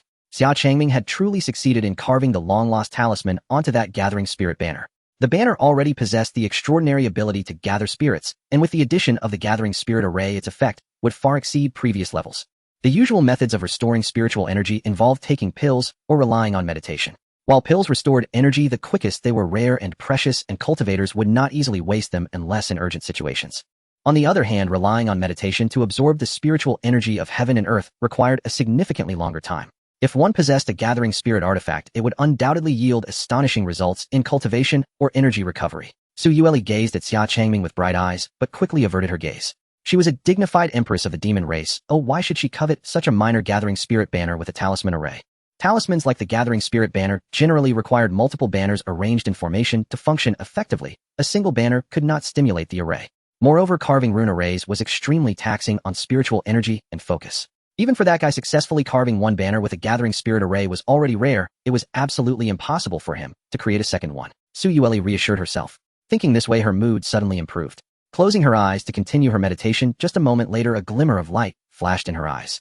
The dazzling light was so intense that she could even feel it with her eyes closed. Su Yueli widened her beautiful eyes, her lips parting involuntarily, her pretty face filled with disbelief. After a while, another completed gathering spirit banner appeared in front of Xia Changming. He had successfully carved another one. How could this be possible? Unable to believe the reality before her, Su Yueli lost interest in continuing her meditation and quietly watched as Xia Changming painstakingly carved the runes.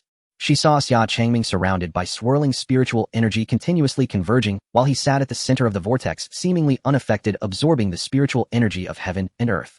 The more Su Yueli watched, the more her heart raced, her mouth agape, and unable to close her mind, already in turmoil. This guy's understanding of spiritual power had likely reached a state of harmony between heaven and man. In Su Yueli's astonished gaze, Xia Changming carved the gathering spirit arrays onto one banner pole after. Moreover, his carving speed became increasingly proficient. Each carving was completed faster than the last, and soon he had finished all 24 gathering spirit banners. All 24 were successful without a single one damaged. Su Yueli was dumbfounded. Her mind was filled with shock, and she could not calm down for a long time. Xia Changming's strength was already above hers, and he seemed to possess a talent for alchemy. Now he easily carved the long-lost talismans. It was truly unbelievable. Such an incredibly gifted young man exists in this world, yet he is human. If he were of the demon race, what would it matter if he were my husband? Su Yueli couldn't help but entertain this hopeful thought, only to quickly shake her head, dispelling such distractions and maintaining her composure. That thought was too terrifying. How could I ever be the wife of this detestable guy? It is impossible, absolutely impossible. Meanwhile, Xia Changming was inspecting the completed gathering spirit banners one by one. He had not anticipated it to be this easy. As he carved, he gradually realized that the more he carved, the easier it became, his spiritual blade flowing freely and moving at will. Initially, he was worried about failing a few times and had specially asked Qin Lianxiong to refine 24 gathering spirit banners as a backup, but he never expected that all of them would succeed. This seemed to be attributed to the Chongling technique he had mastered not long ago. After learning the Chongling technique, Xia Changming's grasp and perception of spiritual power surpassed his previous levels. His control over the spiritual blade reached a state of complete freedom, unlike before when he had to be more cautious. This significantly reduced unnecessary spiritual energy consumption, preserving most of his power. Coupled with the gathering spirit element of the Chongling technique, the accumulation of energy became effortless. With the protection of the Chongling technique, Xia Changming was filled with confidence. Without a second thought, he began the talisman carving on the wooden bracelets and hairpins. His talisman carving skills were now sufficient to stand at the top of the world, unmatched by any. Compared to the narrow flagpole, the wooden bracelets were slightly wider and easier to carve. In just a few strokes, Xia Changming completed the carving of the wooden bracelets meant for Xia Chonglin and Chu Qingwan. Finally, there remained a pair of wooden hairpins, and Xia Changming slowed down, becoming even more focused and immersed in his carving. Watching Xia Changming become completely engrossed, Su Yueli quietly conjured a bold idea. At this moment, with Xia Changming fully focused and undistracted, why not take the opportunity to launch a surprise attack? As soon as this thought surfaced, Su Yueli quickly dismissed it. Now that her spiritual energy had not yet recovered, if she acted, she might not succeed in her surprise attack, and it could instead provoke his anger. Not a good idea. Until she could acquire a celestial artifact to contend with him, it was better to continue biding her time. Just as Su Yueli was lost in thought, Xia Changming had already completed the carving of the wooden hairpin in his hand and waved to her with a smile. "My dear, come here." Why did he call me over? Did he detect my intention to ambush? Su Yueli thought to herself with a guilty conscience. Her body obediently moved towards Xia Changming, though she remained on guard at all times. What do you want from me? I am quite busy, so speak plainly. Upon approaching Xia Changming, Su Yueli asked. Xia Changming smiled lightly, providing no further explanation, simply saying, turn around. Su Yueli lightly frowned, hesitating for a moment before complying, and turning around, glancing at Xia Changming from the corner of her eye. What on earth is he planning? He is acting all mysterious. Fortunately, it seems he hasn't discovered her ulterior motives. Su Yueli thought, when suddenly her hairpin was removed, and her silvery hair cascaded down to her waist. Since Su Yueli arrived at the Xia family, Xia Changming had been responsible for her grooming every day. No matter how many times he had touched it or seen it, Xia Changming couldn't help but marvel at how delicate and smooth Su Yueli's silvery hair was shining brilliantly. The silvery strands danced lightly in his hands, slipping away if not held tightly. Su Yueli glanced over and saw Xia Changming deftly combing her silvery hair and tying it up with a new hairpin. Su Yueli silently allowed Xia Changming to style her hair. Ever since she left the demon tribe, he had been the one to do it, and she had gradually gotten used to it. But she didn't understand why he needed to put a new hairpin on her. All right, my wife, he said. After securing the hairpin, Xia Changming took out a mirror and placed it in front of Su Yueli, saying, here is the gift I promised you earlier. After being restyled, her silvery hair appeared even more dense and dazzling, the bun atop her head adorned with a few strands cascading down her back, while a few strands framed her face, enhancing her stunning and cold beauty. What stood out the most were the two wooden hairpins secured at the top of her head. The wooden pins were arranged one above the other, woven into her silvery hair, shiny and smooth, like jade, resembling two small boats crossing a river of stars, particularly eye-catching. The ends of the hairpins were intricately carved with two lifelike foxes, each pin positioned to form a glance shared between the two foxes. At first glance, Su Yueli noticed these two hairpins. Her beautiful eyes immediately captivated. It wasn't just because of their exquisite craftsmanship, but because the hairpins were engraved with shimmering runes of spiritual energy. These two hairpins were also inscribed with a gathering spirit formation. No wonder when she put them on, she felt a soothing sensation as faint spiritual energy drifted into her body from the peaks. Is this the gift he prepared for her? He was so serious earlier just to carve a hairpin for her. For some reason, Su Yueli, who had never received a gift before, felt a stirring in her heart. My wife, do you like it? Xia Changming leaned in close to Su Yueli's neck, smiling as he asked. Su Yueli's face flushed slightly, fearing her thoughts were exposed. She turned her head in a huff and said, Humph, I don't like it. It's just two hairpins. I have countless of them in my demon palace. Oh really? Since my wife doesn't like them and isn't in need of them, then I shall let it go. I suppose I should give these two hairpins to a girl who appreciates them instead. Xia Changming feigned disappointment, reaching to take the hairpins from Su Yueli's silvery hair. Su Yueli instinctively covered the hairpins, stepping back from Xia Changming. Only upon seeing his teasing smile did she realize she had been tricked, her face flushing with anger. This guy is doing this on purpose. Su Yueli bit her silver teeth lightly, then regained her cold demeanor, stating with a straight face, though I don't like them, I don't hate them either. Besides, don't you humans value etiquette the most? Since you gave them to me, they naturally belong to me. Once I grow tired of them, I'll find a place to discard them.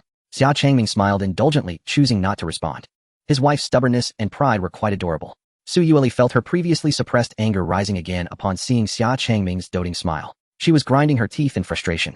Xia Changming completely ignored Su Yueli's fury and took out the 12 gathering spirit flags he had carved.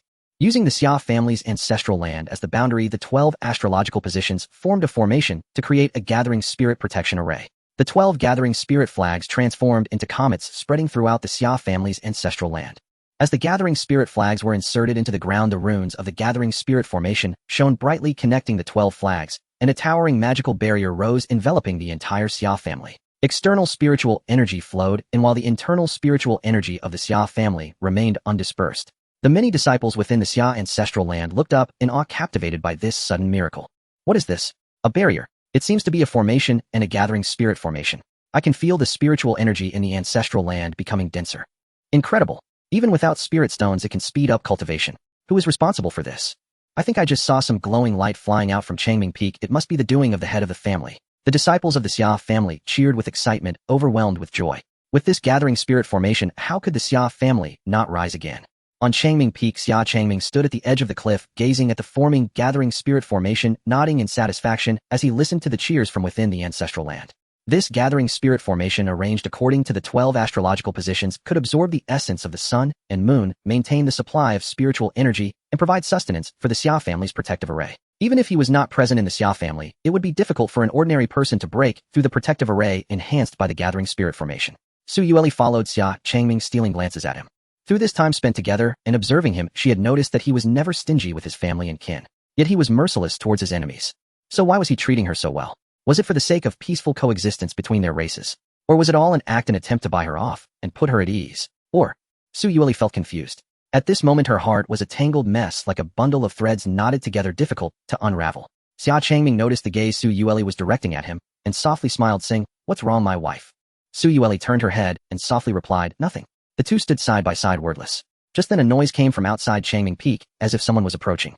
At the foot of Changming Peak a man clad in dark armor, with sharp features, stood straight. Xia Ming followed beside the man, earnestly persuading him. "Commander Yue, the family head, is busy and may not come out for a while." Yu Zuotian's expression remained calm as he leaned against the spear he had planted into the ground, arms crossed, quietly waiting. Xia Ming, feeling helpless, could only wait with him. Not long after Chen Lianxiong had left, Yu Zhuotian rode down from the sky stating he had urgent matters to discuss with Xia Changming. Coincidentally, Xia Ming, who was responsible for patrolling, pointed to Changming Peak and explained that Xia Changming was in seclusion and instructed him to wait in the main hall. To his surprise, Yu Zhuotian immediately urged his horse and headed straight for Changming Peak. This startled Xia Ming. Xia Changming and Su Yueli had specifically instructed that no one was to disturb them, and he couldn't let Yu Zhuotian in and ruin the family head's important matters. What if he was in the middle of something serious? "Commander Yue, what exactly do you need to discuss with my family head?"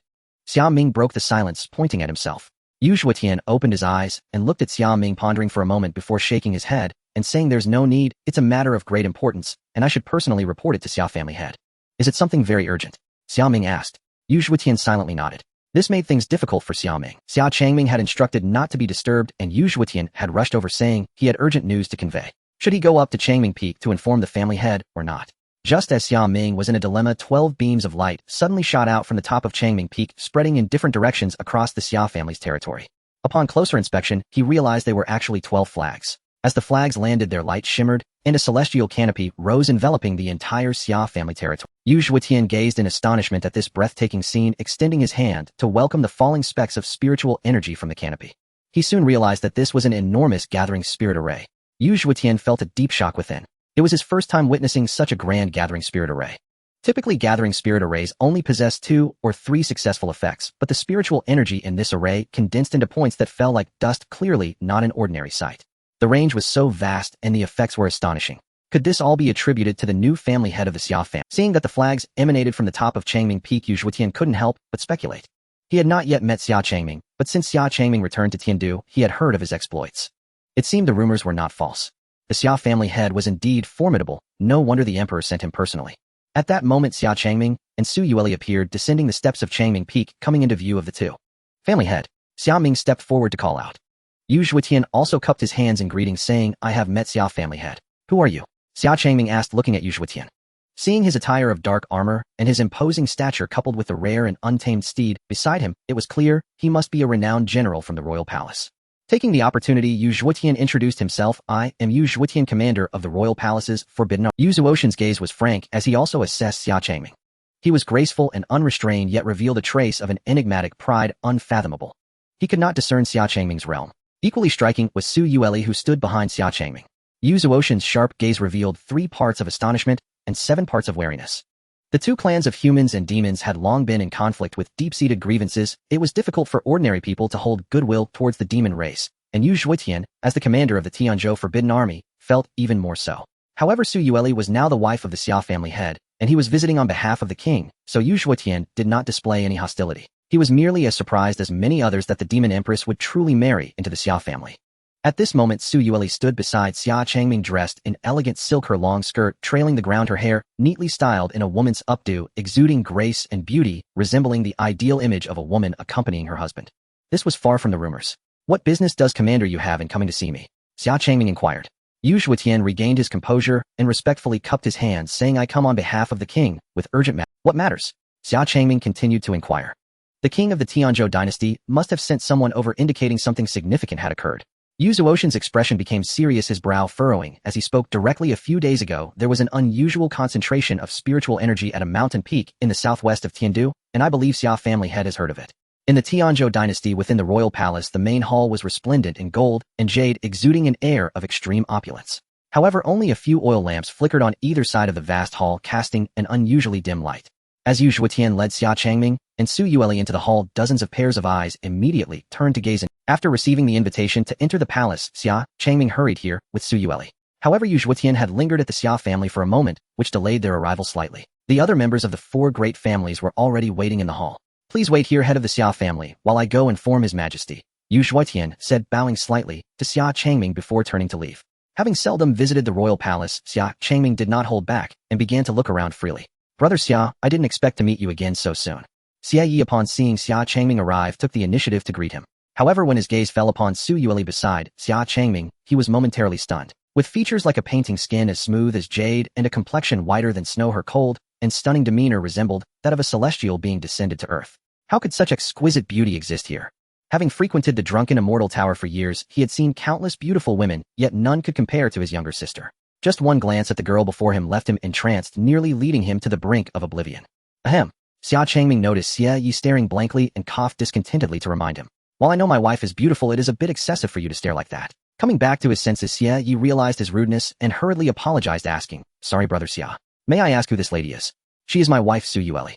Xia Changming proudly introduced her. Su Yueli cast a cold glance, clearly uninterested in acknowledging Xia Yi. However, Xia Yi was utterly astonished when he looked at Su Yueli again. His eyes now held a hint of wariness and respect. He never expected this woman to be the legendary empress of the demon clan. He had long heard of her unparalleled beauty, but seeing her in person was 100 times more stunning than the rumors. Xia Yi finally understood why Xia Changming had not even cast a glance at his younger sister that day at the drunken immortal tower. If Su Yueli was the bright moon in the night sky, then his sister Xia Hualing could only be considered a mere flicker of starlight. Fortunately, he hadn't brought her along today. Xia Yi thought to himself, relieved. Just as Xia Changming and Xia Yi were engaged in casual conversation, a malicious voice came from behind. When did the royal palace of the Tianzhou dynasty allow members of the demon clan to step foot here? Xia Changming and the others turned to see a middle-aged man with a fierce expression and eagle-like eyes striding toward them. Beside him was a tall and slender man with a pale and sinister appearance. The man stood with his hands behind his back, squinting at Xia Changming, his naked gaze extremely unsettling. These two were none other than Kai Ying, the head of the Kai family, and his eldest son Kai Jia. Xia Changming did not show them any courtesy. He smiled slightly and asked, Isn't this head of the Kai family? How is young Master Kai too? You? Kai Ying was furious, gritting his teeth, his previous mocking demeanor vanishing entirely. Kai Kuan was still lying in bed, no different from a corpse. He was most sensitive to anyone mentioning this matter. The very culprit Xia Changming dared to bring up his wounds in front of him. Xia Changming, remember this. The vengeance for my son will eventually be settled with your Xia family. Now your Xia family is no longer at the top of the 4 great families, but rather my Kai family. Kai Ying said darkly, his expression terrifying. Xia Changming merely smiled lightly and replied, I await your challenge at any time as long as head of the Kai family has the courage to act. Perhaps in the near future the Kai family will be removed from the list of the 4 great families of Tianzhou. After saying this, Xia Changming's smile turned serious and his eyes were filled with a chilling, murderous intent. The icy, killing intent pierced Kai Ying's heart like countless sharp swords, making him feel as if he were being watched closely. Kai Ying's heart trembled, and he clenched his fists tightly. A threat. A brazen threat. Xia Yi watched in admiration. He never expected that Xia Changming would dare to be so tough against Kai Ying. It seemed that in recent days the Xia family's disciples had been acting without restraint against the Kai family, which must have been authorized by him. At that moment another deep voice interjected. What a reckless young man. At such a young age, relying on a bit of talent and cultivation, you dare to be so arrogant. Hasn't your family taught you to respect your elders? The speaker was a robust man resembling a tiger with heavy footsteps that echoed with a commanding presence.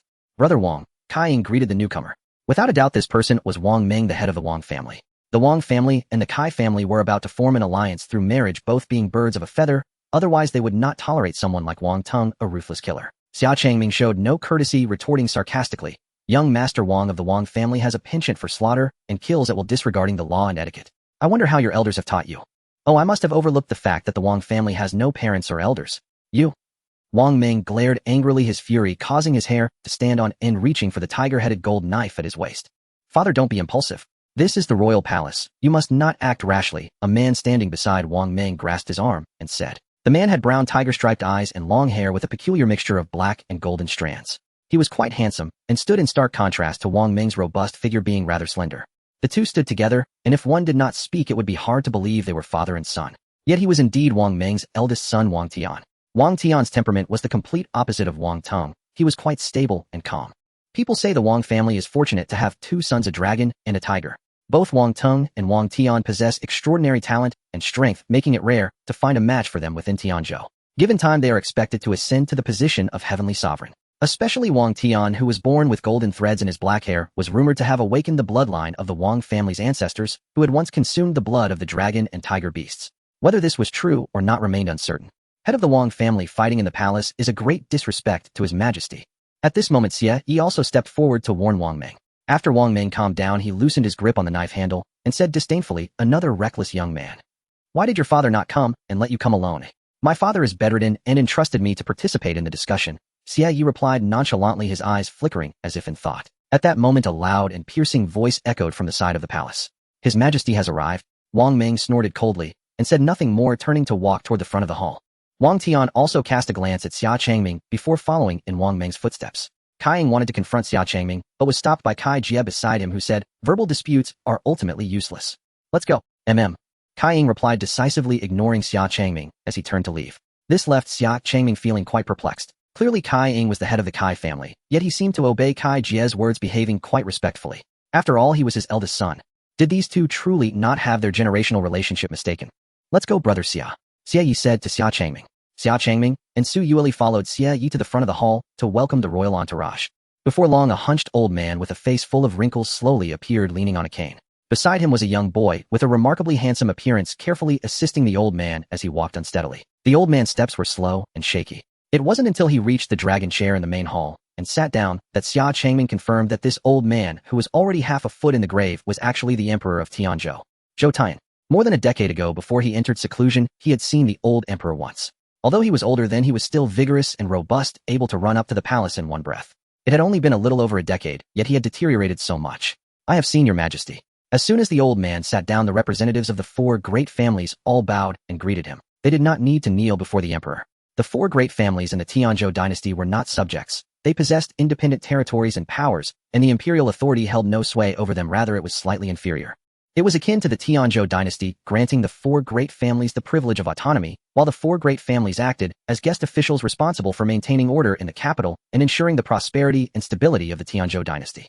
In the eyes of the four great families, the Tianzhou dynasty could barely be considered the fifth family, ranking at the very. This is why Kai Jia's Kai Kuan dared to abduct common women in the capital, and Wang Jia's Wang Tung could kill at will without facing any repercussions. Tianzhou simply did not dare to take action against them. Zhou Tian's aged gaze swept across the crowd, lingering on Xia Changming for a few seconds longer before his eyes shifted to Su Yueli standing behind him. It was unclear whether it was due to her identity as a demon or because she had not paid her respects. Perhaps it was a combination of both. In any case, Zhou Tian's gaze lingered on Su Yueli for quite some time. Su Yueli frowned lightly.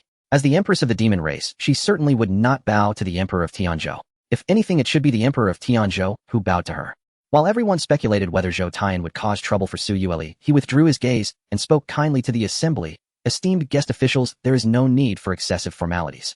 His voice was incredibly old and frail. Had it not been for the fact that everyone present was a cultivator, they might not have heard him at all. Kai Ying felt it was a great pity and puzzlement that Zhou Tian did not address Su Yueli. This old emperor didn't say anything to the empress of the demon race, which could be considered tacit approval. If Zhou Tian had personally spoken, they could have justified taking action against Su Yueli alongside the palace guards.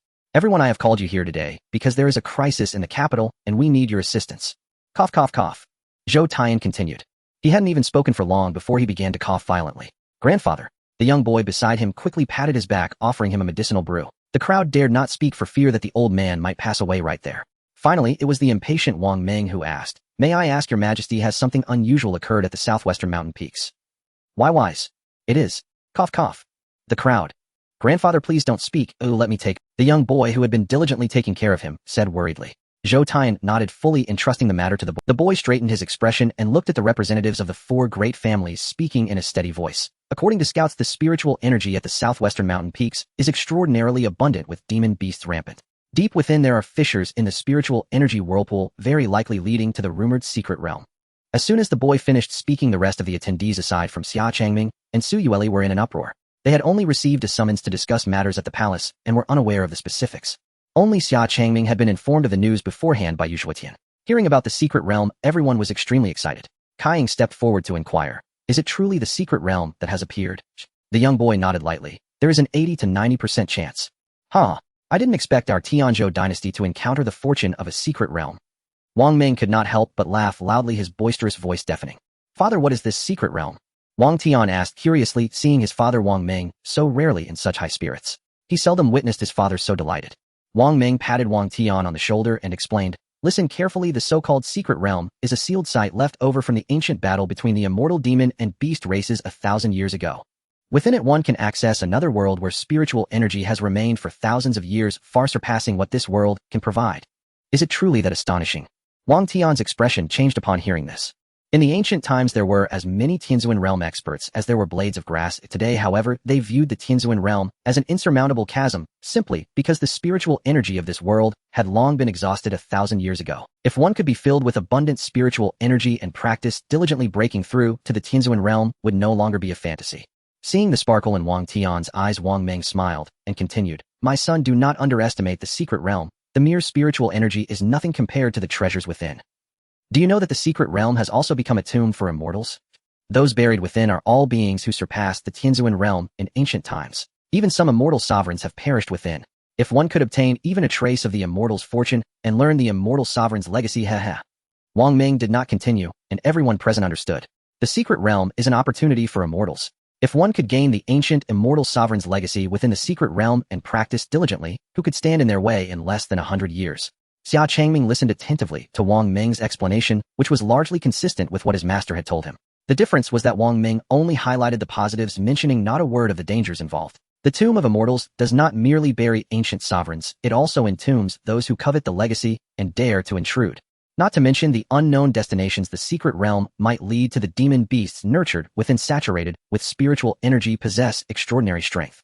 The secret realm may be alluring and the immortal fortune precious, but one must be able to enter and exit safely. As the head of the Wang family stated, the secret realm has now appeared in the southwest of our capital, and the capital cannot withstand the disruption of the demon beasts. If news spreads, it will attract countless cultivators coveting it. I have invited all families here today to discuss how we should respond.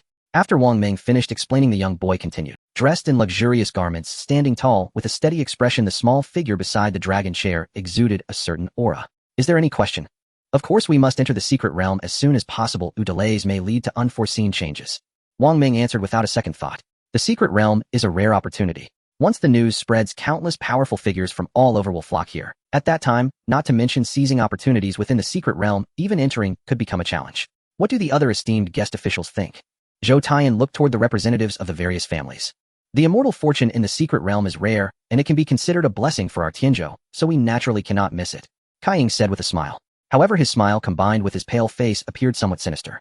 Xia Yi thought for a moment and nodded as well. Despite the dangers, such opportunities are rare and should not be overlooked.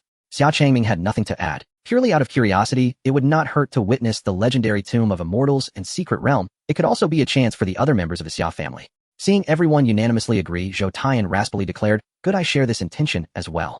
Please prepare immediately, esteemed guest officials. We will enter the Secret Realm in 3 days. We take our leave."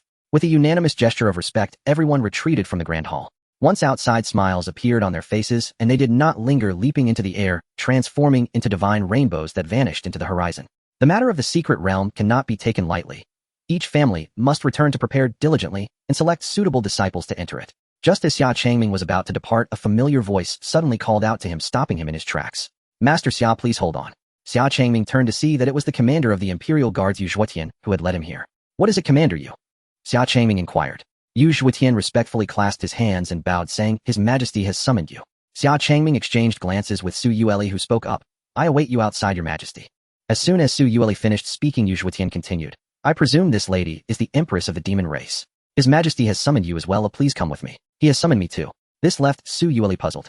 In a dynasty neighboring the demon race where conflicts had long persisted, there was hardly anything to discuss. Why would the Emperor of the human race summon her?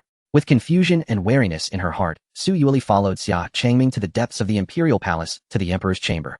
"Your Majesty, they have arrived," Yu Zhuotian reported from outside the door. "Come in." A voice deeper and more aged than before emanated from within, starkly contrasting the oppressive atmosphere of the grand hall. Is this old emperor truly ill or merely pretending? Xia Changming pondered. Yu Zhuotian pushed open the door, and as Xia Changming and Su Yueli entered the room, he closed the door behind them, standing guard with his spear. Upon entering the room, a heavy and pungent medicinal scent assaulted their senses. Su Yueli, particularly sensitive to odors, wrinkled her nose slightly, her brows knitting together. Amidst the thick scent of medicine, she also caught a whiff of a near-death aura looming in the air. Zhou Taiyan lay on a soft couch. His breath was weak, but stable, and he appeared somewhat better than in the grand hall, his half-closed dim eyes watching Xia Changming and Su Yueli. The young boy, however, sat on the edge of the bed, attentively caring for him. With the boy's support, Zhou Taiyan propped himself up against the headboard, his gaze slowly shifting to Su Yueli. He began to praise, "This must be the Empress of the demon race, am I right?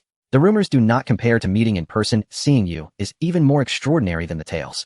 Su Yueli was taken aback by Zhou Taiyan's compliment, momentarily left in a daze. Zhou Taiyan waved for both of them to come closer. The boy slightly retreated to the side, and Xia Changming took Su Yueli's hand approaching the couch. Though Zhou Taiyan's eyes had grown old, they still sparkled with a faint light continually shifting between Xia Changming. Upon seeing the two holding hands resembling a pair of celestial lovers, Zhou Taiyan couldn't help but laugh heartily. Ha ha ha, cough cough. Xia Changming and Su Yueli exchanged glances, not understanding the reason.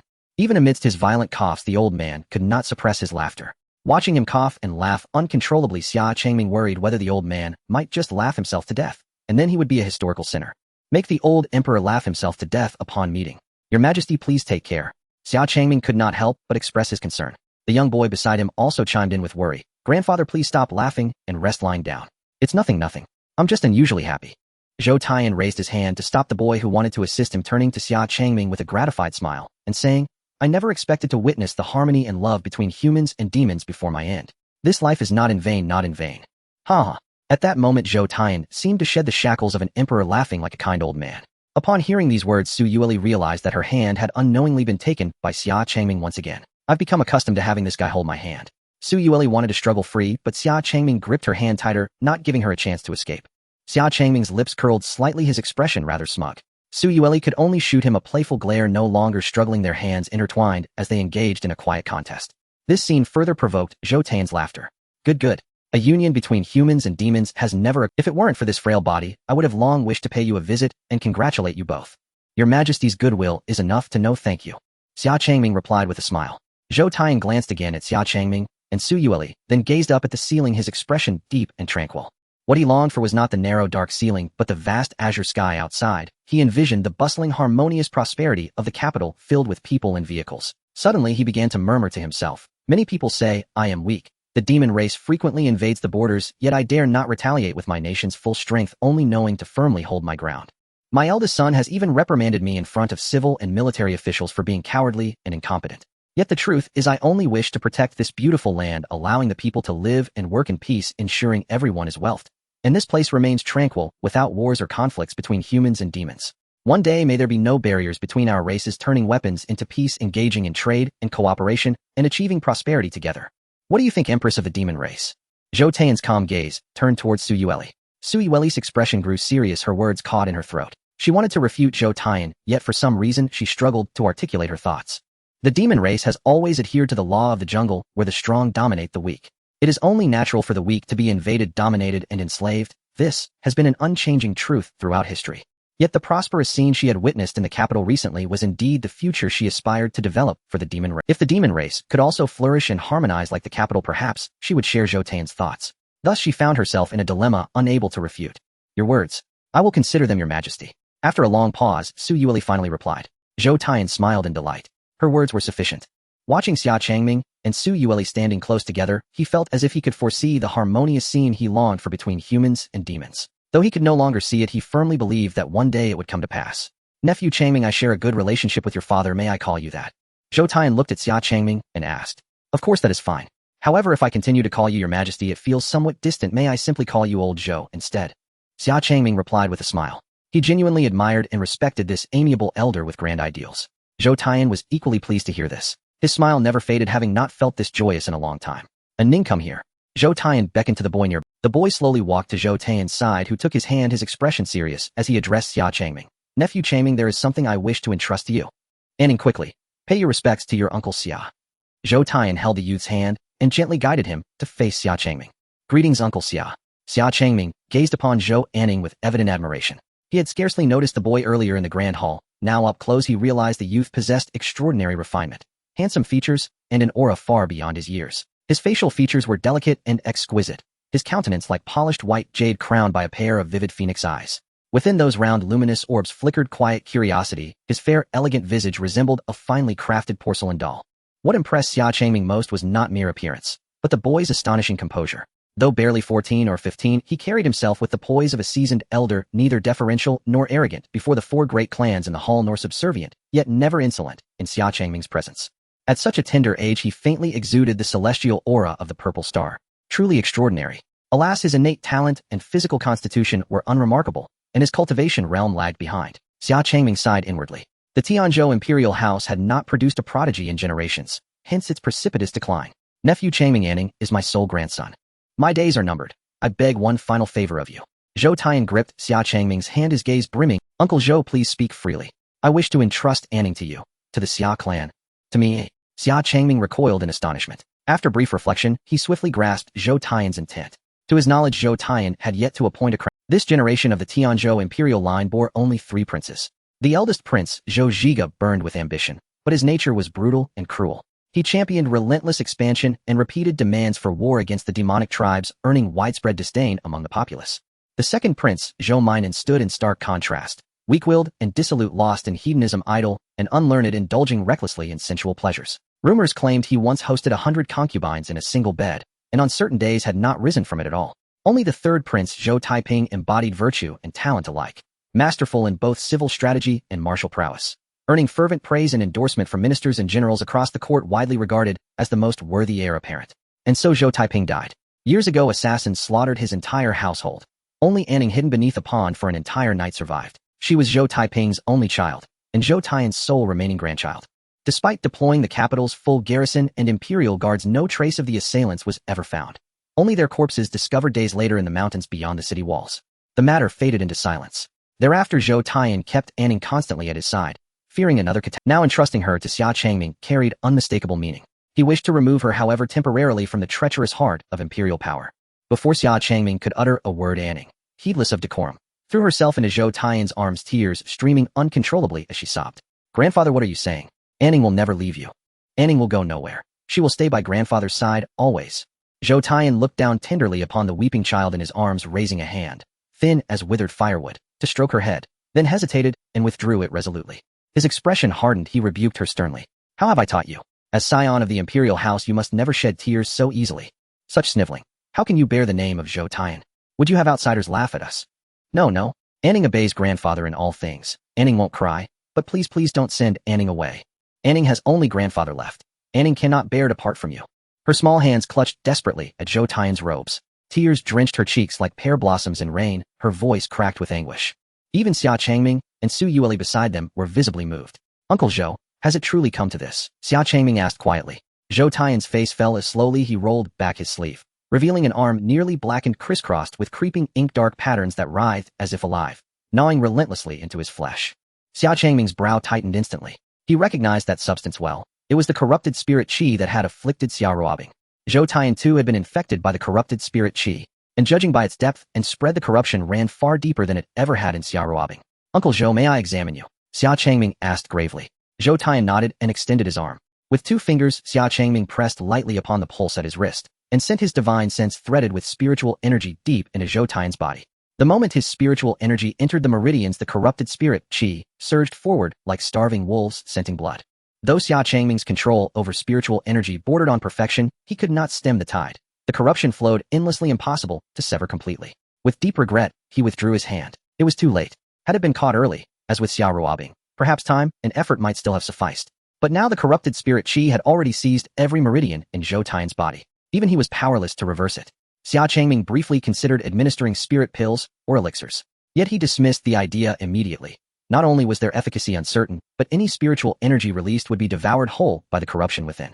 Even granting the unlikely, should the medicine somehow take effect, Zhou Taiyan's frail body could not withstand the violent surge of spiritual energy. He would likely explode before the corruption finished claiming him. A hopeless impasse. Zhou Taiyan could do nothing but await his slow, inevitable end. Uncle Zhou, when did these black marks first appear? Xia Changming asked intently. For a sovereign to be poisoned by corrupted spirit qi, like a slow, insidious venom, was a profound affront to imperial dignity. Who dared such a crime? What end did they serve? Xia Changming sensed growing complexity, a shadowy design unfolding in silence veiled in secrecy. Zhou Taiyan strained to recall, then shook his head helplessly. I cannot remember, nor when this strange malady. At first there was no discomfort, so I paid it no mind. By the time I noticed, it had already spread everywhere. From Xia Changming's eyes he read despair, but he had long accepted it. His smile remained gentle, unwavering. He had resigned himself to fate. Nor was death imminent. The frailty he displayed earlier in the palace had been a carefully staged illusion, to lull certain parties into false security. He simply had duties he could not abandon, and one sorrow he could not release. Anning. Nephew Changming, I ask you again, will you in my stead safeguard Anning for now? Zhou Taiyan pleaded once more. Xia Changming paused thoughtfully, then voiced the question weighing upon his heart. Uncle Zhou, I confess one uncertainty. Why choose me? Why choose the Xia clan? This was the very question Xia Changming had meant to ask from the start.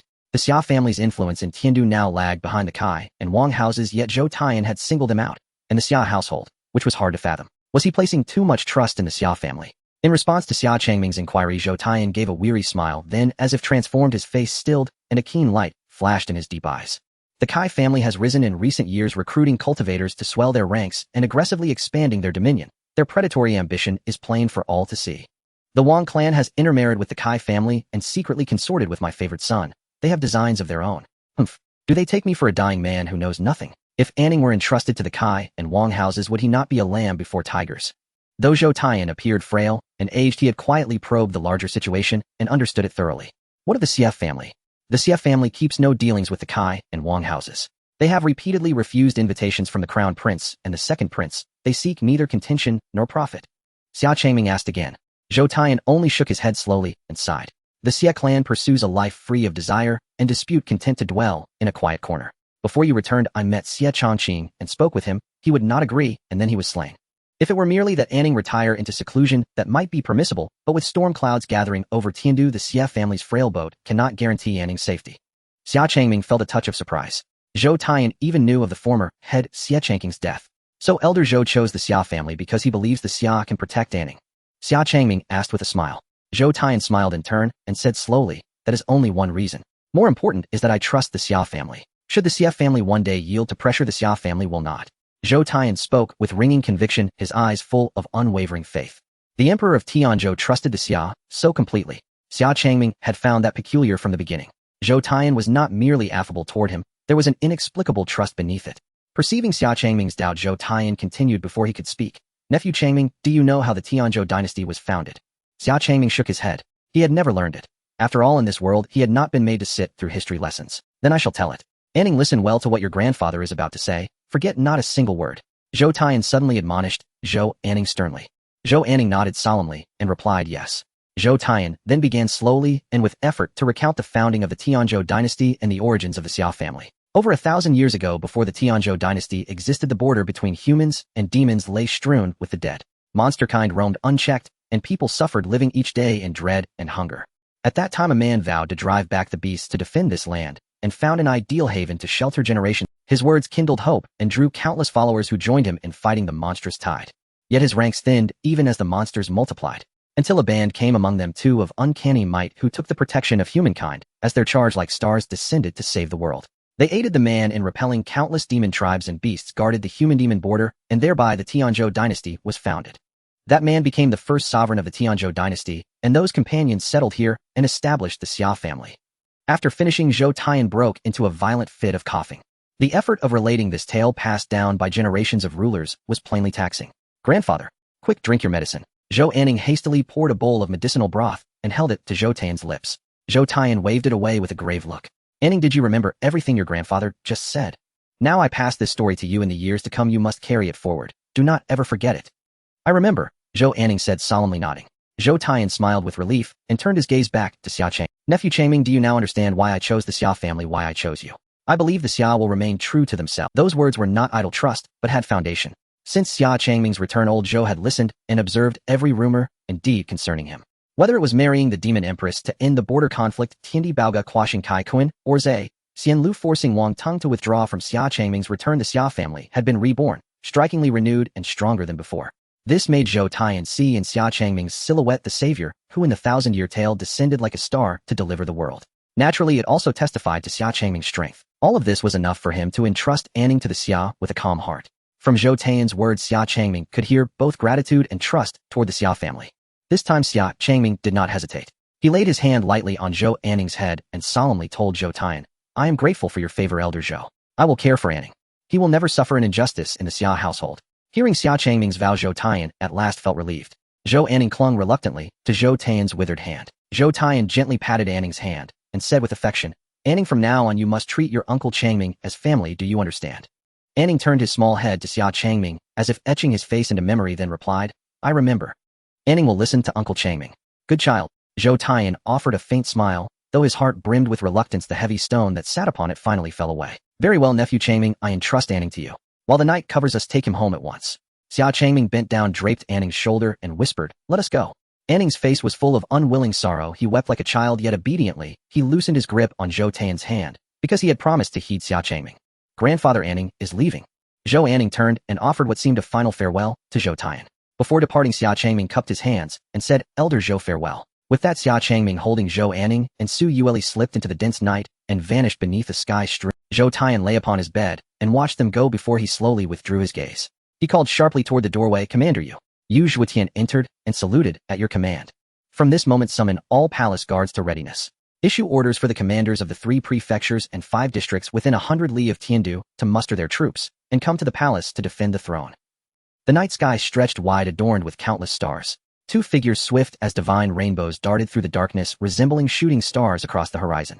Xia Changming held Zhou Anning as they traversed the night sky. The boy in his arms stared vacantly at the brilliant starry sky, lost in thought, his eyes red and marked with faint. Perhaps exhausted from crying, Zhou Anning closed his eyes and nestled deeper into Xia Changming's embrace, drifting into a deep slumber. His long eyelashes swayed gently with the breeze. His fair skin and cherry-red lips made his handsome features rival those of a girl, albeit his baby-faced visage appeared somewhat pale. Xia Changming quietly took out a blanket and draped it over him, gazing silently at his sleeping face. In his heart, he was convinced that if this boy were to don women's clothing, it would be hard to distinguish the truth. The boy felt incredibly light in his arms, not heavy at all, and Xia Changming could always catch a whiff of a faint fragrance emanating from him. This was not unusual. In the royal palace, incense was regularly burned in each chamber, and over time one would inevitably carry a hint of its scent. Su Yueli closely followed Xia Changming, her expression peculiarly fixated on the boy in his arms. "What's wrong, my dear?" Xia Changming turned his head, meeting Su Yueli's gaze, and couldn't help but ask. Su Yueli, however, turned her head away and said lightly, "It's nothing." Xia Changming was puzzled. Why were women's thoughts so difficult to fathom? Su Yueli seemed to want to say something, but held back, wearing a face of indifference and displeasure. This prompted Xia Changming to reflect on himself. Did he do something wrong that upset her?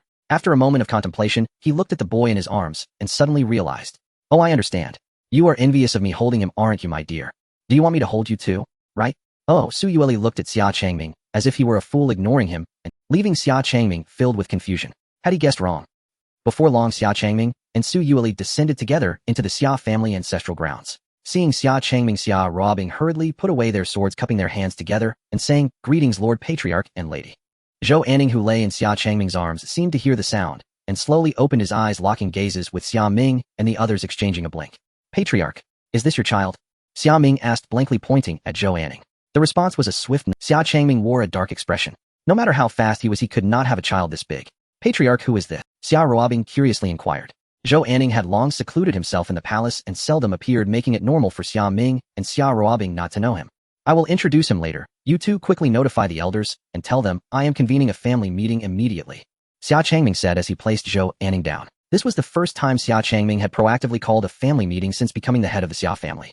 Xia Ming and Xia Ruobing, seeing Xia Changming's serious demeanor, dared not be negligent and immediately flew off to inform the elders. In a short while, the elders hurriedly gathered in the Xia family main hall. Xia Chonglin was still adjusting his clothing as he rushed in, cursing inwardly, "This brat who calls a family meeting in the middle of the night." In the Xia family main hall, Xia Changming sat steadily in the patriarch's position, with Su Yueli standing beside him. Zhou Anning was seated on Xia Changming's lap. Xia Ming and Xia Ruobing stood by observing. Typically no one else was allowed to attend family meetings, but Xia Changming permitted them to stay. "Greetings, Patriarch." Once everyone except one person had arrived, the others cupped their hands in greeting. Xia Changming scanned the room and noticed 6th Elder Xia Jun was absent, asking, "Where is 6th Elder? Why hasn't he come?" Xia Ming, who was responsible for notifying Xia Jun, stepped forward to explain, "Patriarch 6th Elder is not in the clan at the moment and is unaccounted for. Should I send someone to find him?" "No need." Xia Changming waved his hand. Xia Jun and Xia Haoyuan were in league with each other, harboring ill intentions. It was better that he was absent. "Patriarch, who is this young man?" Xia Ruoguang asked, looking at the boy sitting on Xia Changming's lap.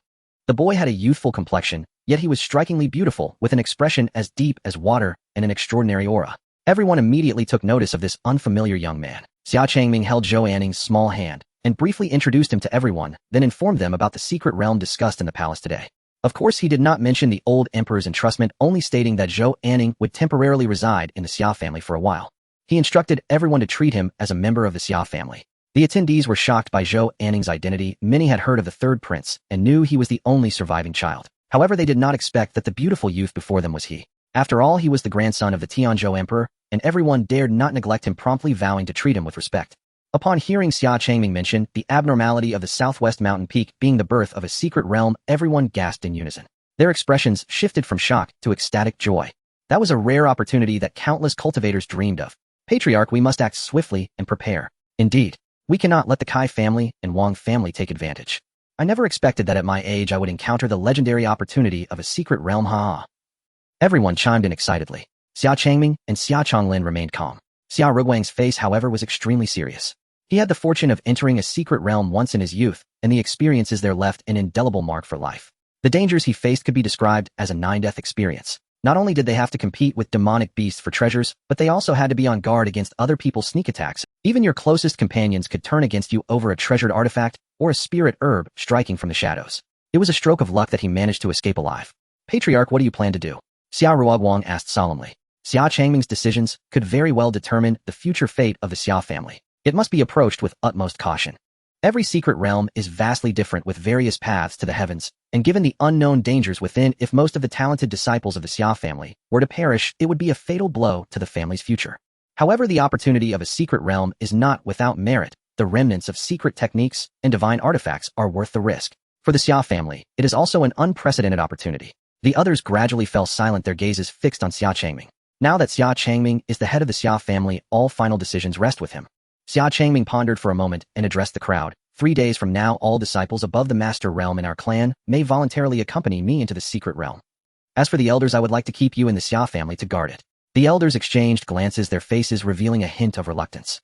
That is an unseen-a-lifetime opportunity for countless cultivators. If luck is on their side, they could obtain ancient celestial legacies and possibly elevate their realms further. Seeing this, Xia Ruoguang stepped forward first and cupped his hands to Xia Changming, saying, "At my age, with little time left, I will not interfere and wish to stay in the Xia family to guard it." After speaking, Xia Ruoguang turned to the other elders and advised, "Elders, you know best whether you can advance your own realms, so why fight for that celestial opportunity? It's better to leave the chance to the younger generation of the clan. The future of the Xia family relies on them, not on us. With the clan leader personally leading the younger generation, we can rest assured in guarding the Xia family, can't we?" Upon hearing this, the elders all lowered their heads in shame. The moment they heard about the celestial opportunity in the secret realm, their first thoughts were selfish, completely forgetting about the Xia family and the younger generation. If they all left, who would guard the Xia family? Moreover, their realms had reached their limits in this lifetime. Why not leave the opportunity for the younger generation? Understanding his intention, everyone cupped their hands and pledged, "We are all willing to stay in the Xia family to guard it for the clan leader." Xia Changming nodded appreciatively, then looked at Xia Changlin and said, "During my absence, all affairs and decisions of the Xia family will be entirely under the responsibility of my father Xia Changlin." "Yes," the elders responded. Xia Changlin also reassured Xia Changming, "Tomorrow you can take the younger generation with you. The Xia family will be safe with me here, so you can rest easy." Xia Changming gently nodded again. If possible, he had indeed hoped for the elders to accompany him into the secret realm. Even if they could not obtain any celestial legacies, cultivating for a while in that energy-rich environment would still be immense, but he could not do so. After talking with Zhou Taiyan, Xia Changming felt an ominous cloud hanging over the Tiandu, as if a storm was brewing. The Kai family had always eyed the Xia family covetously and had recently formed an alliance with the Wang family, yet there had been no movement from them, which was concerning.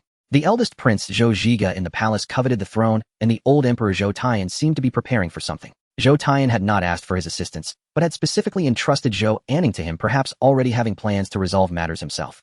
On the surface, Tiandu appeared peaceful and serene, but in reality it had long been sharpening its swords and hiding murderous intent. What unsettled Xia Changming the most was that it seemed some force was deliberately pushing these events. The assassination of the wise third prince, Zhou Taiping, the ambush of the Xia family, head Xia Changming, and the covert planting of the corrupt spirit poison within the old emperor, Zhou Taiyan, and Xia Ruobing. Many unknown mysteries remained. Xia Changming had a foreboding feeling that something significant would happen during this trip to the secret realm. "If there is nothing else, could you please notify the younger generation of the clan to prepare early? By the way, father, could the second elder stay for a moment?" Xia Changming addressed everyone. "Yes." Except for Xia Changlin and Xia Ruoguang, the other elders cupped their hands and then turned to leave. Xia Ming also happily followed them back. Just as Xia Ruobing was about to leave, she seemed to have something to say and stopped in her tracks. "Is something wrong, Ruobing?" Xia Changming asked. Xia Ruobing then leaned closer to Xia Changming and whispered, reporting to the clan leader, "Perhaps I am overthinking this. Ever since you stripped Grand Elder Xia Haoyuan of his position, he has often been absent from the Xia family. Sixth Elder Xia Jun is also often missing, which is suspicious. Before you returned, I saw Sixth Elder hurriedly leave the Xia family, not knowing where he was heading. I think we may need to keep a closer watch on those two." Xia Changming felt grateful upon hearing this and said, "All right, I understand." He was pleased that Xia Ruobing had proactively reported these matters to him. Xia Ruobing not only had a keen understanding of the overall situation, but was also highly responsible, caring deeply for the Xia family with a very meticulous mind. Su Yueli stood by, her delicate brows furrowed as she quietly observed Xia Ruobing. Just moments ago when Xia Ruobing walked past her, she caught a whiff of the scent that had lingered on Xia Changming's hands last time. After Xia Ruobing left, Xia Changming turned to Xia Changlin and said solemnly, "Father, after I leave, have all the younger members of the Xia family return to the Xia family and activate the protective array of the clan." Xia Changlin showed surprise, instantly realizing the situation was not simple, and frowned, saying, "All right, I understand." As a father, he had unconditional trust in Xia Changming's decision. Second Elder, did you manage to have the Shadow Guards investigate if there are any abnormalities with Xia Haiying? Xia Changming turned to Xia Ruoguang and asked. Xia Ruoguang bowed and replied, "Reporting to the clan leader, the Shadow Guards have sent back secret letters in recent days, and there have been no discoveries of any abnormalities." No abnormalities? How could that be? Xia Changming felt very suspicious. Considering Xia Ruobing's words, if there were no abnormalities, then why was Xia Haiyuan often absent from the Xia family, and where had he gone? He might need to investigate personally. Please have the Second Elder continue to have the Shadow Guards investigate in secret, Xia Changming instructed. He was currently unsure of whether the Shadow Guards could be trusted. To avoid alarming the snake, it was best to keep them investigate. After a series of instructions and discussions, Xia Changlin and Xia Ruoguang both left to busy themselves with the preparations for the Xia family's defenses. Inside the hall, only Xia Changming, Su Yueli, and Zhou Anning remained. Listening to the conversations of the Xia family members, Zhou Anning's eyes sparkled, seemingly lost in thought. Xia Changming lightly closed his palms, and when he opened them again, a beautiful spiritual butterfly appeared in his palm. The butterfly fluttered its wings and slowly flew into the air, dancing gracefully in the hall, circling elegantly. The butterfly flew around Zhou Anning before landing on the tip of his delicate nose. Zhou Anning watched in awe, his mouth slightly agape, his expression brightening a little. When he reached out to touch the butterfly on his nose, it suddenly took flight again. At Xia Changming's command of "Go," the butterfly transformed into a beam of light and darted out of the window, disappearing into the horizon. Zhou Anning opened his mouth, his expression one of reluctance. Xia Changming smiled slightly and extended his open palm towards Zhou Anning's face. The butterfly appeared again in Xia Changming's hand and flew onto Zhou Anning's shoulder. "Do you like it? It's yours now." Zhou Anning looked at the beautiful butterfly with delight. Xia Changming seemed to have performed a magic trick for him. In fact, the butterfly had long been sent by Xia Changming to search for the whereabouts of Xia Haiyuan and Xia Jun in the city. This butterfly was just created for the amusement of Zhou Anning. Su Yueli wore a disdainful expression, silently observing everything, and huffed, "Humph. A trick to amuse children." However, she was quite shocked that Xia Changming was able to condense a spiritual body with one hand and control it with ease. Xia Changming, unaware of why Su Yueli had been sullen and filled with grievances since the beginning, stepped forward and said to her, "My dear, I shall make one for you as well. Tada, a little bird for you." Xia Changming brought his palms together, and when he opened them again, a small green luminescent. Su Yueli's expression was indifferent as she said, "Don't take me for one of those ignorant girls. I don't want your bird." Xia Changming was quite puzzled. What was wrong with this girl? She seemed very resentful. Outside the city of Tiandu, in front of a dilapidated courtyard, that little brat Xia Changming, who hasn't even grown out of his childishness, dares to strip me of my position as the Grand Elder. How outrageous. Xia Haiyuan crushed the cup in his hand with great force, his expression dark as he roared. Ever since Xia Changming returned to the Xia family, everything had gone wrong for him. He had been publicly humiliated multiple times. Even his initial plans had been completely disrupted. Every time he thought of Xia Changming, he wished he could crush him like the cup in his hand. That kid doesn't even regard the two of us. Sitting across from Xia Haiyuan, Xia Jun also wore a gloomy expression. He raised his cup and drank it down in one go, continuing to speak angrily. "Now in the Xia family, even I, the sixth elder, have become a mere formality. No one listens to my orders. It's better not to be the sixth elder of the Xia family. What Brother Xia Jun said is right. Once the two of us worked tirelessly for the Xia family, yet that young brat has disabled your direct disciple and even took the life of my only son. Everyone in the Xia family knows you have no children or grandchildren, treating Xia Yan as if she were your own child, yet he is so cruel." Xia Haiyuan encouraged, agreeing, "It is the Xia family that is heartless towards us, not that we are unjust. Tomorrow when Xia Changming leads everyone into the secret realm, the two of us will work together to take over the Xia family from both inside and out. At that time I will be the family head, and you will be the Grand Elder, both ruling together." After saying this, Xia Haiyuan's eyes revealed a sinister glint. This time he would surely return the humiliation he suffered before multiplied. "Good. I raise a cup to you, Brother Haiyuan." Xia Jun lifted his cup and congratulated Xia Haiyuan, as if the position of Grand Elder was already within his grasp. After downing a cup of wine, Xia Haiyuan mockingly laughed. "That Xia Changming has already begun to suspect me. He foolishly sent the Xia family's secret guards to investigate me, which is utterly ridiculous."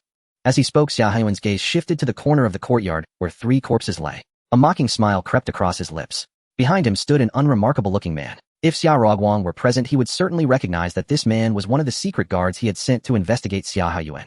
And this secret guard had long since been taken under Xia Haiyuan's wing during his tenure as Grand Elder. From the moment he mobilized the secret guard, Xia Haiyuan had been aware.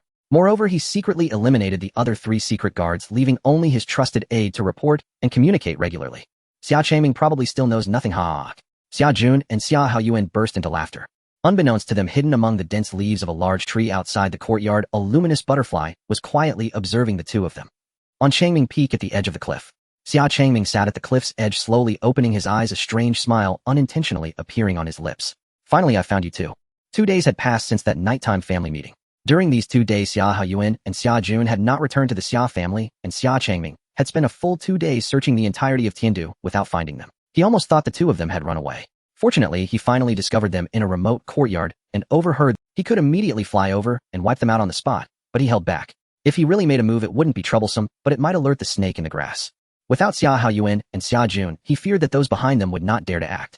Sitting beside Xia Changming, Su Yueli regarded him with a strange expression. Why did this guy suddenly start laughing out of nowhere? And it was quite eerie. Xia Changming ignored Su Yueli's gaze. After writing a message on paper, he gathered spiritual power to form a pigeon to carry the message to the bottom of Changming Peak. He transmitted the message to the other elders of the Xia family, ordering them to secretly take down Xia Haoyuan or Xia Jun as soon as they spotted them returning to the Xia family. Now that he had this ability to manifest spiritual forms which could be heard and seen, it greatly facilitated Xia Changming. Even for transmitting messages, he no longer needed to run around personally. He could simply pinch a pigeon whenever he needed. Su Yueli had long been accustomed to this. During these 2 days, the Xia family had been busy preparing for the various matters regarding entering the secret realm, and she often saw Xia Changming using spiritual pigeons to send messages. Uncle Xia. Just then a youthful voice suddenly came from behind. Zhou Anning had arrived behind Xia Changming. Anning, come here. Xia Changming smiled and waved at him. During these 2 days, Zhou Anning had maintained a solemn expression, seemingly deep in thought, rarely speaking. It was rare for him to take the initiative to seek him out. Zhou Anning quietly sat beside Xia Changming, his slender little legs gently swinging at the cliff's edge, saying nothing. Xia Changming noticed his hesitant expression as if he had something to say, so he asked, "What is it?" Anning. Zhou Anning bit his lip, finally making up his mind, turned to look at Xia Changming, and earnestly pleaded, "Uncle Xia, Anning has something to ask of you. Anning wants to enter the secret realm with you." Hearing this, Xia Changming did not immediately refute or scold, but fell. Su Yueli beside him was the first to speak. "You little brat who doesn't know the heights of the heavens and the depths of the earth. If this emperor isn't mistaken, you haven't even seen what a monster looks like, have you? Do you know what it means to enter the secret realm? It's not child's play, and no one will care about your identity there. You are merely a lamb to be slaughtered. You will die."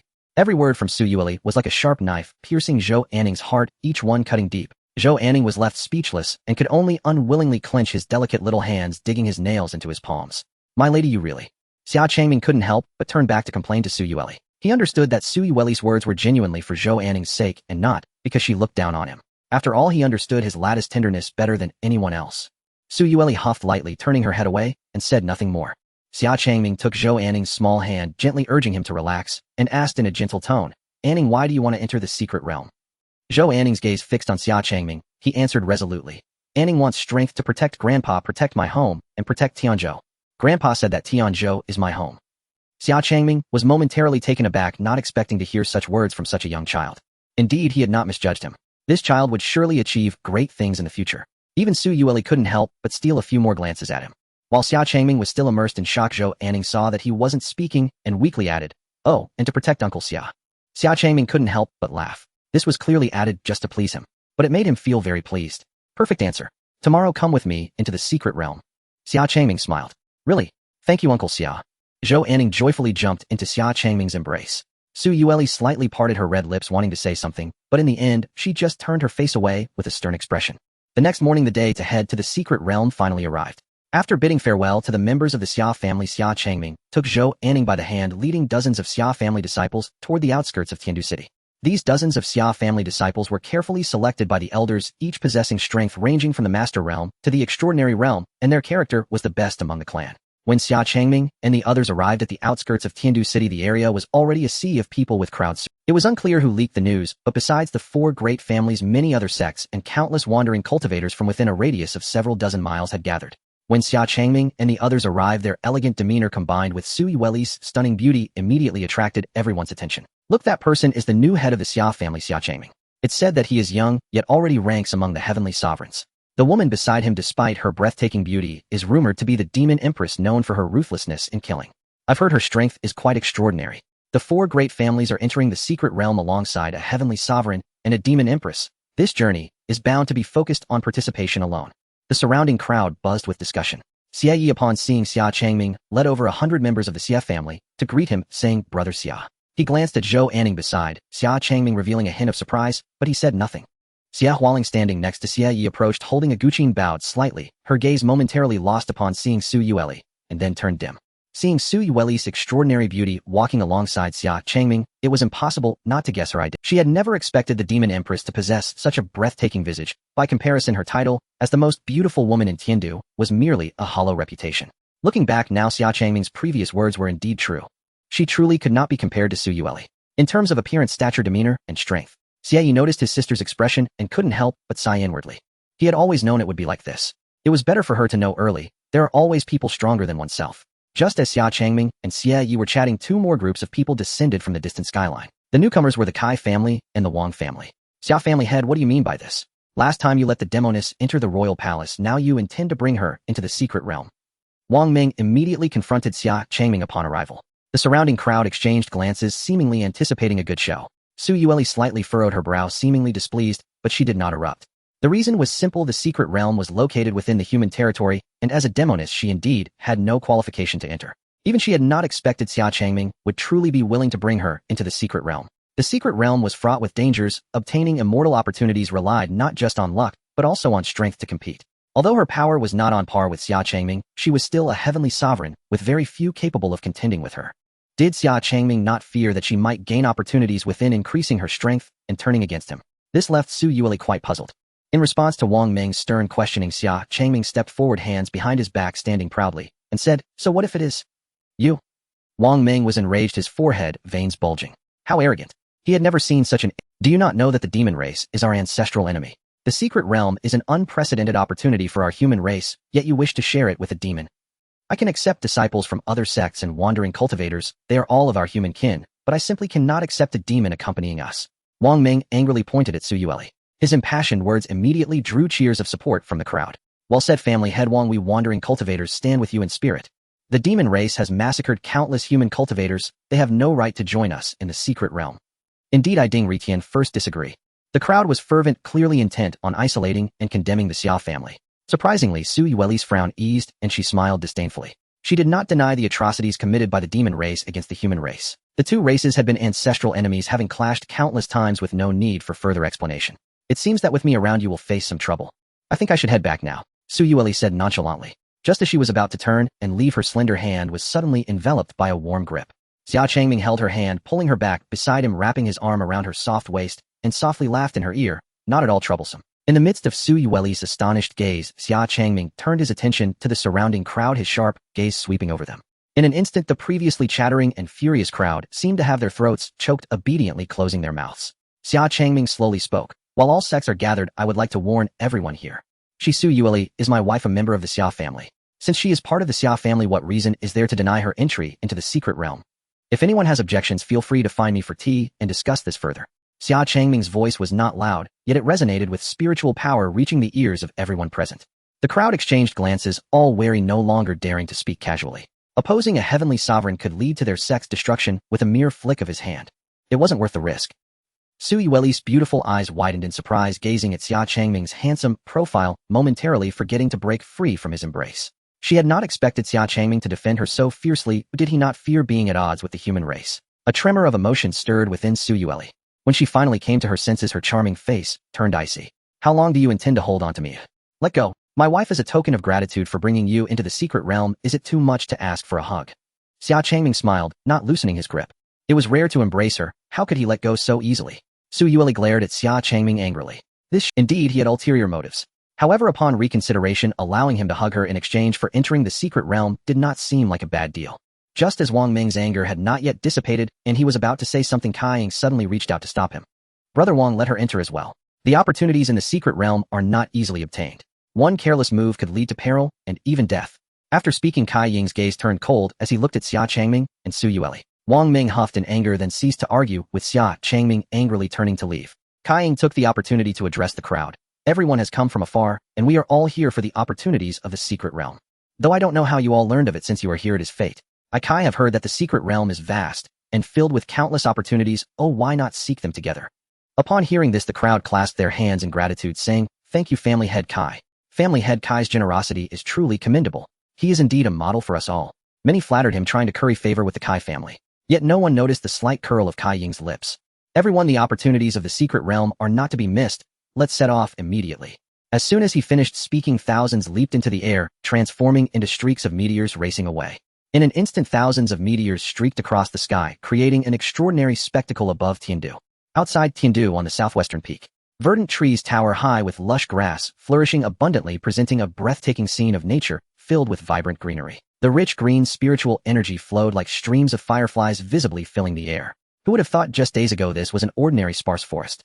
Including Xia Changming and others, thousands of cultivators strolled through the woods, glancing around with yearning eyes, as if deeply enchanted by this forest.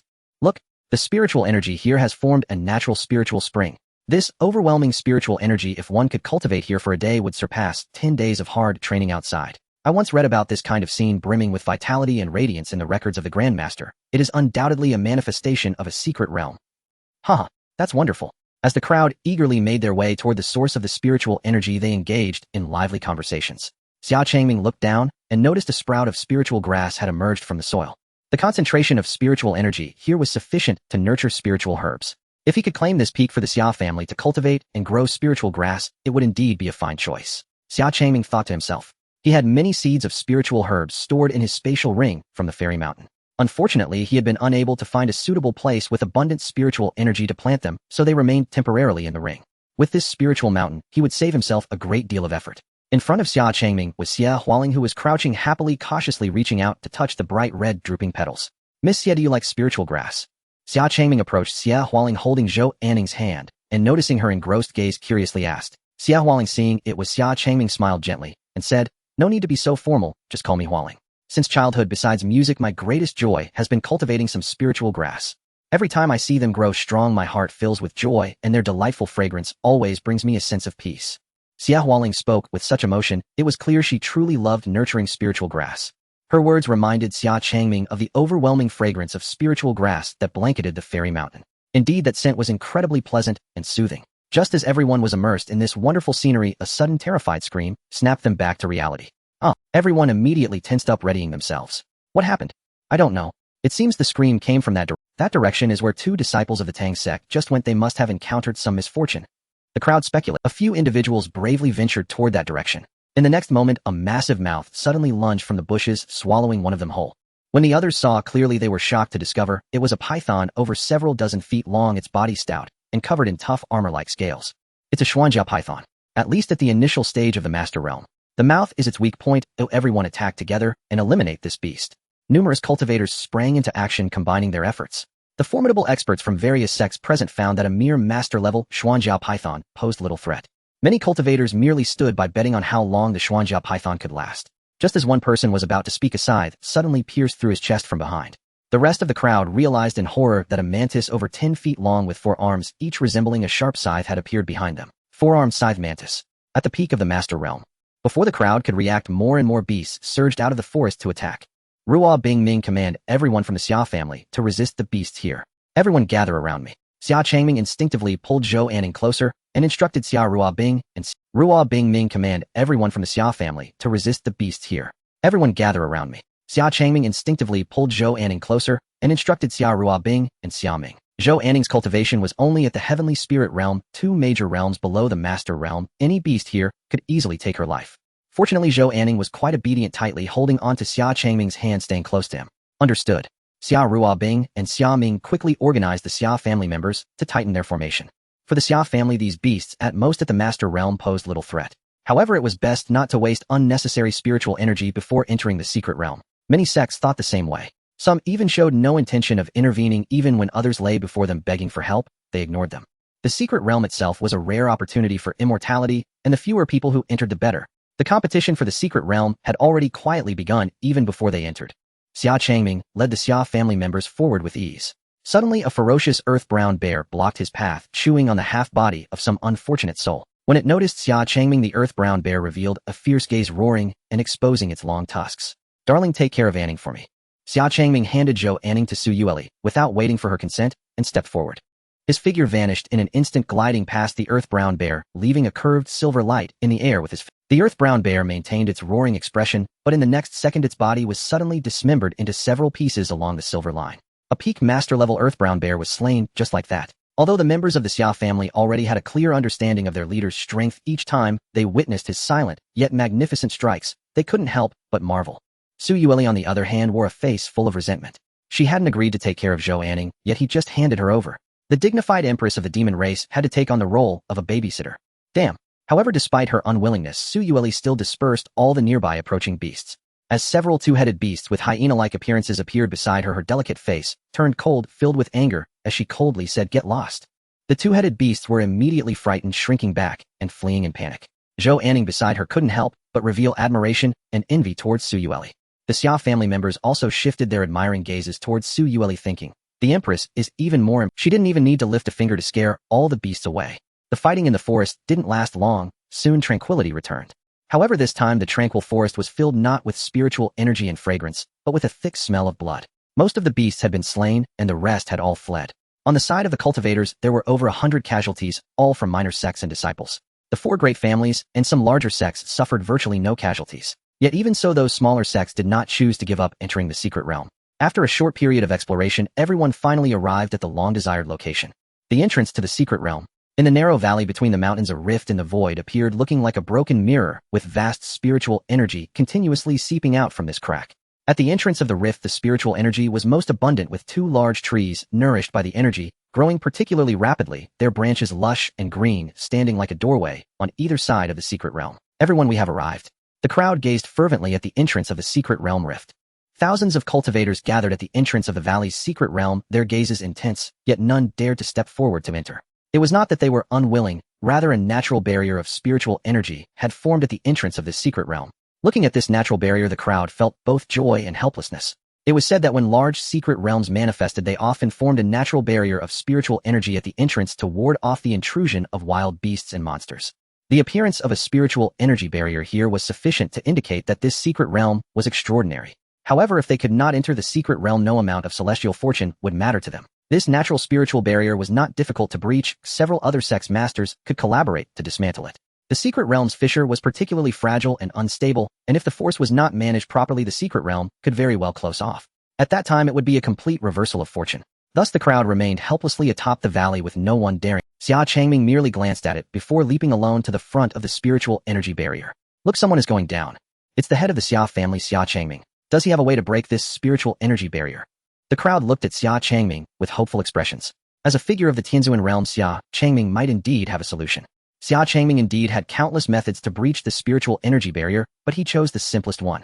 He took out a silver-bladed serrated dagger and effortlessly cut a passage through the spiritual energy barrier, as if the spiritual energy barrier did not shatter. It was merely torn open by Xia Changming, creating an entrance wide enough for one person to pass through.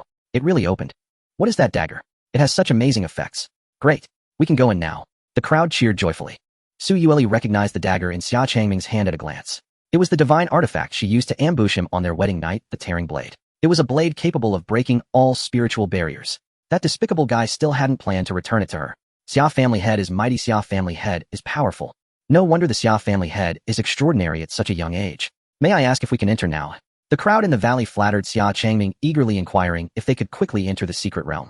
After all, every moment in the secret realm was an opportunity slipping away. Xia Changming ignored the crowd and first allowed Xia Ruobing and Xia Ming to lead the Xia family disciples into the secret realm.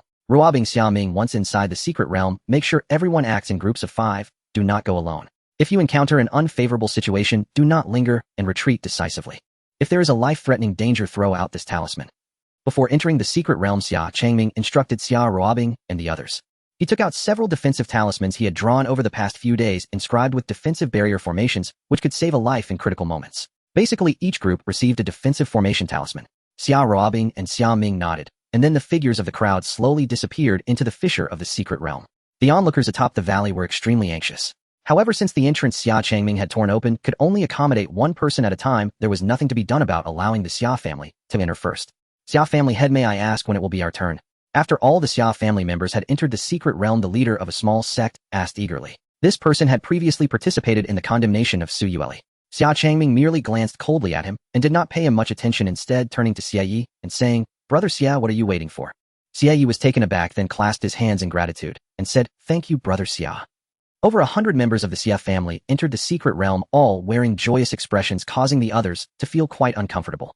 After the Xia family had entered Xia Changming, then pointed to the remaining sects to enter the secret realm. Those sect disciples who were called by Xia Changming all had radiant smiles rushing into the secret realm with cheerful voices. Being the first to enter would be a tremendous advantage. The other sects looked at Xia Changming with eyes full of longing, almost as if they were gazing at their beloved. They quietly waited for Xia Changming to call their names, their hearts screaming wildly, "Call me. Hurry and call me." When another sect entered the secret realm, Xia Changming put away the dagger in his hand. The tear in the spiritual energy barrier quickly began to seal itself again. Xia family head. We haven't entered yet. This made the crowd outside extremely anxious, shouting in panic. Everyone please think of a way on your own. Xia Changming smiled and turned to leave. Those left outside the spiritual energy barrier were all from the small sects that had condemned Su Yueli. Xia Changming had memorized their faces. Xia Changming, what you are doing is rather inappropriate, isn't it? You all came from afar, such a secret realm should be shared. How can you disregard everyone for your own selfish desires? At this moment Kai Ying finally couldn't hold back and stood up to criticize Xia Changming. The crowd echoed, yes, that's right. What Kai family head said is absolutely right. The secret realm should be shared. Kai family head is indeed magnanimous and far-sighted. Xia Changming snickered and replied to the crowd, inappropriate. It's utterly appropriate. I am not as broad-minded as Kai family head. I am narrow-minded, most selfish and self-serving, and I hold grudges. You all just condemned my wife, though I remember it clearly. In the secret realm you'd best pray not to encounter me. With that, Xia Changming's gaze turned icy, sending shivers down the spines of those present. At this moment those small sects that failed to enter the secret realm could not help but slap themselves in frustration. How could his mouth be so reckless? If they hadn't said that extra word they might have already entered. They regretted it deeply. As the crowd was at a loss, Kai Jia slowly walked to the front of the spiritual energy barrier and pressed his pale palm against it. A ghostly aura surged from his palm, gradually invading the spiritual energy barrier, slowly prying it open with the power of the specter. The ghostly Kai family. With the secret technique of refining souls and capturing spirits, their practice was extremely eerie and sinister. This was also why the members of the Kai family all appeared ghostly pale. From the current perspective, it would not be long before the entire spiritual energy barrier was torn apart by the ghostly souls. Xia Changming knew that a mere spiritual energy barrier could not possibly stop the Kai and Wang families. It was just a matter of time. Without lingering any longer, Xia Changming decisively dove into the fissure of the secret realm. Moments later, the spiritual energy barrier shattered.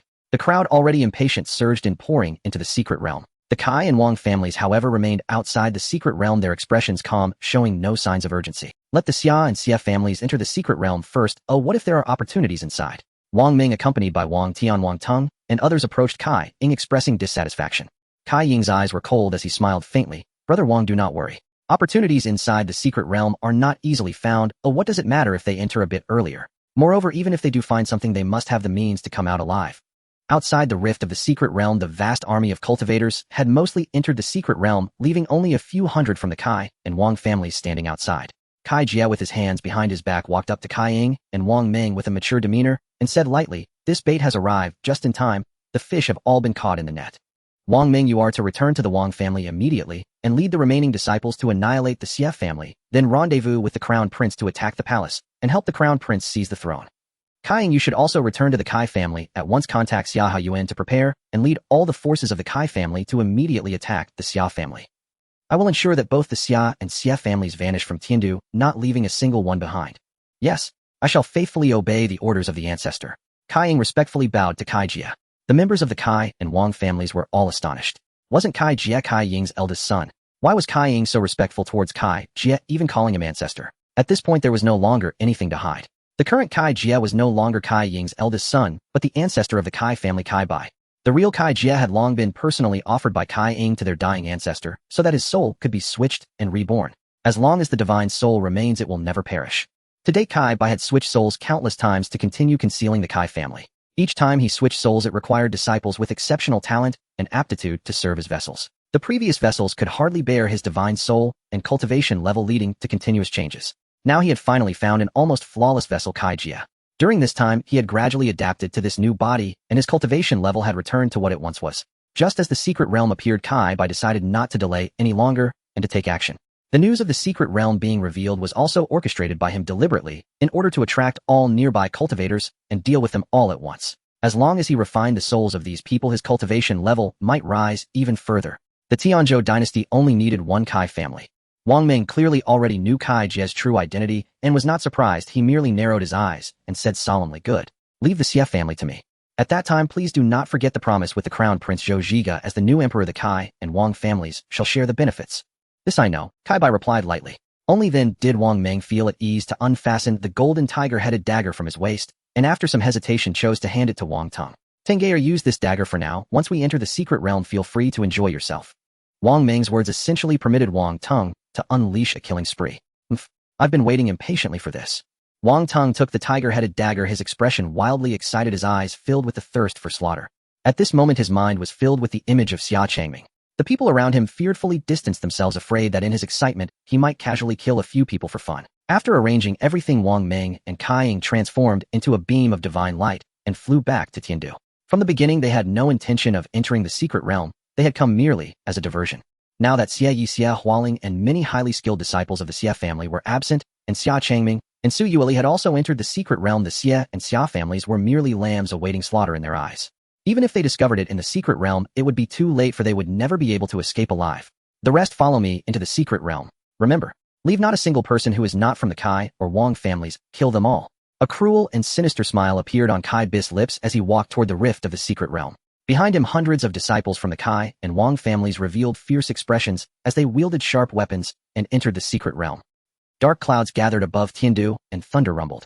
In a grand and opulent mansion, a man clad in armor with a towering stature sat calmly in the center of the hall, with his eyes tightly shut, his hands resting on the hilt of a 3-foot-long blade plunged into the ground, its blade glinting coldly, continuously dripping with blood. Beside the man a body lay on the ground, pierced through the chest.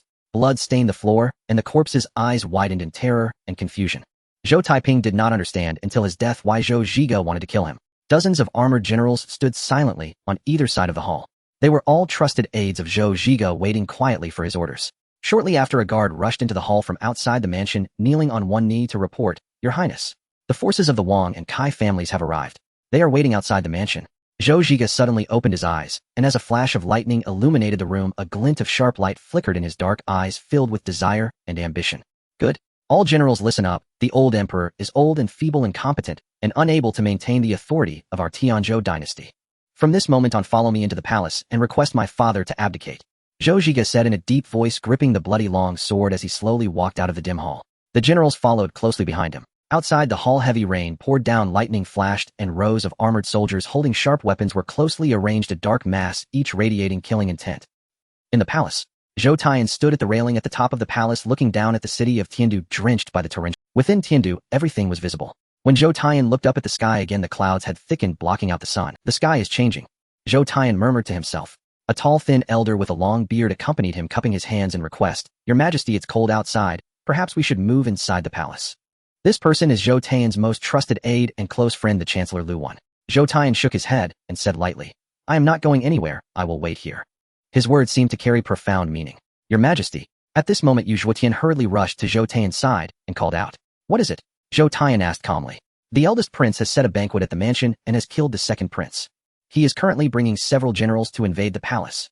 Yu Zhuotian felt furious. He truly did not expect Zhou Zhiga to be so ruthless in his quest for the throne. Even his half-brother was brutally killed.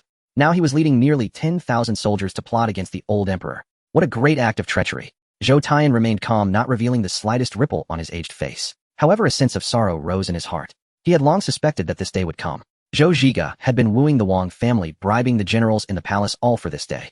Killing kin and parricide to seize the throne. The emperors of the Tianzhou dynasty had always been wise rulers. How did such a beast come to be among them? How would he face the ancestors of Tianzhou in the afterlife after he passed away? No matter what all the faults lay with him, it was his failure as a father. He must personally put an end to all this. The Tianzhou dynasty must not perish at his hands. The reason he had sent the 4 great families to the secret realm was actually to prepare to act against Zhou Zhiga while the Kai and Wang families were absent. But Zhou Zhiga was one step ahead. "Captain Yue, you must guard this item well. This item is worth more than your life and more than my life. It must not fall into anyone else's hands. You must personally deliver it to Zhou Anning." Zhou Taiyan solemnly took out a brocade box from his bosom and handed it to Yu Zhuotian. This was his decision after much deliberation. Lu Wan looked at the brocade box, seeming to understand, then a faint smile appeared on his face. He guessed what it was. Yu Zhuotian carefully took it, responding solemnly, "As you command. If this item is in hand, I will say good." Zhou Taiyan waved his sleeve, his gaze overlooking Tiandu, regaining the imperial demeanor he once had. "Captain Yue, listen to my orders. I am at your service. From this moment on, order the palace guards. Any who dare to intrude into the palace shall be killed without mercy. Understood?" From this moment, Tiandu would no longer be peaceful as tumultuous winds and clouds began to gather. In the secret realm, the sky was a brilliant blue with mountains stretching endlessly, towering trees closely interconnected, grand and majestic, forming an ocean of forest that stretched as far as the eye could see, blending shades of blue and green amidst the cries of birds and beasts. Dense spiritual power permeated the entire world, with strands of condensed spiritual silk converging and diverging in the air, even more dazzling than the forests outside the secret realm, resembling a woven net of spiritual energy covering the entire area. Xia Changming stood atop a cliff, gazing at this breathtaking celestial scene. Rather than a secret realm, it could be considered another world. Behind Xia Changming was the entrance to this world's secret realm. At this moment, those who had entered the secret realm earlier had long since slipped away in search of the immortal opportunities hidden here. Only Su Yueli, accompanied by Xia Changming, remained here waiting for him. "My dear, you specially waited here for me," Xia Changming said, feeling touched. Faced with the temptation of the secret realm's immortal opportunities, his wife did not hesitate to wait for him, and he was almost moved to tears. He did not misjudge her, she was a good wife. Su Yueli shot Xia Changming a glare, disdainfully returning Xia Changming to his side, saying, "I am not waiting for you. I only brought this little ghost back to you." With that, Su Yueli lightly tapped the ground with her jade foot, her figure transforming into a divine rainbow and vanishing into the distance. Upon entering, she sensed a calling in her heart, as if there were guidance, and having Xia Changming by her side was indeed Xia Changming stared blankly at Su Yueli's retreating figure, feeling dissatisfied and complaining in his heart, "Sigh, I pampered her for nothing. Let's go, Changming." He took Xia Changming's small hand and headed off in a certain direction. Not long after Xia Changming left, countless disciples from various sects surged into the secret realm entrance. They did not linger long, merely pausing for a few seconds before hurriedly dispersing, competing for the immortal opportunities in the secret realm. The last to enter were members of the Kai and Wang families, each wielding magical artifacts exuding a chilling aura. Kai Bai stood at the cliff's edge, gazing at the boundless world, revealing a cruel and sinister smile. This would be a graveyard for everyone except the Kai family. "Everyone, let's begin." On the other side, Xia Changming embraced Xia Changming's waist, swiftly weaving through the mountains. The trees blocked the sun, their branches lush and dense, nearly obscuring the entire sky, with only strands of sunlight filtering through the gaps in the leaves, illuminating the swaying branches and shadows. A gentle breeze blew, comfortable and pleasant. The feeling in his arms was delicate and soft. He hadn't expected this young boy's waist to be as slender as a woman's. He really needed to exercise more. How could a man not have abs? He needed to make him train hard in the secret realm, Xia Changming thought to himself. At this moment, Xia Changming hung from Xia Changming's arm, curiously looking around, as if she had discovered a new world. Having hardly ever left the palace, everything he saw felt incredibly novel. The surroundings of the forest were silent, only the rustling of leaves could be heard. Suddenly, a shadow darted out from behind a tree trunk. Without warning, the speed was so fast that it left only a blurred afterimage. The target was aimed directly at Xia Changming in Xia Changming's arms. Xia Changming's footsteps paused, his gaze sharp, and he slapped the shadow's forehead. "Get lost." The shadow was immediately sent flying like a cannonball, crashing heavily to the ground. As the dust settled, a yellow-brown leopard about the size of an adult with exposed sword-like teeth and thin cicada-like wings on its back revealed itself. "So it's a cicada-winged leopard," Xia Changming said, gazing at the leopard with indifference. Cicada-winged leopards usually lie in wait atop tree trunks, concealing their presence, lurking among the woods, and when they spot prey they strike with incredible speed. It was already an extremely rare beast, generally growing to a maximum of about 4 feet. The one before him had reached nearly 6 feet. Its strength was at the early stage of the Tianren realm. Coupled with its explosive speed, even ordinary Tianren realm experts would struggle to react. It had simply chosen the wrong opponent this time. From the very beginning, Xia Changming had noticed this cicada-winged leopard following closely behind them. A single slap directly struck its head, effectively dazing the leopard. The cicada-winged leopard shakily stood up, its limbs wobbling awkwardly, clearly suffering from a significant concussion. Changming, remember, always stay vigilant when outside, especially in areas filled with beasts where one must not be careless. The scenery may be beautiful, but it can be deadly, Xia Changming lectured Xia Changming. If he hadn't acted, she would have met her end at the jaws of a beast without even having a chance to react. Xia Changming showed a look of shame, apologizing quietly. "I'm sorry, Uncle Xia, I understand now." Clearly she had resolutely decided to follow him, yet how could she only focus on being enamored by the beauty of the forest scenery? Xia Changming rubbed Xia Changming's little head, signaling her not to feel guilty. He was not truly blaming her. Xia Changming's strength was merely at the Tianling realm, 4 major realms beneath the Tianren realm, and it was normal for her not to react. He was merely teaching her how to become a qualified cultivator, to always remain alert and adapt to various sudden. After regaining its senses, the cicada-winged leopard glanced fearfully at Xia Changming, who stood tall atop the treetops, and then without hesitation it turned and spread its wings, fleeing at high speed. Xia Changming was quite surprised. This cicada-winged leopard was indeed clever. It not only knew to choose the opportunity to ambush Xia Changming in his arms, but also did not linger in battle once it realized it was outmatched. "Changming, if someone wanted to put you and your loved ones to death, what would you do?" Looking at the retreating figure of the cicada-winged leopard, Xia Changming asked Xia Changming calmly. Xia Changming thought for a moment, her eyes gradually becoming resolute, and decisively said, "Kill." "Very good." Xia Changming nodded in approval. With two fingers together, spiritual energy coalesced into several flying swords beside him. Due to the vast spiritual energy of heaven and earth, the condensed flying swords were even more resilient and divine, indistinguishable from real swords upon close observation. Go! With a flick of Xia Changming's fingertips, several flying swords sliced through the air, directly targeting the cicada-winged leopard several miles away. The leopard seemed to sense something, turning to see the flying swords racing toward it as fast as shooting stars. In a panic, it hurriedly flapped its wings and ascended into the sky. Rise! Xia Changming scoffed lightly, lifting his fingertip. The flying swords instantly arced through a streak of spiritual light, changing direction, each embedding itself into the cicada-winged leopard's body. Roar! The cicada-winged leopard let out a wail, plummeting from the sky like a hedgehog. Zhou Anning beside him watched with keen focus. In just a few blinks, the cicada-winged leopard, which had been difficult to contend with, was effortlessly slain. Xia Changming's proud and aloof figure was deeply imprinted in Zhou Anning's heart. Uncle Xia, please teach me how to become a powerful cultivator like you. The forest is tranquil and serene, with the waterfall surging fiercely, cascading down from the Shantian. The midday sun illuminates the flowing water with a silvery sheen resembling a curtain of silver. Zhou Anning sits cross-legged on a rock above the river, hands raised, holding two large stones, eyes tightly shut, utterly focused. She is fully absorbed in absorbing the rich spiritual energy for her cultivation, undisturbed by the noisy roar of the waterfall. Though he does not understand why he must lift two stones, he obediently complies with what Xia Changming requested. This must be part of the cultivation process. Xia Changming sits by the river, turning over a large fish more than 2 zhang long to warm it up, occasionally glancing at Zhou Anning, who is meditating. Behind him lies a pile of dozens of slain beasts, the rich scent of blood occasionally attracting the attention of other beasts. They can only take a glance, for a longer look would lead them to join the heap of corpses. It has been 2 days since Zhou Anning begged him to teach her cultivation. During these 2 days, Xia Changming has gradually guided her on how to cultivate better, sense the spiritual energy of heaven and earth, and serve as her sparring partner. This waterfall was specifically chosen by him for Zhou Anning to focus on her concentration and sense the spiritual energy of the world. Compared to other places, the spiritual energy here is more abundant. Although Zhou Anning is quite young, she is diligent in her cultivation and very intelligent, quickly grasping things taught to her and eagerly asking questions when she does not understand. By now, Zhou Anning has essentially been able to better circulate the spiritual energy. Unfortunately, her innate talent is quite ordinary. Despite the abundance of spiritual energy in the secret realm, after 2 days of cultivation, she still remains at the peak of the Tianling realm. During this time, Xia Changming has also fed her many heavenly materials and blood of beasts to improve her physique and nourish her body. Anning, the fish is ready, come and eat. After the bai bo fish is grilled, Xia Changming calls out to Zhou Anning in the river.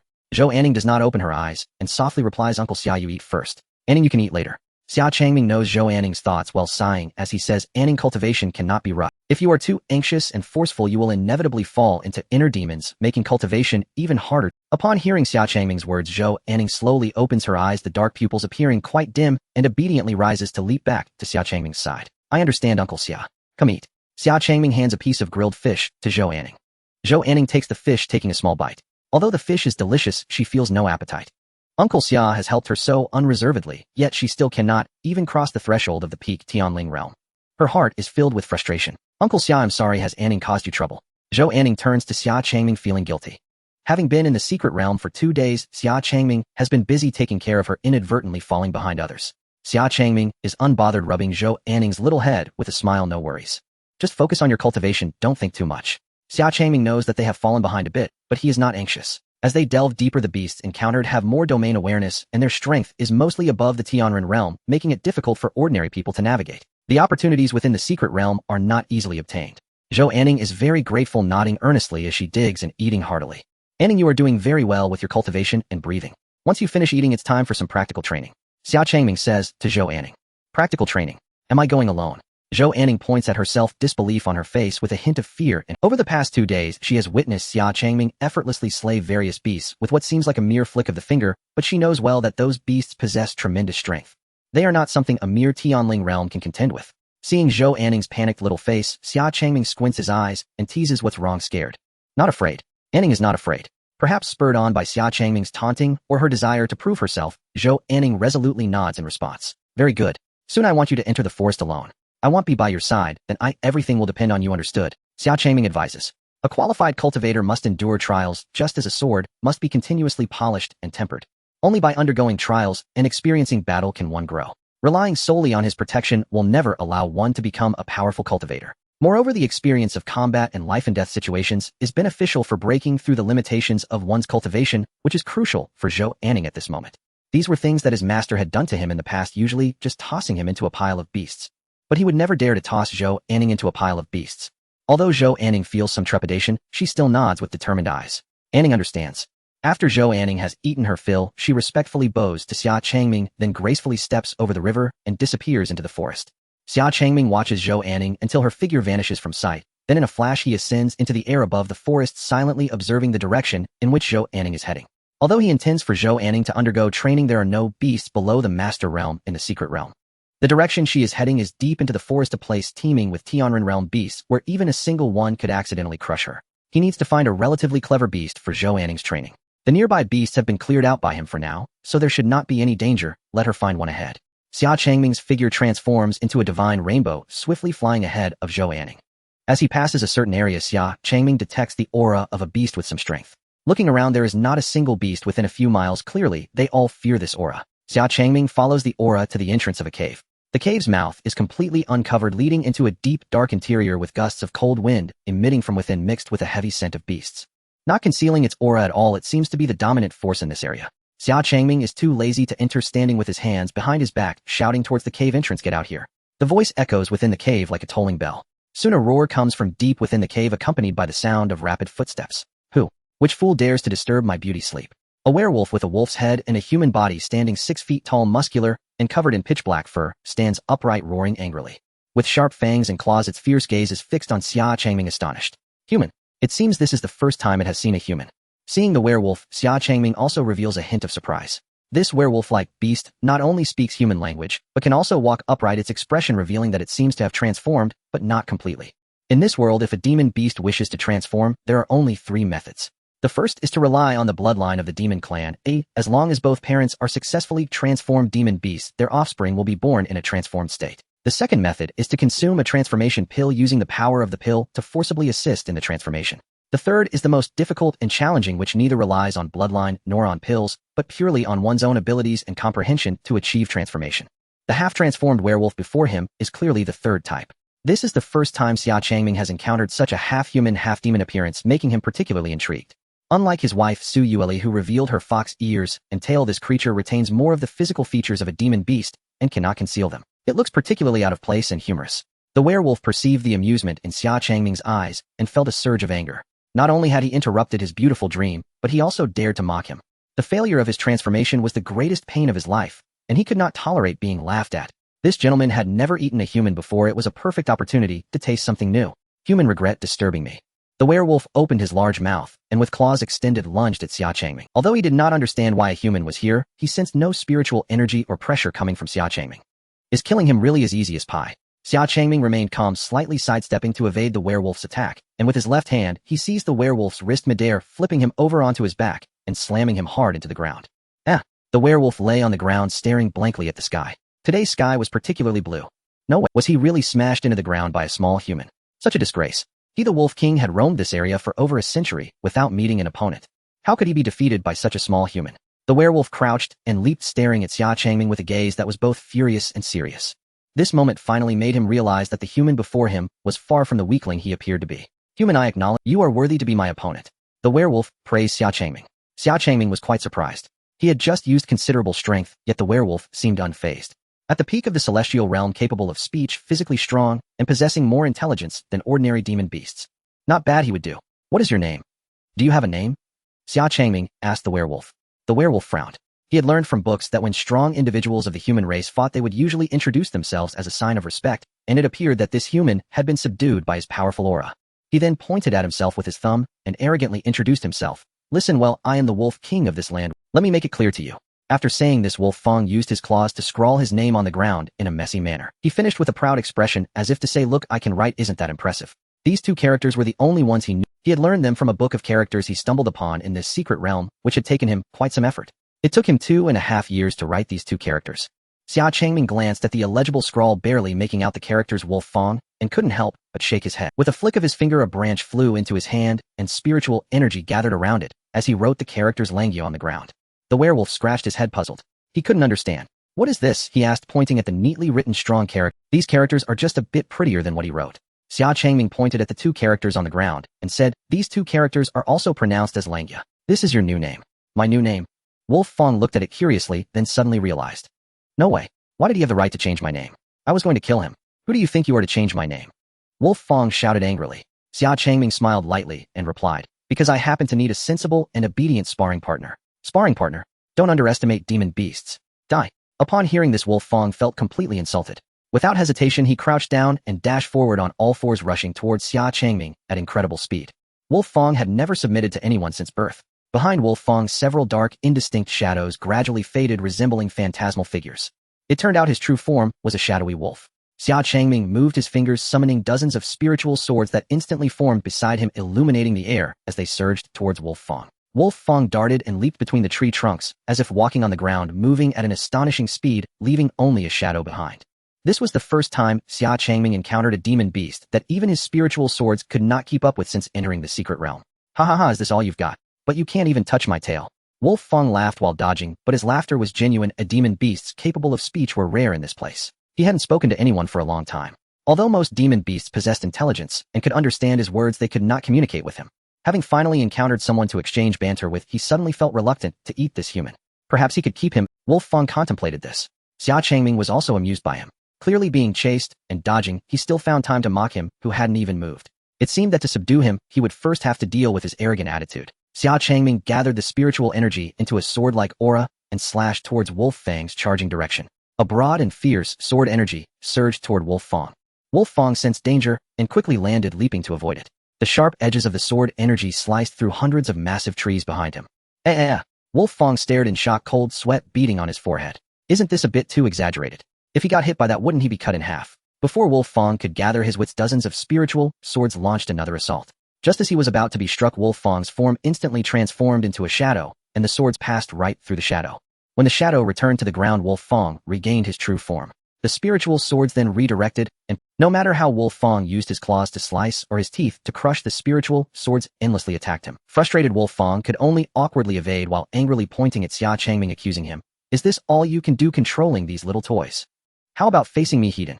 Wolf Fong was merely venting his anger, but unexpectedly Xia Changming agreed to Good, I'll grant your wish. With a wave of his hand, the spiritual swords all transformed into spiritual energy and dissipated.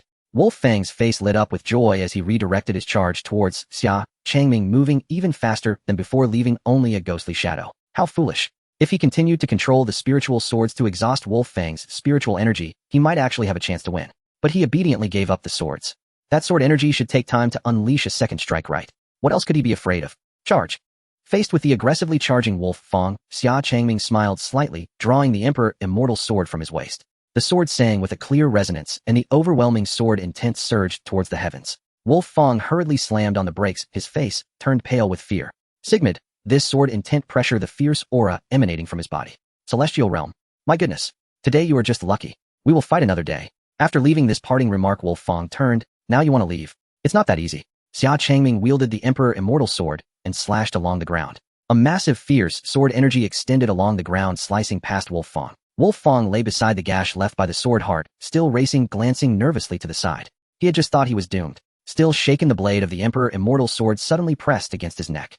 Xia Changming's cold voice came from behind him. Do you submit or not? In the forest, the petite figure of Zhou Anning leapt between the trees at a steady pace. Following the teachings of Xia Changming over the past few days, he concealed his presence at all times, leaving no trace, while his vigilant gaze scanned the surroundings. After parting ways with Xia Changming and entering the forest alone, he realized how at ease he felt with Xia Changming. Now all alone, Zhou Anning felt nothing but powerlessness and panic, constantly sensing that fierce beasts lurked in the shadows of the forest, ready to pounce on him. Even the slightest rustle sent him into a state of heightened alert. As someone at the heavenly spirit realm, encountering a beast at the master realm or above would surely lead to his demise. Unbeknownst to Zhou Anning, even the weakest beasts in the secret realm possessed power beyond the master realm. After walking for a significant amount of time, he sensed a daunting sword intent emanating from a considerable distance ahead, a chilling sharpness that rivaled that of Xia Changming, causing him to hastily change direction. It was likely that a powerful being was engaged in battle. It was wiser to keep his distance, for he could die without a trace if caught in the crossfire. After changing direction and walking for a while longer, Zhou Anning's feelings of anxiety gradually morphed into confusion. How strange, after walking for so long, he hadn't encountered a single beast. When he was with Xia Changming, he often encountered reckless beasts that approached him. Why was it that now alone those beasts seemed to have vanished? At that moment, not far away, a person and a beast hid in the underbrush, observing Zhou Anning's every move. Boss, why are we hiding? Langia looked up at Xia Changming, who loomed above him, puzzled. Shut up, Xia Changming replied. Langia obediently closed his mouth, not daring to utter another word. After being defeated by Xia Changming, Langia willingly pledged allegiance to him. Given that he was at the peak of the celestial realm, serving a heavenly sovereign didn't seem so humiliating. More importantly, Xia Changming promised him that if he submitted, he would refine a transformation pill for him once they exited. That was what he longed for the most.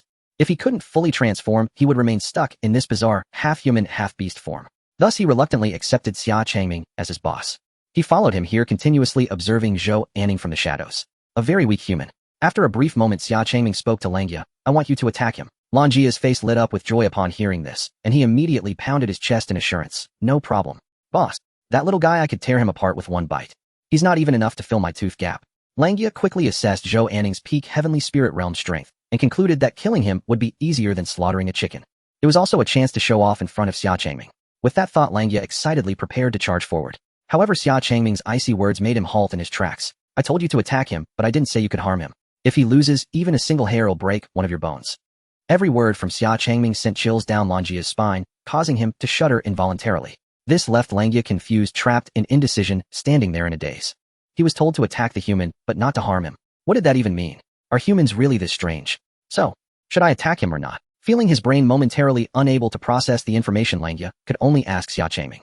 Seeing him so foolish, Xia Changming had no choice but to explain, I want you to suppress your cultivation to the heavenly spirit realm and attack him, making him feel a sense of danger. Do you understand? Langia listened with a blank expression. He still didn't understand why he had to deliberately lower his realm to attack that person. Moreover, making that person feel a life-and-death crisis seemed far too difficult. What a hassle. It would be so simple to just slap him to death. Seeing Langia's bewildered expression, Xia Changming didn't respond and asked again, annoyed, did you understand? I understand. Langia quickly nodded in fear. Not to hurt him, just to scare him, right? I got it. After thinking it over, Xia Changming found his reasoning acceptable and said, go ahead. Oh whoa, I'm on it. Xia Changming. Suddenly, Xia Changming felt uncertain about whether taking in this creature was the right decision. Zhou Anning walked through the forest when suddenly he heard a wolf howl followed by a series of rustling sounds from the brush ahead. Something was rushing towards him. A beast? Zhou Anning drew the slender sword at his waist, keeping a watchful eye on the target was clearly coming for him. He had been discovered. Strangely, after the initial noise, everything around him fell silent once more. Zhou Anning, sword in hand, scanned the forest, never before so focused. He knew that if he let his guard down even for a moment, he could easily die here. In his heart, he could only silently pray that the beast's strength wouldn't be too formidable. Suddenly, a figure lunged out from the left side of the woods, 5 sharp claws rushing towards him. Zhou Anning raised his sword to block in front of his face, narrowly deflecting the terrifying strike. When he moved the slender sword away, a beast resembling a wolf, yet humanoid, covered in pitch black fur, appeared before him. Oh whoa, it's been ages since I've had human flesh. Today is your unlucky day, little brat, you're about to be my plaything. Langia bared his fangs and roared ferociously at Zhou Anning. Zhou Anning was taken aback. This beast could speak. Moreover, its appearance was incredibly odd. He had never seen anything like it. It was likely a powerful beast. Feeling a surge of fear, Zhou Anning pondered how to escape. Yet Langia, without hesitation, lunged forward again, his 10 claws glinting with a cold light. Zhou Anning focused hard and skillfully wielded his slender sword to deflect each of Langia's claws. After a flurry of clashes, Zhou Anning grew more courageous, transitioning from passive defense to active offense, his confidence soaring. Through their exchanges, he discovered that the werewolf before him was only at the early stage of the heavenly spirit realm and was not to be feared. He could win. Zhou Anning's sword strikes were as swift as the wind, executing a dazzling court swordplay with utmost mastery, forcing Langia to dodge in a flurry. Langia felt aggrieved. He, a peak celestial realm wolf king, had fallen to the point of having to train with a heavenly he couldn't dare to strike truly hard. With just a bit of force, he might accidentally crush Zhou Anning. How frustrating. At that moment, Langia suddenly heard Xia Changming's voice in his mind. Increase your strength to the mid-heavenly spirit realm. To prevent Langia from disobeying or fleeing, Xia Changming left a trace of spiritual sword intent in his divine sense C. At this moment, Xia Changming was using that sword intent to communicate with him from afar. With Xia Changming's permission, Langia instantly elevated his own power to the mid-heavenly spirit realm, making his claw strikes even faster. Zhou Anning was taken aback, caught off guard, and could only block his sword in front of him, being forced back several steps. He concealed his strength. He was a mid-heavenly spirit realm beast. Zhou Anning swiftly adjusted his posture with the sword. Although he overlooked the possibility of Langia hiding his strength, it made him even more focused and serious. Uncle Xia had once told him that battles change in the blink of an eye, and until the end, anything is possible. One must prepare for every conceivable possibility. Kekekek, little brat, have you seen my power, and are now afraid? I will soon dismember you into 8 pieces, devour you like a snack, and then excrete you. Langia licked his sharp claws with a sinister smile. Over the past century in this secret realm, he had read many books, but unfortunately, he could not understand them due to his illiteracy, only browsing through illustrated books. In the illustrated books, he had seen the beasts seemed to be portrayed in exactly this way. He had acted out countless scenarios in the caves, memorizing them deeply, and had long awaited this moment. His acting skills should pose no problem. Langjia's gaze glanced towards a distant thicket, as if inviting Xia Changming to praise him. Am I performing well? Zhou Anning frowned slightly. The beast before him felt strange. Its strength was mediocre, yet it was extremely talkative, almost like a chatterbox. Taking advantage of Langjia's sideways glance, Zhou Anning decisively seized the opportunity, stepping forward with his sword aimed directly at Langjia's throat.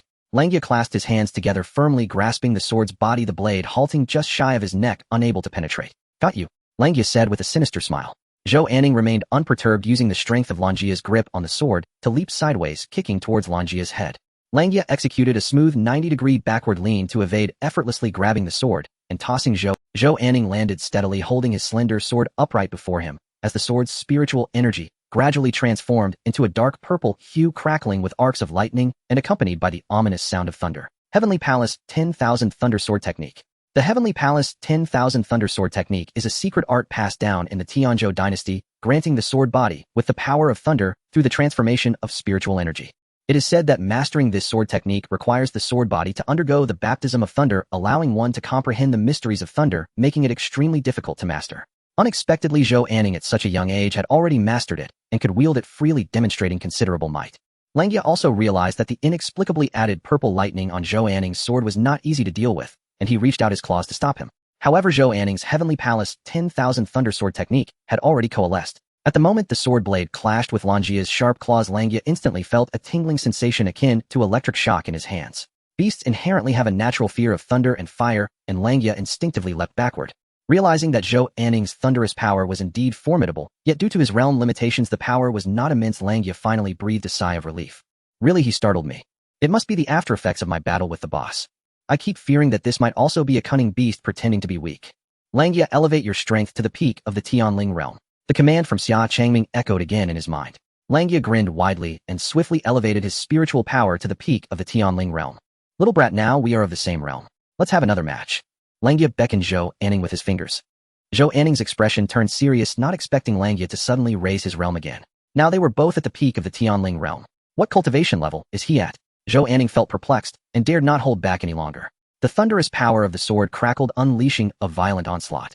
The thunderous energy surged through the sword blade into Zhou Anning's palm, causing the sword to tremble uncontrollably, as if unable to bear the strain.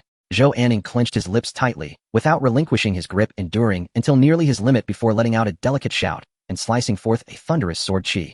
Heavenly Palace 10,000 Thunder Sword Technique. The sword is like a thunder dragon.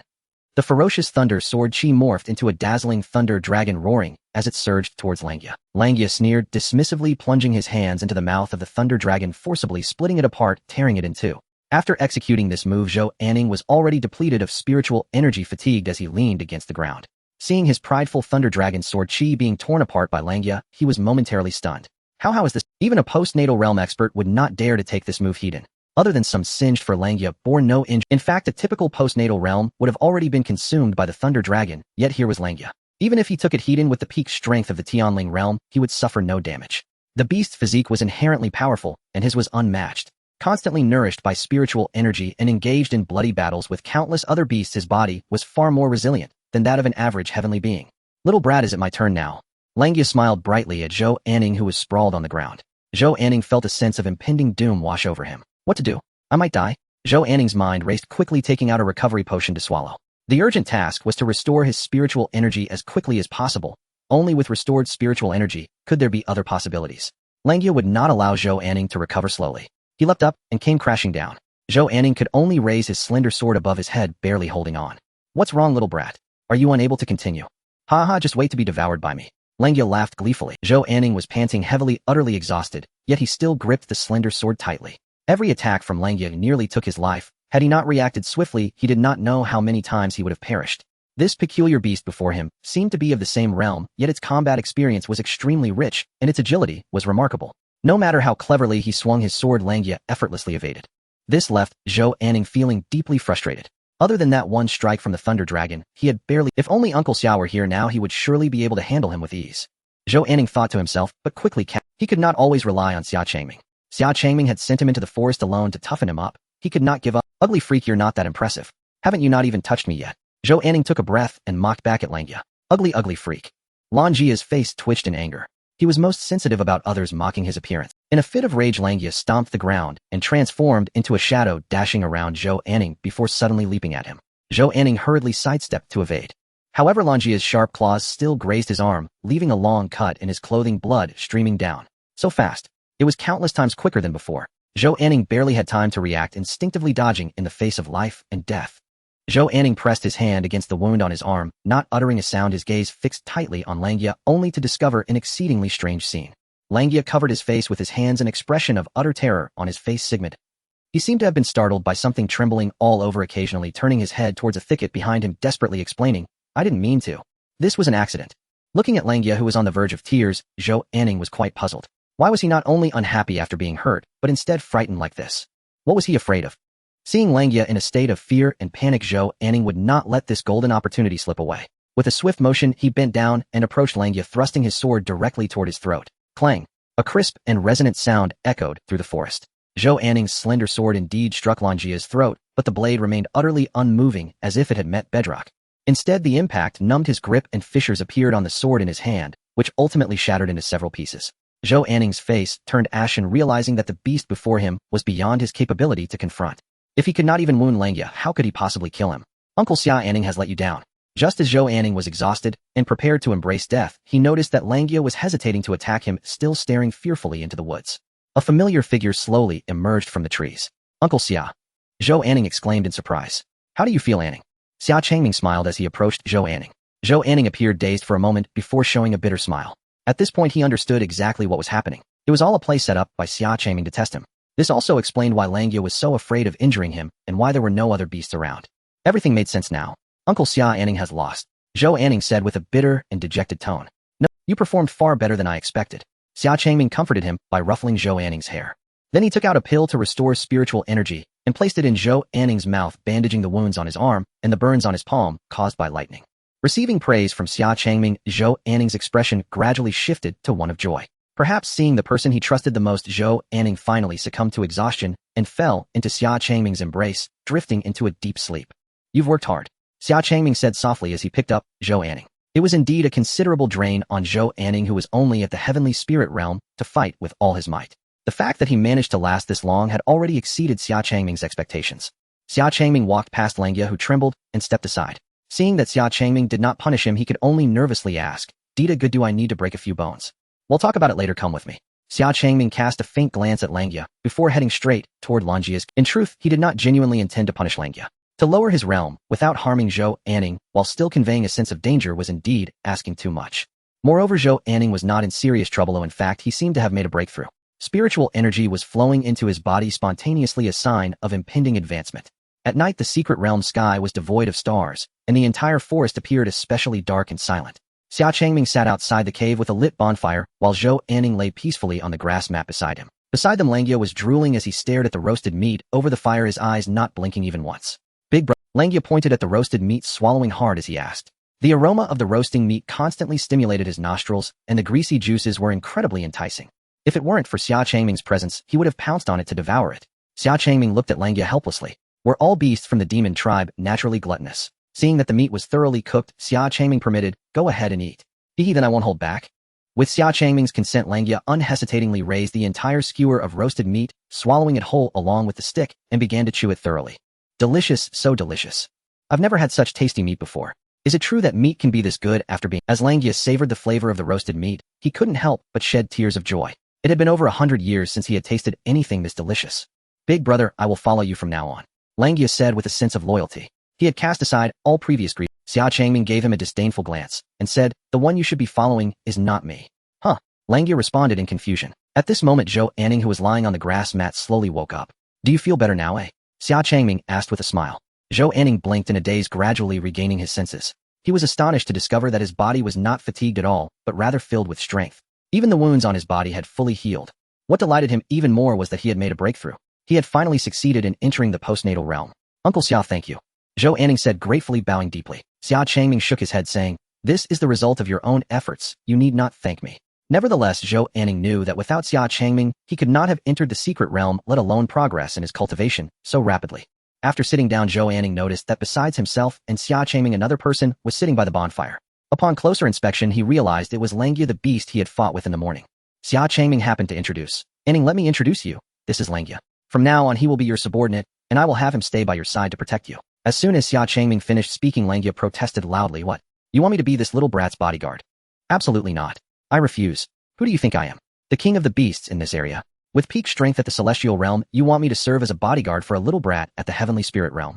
He submitted to Xia Changming because Xia Changming had genuinely defeated him. Yielding was not a disgrace. But if he were to be a bodyguard for a postnatal realm brat, it would be utterly humiliating. How could he continue to mix in the demon tribe after that? I wasn't asking for your opinion. Xia Changming said, adding a piece of firewood to the bonfire, his tone calm. If you refuse, then die.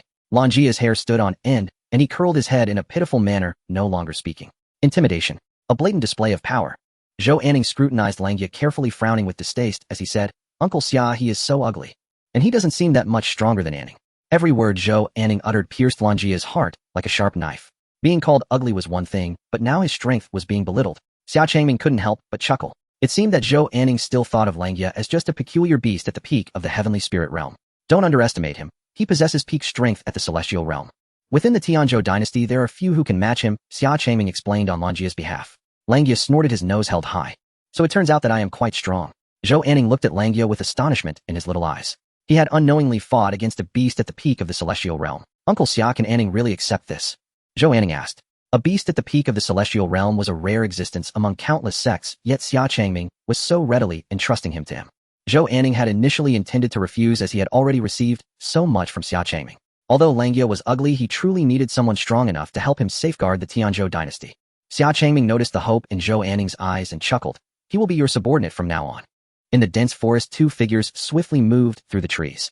The two were Xia Changming and Zhou Anning. To better train Zhou Anning, Xia Changming generally maintained a steady pace, allowing him to follow behind instead of carrying. Zhou Anning had no complaints about this. Instead, he became more serious in his training, trying his best to keep up with Xia Changming. As for Langia, he was no longer in the form of a half-human, half-demon, but had transformed into a small wolf, entirely black and shiny, standing on Zhou Anning's shoulder. When Langia changed into this form before Zhou Anning, it caused Zhou Anning's eyes to brighten. The ugly werewolf had instantly turned into a cute little dog. He had specially made an exception for Langia to stand on his shoulder. Xia Changming was also surprised to see Langia could become such a small size. So does that mean his wife can do it too? He thought he would let her try when they returned home. Boss, where are we going? Langia, perched on Zhou Anning's shoulder, asked lazily while yawning. That volcano, Xia Changming replied, gazing toward a distant crimson peak. Fire is one of the purest spirits of heaven and earth, nurturing the fire of life and the essence of rebirth. Generally, where volcanic activity occurs due to abundant spiritual energy, there are bound to be fire-type treasures or fire attribute spiritual herbs. Upon hearing that Xia Changming was going to that blazing mountain, Langia displayed a fearful expression. Boss, there's a fire phoenix living there, and she's very temperamental. Lately, I don't know what she's been on, but as soon as I get close, she tries to burn me. That's even better. Xia Changming smiled. The fire phoenix's vigilance against intruders indicated that there must be some heavenly materials or earthly treasures there, making her so defensive. What realm is that fire phoenix? Xia Changming asked. I think it's in the midstage of the human realm, Langia said, scratching his head awkwardly. Xia Changming immediately shot him a disdainful look. Here was a peak human realm being close to transforming, yet he was frightened by a midstage fire phoenix. Feeling belittled, Langia hurriedly defended himself. It's just that her fire happens to restrain me. Besides, I didn't actually. Just wait, I will deal with her later. I guarantee I can take her down in 3 rounds. Xia Changming remained silent, quietly listening to him boast. Suddenly, Xia Changming's expression grew serious as he raised his hand, signaling Zhou Anning to stop while he moved forward to investigate. On the ground lay the bodies of a man and a woman dressed like disciples of a certain sect. It was not surprising to encounter casualties in the perilous secret realm, leading one to lament their bad luck and However, upon closer inspection, the bodies were intact, showing no signs of bites or claw marks, but rather bore a ghastly sword scar across the chest, while another had been pierced through the heart by a sword. Both were wide-eyed in terror, and the woman still had tears lingering at the corners of her eyes. Someone else had done this. Xia Changming furrowed his brows, deeply wondering how the others from the Xia family were faring. What about Su Yueli? She seemed to be the one he didn't need to worry too much about in this secret realm. Aside from him, there should be no one capable of moving against her. Rather, he should be more concerned about the safety of others, with Su Yueli being unrestrained without him around. At that moment, Langia jumped down from Zhou Anning's shoulder, bouncing over to Xia Changming's side, looking at the 2 corpses on the ground and clicking his tongue. TSK tisk, who are these 2 unfortunate ones? Why not let me eat them while they're fresh? Don't waste them. Xia Changming shot Langia a cold glance and waved his hand, using earth to bury the 2 bodies on the spot. Langia dared not mention eating humans again, mumbling softly, if you don't want to eat, then fine. I'm just here to remind you, boss, someone is coming. Should I take care of them? No need, I happen to have questions for them. Xia Changming said coldly, his gaze fixed ahead. He had also sensed that several people were surrounding him, their killing intent unmistakable. Langia shook his head vigorously, secretly feeling sympathy for those people. If the boss personally took action, they were definitely finished. Shortly after, several cultivators viciously surrounded Xia Changming and Zhou Anning. Looking around, they all wielded sharp weapons, their faces contorted with malice, and their aura heavy with hostility, clearly having killed before. Here come a few who don't know how to die. Hand over your treasures and spirit rings, and if I'm in a good mood, I might give you a quick death. The leader, a man with a scarred face, pointed his large knife at Xia Changming, arrogantly commanding him. He felt no momentum from Xia Changming, but the young boy behind him clearly only had the strength of the acquired realm. Xia Changming also looked very young, like a teenager. It seemed that the two were likely brothers, and their cultivation level was. Seeing that the opponent did not recognize him, Xia Changming couldn't help but smile. Big brother, take this man. I want that little boy behind him. A thin, scrappy man with rat-like features stepped forward from behind the scarred man. He held two serrated bone knives, greedily eyeing Zhou Anning and licking his tongue. Zhou Anning frowned, feeling a wave of discomfort wash over him, as if he were being completely exposed. Ha ha, second brother, you still love to play with the little ones. Alright, he is yours. He'll take care of the big one. The scarred man laughed heartily, his eyes glinting as he looked at Xia Changming, greedily licking his lips. It had been a long time since he had seen such a handsome young man. Who are you people? Xia Changming asked coldly. From the attire of these two, he couldn't tell which sect they belonged to. The scarred man laughed arrogantly and said, remember this, kid, we are the infamous evil ghost duo known throughout the Eastern. I am Meng Sha. This is my second brother, Ku Sha. Today we will make sure you die in understanding. Meng Sha, Ku Sha. Xia Changming pondered for a moment before finally recalling the two. The evil ghost duo was notorious. They had considerable cultivation, but continuously engaged in burning, killing, and plundering from other sects. Their methods were cruel, having slaughtered hundreds from a single sect, sparing not even children. Their heinous acts were enough to incite the wrath of heaven and man. Who sent you to guard here? Xia Changming's tone grew even colder than before. The evil ghost duo typically worked alone, this time, bringing so many people to ambush others clearly indicated they were being directed by someone. Meng Sha frowned, feeling displeased with Xia Changming's interrogative tone and his aloof, arrogant demeanor. Clearly he was the one hunting. How dare he be so arrogant? Among Meng Sha's group, one person had been staring at Xia Changming with his mouth agape, trembling all over, looking as if he had seen a ghost. He wanted to speak, but found himself too nervous and scared to say anything, only managing to tug at Meng Sha's sleeve. Meng Sha turned back impatient and shouted, Ding Ritian, what the hell are you pulling on me for? Can't you see I'm busy? Be careful, or I'll kill you. This person was Ding Ritian, who had previously met Xia Changming outside Tiandu. Meng Sha and Ku Sha had arrived late and didn't know Xia Changming, but he did. How dare you provoke him? Ding Ritian stammered, pointing at Xia Changming. He is from the Xia family, the family head. Upon hearing Ding Rishan's words, everyone was taken aback. The silence and the scene was terrifying. This was the man rumored to have entered the celestial venerable realm, who had crippled the second son of the Kai family, Xia Changming, over a mere disagreement. Meng Sha felt a chill run down his spine, and secretly cursed Ding Ritian, thinking, damn, why didn't you say so earlier? If I had known it was Xia Changming, I wouldn't have come to take a look. Although he was extremely flustered inside, Meng Sha forced himself to appear calm, displaying a flattering smile, as he said, so it's the head of the Xia family. It was a misunderstanding. We are here at the behest of the Kai family to guard this place. We were unaware it was you, head Xia, and we apologize for the offense. Meng Sha's attitude did a complete turnaround. The fierce demeanor he had just shown was nowhere to be seen. I preferred your previous unruly demeanor. It had more presence, Xia Changming said with a slight smile. How could I dare? That was merely a show to intimidate, Meng Sha said with a flattering smile. Please do not take it seriously. He could clearly discern the sarcasm in Xia Changming's words, but at this moment, he could only swallow his anger and suppress the flames of rage boiling within. The celestial venerable realm was not something they could contend with. After he left, he would report Xia Changming's whereabouts to the Kai and Wang families. The Kai and Wang families would surely send people to encircle and eliminate him. So tell me, why did the Kai family send you here to guard this place? Xia Changming continued to press. Meng Sha showed a hesitant expression and replied this. I cannot say. Xia Changming narrowed his eyes and coldly stated, if you can't say, then die. Die now, or tell me before you die, choose one. From the very beginning, Xia Changming had no intention of letting Meng Sha and Ku Sha go. Meng Sha's face turned pale with shock. He never expected Xia Changming to be so unreasonable. He had no intention of letting them go. Already filled with pent-up anger, there was no need to continue enduring this. Meng Sha shouted angrily at Xia Changming. Xia Changming, I have shown you some respect, don't be too arrogant. What? Xia Changming coldly replied, his killing intent suddenly rising. The Emperor Immortal sword was drawn, and he slashed down. The sword light was as swift as a rainbow, the silver blade descending upon him. Meng Sha had no time to escape, and could only raise his large knife to block. In an instant, the sword light, with the momentum of a raging torrent, severed Meng Sha's weapon, falling under his regretful and terrified gaze. Meng Sha's body was split in two, leaving a long, thin sword mark behind him. Ku Sha jumped away at the first opportunity to avoid being caught in the wave of sword energy, his heart filled with shock. He knew Meng Sha's strength all too well. Yet Meng Sha, in the early stage of the human realm, was cut down by a single sword. When Xia Changming's icy gaze turned towards him, Ku Sha felt as if he had plunged into an ice cave, his hands trembling uncontrollably. Xia Changming, you can't kill me. We have already allied with the Kai family, well, I am now one of theirs. If you kill me, it is equivalent to killing someone from the Kai family. In this life-and-death moment, Ku Sha could no longer hold back, speaking in a panic. Xia Changming let out a cold laugh, executing the Jueming sword technique, with the Emperor Immortal sword, the blade turning into silver arrows that pierced into Ku Sha's body. The piercing sword energy instantly shredded Ku Sha, who couldn't even let out a scream before being killed by the sword spirit. It is precisely because you are from the Kai family that I will not let you go. The others, seeing Meng Sha and Ku Sha being killed just like that, no longer dared to hesitate, unleashing their life force and scattering to escape from all directions. Scatter and flee. Quickly report to the Kai family that Xia Changming is here. Xia Changming did not pursue, but instructed his subordinate Langya, leave no one behind, kill them all. You can have your fill.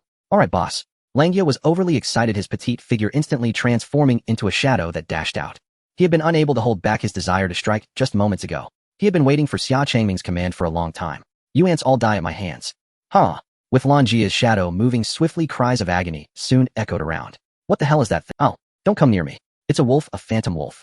Ugh. The last person's words were cut off as Langya, Meng Sha and his group were all slain, leaving only one person standing in place motionless.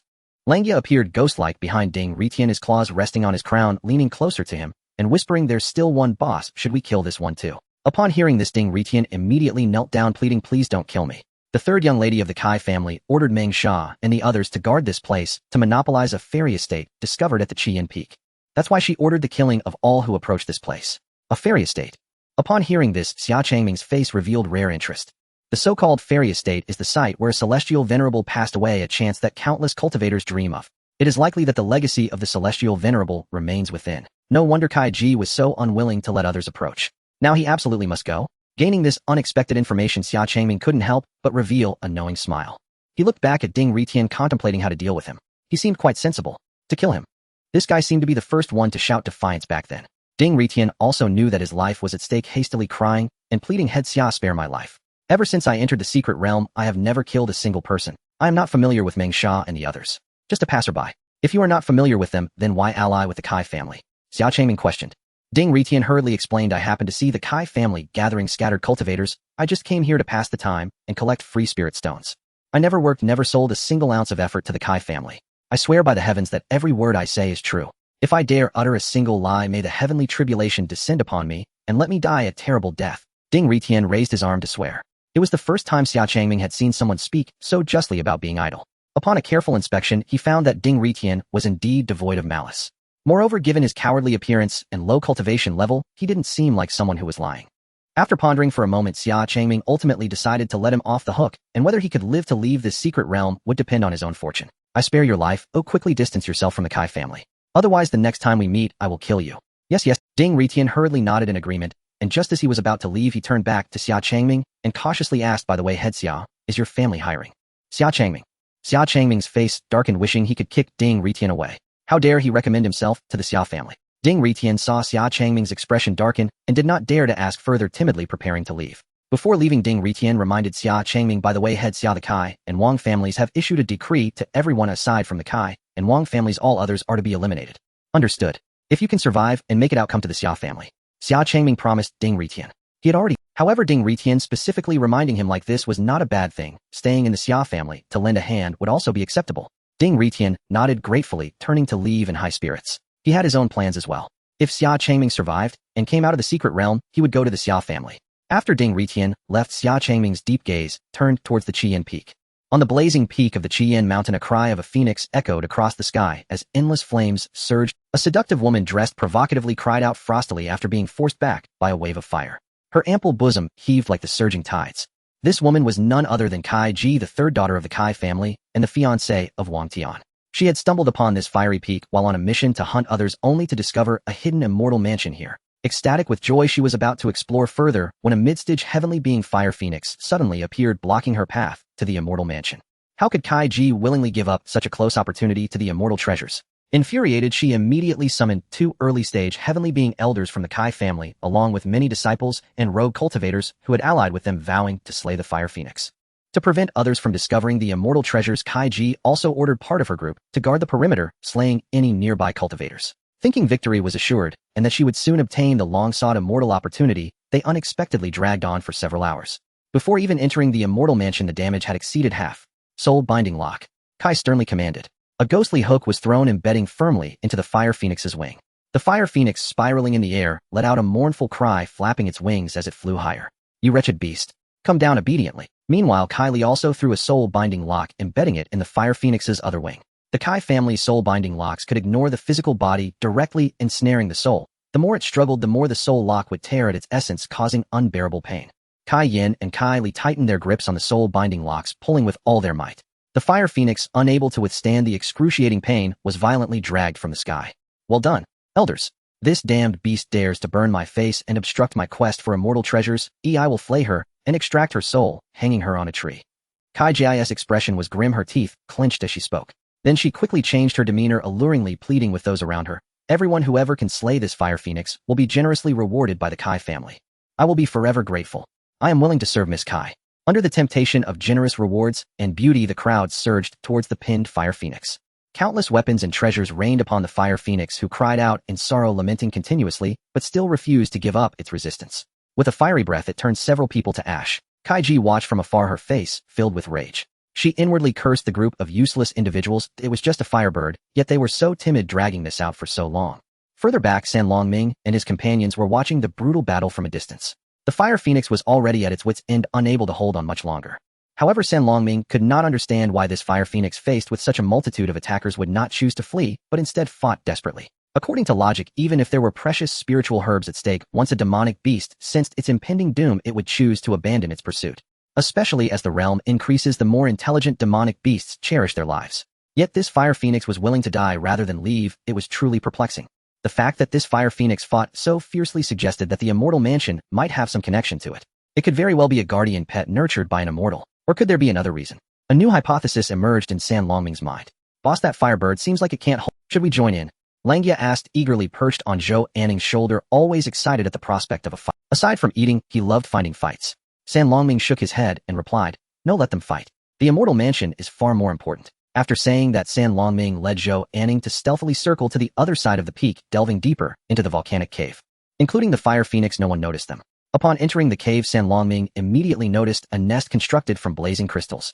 Above the nest lay a finely crafted phoenix egg, silent within. The egg was a vivid red with a rough, frosted surface covered in dense scarlet patterns, looking extremely vibrant. Now San Longming understood why the fire phoenix would rather die than leave. It likely wasn't guarding the immortal mansion, but rather its offspring, fulfilling the duty of a mother. Unfortunately, this soul phoenix egg had a weak pulse and would likely struggle to survive. Such a result was indeed disheartening. Langia leaned closer to the egg, eyes shining, and asked San Longming, boss, can I roast this egg to eat? San Longming. Without saying a word, San Longming gave Langia a light smack on the head. Always thinking about food. Besides, who roasts phoenix eggs? Phoenix eggs must be born in places rich in fire spirit energy, absorbing the essence of fire spirits. How could they be afraid of roasting? Even Zhou Anning shot a fierce glare at Langia, gently stroking the phoenix egg, her eyes sparkling. Anning, let's go. This phoenix egg won't survive, San Longming said, turning to leave, when Zhou Anning suddenly called from behind. Uncle Xia, will it really not survive?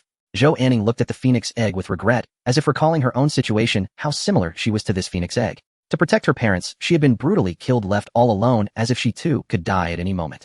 San Longming saw the hope in Zhou Anning's eyes, and could only smile helplessly, saying, all right, since you like it, remember to take the blazing crystal from the nest, as well. It is essential for maintaining the phoenix egg's fire essence absorption, and should be able to keep it alive for a while longer. Thank you, Uncle Xia. Anning knew Uncle Xia would have a way. Zhou Anning exclaimed joyfully, quickly storing both the phoenix egg and the blazing crystal into her spiritual ring. San Longming smiled slightly. Well, as long as the child is happy. Although ordinary fire phoenixes can only reach the peak of the heavenly being realm, having one as a pet for Zhou Anning wouldn't be too bad. However, saving this phoenix egg wouldn't be easy. Once they left the secret realm, he would need to trouble a certain someone for help. But whether that person would be willing to help after having plucked one of their feathers was still uncertain. Uncle Xia, have I caused you trouble? Zhou Anning noticed San Longming's contemplative expression and spoke apologetically. San Longming had already taken great care of her, being extremely considerate, but she felt she had been a bit willful. San Longming habitually patted Zhou Anning's head, smiling. It's nothing, just a small matter, not troublesome at all. Let's go see this legendary immortal mansion. Zhou Anning nodded obediently. Behind the fire phoenix's nest, a heavy ancient stone door was firmly. Beyond that door lay the immortal treasures countless cultivators yearned for. Xia Changming slowly walked towards the entrance of the immortal mansion. As he approached the stone door, he suddenly frowned, noticing a stark contrast between the scenes on either side of the ground, which felt quite incongruous. On one side there was a ground covered in dust and rubble, while the other side was completely clean and tidy, untainted by a speck of dust with a clear boundary separating the two sides. How strange. Xia Changming immediately pulled Zhou Anning to a halt. Uncle Xia, what's wrong? Zhou Anning Xia Changming raised his fingers slightly, lifting a floating stone from the ground, and then smashed it towards the stone door. The floating stone flew out, but melted away in midair before it could touch the stone door. A faint, almost transparent red barrier appeared before him. The vibrant red barrier pulsed with spiritual energy, although there was no heat felt it could dissolve anything that touched it like scorching lava. Zhou Anning, witnessing this, felt a shiver down his spine. If Xia Changming hadn't held him back, just now he would have likely walked. Xia Changming stepped closer, carefully examining the barrier that enveloped the immortal mansion like a red furnace, inwardly marveling at the power of ancient immortal beings. Nowadays very few could set up such a barrier. If the immortal who resided within the mansion were still alive, even he would find it difficult to break through this barrier. Fortunately, the ancient beings were no longer present, and after 1,000 years the barrier had diminished significantly from its former strength. Breaking through this barrier wasn't difficult, but the entrance was located inside the volcano clinging to the cliffside. If forced open, it could easily lead to a collapse of the cave. That would be troublesome. Once the cave collapsed and fell into the molten lava below, the chance of obtaining the immortal fortune would be lost. Just as Xia Changming was pondering how to gently break the barrier, he suddenly recalled the artifact here that he had confiscated. This blade was specifically designed to cut through spiritual barriers. Since it could sever the mystical barrier of a secret realm, it should be able to cut through this red furnace barrier, as well he thought, and decisively took out the dagger to try. As expected, the dagger easily pierced into the barrier. Xia Changming's expression brightened, but he soon noticed that as he slowly cut downwards, the blade of the dagger began to merge with the barrier. After successfully tearing open a gap in the barrier, chaotic spiritual energy surged, and the entire barrier suddenly dissipated. The dagger in Xia Changming's hand melted down to just the handle. What a pity, this dagger was quite useful. He liked it. He would have to ask his wife for another one another day. After casually discarding the handle, Xia Changming took Zhou Anning and walked up to the stone door. With the red furnace barrier gone, there were no more obstacles ahead. Slowly pushing open the stone door, accompanied by a humming vibration, Xia Changming finally beheld the legendary immortal mansion. There were no lavish decorations or dazzling spiritual pills and artifacts. All that surrounded him were 4 rock walls and a very clean, simple stone house. Inside the stone house, a small flame provided illumination. Though the flame was small, it seemed to never extinguish, thoroughly illuminating the entire stone house. On the stone bed directly in front, a pristine and translucent immortal skeleton lay flat. Approaching for a closer look, he saw that the skeleton was rather slender with delicate bones. It was draped in a flowing red robe, suggesting that it must have belonged to a female immortal. However, her ribcage was completely shattered, and her left arm showed varying degrees of fractures. She must have suffered serious injuries and fled here before her demise. In the end, she was unable to escape death, lying on this stone bed and passing away. Before her death, it seemed this female immortal left some words written on the stone wall. Were these her last words? Xia Changming leaned in for a look and saw elegantly inscribed on the stone wall were a few large characters. I refuse to accept this. Xia Changming. It seems this predecessor also had a strong personality. Her final words before death were so straightforward and heartfelt. Boss, there's nothing here at all. What are we doing here? As soon as Langya entered the stone house, he jumped around, searching everywhere, even using his nose to sniff, but found nothing hidden. Zhou Anning also followed suit, searching carefully, but also found nothing. Xia Changming chuckled and shook his head, pointing at the red jade spirit ring on the skeleton's right hand, saying, "Stop looking. All the immortal fortune in this mansion is right before us. Predecessor, pardon the intrusion." After speaking, Xia Changming reached out to take the red jade spirit ring from the skeleton's hand. His divine sense penetrated inside, then he abruptly opened his eyes wide, his body leaning back. A surge of blazing flames erupted from the spirit ring, rushing past Xia Changming's face. Phoenix true fire. The flames burned endlessly, capable of incinerating all things, including the very soul. Although the spirit ring no longer imprisoned anything, this female immortal had still left a trace of Phoenix true fire hidden within. Anyone attempting to pry into it would be scorched by the flames, leading to their soul's annihilation. Xia Changming was all too familiar with this fiery blaze. This predecessor truly was cautious. Uncle Xia, boss, are you alright? Zhou Anning and Langya hurriedly approached to inquire. I'm fine. Xia Changming gestured that he was okay. His divine sense re-entered, revealing everything within the spirit ring. He had expected that a relic of an immortal would be piled high with treasures like artifacts and pills. However, within the spacious spirit ring, there were only a few spirit stones and a crimson immortal sword floating inside. The immortal sword was slender and exquisite, nearly 3 feet long, with a body that was a mix of crimson and white, its blade adorned with fluttering feathers shimmering with brilliant phoenix fire. This was an immortal artifact. At the end of the sword's body, the words Phoenix Flame Fire Feather Sword were inscribed. What a fine sword. Xia Changming tried to touch the immortal sword, and it hummed, the blade erupting in phoenix fire as feathers shot out. The Emperor Immortal Sword seemed to sense something vibrating with a hum outside the spirit ring.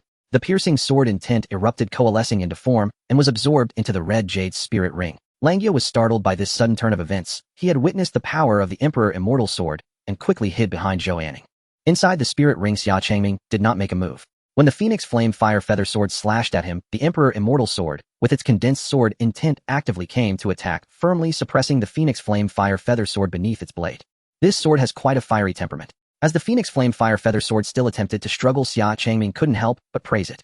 Few swords could resist under the suppression of the Emperor Immortal Sword. The Immortal Sword possessed its own spirit. It seemed that unless it gained the recognition of the Phoenix Flame Fire Feather Sword, it would not submit. To earn the approval of the Phoenix Flame Fire Feather Sword, one probably had to obtain the legacy of that immortal residing in the mansion. The legacy of an immortal is typically passed down with the sword they possess. Both are indispensable. Just like how he learned the unparalleled sword technique from his master, it was also passed down through the Emperor Immortal Sword. Ordinary immortal swords find it hard to wield the might of the unparalleled sword technique. However, Xia Changming carefully examined every corner of the spirit ring, but found no secret tomes related to the method of inheritance. Could it be that this immortal did not wish to leave behind a legacy and destroyed everything instead? Xia Changming pondered in confusion. Boss, something's wrong. Suddenly, he heard Langjia's exclamation from outside his divine sense. Without further thought, Xia Changming quickly withdrew his divine sense from the red jade spirit ring. Upon emerging, he saw Zhou Anning collapsed lying beside the stone bed with his arm tightly grasped by the immortal skeleton. You little rascal. Langia cried out urgently from the side, unfurling his frost-clad claws and lunging forward to shatter the immortal sovereign's remains. Boss, this little rascal has fainted. Dangling midair by the scruff of his neck, Langia flailed his limbs wildly as he explained, this brat slipped away unnoticed. I blinked, and there he was standing beside that skeletal frame. And the moment he touched it, he collapsed unconscious. It truly wasn't my fault. Fearing reprimand, Langia curled his head inward defensively. Enough. It has nothing to do with you. Xia Changming dropped Langia unceremoniously onto the ground, then approached Zhou Anning and gently placed a fingertip upon her forehead. Closing his eyes, he extended his divine sense deep within her. Soon Xia Changming opened his eyes again. His divine sense met an impenetrable barrier, and Zhou Anning's own spiritual awareness had already sunk far beyond reach, immersed somewhere distant. How is it, boss? Can this little rascal be saved? Langia tilted his head upward, peering up at Xia Changming. Xia Changming delivered a sharp tap to Langia's skull without hesitation and replied, Anning's breath is steady, her meridians show no anomaly. How could anything possibly be amiss? In fact, this may well be auspicious. Langia stared blankly, utterly baffled. Xia Changming gazed silently upon Zhou Anning, a quiet, knowing smile playing upon his lips. For Zhou Anning, this was an extraordinary Onsinanian celestial karmic opportunity. Whether she seized it would be Where am I? Where is Uncle Xia? Where is Xiaohei? Zhou Anning stood alone atop a celestial peak, bewildered as she surveyed this unfamiliar realm. Ethereal mist wreathed towering immortal mountains, while distant skies shimmered with soaring phoenixes whose cries echoed like sacred hymns. Do not fret, little one. You stand within my spiritual realm. I summoned you here myself. Suddenly the space before Zhou Anning warped and dissolved into illusion. A woman emerged gracefully from the void, draped in robes of blazing crimson radiance, her beauty both radiant and refined. 3 vivid crimson flame feathers adorned her brow, a delicate scarlet eyeshadow curved like flickering fire at her temples. Her allure was breathtaking. Recalling the voice that had resonated within her mind moments earlier, the same voice now speaking before her, Zhou Anning realized her body had moved of its own accord toward the stone bed. Upon touching the immortal sovereign's skeletal remains upon that stone bed, consciousness fled, and when she next opened her eyes, she stood here within this boundless spiritual expanse. This woman must be the sovereign herself, the long-departed celestial sovereign. Hastily, Zhou Anning clasped her hands in reverence. I pay homage to the celestial sovereign, Elder Master. Then puzzled, she asked, how did Elder Master discern that I am a woman? Her voice, now clear and melodious as a lark's trill, had shifted from its earlier timbre. With her identity unveiled, there remained no need to conceal it through artifice. Yet she marveled she had concealed herself so thoroughly, altering her voice, adopting male attire, mastering masculine mannerisms over years of rigorous practice. Even Xia Changming, who had shared every moment with her these past days, had never suspected. How then had this woman seen through her disguise at a single glance? Could a celestial sovereign truly perceive gender with such infallible clarity? The woman smiled faintly and replied, only a pure maiden untouched by worldly affairs can resonate with my Feng Yin Tianxin art. Now tell me, why should I not know? Zhou Anning's cheeks flushed with gentle embarrassment. So that was it. May I ask, Elder Master, why have you summoned me? Composing herself swiftly, she posed the question again. The woman straightened her posture and began solemnly, ahem. I am the... But halfway through, her dignified bearing dissolved entirely. With an easy, unrestrained laugh, she declared, ugh, this is exhausting. I'm done pretending. I simply can't keep it up. My name is Song Yinxin, former sect master of the Feng Yin Tianmen sect, though precisely which generation I've long forgotten. In any case, the sect has long since perished. After countless eons of solitude, Song Yinxin had finally encountered a living soul capable of resonating with her. She'd intended to uphold the awe-inspiring dignity befitting a celestial sovereign, to make a lasting, reverent impression. Yet Song Yinxin, willful-spirited and utterly unaccustomed to formal airs, had no idea how to embody such solemnity. Moreover, she had only recently ascended to the rank of celestial sovereign herself, having spent most of her cultivation life trailing behind seniors. To impersonate a sovereign was simply beyond her. All she could manage was a brief, awkward imitation, borrowing fragments of demeanor she'd observed in elder brothers and sisters long ago. And just like that, she cracked. The sudden shift in Song Yinxin's bearing left Zhou Anning utterly stunned frozen. Where had that poised, resplendent elder sister, the very embodiment of sovereign grace, disappeared too?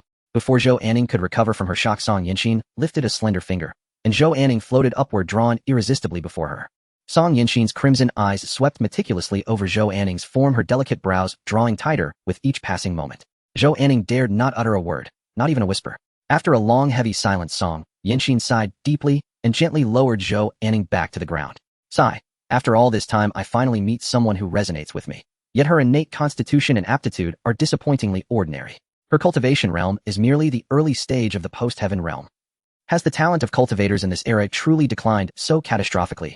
A look of grave concern clouded Song Yinxin's expression as she voiced the question aloud. If humanity's cultivation standards had truly fallen this low, did it not herald peril for the entire human race? Zhou Anning bowed her head in shame and murmured, respectfully, Elder Master. It is not the age's failing but my own lack of innate talent that accounts for this. Song Yinxin fell silent, her gaze shifting back and forth across Zhou Anning's face, her expression flickering between frustration, contemplation, and vexation. Finally she spoke, Little one, I ask you one question. Should chaos descend upon heaven and earth, wars rage without end, realms tremble, and order crumble, what would you do? Song Yinxin's gaze sharpened like a blade, unwavering as she awaited Zhou Anning's reply. Without hesitation, Zhou Anning raised her head high, her voice ringing with unshakable resolve. Then I shall don armor-wield sword and stand firm before the maelstrom, shielding those I hold dear, restoring peace to this world and forging tranquility across 10,000 realms. And if such a path demands your death, your soul erased forever. Song Yinxin's brows arched sharply as she demanded sternly. Zhou Anning did not falter, not for an instant. Then I shall die. Ha ha ha, excellent. I adore you, little one. Hearing Zhou Anning's fearless, impassioned answer, Song Yinxin burst into hearty, heartfelt laughter. She hadn't felt such genuine joy in ages. Though the girl's root endowment and innate talent were modest in one vital aspect, she bore a striking resemblance to her. Song Yinxin was profoundly taken. Moreover, this was the first woman in millennia whose spirit resonated with her Feng Yin Tianxin art. Time waited for no one. Why not choose her? She would give this girl a decisive push forward. Song Yinxin turned her warm gaze upon Zhou Anning and asked with a gentle smile, Little one, would you become my disciple? Becoming a disciple of the immortal master. Zhou Anning stood frozen in disbelief. This was something she had never dared to imagine. To be accepted as a disciple by the immortal master is a rare opportunity that many cultivators spend their entire lives seeking.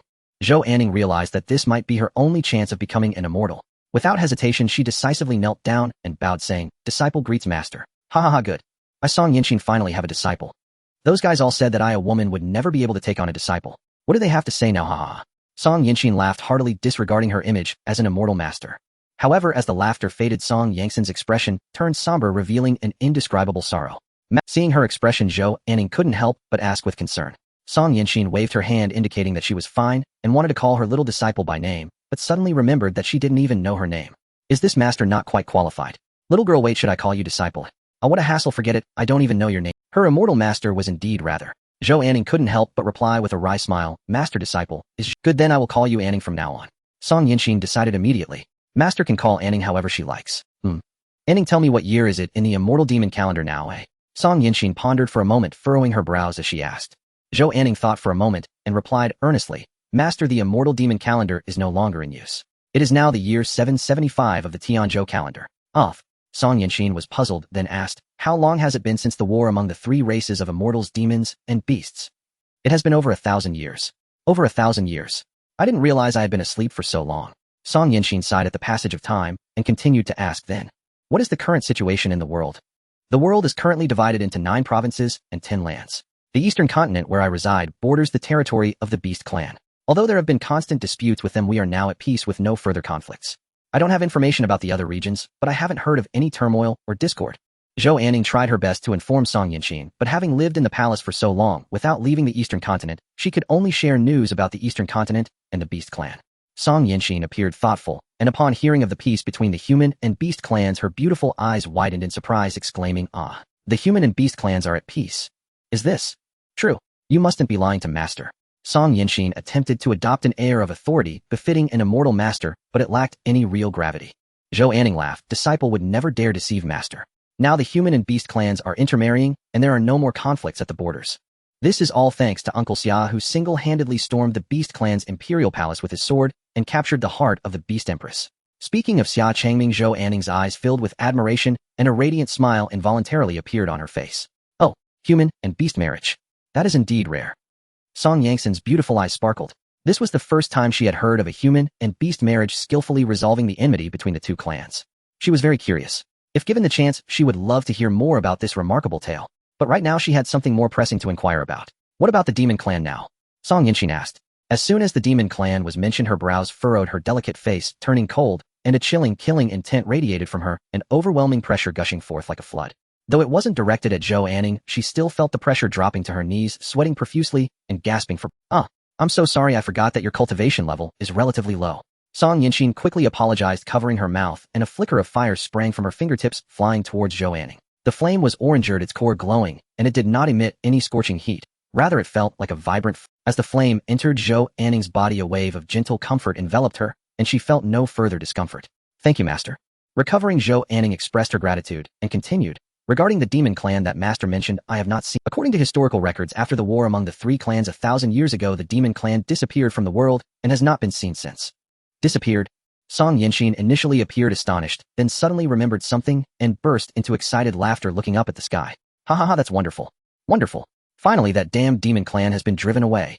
Zhou Anning had never seen the demon clan and didn't understand why Song Yinxin was so happy, but she could sense that Song Yangxin's laughter was filled with genuine joy. Anning, I have only one request of you. If the demon clan ever appears again in the future, kill every one of them. Not a single one spared. After laughing enough, Song Yangxin's expression turned serious, her jaw clenched as she spoke with a fierce killing intent. Zhou Anning didn't know why Song Yinxin hated the demon clan so much, but still solemnly replied, yes. Master.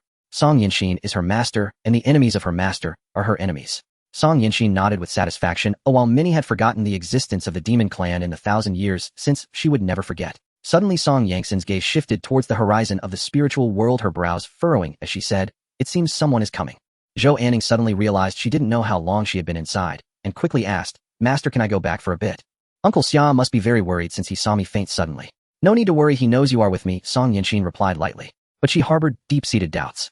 She could sense Xia Changming, but could not perceive his cultivation level. She could only feel that he was enveloped by an aura of sword intent which was unclear, and if she tried to sense further, her spiritual sense would be harmed by the sword intent. This sensation was very similar to someone she had encountered before, but she couldn't recall who it was. All she remembered was that it seemed to be a very formidable figure. So she didn't dare act rashly. Just as Xia Changming was outside protecting her, she could also pass on her secret arts to Zhou Anning. Come here, Song Yinxin softly called to Zhou Anning. Not daring to be negligent, Zhou Anning slowly walked to Song Yinxin grasped Zhou Anning's wrist, just as her ethereal form outside the spiritual world grasped Zhou. In an instant, an immense and fiery spiritual power surged into Zhou Anning's body, through her arm, causing her skin to split, blood to flow, and a bone-deep pain to throb throughout her being. Zhou Anning gritted her silver teeth, refusing to let out a sound, her entire body drenched in sweat. If it weren't for Song Yinxin enveloping her in the flame of life, she would have likely perished. Anning, endure. Your innate talent is too mediocre, and I am refining your root bones and spiritual marrow with my celestial bones. You must hold on. Otherwise all efforts will be in vain. Inside the stone chamber, Xia Changming sat cross-legged, eyes closed in meditation, his hands gently stroking the blade of the Emperor immortal sword resting upon his legs. Suddenly, as if sensing something, Xia Changming abruptly opened his eyes, directing his gaze towards Zhou Anning, who was still lying on the stone bed. He saw her radiating with a brilliant crimson dust spirit, her delicate skin flushed red, and her arms appearing almost transparent, revealing her spiritual bones, which were entwined with red spiritual threads gradually climbing upwards. Refining the root bone's spiritual marrow. Xia Changming's eyes widened in shock, then he smiled. It seems Anning was quite fortunate. She truly received the inheritance and recognition of this immortal. This immortal was also generous. In order to enhance Zhou Anning's root bone quality, he was willing to part with his own celestial bone's spiritual marrow for her refinement. As he watched the once pristine white jade-like celestial bone relic on the stone bed gradually dimming, Xia Changming felt a deep admiration. Self-damaging one's celestial bone spiritual marrow could harm the very foundation of one's Tao. Even if there was a chance to reshape the physical body in the future, regaining the status of an immortal wouldn't be easy. Zhou Anning's arm was tightly gripping the celestial remains of Song Yinxin, her face flushed, red beads of sweat dripping from her forehead, her brows tightly furrowed, as she bit her pearly teeth, seemingly enduring excruciating pain, as if her bones were being picked apart. Before long, a long gash suddenly appeared on Zhou Anning's arm, blood flowing profusely. Boss, what's wrong with this little... Why is she bleeding out of nowhere? Lengia curiously poked his head over to ask. Since he felt Xia Changming wasn't going to blame him, Langya had carefully laid down to sleep. Upon suddenly catching the scent of blood, he curiously approached again. Xia Changming pressed down on Langya's head, pushing him back, and sternly said, "Be quiet." "Oh," Langya replied, meekly lying on the ground. Xia Changming had no time for Langya. Zhou Anning was, if she couldn't endure the pain of the refining, her only fate would be to explode and perish. The spiritual marrow of the immortal's relic would be wasted. Seeing the wounds on Zhou Anning multiplying and blood staining her clothes, Xia Changming decisively placed his palm on her crown. "It is rare to find such a celestial opportunity and receive the immortal's inheritance, so let me assist you. Uncle Xia isn't someone you call for nothing." In an instant, streams of sharp sword intent spiraled down from his palm, enveloping Zhou Anning and suppressing the restless fire spirit marrow within her. Another gentle vast flow of spiritual energy like the warm sunlight of spring slowly poured into Zhou Anning's body, flowing through her meridians and soothing every inch of her skin and bones, calming the rampaging spiritual marrow. Zhou Anning's tightly furrowed brows gradually relaxed unknowingly. Next they would wait for him to slowly complete the cleansing of her spiritual marrow and achieve a rebirth. After providing Zhou Anning with 2 protective streams of spiritual power, Xia Changming slowly withdrew his hand and looked towards the outside of the stone chamber. At this moment the cries of the fire phoenix had ceased and dozens of footsteps were rapidly approaching. They arrived a bit faster than he had anticipated, but it didn't matter. Time shifted back to a little earlier. In the world of divine sense, Song Yanqin looked at Zhou Anning, who was gritting her teeth and struggling, her expression gravely tense. Zhou Anning was drenched in blood, her delicate body trembling uncontrollably, clearly on the verge of collapse. It was all her fault. She was too anxious and carelessly set out to refine her root bone spiritual marrow. Song Yanqin felt deeply guilty. She had thought that with her phoenix flame heart fire, she could protect Zhou Anning, but she underestimated the power of her own celestial bone spiritual marrow. If this continued, within a quarter of an hour Zhou Anning would not be able to hold on. Should she let go? Song Yanqin, if she chose to let go now, everything she had just done would be in vain. The remaining celestial bone spiritual marrow she had was not enough for a second refinement for Zhou Anning. Even if Zhou Anning obtained her inheritance, her future achievements would be difficult. After much thought, Song Yanqin couldn't help but, alas, it can't be helped. Life is precious. She didn't want to harm the disciple she had worked so hard to take in. Just as Song Yanqin was preparing to let go, Zhou Anning unexpectedly tightened her grip on Song Yanxin's arm. "Master, Anning is fine," Zhou Anning said stubbornly, her eyes filled with blood. She was indeed a child who was not afraid of hardship. This was her good disciple. Song Yanqin looked at Zhou Anning with deep appreciation, choosing not to let go. She exerted herself to activate the Phoenix Flame Heart Fire to heal the wounds on Zhou Anning, alleviating her pain as much as possible. After all, the pain felt in the world of divine sense was real, and the Zhou Anning outside the world of divine sense must also be bleeding with cracked skin. At that moment, streams of spiritual energy, sword chi, suddenly erupted around Zhou Anning, suppressing her restless fire spirit marrow. Song Yanxin's beautiful eyes widened in disbelief. This stream of spiritual energy, sword chi, was so pure and so intensely sharp. Before Song Yanqin could come to her senses from her shock, another gentle flowing stream of spiritual essence poured into Zhou Anning's body, reaching her limbs and meridians, nurturing and repairing her root bones. Where did this vast and rich spiritual spring come from? Just as one shock had not yet subsided, another shock arose. "Uncle Xia, it's Uncle Xia." Zhou Anning suddenly felt comfortable and at ease, her eyes brightening as she joyfully exclaimed. She immediately recognized the familiar warmth of the spiritual energy. Only Xia Changming could achieve this. Xia Changming. Song Yanqin murmured to herself, imprinting this name. With such formidable sword energy and such mastery over spiritual energy, this person was certainly no ordinary individual. With Xia Changming's 2 streams of spiritual energy protecting her, Song Yanxin's subsequent refinement and cleansing would proceed much more smoothly. Zhou Anning's complexion returned to normal as she quietly sensed the gradual warmth within her body. Before long, the red spiritual essence of Zhou Anning's root bones emerged, the red spiritual energy resembling fine threads covering her entire body and face, her bones glistening like jade, exuding an ethereal brilliance. Refining the celestial bone's spiritual marrow, she succeeded. At this moment, Zhou Anning was no longer that ordinary girl with mediocre talent, but a rare genius endowed with celestial bone's spiritual marrow. She had truly achieved a rebirth. Although she could not compare to Xia Changming's innate celestial grace, Zhou Anning's talent now surpassed countless cultivators. "Thank you, Master." Zhou Anning gazed in disbelief at her hands as white as jade and bowed in gratitude to Song. "It is indeed not easy to endure. It is also thanks to that Uncle Xia of yours. If it weren't for his intervention, you probably wouldn't have been able to hold on." Song Yanqin smiled with satisfaction. "He must treat you very well, right?" "Yes. Uncle Xia treats Anning very well. He is the second most important person in the world to Anning." "That's good." Knowing that Zhou Anning had a close bond with that person, Song Yanqin felt much more at ease. With that person around, she could rest easy. "Anning, you have completed the refinement and cleansing of your marrow. Your future cultivation will soar swiftly. I have also transmitted the secret method of the Phoenix Flame Heart technique into your spiritual sea. Remember to practice diligently. I have left my celestial artifact in my spiritual ring for you as well." There is a dangerous secret method of phoenix fire in the spiritual ring. Since you possess my phoenix flame heart technique, you will not be harmed. Song Yinxin instructed many things in one breath, just like her grandfather Zhou Tian had done when parting, which made Zhou Anning feel a sudden sense of panic. Master, are you leaving? Zhou Anning instinctively reached out to grasp Song Yangxin's skirt. Song Yinxin was taken aback, then joyfully stroked Zhou Anning's head and said, "Who said I am leaving? I'm just a bit tired and need to rest for a while. Rest assured, Anning, I will be watching over you every moment here." Song Yangxin's finger tapped Zhou Anning's forehead, and the remaining fragment of her divine soul transformed into specks of starlight seeping into Zhou Anning's forehead, becoming a seed enveloped in the phoenix flame heart fire. "Master," Zhou Anning murmured in gratitude. She understood that Song Yangxin's long slumber was due to the injury to her celestial bone from the refining. Her heart was filled with gratitude for Song Yinxin. For the sake of her master, she would surely reconstruct the phoenix flame heavenly gate in the future.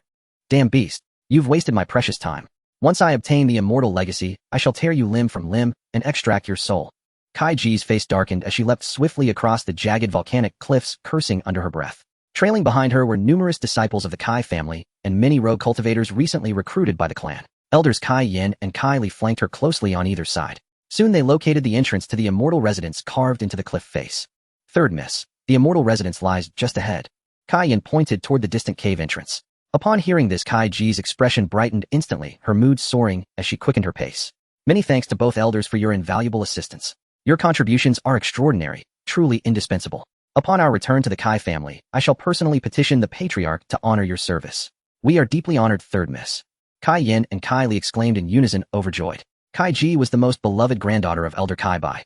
They had long abandoned hope of attaining the immortal legacy themselves. Yet if Kai Ji could speak favorably of them before the patriarch, even a single word of guidance might propel their cultivation to new heights, and that would be more than enough. Kai Ji smiled faintly, then turned back with a beguiling grin toward the throng behind her. "My sincere gratitude to all of you for your steadfast support. I shall reward each of you handsomely upon our return." As she spoke, she subtly, perhaps deliberately, arched her proud snow-white bosom. The dazzling sway of her curves sent every man standing rigid hearts racing wildly. Rumors about the Kai family's third miss had long circulated across Tiandu, whispers claiming her wanton nature and entanglements with countless cultivators. Now it seemed the rumors held truth. Eyes fixed forward without blinking, minds already alight with illicit delight. Yet as Kai Ji turned away, her smile deepened, not with warmth but with cold, mocking amusement. "Men are so easily deceived. Once I grow weary of playing with them, I shall end them without mercy." "Third miss, look. The stone gate of the immortal residence has been opened."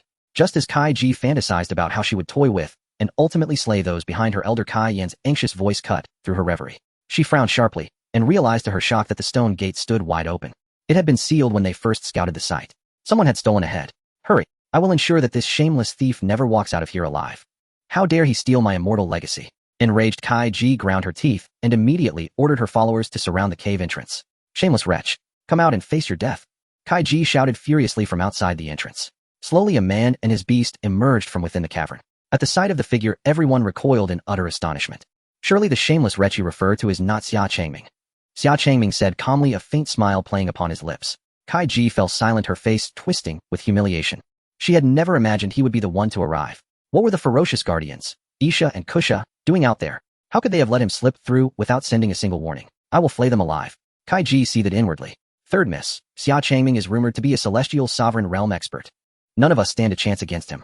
The patriarch himself instructed us, should we encounter him, we need not engage. He will handle the matter personally." With grave solemnity, Elder Kai Yin stepped beside Kai Ji and whispered urgently into her ear. Beside him, Elder Kai Li added softly, "Indeed, let us withdraw while he remains unaware of our recent assault upon the Xia family." Kai Ji's brow knotted tightly. Her expression grew storm-dark. After overcoming the fire phoenix guarding the entrance with such effort, she now found herself laboring only to deliver the prize into another's hands.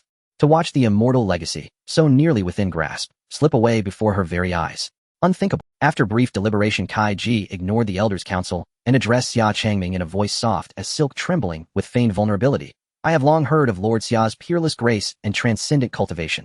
Meeting you today is truly the greatest fortune of my life. With cultivation of such magnitude, surely Lord Xia needs no further immortal legacy within this realm. Yet I have expended tremendous effort to locate this place, enduring hardship beyond measure. Might you, noble lord, graciously yield this legacy to me?" As she spoke, tears glistened in her eyes. Her delicate face a portrait of sorrowful fragility, poised on the verge of weeping. "Go on, cry. Didn't you say you'd cry? Then why don't you? Shall I help you?" With arms folded behind his back, Xia Changming prodded her playfully, his expression an exaggerated pantomime of waiting for tears that refused to fall. He had waited patiently for her to shed even a single tear, yet none came. He was almost tempted to step forward and assist. His words left every onlooker utterly stunned. Is this man utterly devoid of compassion, so ruthlessly indifferent to feminine grace? Inwardly the crowd condemned Xia Changming with fierce indignation. Kaiji had never been spoken to thus before. She froze and placed the tears she'd painstakingly summoned, now forced. Her cheeks twitched faintly as she forced a brittle smile. Lord Xia certainly enjoys jesting. Inside she seethed, longing to strip him bare, tear out his soul, and refine it into ash. Elder Kai Yen, secretly release a soul moth to broadcast our location to nearby forces. Have them converge here at once. Immediately, Kaiji commanded silently via spiritual sense. She would not relinquish this legacy. Elder Kai Yen hesitated, then meeting her venomous gaze reluctantly acquiesced. With his arm concealed behind his back, a tiny mosquito-like creature, ethereal and flickering, emerged from his sleeve and dissolved soundlessly into the air. Having completed her preparations, Kaiji turned openly to Xia Changming and asked, "Pray tell, what would it take for Lord Xia to graciously cede this legacy to me?" "You arrived too late. This legacy already has its master," Xia Changming replied with a gentle smile. At those words Kaiji paled, and instinctively craned her neck to peer past him. There atop a stone bed lay Zhou Anning, her arm locked in firm embrace with an immortal skeleton, her body wreathed in crimson spiritual energy, her aura radiant with celestial purity. Could this be an immortal sovereign bestowing sacred transmission? Kaiji recoiled in shock. Her foot lifted instinctively to intervene, only to freeze mid-step as a glacial wave of killing intent pierced her heart, jolting her back to awareness. She sensed with chilling certainty that one more step would mean her death. Yet to stand idle while her destined opportunity was seized by another. Unbearable. These men who boasted endlessly of their prowess before her. Now at the decisive moment, not one dared utter a sound. If only their prowess in bed matched their bravado in speech, she might not scorn them so utterly. In the end she could rely only on herself. Drawing a slow, steadying breath, Kaiji offered a sultry smile, and swayed forward, hips and waist undulating with hypnotic grace. Her figure was lush and captivating, her eyes shimmering with seductive allure, each movement exuding irresistible temptation. Stopping before Xia Changming, she trailed a fingertip slowly across his chest, exhaling warm, fragrant breath as she murmured, voice like honeyed venom, "Lord Xia, if you grant me this legacy, I shall grant you anything you desire." Taking advantage of Zhou Anning not fully accepting the inheritance of the immortal fate, Kaiji wanted to try to seduce Xia Changming to give this place's immortal fate to her. Kaiji was quite confident in her appearance and demeanor. As long as she was willing, there wasn't a single man who hadn't fallen at her feet.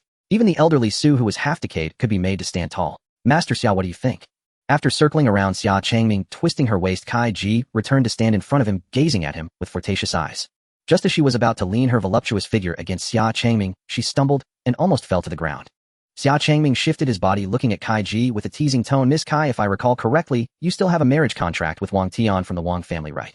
If you do this, your brother Wang might not be very happy, right?" Since she had nothing to do, she might as well play with these people from the Kaiji's lips curled into a smile as she continued to sway her alluring waist closer to Xia Changming, giggling. "I do indeed have a marriage contract with Wang Tian. But so what? As long as I don't say anything and you don't say anything, who would know? What do you think, Master Xia?" Saying this, Kaiji deliberately bent down her ample bosom, cascading down, revealing enticing curves that were deep and captivating.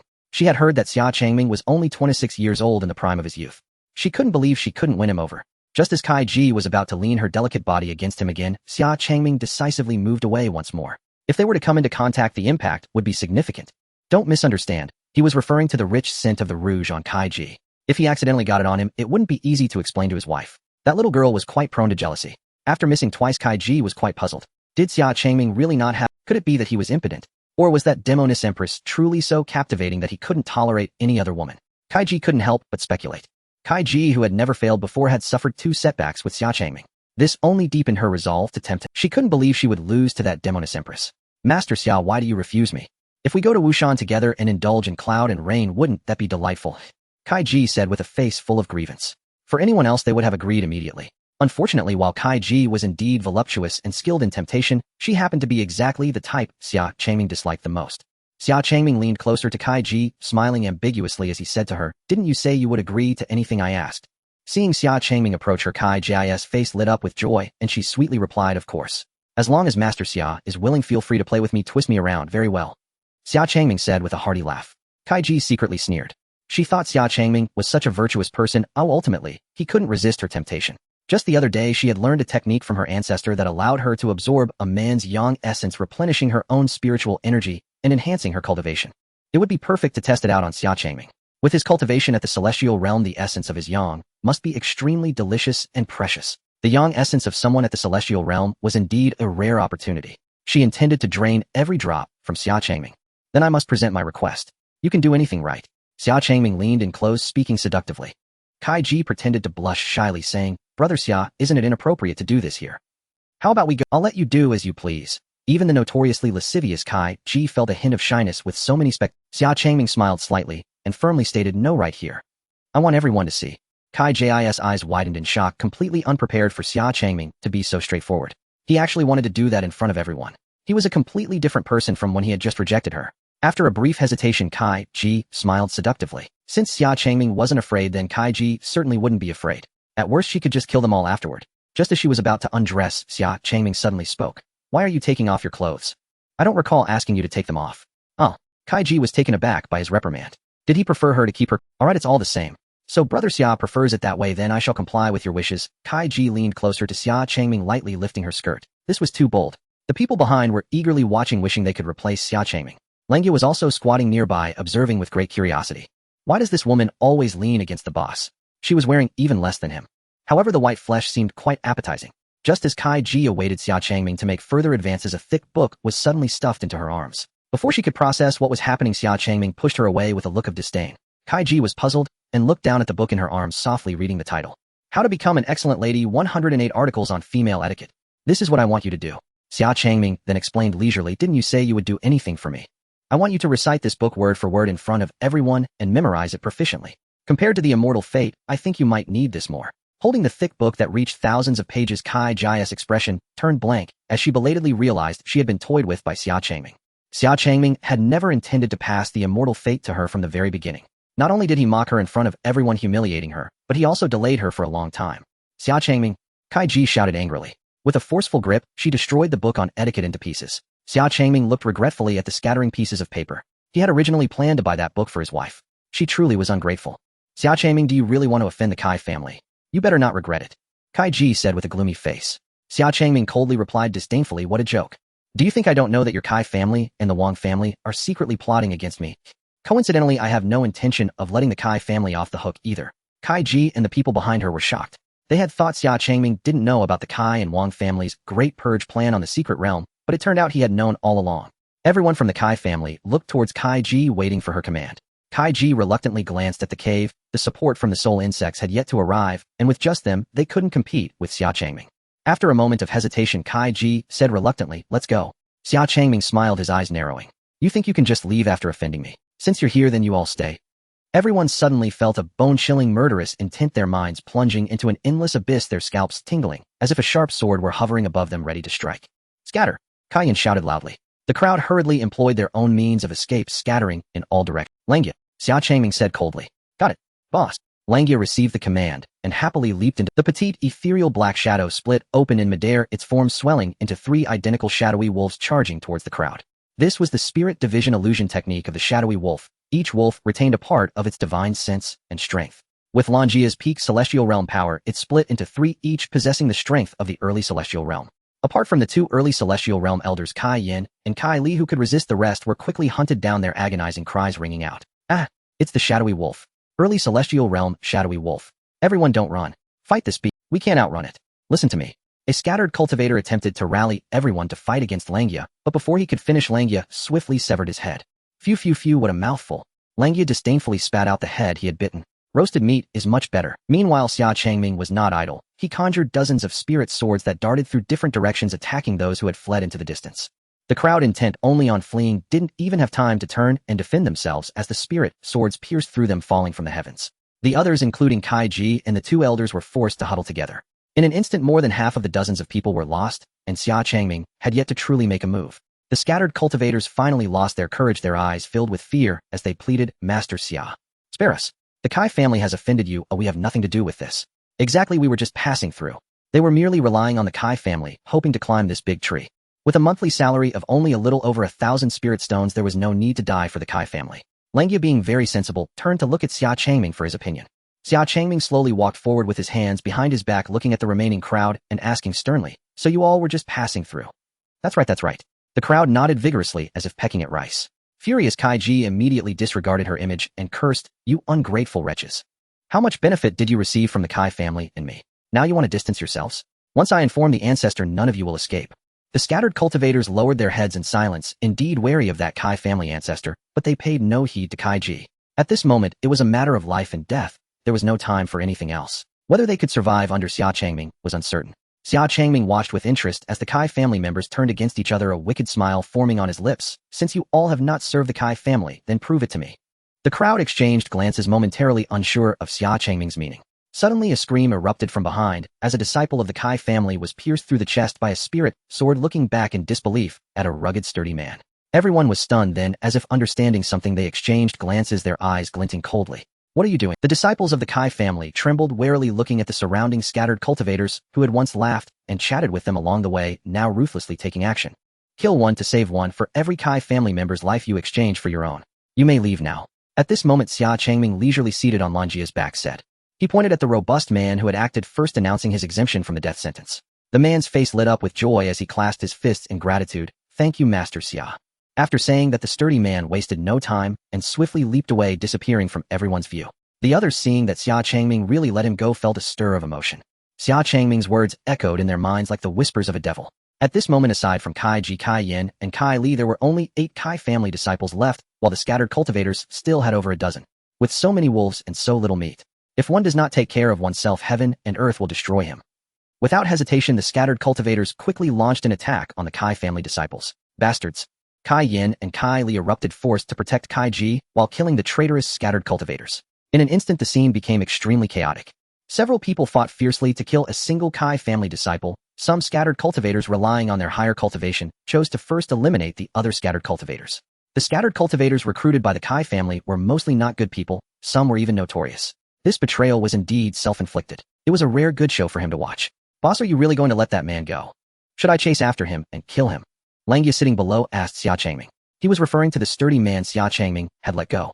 With his cunning intellect, he simply could not comprehend why Xia Changming would let that man go. As long as Xia Changming gave the order, he could still chase after and kill him. Xia Changming shook his head and smiled. No need, he won't survive. Killing a Kai family member, that sturdy man would definitely not dare to return to the Kai family. Alone, he might not even survive the depths of the secret realm. If the Kai family discovered that all their members died here while he remained alive, they would certainly not let him go. Thus, there was no need to pursue him. Langia did not understand, but since Xia Changming had spoken, he had no choice but to comply. At this moment, the battle was already reaching its conclusion. Except for Kai Yin, Kai Li, and Kai Ji, everyone else was dead. As expected, with the combined efforts of the 2 celestial realm masters, these scattered cultivators had no chance of survival. Wonderful, Xia Changming gently applauded.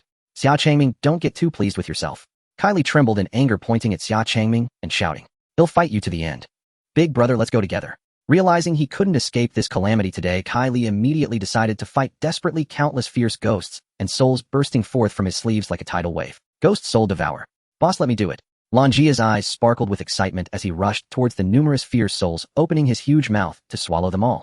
After finishing, he even let out a loud belch. Not delicious, but incredibly nourishing. Kai Li was astonished. The thousands of fierce souls he had nurtured for so long were just swallowed like that. Anger surged within him, and he immediately threw out the Kai family's ultimate technique, the soul binding lock. Beast, release your soul.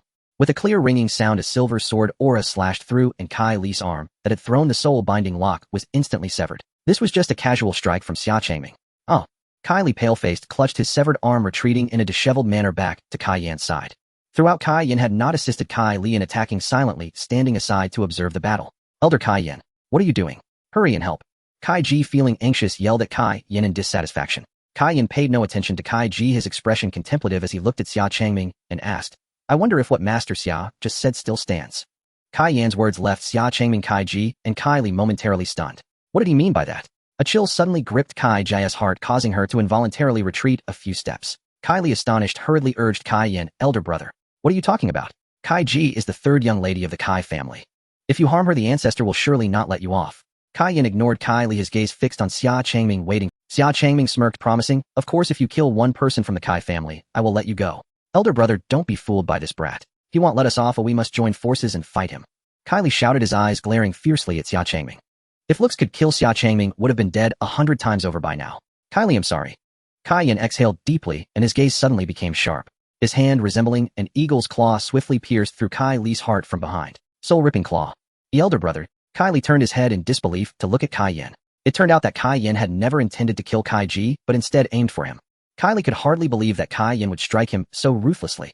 Don't blame elder brother for being heartless, blame yourself for being too slow to act. Kai Yin said coldly. He then gripped Kai Li's bloodied claw and forcibly tore his soul from his body, tossing it. Kai Li's corpse fell straight to the ground. This scene stunned everyone present. Even Xia Changming felt a jolt and, how ruthless. Kai Li was his own brother, yet he acted with such mercilessness. Master Xia, I have done as promised, may I leave? Kai Yin said to Xia Changming with cupped hands, his face devoid of any sorrow or rage. Since just now he had been contemplating how to survive in Xia Changming's hands. The answer was unsolvable. The only method he could think of was to sacrifice one person to save his own life. Thus he unhesitatingly chose to sacrifice his brother Kai Li. Only one among the three could survive, and naturally the most threatening one had to be eliminated. Even if he returned alone claiming that his brother Kai Li had unfortunately died in battle, the ancestor would likely not blame him too harshly. Kai Jia's face turned pale with fear as she trembled, pointing a shaking finger at Kai Yin, unable to utter a word. She feared that Kai Yin would kill her too for the sake of survival. Xia Changming narrowed his eyes and said lightly, I keep my word. You can leave now. Thank you. Kai Yan's expression brightened, not even glancing at Kai Ji as he turned and transformed into a beam of divine light, flying away. Langya. Xia Changming called softly to the direction Kai Yin had disappeared. He had agreed to let him go, but he never said he wouldn't pursue him. Only at such moments did Langya truly understand Xia Changming's intentions. Hee boss, you're so bad. Langya grinned, revealing a set of sharp, white teeth. Yet that smile appeared so ferocious. Xia Changming, exasperated, kicked Langya's rear.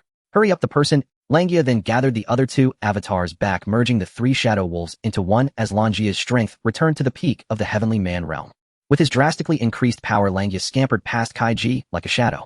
A distant, excited howl echoed through the sky. A wool. I am coming. Most of the others had already left, leaving only Xia Changming and the weak, helpless Kai Ji. Seeing Xia Changming's gaze turn toward her, Kai Jia's heart sank, and she hurriedly knelt, crying out, Brother Xia, no, Master Xia.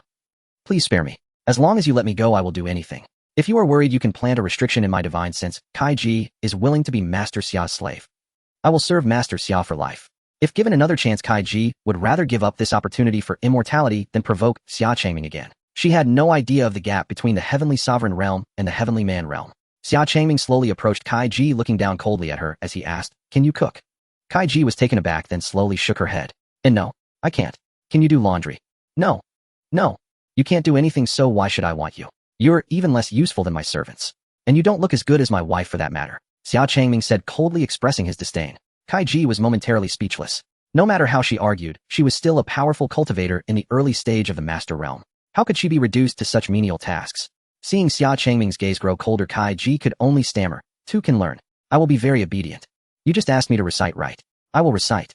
Saying this, Kai Ji quickly bent down, trying to piece together the book she had ripped to shreds moments earlier. However, the thousands of torn pieces of paper had already scattered during the previous battle, and only a few fragments remained on the ground, while many had vanished. Not this one, and not this one. Kai Ji, anxious and sweating profusely, hurriedly gathered the scattered pieces of paper. At that moment, Langya bounced back, seeming to have something in his mouth. When he returned to Xia Changming's side, he spit out the item next to Kai Ji. Kai Ji focused her gaze and turned pale with shock. Kai Yan's head rolled to her feet, still bearing an expression of anger and fear, his eyes wide open. Boss done. Langya raised his head, grinning proudly. This old guy had some power, but not much. He was too naive to think he could escape from me. In the end, he still fell beneath my unbeatable power, ha. By the way, this old guy mentioned you before he died, boss. Langya suddenly recalled something and said to Xia Changming. What did he say? Xia Changming asked curiously. Xia Changming, you bastard. Langya shouted at Xia Changming. Xia Changming unceremoniously gave Langya a hard knock on the head. You can leave out. Langya covered his head in pain, feeling wronged. Boss, it wasn't me cursing you, why hit me? By the way, boss, are we keeping this fat one alive to roast and eat? Langya's tone shifted as he turned to look at Kai Ji, his eyes filled with a beastly hunger. However, this hunger was purely a desire to eat, not that kind of carnal desire. Kai Ji froze in fear at Langya's words, her hands clutching the torn paper tightly. At that moment, a strong wind blew, scattering the few remaining pages she had painstakingly pieced together. It's over. This was the only thought left in Kai Ji's mind. Xia Changming coldly observed Kai Ji, having already made plans for her fate. Just as Kai Ji felt despair, several figures appeared in the distance, rushing toward them. As they got closer, their faces became... It was the reinforcements from the Kai family and Wang family, guided by the soul insects. Leading them were Kai Su and the Wang family's steward Wang Yun. Elder Kai, save me. Kai Ji's eyes brightened as she excitedly waved her hand and shouted to Kai Su. Seeing Kai Ji's figure from afar, Kai Su let out a sigh of relief. However, when he turned his gaze to Xia Changming, who was standing behind Kai Ji, his expression changed drastically, and he immediately shouted, retreat. Kai Ji stared blankly as Kai Su and his companions gradually walked away. Would they really just leave like this? Aren't they going to attempt to save her? She is the third miss of the Kai family. Xia Changming couldn't help but chuckle. Kai Su was indeed running without any hesitation. What a pity it's too late. Keep an eye on her, don't let her escape. Watch the cave, don't let anyone in. Anyone who dares to approach, kill them all. After Xia Changming delivered his orders to Langya, a divine rainbow flashed, and he chased after Kai Su and his party, leaving only Langya and Kai Ji behind. Langya looked at Kai Ji, revealing a bright, toothy smile. Kai Ji trembled in fear, not daring to move. On the other side, Kai Su, who was fleeing at full speed, spoke with resentment. How could it be him? That foolish woman Kai Ji. The ancestor emphasized repeatedly not to provoke Xia Changming, and yet she actively sought him out when he was about to take action. Now look, she's going to get me killed. After receiving a soul insect with a fragment of Kai Yan's spirit, Kai Su knew that something urgent must be happening with Kai Ji. Otherwise, she wouldn't have used a spirit insect to call for help. When the soul insect suddenly died violently, Kai Su realized that something was seriously wrong. Kai Yan of the early stage of the heavenly human realm had actually died. He hastened his speed, only to find that waiting for them was Xia Changming. If he had known Xia Changming was here, he would never have. Where are you all heading? A chilling voice came from ahead, causing Kai Su and the others to stop abruptly. They discovered Xia Changming was already waiting for them. Master Xia, this is a misunderstanding. Kai Su clasped his hands and attempted to explain. Who would have thought that Xia Changming would raise his hand to unleash several beams of spiritual light blades? Kai Zu's gaze sharpened, memories flooding back. It was this very move that had knocked him off the heavenly treasure pavilion. He dared not delay and threw out a golden bell. The golden bell suddenly expanded, blocking in front of Kai Su. Protective golden bell. Several sword blades struck the bell, producing a resonant sound as they were deflected. Even so, fine cracks appeared on the golden bell. The disciples of the Kai and Wang families beside Kai Su were slashed by the rebounding blades, suffering heavy casualties. Kai Su was horrified, feeling a surge of relief. Thankfully, ever since the incident at the Heavenly Treasure Pavilion, he had spent all his wealth to acquire this magical artifact, the protective golden bell, for defense. If not for this golden bell protecting him, he would likely have been cut in half on the spot. All disciples of the Kai family, listen up. Form the soul-devouring formation. Seeing Xia Changming's astonishing power, Kai Su shouted sternly to the remaining disciples. All the Kai family disciples quickly changed their formation surrounding Xia Changming. One by one, the Kai family disciples formed seals with their hands as wisps of spiritual souls surged from within them, coalescing into a black sky to envelop Xia Changming. Kai Su sat at the heart of the formation, commanding the entire soul-devouring formation. Brother Wang, please provide assistance with your people. Kai Su turned to Wang Yun and said. Wang Yun nodded and immediately instructed the Wang family members to stand behind the Kai family, placing their hands on their backs to provide spiritual power support. With 2 early-stage heavenly human realm cultivators stationed, and a large number of extraordinary realm disciples sacrificing their souls to form the soul-devouring formation, it was already a formidable array. Xia Changming looked disdainfully around the grand formation. Countless fierce souls drifted out from the black curtain, howling menacingly. Is the formation complete? Xia Changming casually asked Kai Su. Kai Su was taken aback, an ominous premonition rising in his heart. What does he mean by this? Xia Changming held the imperial immortal sword by its hilt, gently resting his thumb against the blade, slowly pushing out a fraction of the blade's length. Just revealing a fraction caused the sword to hum and resonate, a terrifying intent flowing from the sheath. This made Kai Su and the others tremble in fear. As Xia Changming gripped the sword hilt, an astonishing amount of spiritual power surged like a tide into the blade. Even the spiritual energy from the secret realm poured into it like a whirlpool. The imperial immortal sword continued to absorb spiritual power as if it were inexhaustible. If such a sword were to be unleashed, how terrifying would it be? Peerless sword technique, sealing absolute. As the imperial immortal sword emitted a joyful tremor, Xia Changming's eyes narrowed, drawing the sword from its sheath. The sharp sword energy traced a perfect silver arc. Fierce souls would die upon contact. The sword energy surged like a bamboo, breaking through as if a stone were thrown into a lake, creating ripples. The fierce souls scattered completely, and the soul-devouring formation shattered in an instant. The disciples of the Kai and Wang families did not even have time to react before they were all cut down. Facing the fear of imminent death, Kai Su made a final struggle, forming seals with both hands, enveloping himself with the protective golden bell. That broken bell won't protect you, I told you. Xia Changming stood proudly in the sky, wielding the imperial immortal sword, disdainfully saying, the sealing absolute is the second sword style of my peerless sword technique, using sword energy to cover all directions, cleaving heaven and earth. The sword energy effortlessly sliced through the golden bell, passing through Kai Zu's waist with smoothness without any obstruction. Until it severed everything around the sky, the sword energy's momentum gradually weakened after extending for dozens of miles. Kai Zu's eyes widened in horror as he looked down blankly at his waist. As he moved his foot, his body was instantly cleaved in half, plummeting from the sky. Xia Changming did not immediately sheath the imperial immortal sword, but turned indifferently toward the distant forest and said, everyone listen carefully. Anyone who continues to serve the Kai and Wang families and intends to attack my Xia family should think twice. Of course, those who assist my Xia family will be treated as friends. We will not mistreat you. If you understand, you may disperse now. Earlier, many other sects and scattered cultivators had heard the commotion nearby and had come to witness this stunning sword. They kept their distance, watching this miraculous sword. From the sword intent, they felt a shiver, yet many sword cultivators benefited greatly. If they had flown into the sky just now, they could have met the same fate as the Kai and Wang families being sliced to pieces on the spot. Is this the might of the celestial master? The Xia family should not be provoked. This thought resonated in everyone's heart at this moment. All those present wisely obeyed Xia Changming's words and dispersed. With this, the other members of the Xia family should also be much safer in the secret realm. The power of that sword was sufficient to deter most ill-intentioned individuals. Xia Changming descended into the forest, his gaze sweeping over the scene. The disciples of the Kai and Wang families had mostly been slain. Only one person was left unscathed, the steward of the Wang family, Wang Yun.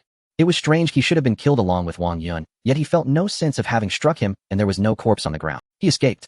To be able to silently flee from his sealing absolute, this person seems unusual. Xia Changming had investigated the members of the Kai and Wang families, but this steward of the Wang family appeared out of nowhere, having shown up in the Wang family only a year ago. His identity was so mysterious that he could not find any trace. Very suspicious. Xia Changming kept an eye on Wang Yun in his heart, calculating the time Zhou Anning should have woken up by now. At the entrance of the celestial mansion after Xia Changming left, Kai Ji, though fearful of Langia, gradually mustered her courage upon seeing that Langia had not harmed her. She set her sights on Langia.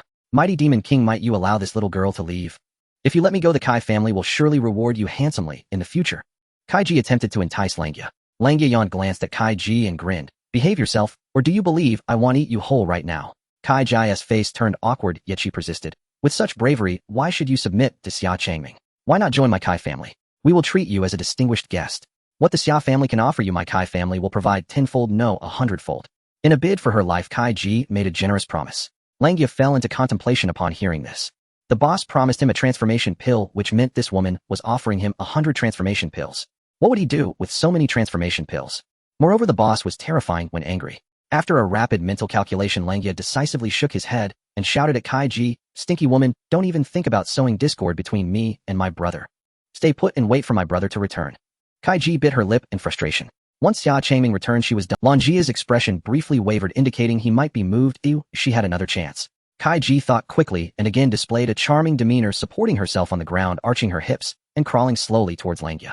Her proud curves naturally drooped, radiating springtime allure, undeniably highlighting her voluptuous figure. If seduction with offers didn't work, she would switch to seduction through beauty. Though Langia was a beast, he had achieved sentience and could think. Moreover, he was still a man, and as long as he was a man, there was no reason he couldn't be seduced. And such beasts often struggled most with their primal urges. Despite Kai Ji's deep aversion to mingling with beasts, she had no other choice now. Seeing Langia's unblinking gaze fixated on her chest, nearly drooling, Kai Ji smiled seductively, instantly boosting her confidence. Indeed, apart from Xia Changming, no other man had been able to resist her allure. "Mighty Demon King, if you take me away, I will serve you for life." As she spoke, Kai Ji leaned against Langia's forelimb, as if wanting to meld her entire being with him. Langia gritted his teeth, his expression conflicted, seemingly making some incredibly difficult decision. The boss hadn't returned yet, he couldn't eat her. "Stinky woman, get those 2 lumps of fat away from me. Otherwise I might just take." Ultimately, reason triumphed over appetite. Langia growled fiercely at Kai Ji. His sharp teeth and menacing expression frightened her, causing her to plop down onto the ground. What was happening? Shouldn't he have been on the verge of being swayed by her? Why was he so fierce? Kai Ji couldn't fathom that Langia, who had lived alone in the secret realm for over 100 years, was out of touch with the world, spending his days in killing, and had no understanding of such matters. His mind was consumed solely with desires for food and sleep. At that moment, Xia Changming returned. Langia quickly approached, saying, "Boss, I have kept a good watch over this stinky woman and absolutely have no thoughts of betrayal." Xia Changming. He was momentarily speechless, feeling that Langia's words carried a hint of disingenuousness. Upon seeing Xia Changming, Kai Ji hurriedly crawled to his feet, clinging to his thigh, and pleading, "Lord Xia, please." Xia Changming coldly regarded Kai Ji and said, "Fine, I'll give you a chance. Whether you can seize it depends on you." "Really?" Kai Ji's face lit up with surprise, eagerly asking, "What should I do?" Xia Changming smiled, without speaking, his gaze turning toward the celestial mansion. Suddenly, a brilliant crimson spiritual energy surged into the sky. 2 illusory fire phoenixes spiraled around the crimson pillar, and a searing heat burst forth. Finally awake. It seems she has successfully inherited the legacy of that celestial lord. Uncle Xia. Even before seeing him, Zhou Anning's joyful voice rang from within the cave. A petite figure eagerly flew out from the cave. Zhou Anning, having inherited the legacy of Feng Yin's celestial lord, appeared even more beautiful, with a long ponytail cascading down to her waist, and a fire feather mark identical to Song Yangxin's adorning her brow. At that moment, it was difficult to distinguish her gender. Just as Zhou Anning was about to rush towards Xia Changming in joy, she saw Kai Ji clinging to his leg, causing her brows to furrow, as she scolded, "Inadequately clothed, you disgraceful woman. Get away from Uncle Xia, you stinky woman." Seeing Zhou Anning's radiant transformation after completing the celestial legacy, Kai Ji's heart seethed with jealousy, nearly driving her mad. She ground her teeth in hatred. That should have been her celestial legacy. Xia Changming then leisurely said to Kai Ji, "Did you not ask me what to do to be spared? If you defeat Anning, I will let you go swearing by the heavenly path. Defeat this little girl." Kai Ji's gaze shifted to Zhou Anning, her heart leaping with joy as she decisively responded, "All right. Even if I accidentally kill her, it won't be my fault, right?" Previously, she had seen Zhou Anning outside Tiandu City. She was just a small fry in the heavenly spirit realm. Even if she accepted the celestial legacy, she wouldn't have improved her cultivation much in such a short time, and she wasn't even familiar with the secret techniques. She should at least have the strength of an early-stage master. There was no reason she would lose. Kai Ji drew out the chain sword strapped to her waist. The long and sharp chain sword fell to the ground, leaving a scratch. "Little girl, having taken my celestial legacy, prepare to die." Kai Ji threatened with a grimace. Zhou Anning remained calm, knowing this was Xia Changming testing her. Just as she was about to draw the slender sword at her waist, Xia Changming tossed a spirit ring towards her. Zhou Anning carefully caught the spirit ring, looking at Xia Changming in confusion. Xia Changming merely smiled and said, "This is something your master left for you. It is rightfully yours." Zhou Anning smiled softly, then placed the spirit ring on her finger. A delicate and beautiful celestial sword, red and white intertwined, joyfully flew out from the spirit ring and landed in Zhou Anning's hand. The sword's body was ablaze with phoenix fire sparkling with starlight. Zhou Anning's eyes sparkled with delight as her fingertips gently caressed the sword's body. She could feel the joyful connection between the phoenix flame feather sword and her heart. Zhou Anning raised the celestial sword, her expression serious, as the sword's body was enveloped in phoenix fire with several arcs of lightning flashing amidst it. Kai Ji was horrified, sensing an unprecedented crisis emanating from Zhou Anning's sword. The raging phoenix fire and the violent lightning could actually intermingle. What a terrifying explosion that would be. Moreover, the crimson spiritual energy flowing from Zhou Anning clearly indicated she was at the initial stage of the master realm. "Phoenix flame of 10,000 thunder." Zhou Anning shouted, swinging her sword down. The sword energy transformed into a dragon and a phoenix, roaring and singing as they charged straight at Kai Ji. "Alt." Kai Ji raised her arms defensively, letting out a final unwilling scream before being turned to dust in the sword energy of the thunder dragon and fire phoenix. One sword extinguished. "Sigh, what a waste." Langya exclaimed in regret. "It would have been better to just eat her." Uncle Xia. After resolving matters with Kai Ji, Zhou Anning joyfully threw herself into Xia Changming's embrace. A look of satisfaction appeared on Xia Changming's face.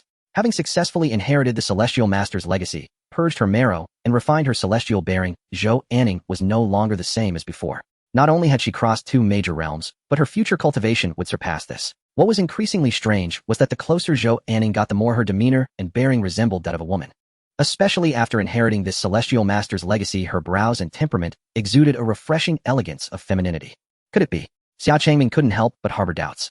Though she appeared a bit subdued, it did not diminish the possibility. Xia Changming held Zhou Anning by the shoulders, gently pushing her away from his embrace, and scrutinized her from head to toe. Zhou Anning felt quite uneasy under Xia Changming's intense gaze, her heart racing, yet she maintained a calm expression and asked, "What's the matter, Uncle Xia? Has it been discovered?" Zhou Anning thought to herself. "It's nothing," Xia Changming replied. At that moment, a cry of the phoenix suddenly rang out. The fire phoenix, which had been guarding the volcano, was flying towards them. Seeing that she was still alive, Xia Changming was greatly surprised. The fire phoenix flapped her wings and landed before Xia Changming, collapsing weakly to the ground. Her body was covered in blood, her wings were in tatters, with one wing nearly severed, and her spirit was almost dissipated. In her desperation to return, she had forcefully broken free from the soul-binding shackles at the cost of her own spirit, and to endure until now was already her limit. The fire phoenix barely opened her eyes to look at her empty nest, and weakly asked, "Where is my child?" Her voice was warm and gentle, akin to that of a mature mother. Xia Changming looked at Zhou Anning, who understood, and moved forward to retrieve the phoenix egg. Seeing her child was safe, a glimmer of relief appeared in the fire phoenix's weak eyes as she looked up at Zhou Anning and asked, "What do you plan to do with my child? Are you going to sell her, or use her as a medicinal ingredient?" The phoenix egg contained pure fire essence, and phoenix fire was renowned as the fire of life, making it a highly valuable medicinal component. Many cultivators would steal or seize phoenix eggs. Zhou Anning held the phoenix egg, her expression serious, as she replied, "Senior, I promise you, I will neither sell her nor use her as a medicinal ingredient. I will raise her well." The fire phoenix's gaze fixed intensely on Zhou Anning's eyes, seemingly trying to discern the sincerity in her words. "Don't worry, great firebird. This little rascal may be somewhat weak, but she's a good person and will not mistreat your child." Langya stepped forward to speak for Zhou Anning.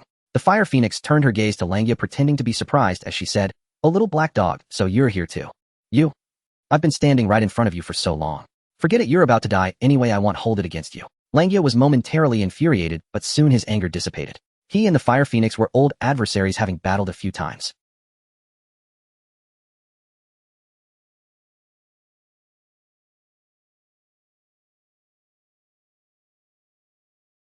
The fire phoenix raised her gaze and looked deeply at Xia Changming. Finally, she spoke softly to Zhou Anning. "I hope you can keep your promise today, that you will treat my child well." Rest assured, Senior, I will. Zhou Anning replied. Just stay here and don't move. The fire phoenix pondered for a moment, then slowly gathered her strength, and suddenly used her claws to tear open the wound on her chest. Scalding phoenix blood immediately gushed forth, drenching Zhou Anning.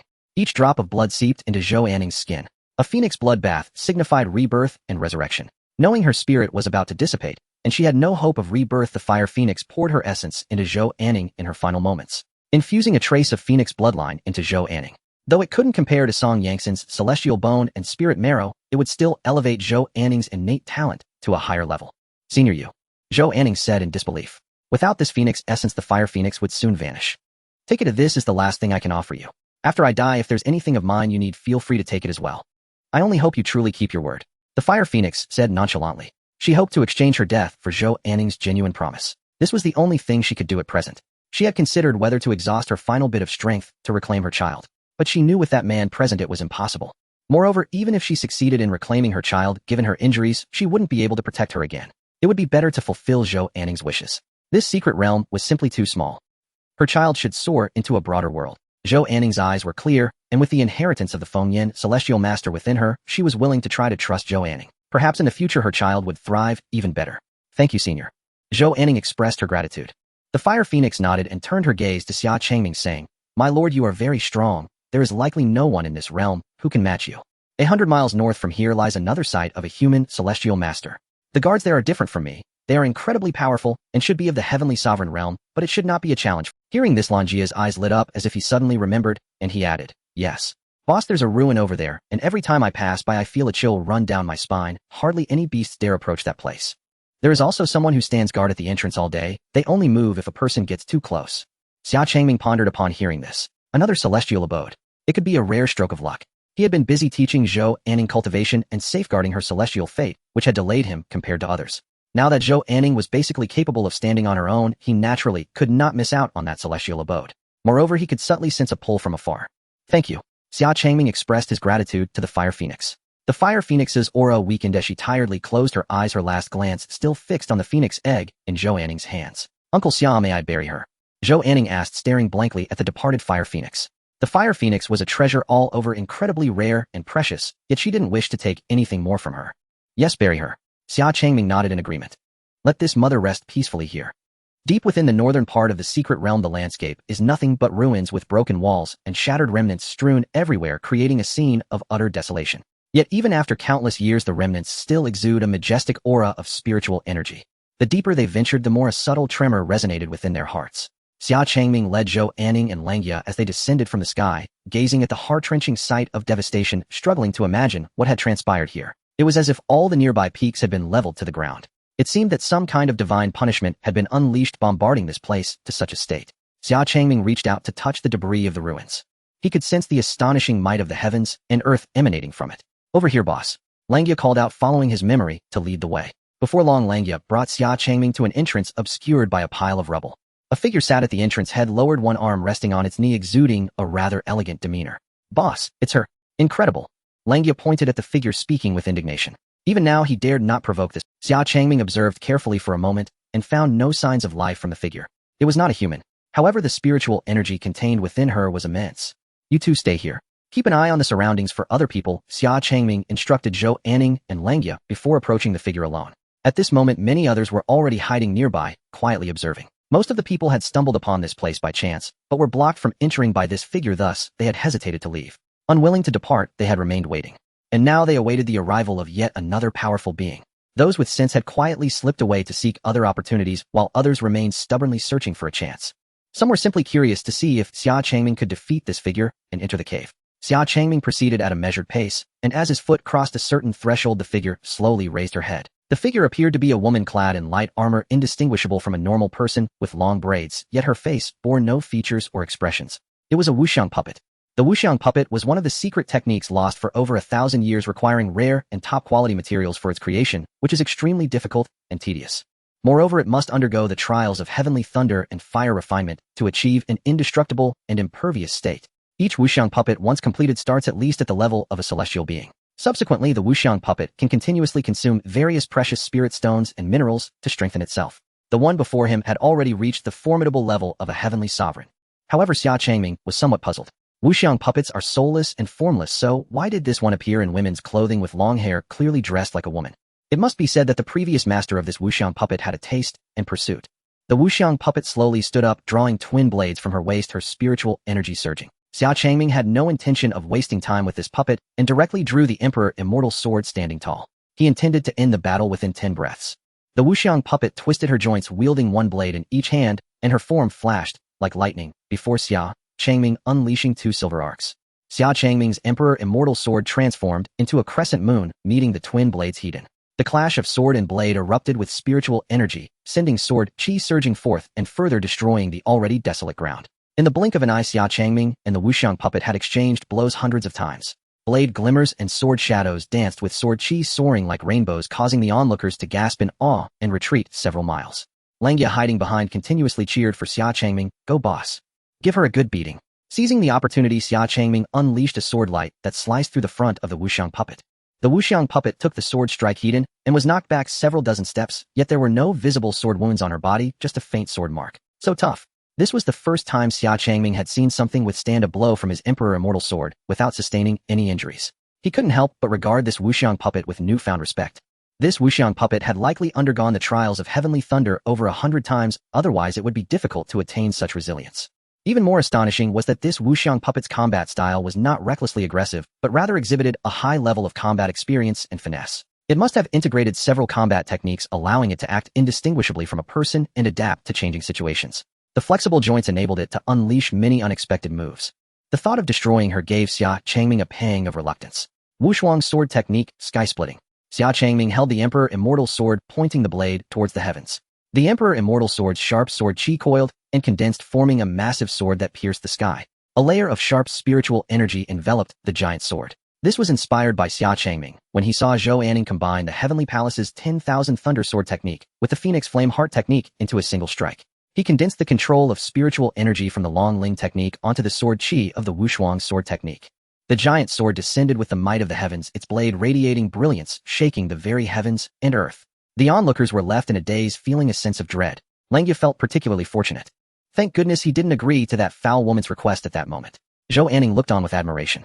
Sky split as Xia Changming softly chanted, the giant sword cleaved down, causing the world to tremble. The Wuxiang puppet seemed to sense the impending danger. Unable to evade, she crossed her twin blades in front of her, bracing to take the strike heat-in. The giant sword slashed down, its sword chi cutting through 100 miles, cleaving a mountain in half. Once the sword chi dissipated, a long chasm remained where the giant sword had struck. Fortunately, it did not strike the cave overhead. Xia Changming slowly descended and approached the Wuxiang puppet. He saw that the Wuxiang puppet's twin blades had shattered her body, split in two, lying motionless on either side, the cut remarkably clean, clearly devoid of any movement. The Wuxiang puppet was exceedingly precious with impressive combat capabilities. If possible, Xia Changming truly did not wish to destroy her so easily. However, he had no method to control the Wuxiang puppet, so he could only temporarily store her away. With a wave of his hand, he stored the damaged Wuxiang puppet into his spirit ring. With some repairs, it might still be usable. Uncle Xia is so impressive. Zhou Anning and Langya rushed to Xia Changming, cheering. Xia Changming instinctively reached out to pat Zhou Anning's head, but suddenly stopped instead, giving Langya, who was perched on Zhou Anning's shoulder, a light tap. Boss, why did you suddenly hit me again? Langya lamented, feeling wronged. He could not understand why he had been hit again for no reason. It's your fault for not bringing Anning far away. Oh, what if you accidentally hurt her? Xia Changming pondered for a moment, casually finding an excuse. This can be blamed on me. Langya Xia Changming ignored him further and gazed toward the cave entrance. With a Wuxiang puppet of heavenly sovereign level guarding it, he felt a genuine curiosity about which celestial being resided within.